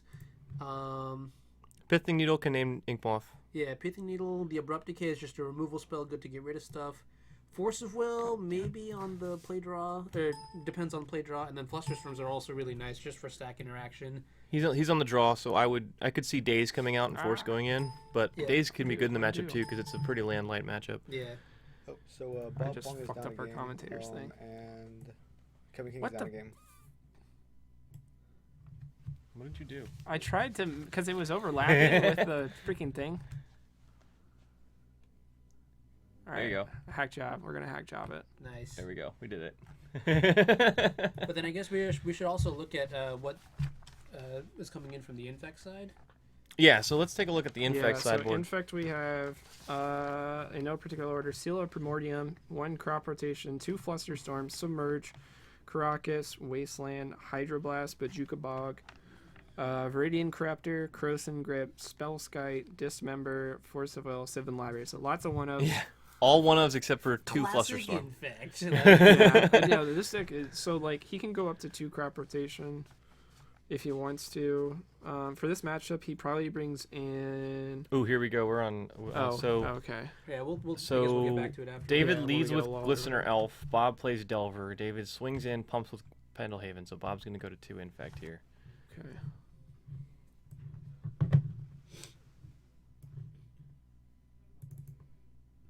Going to flip his Delver. Did you know Pendlehavens are like $15 now? Are they really? Or something like that. I'd have to double check the No, price. They're no, no. obnoxious. They can't Yeah, be. they are. They are obnoxious. Well, they just This- MTG this first version. just sold 8 of them to some dude in San Diego for like $7-8 a piece. So. Yeah, that's because that's a good price. What up, Mark Wells? Thanks for the follow. So I can't. It's hard to see Bob's hand. So I see Ponder, I see Brainstorm, I see Bob. I think that's a Fatal Push. And now he's shuffling it, and I can't see. I see at least one Fatal Push. What's the top card? He's gonna pass, no swing. All right. Okay, so it might not be a fatal push then if he is offering the trade. He didn't attack. Yeah, wow. His plan here could be block and then attempt a Fatal Push. Okay. In response to a pump, Yeah. right? Because he kills it on board. He's gonna Yep. do something else. Well, there's a Pendlehaven there, so He can make it. It would be a 2/3. trade. yeah, It's it would it's be a trade. And Yeah. then if David does have a pump like an additional pump spell, he might try to like keep the Glistener Elf alive, and in that situation, Bob can take the action and remove the Infector for to get a 2-for-1. Yeah. Some value. He's playing cautiously, which is wanna up a game. open? Not too bad. Because I actually wouldn't mind a break. Yeah, sure, no problem. I need one of these. All right, Corey and I are tagging in out. Let's add you to the commentators. Nice. Here. I'll type your name.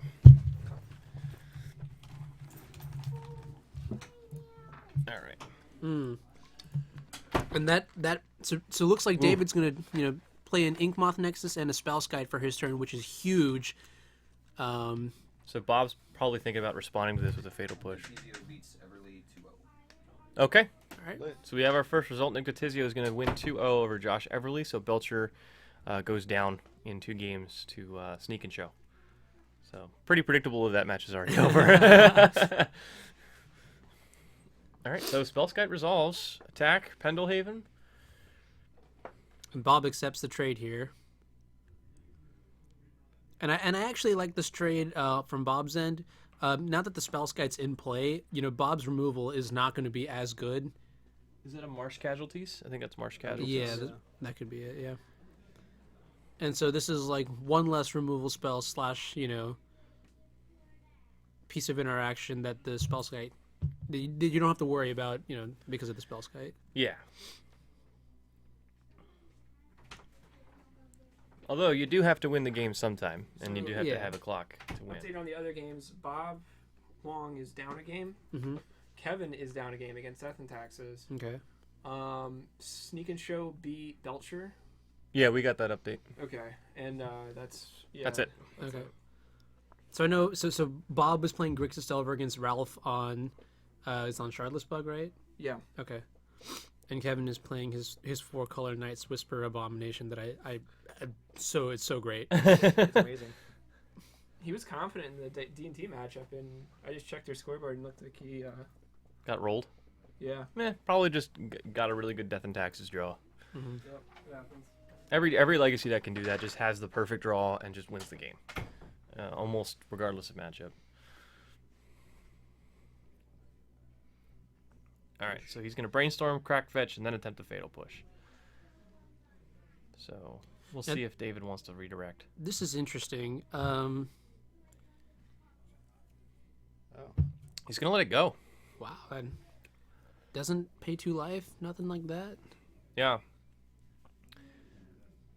Surprising. He does have a Blighted Agent in hand. He may just be, kind of gaming for the long run here. Mm-hmm. Maybe conserve the life total for some reason, but it seems like David's hand is Heath, Flusterstorm, Blighted Agent, and is that a Brainstorm as the last card? Oh, so the other thing is, if he redirects Fatal Push, that leaves David with nothing. So he trades board with Delver and Fatal Push, basically. Fitzpatrick going to game 3.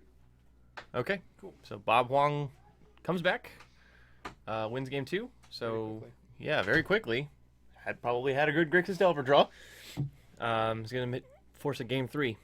In his match. And you know what? The point that you're making, so we're going to see Bob here. He's going to play Dark Confidant for his turn, but I think that's a very good point. If he redirects the Fatal Push to the Spellskite, he's going to lose his entire board. And in that situation, I think given that you have not only Ninkmoth Nexus, but also a Blighted Agent, it doesn't hurt to keep the Spellskite just around for a little bit longer, because you're not really short on dudes here.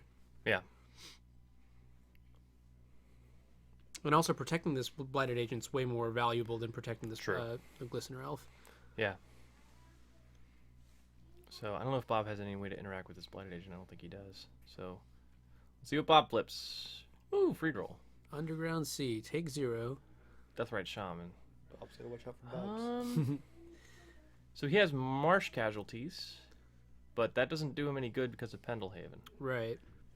So he doesn't have any. He's got Flusterstorm, Spell Pierce, Ponder Sea, Deathrite, and then Marsh Casualties. Well, that's a pretty stacked hand. The question is, are we dead? Yeah. And so we're going to lead with the Ponder. We see a Flusterstorm in David's hand as well. So what did we get? We got Goyf.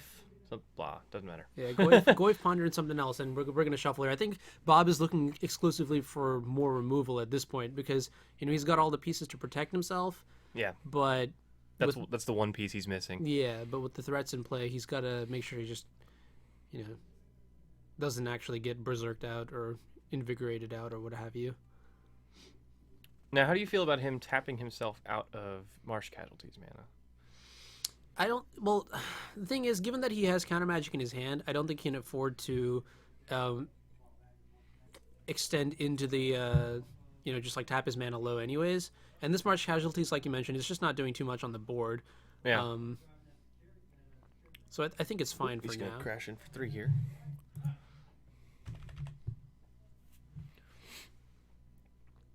Oh, he also had. I missed that he had a C, but he played the C and he tapped it right away for a Deathrite Shaman, which I think is fine. Yeah, I mean, this way he's representing like Abrupt Decay. Mm-hmm.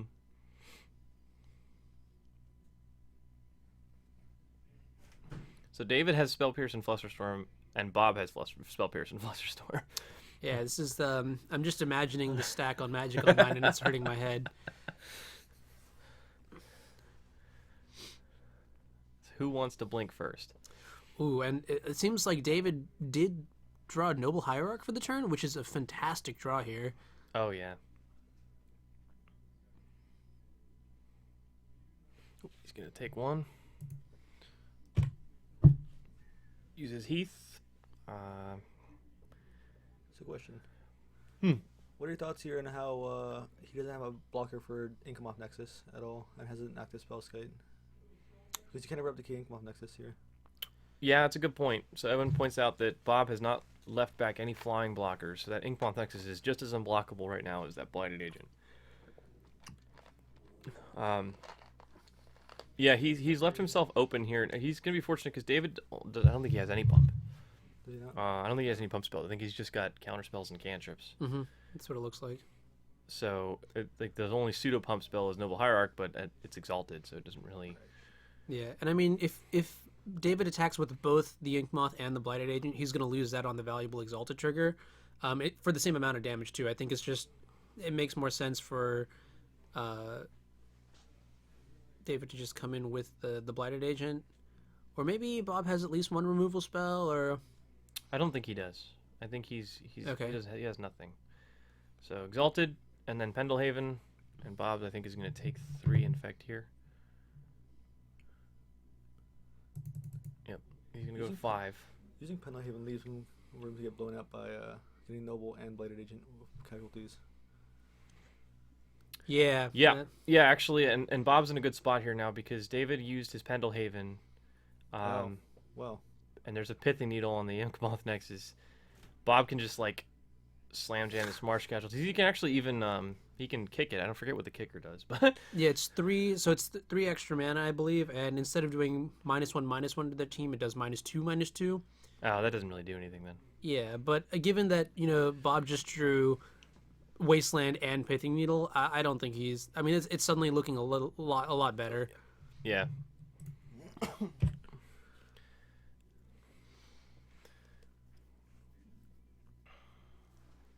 So do you just main phase the Marsh Casualties here? Yeah, I mean, it's a sorcery. Yeah, it's a sorcery, so he's going to have to. But I do like picking a fight right now because David is bottlenecked on blue mana, and outside of Force of Will, given you have Spell Pierce, which is extremely live right now, and the Flusterstorm to protect it. Yeah. And the good thing here about Marsh Casualties as opposed to something like Toxic Deluge is that Marsh Casualties is asymmetric, so it's only going to impact David's creatures, not Bob's, which would, a -1/-1 would be pretty detrimental, pretty... Yeah. So Bob attacked with both Bob and Delver. David's going to take it. I think what he was trying to do there is... So greedy. I love it. If Spellskite blocks Dark Confident, mm-hmm. he can kick the Marsh Casualties and kill the Spellskite. Yeah. Shout out to you, Anuraag. Yeah, hey, how's it going, Sean? I mean, so the thing is, even if David does block here, if I was in Bob's position, I would not want to kick the Marsh Casualties. Just because, the chance, giving up the opportunity to protect Marsh Casualties here seems just a little bit loose. And David's going to take a look at Marsh Casualties to see... How screwed he is by it. Yeah. It's a powerful card. Very good at killing True Name Nemesis. Yes. Also very good at killing Noble Hierarch and Blighted Agent. Young Pyromancer and all her tokens. Yeah. Brainstorm in response. Bob has... I think you Spell Pierce this. You consider it because you he's definitely very consider it, obviously digging for a Force of Will. Yeah. And just given the way the turn has worked itself out, Storm Count is still only 1. So if David did want to, I mean, the Flusterstorm and David's hit. It's 2 because Brainstorm and Marsh. Well, yeah, sorry, now it is. Before David had tapped that blue source, it was only at 1, so he, Bob would actually be able to pay for the yeah.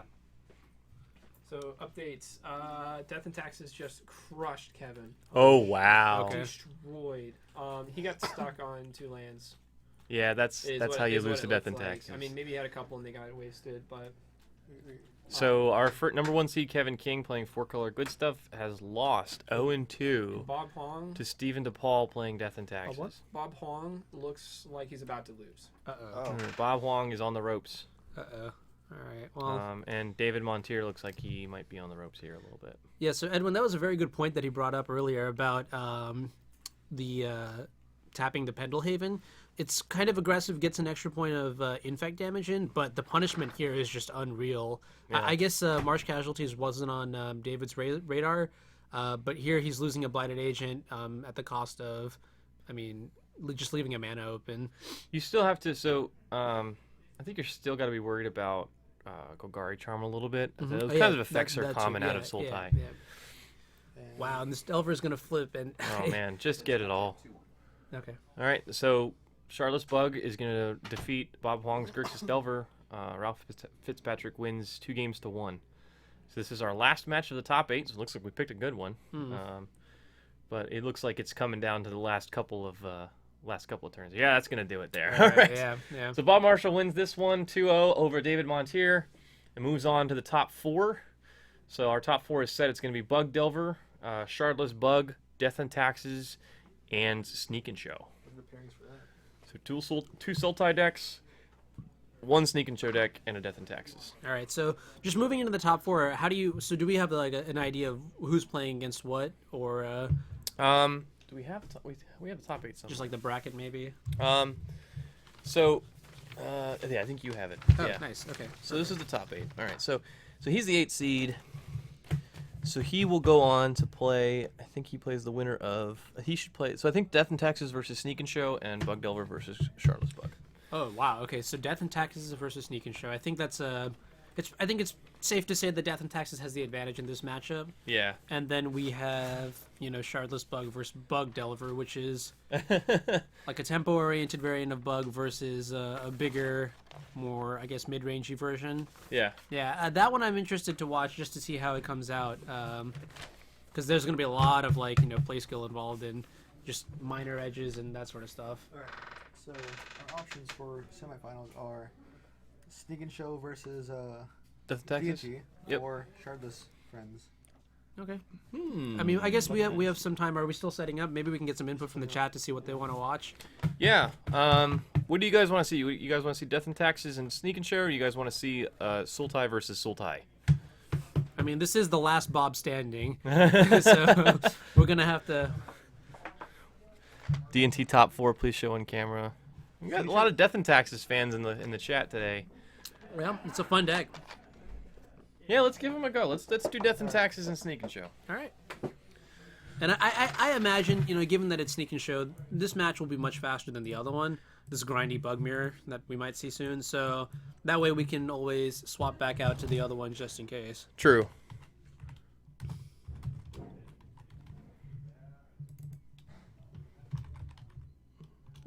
Oops. All right. Oops. Hang on. I want to do caps lock up here.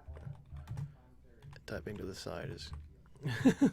Yeah. No. Today So Nick is very well known for playing Aggro Loam, and he had his feature match. I think it was round 3 or maybe 2 or an early feature match, and when I saw what exactly he was playing, I was like, wow, Lotus Petal and Blood Moon, sick tech in your Aggro Loam deck, dude.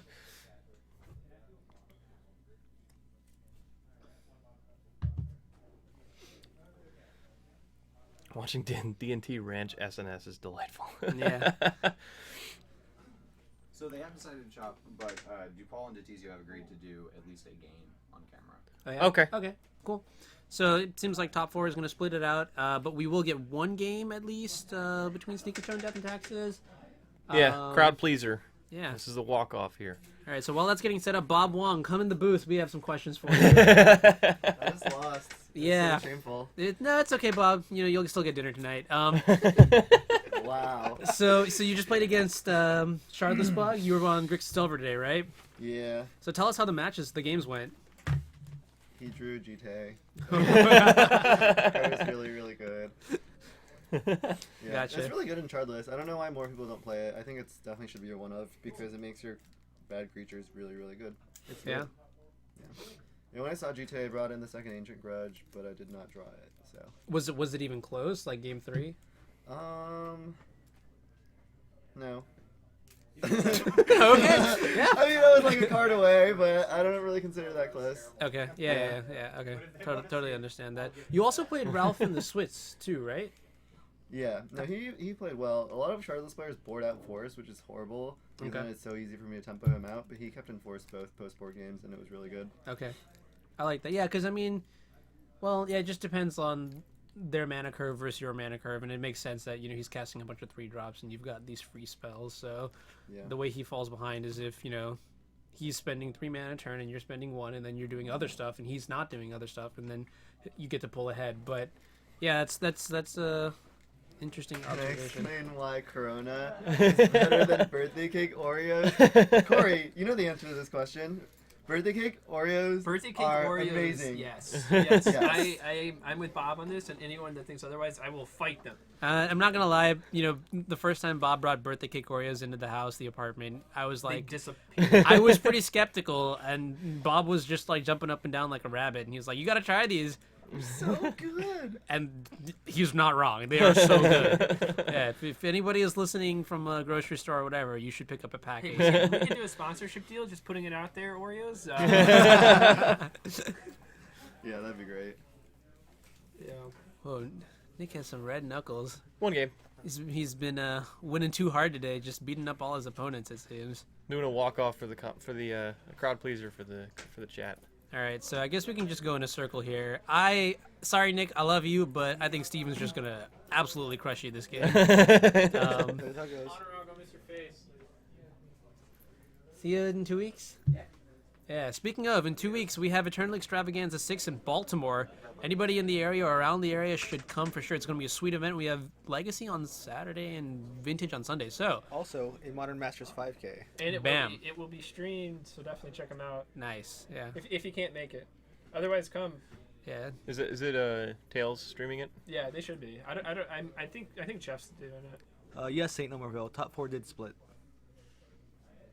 Yep, But is the top 4 split. We're watching for funsies. This matchup's just straight for everybody in chat that wanted to see D&T. This is a crowd pleaser. This is for y'all. So you're basically about to watch D&T just style. As I mentioned earlier, it's a 9-1 matchup is what I would put this at. Oh yeah. Yeah. The game 1 combination of Phyrexian, Revoker, and Caracas is just absurd. Yeah. You have Revoker naming Sneak Attack. Decklist for top 16 No. or the entire event, just the top 8? Top 16 would be nice. We've got top 8 deck lists. Well, We don't. who needs it? Because like they want to be typed up by the store, I think. I don't know. I said coverage would have it. Okay. Okay. I mean, I can help out with that if you need typing stuff. I'll just. I mean, I'm not part of the coverage team. There's Bam. this thing. Fair point. Fair point. If you want to do that on a run, you Yeah. Basically, my question is, can I throw out these deck lists? keep the top 8. Right. Yeah. Well, we've got the top 8. Oh, we do? Okay. Well then, yeah, the rest can go. If Okay. we have all top 8. Sweet. Okay, that's like $100. Is it? Not about 100. It's 50. Fine. Edmonds. 50, 100, 1,000. Yeah, there are like a lot of people in this room now. It rolled so off the table. It's half. this commentary Kinda my booth fault. is nah. Someone throw in the trash. All right, so it looks like Nick won the dice roll. No, it's mine. Is that Anuraag's? Is this Anuraag? Hashtag is this Anuraag? He's gonna crack a fetch. Gonna cast a ponder. Yo. Good job. Yo, hey man, you are awesome. What? You're awesome. They asked for top 16 list. I'll see you, buddy. That's like twice as many we did. I still want to get the Matt Wing video back so I can rub in his face. I need to pull it up out of the archives. I'm trying to play. No, I'm just trying to send it to Matt Wing so he can be embarrassed forever. Alright. He hasn't paid up on the bet still, so I deserve to rub it in his face. Well, there's a vial from Steven on turn 1. It's pretty much where you want His to be. girlfriend didn't like that, so we renegotiated. Oh. His license plate was going to be lost to you. And then his girlfriend really didn't like that. Got a Caracas in hand. Oh wow. But I would've Protecting changed him my from license the plate show to and tell in lost case to me, Nick I don't wants to get pull the it. trigger here. Right. So the way that Nick can didn't still win realize this Dodge game changed is if he, license plate to cast Delaware. show and tell, puts in a sneak attack. Did you see that? Yeah. Fireball is Here cool. we go. but it's hard to say. Not putting in Caracas. We'll see what he puts in. Well, he can play Caracas for his land drop next turn. Oh, true. Yeah. Yeah. Oh, wow. And this is Thalia. Now, here's some interesting sequencing. If Nick has a Lotus Petal in his hand, he's going to get punished here because he's got to actually pay 1 mana now for the through the Thalia. He does not. Looks like he has a Tarn. He's going to use a Tarn to get a red mana. Okay. Now, actually, you know, if Nick has Emrakul and Steven does not have Phyrexian Revoker, Dude, the girls love long hair, man. Not gonna lie. Nick might be in trouble. I mean, sorry, Steven might be in trouble. Biatch's Michael. Might love long hair. He's gonna have Petal and Loam and just go hand. Hey, Petal and Tarn. Sorry. Garbage. Yeah. Just get a walk-off Emrakul. Just one more time. Get to see Nick get some instant regret for splitting. Post a card that is me.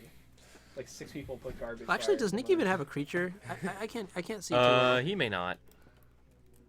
I think he has Grizzlebrand. Oh, ooh. Things look good for him. I guess there's a Caracas. Yeah. I mean, well, Caracas is beatable. Nick is going to have to utilize Steven's end step. He has to get double red to activate twice. Right. So yeah. So the way he can do that is either have a second source, or he can sort of like double his mana by using once on Steven's end step and then once on his turn. Mm-hmm.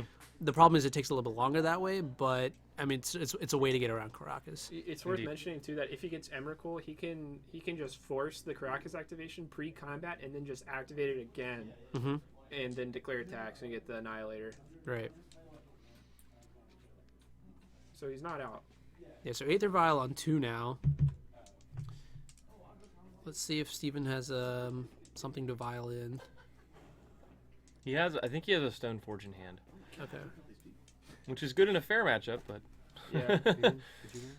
If Nick's gonna sneak in a Grizzlebrand here, he's gonna crack the fetch. Yeah, but because of Wasteland, he has to get Basic Mountain, but that's fine. If he had Grizzlebrand, I feel like you should have gone for it earlier. If he has Emrakul, it makes sense waiting. Because now Steven could have had a Revoker. Well, the thing is, Grizzlebrand is very powerful in some matchups, but in this one, because of the Caracas, his life total is somewhat of a liability. He's not going to be able to gain life from the Grizzlebrand, so the Thalia could just murder him.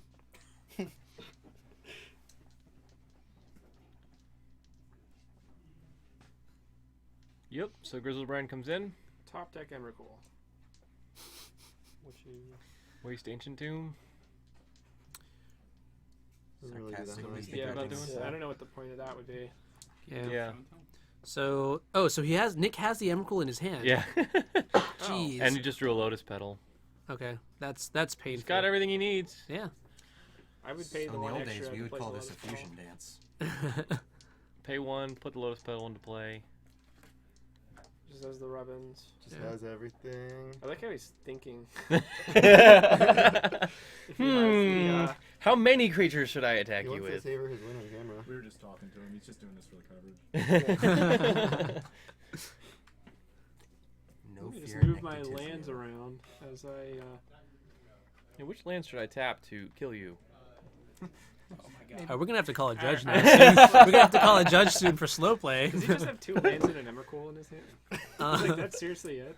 You know, that's one more Emrakul than he. Oh wow, he found the line. Whoa. Looks good. All right. Declare attackers. Put this 15/15 into play. Come on, now. I'm not gonna lie. I'm pretty impressed, right? Because.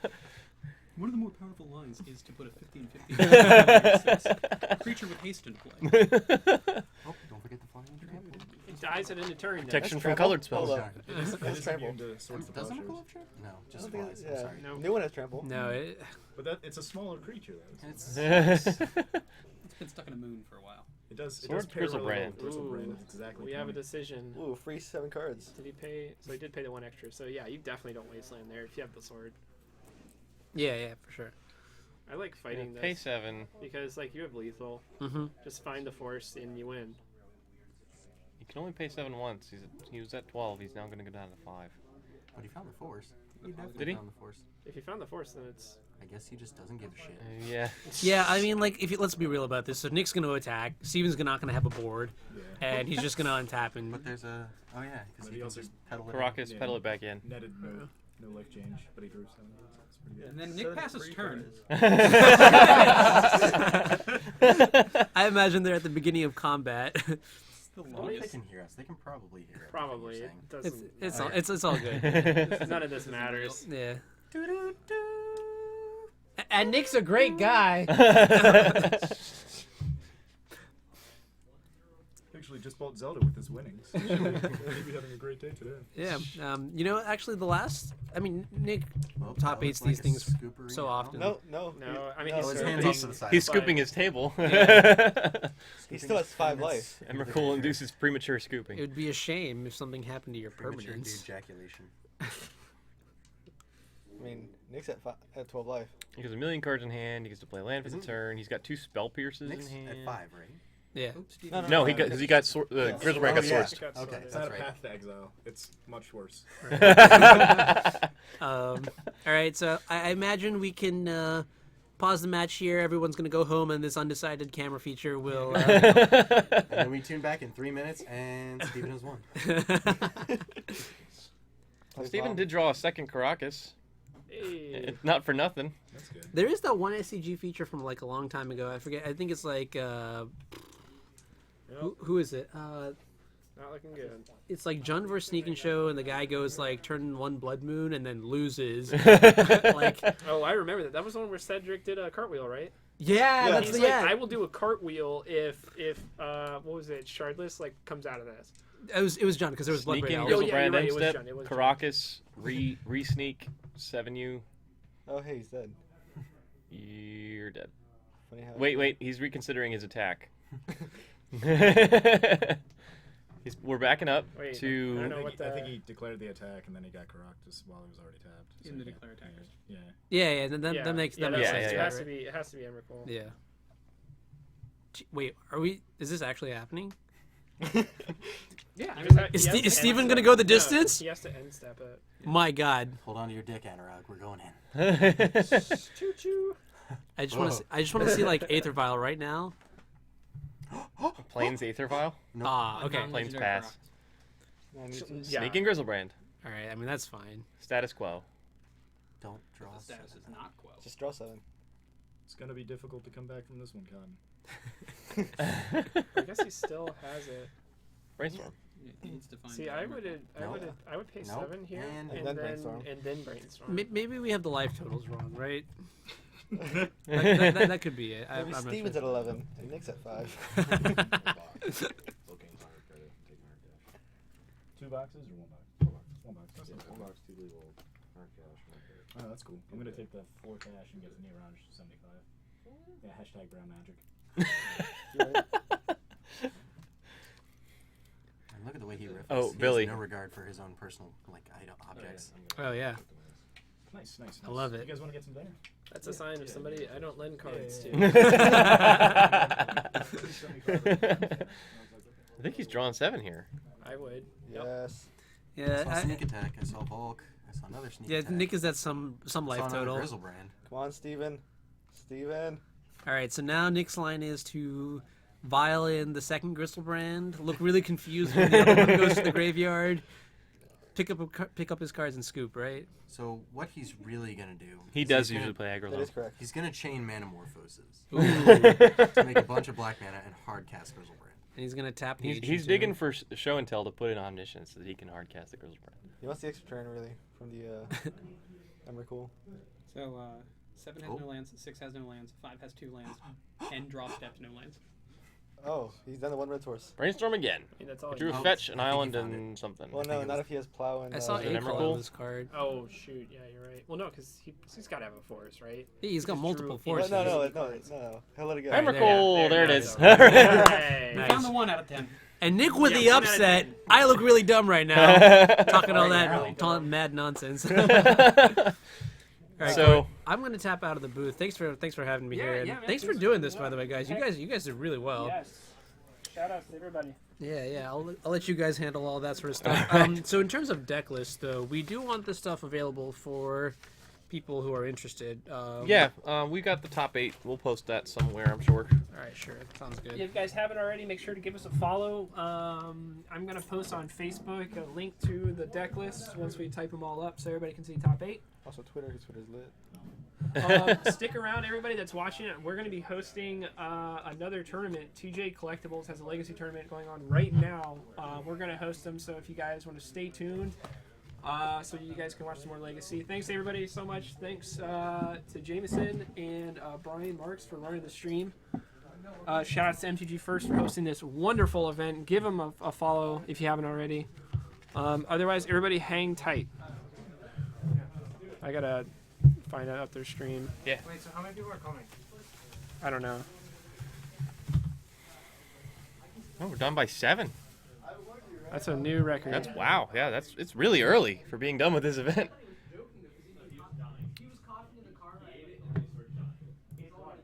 Are we still live? Yep. I'm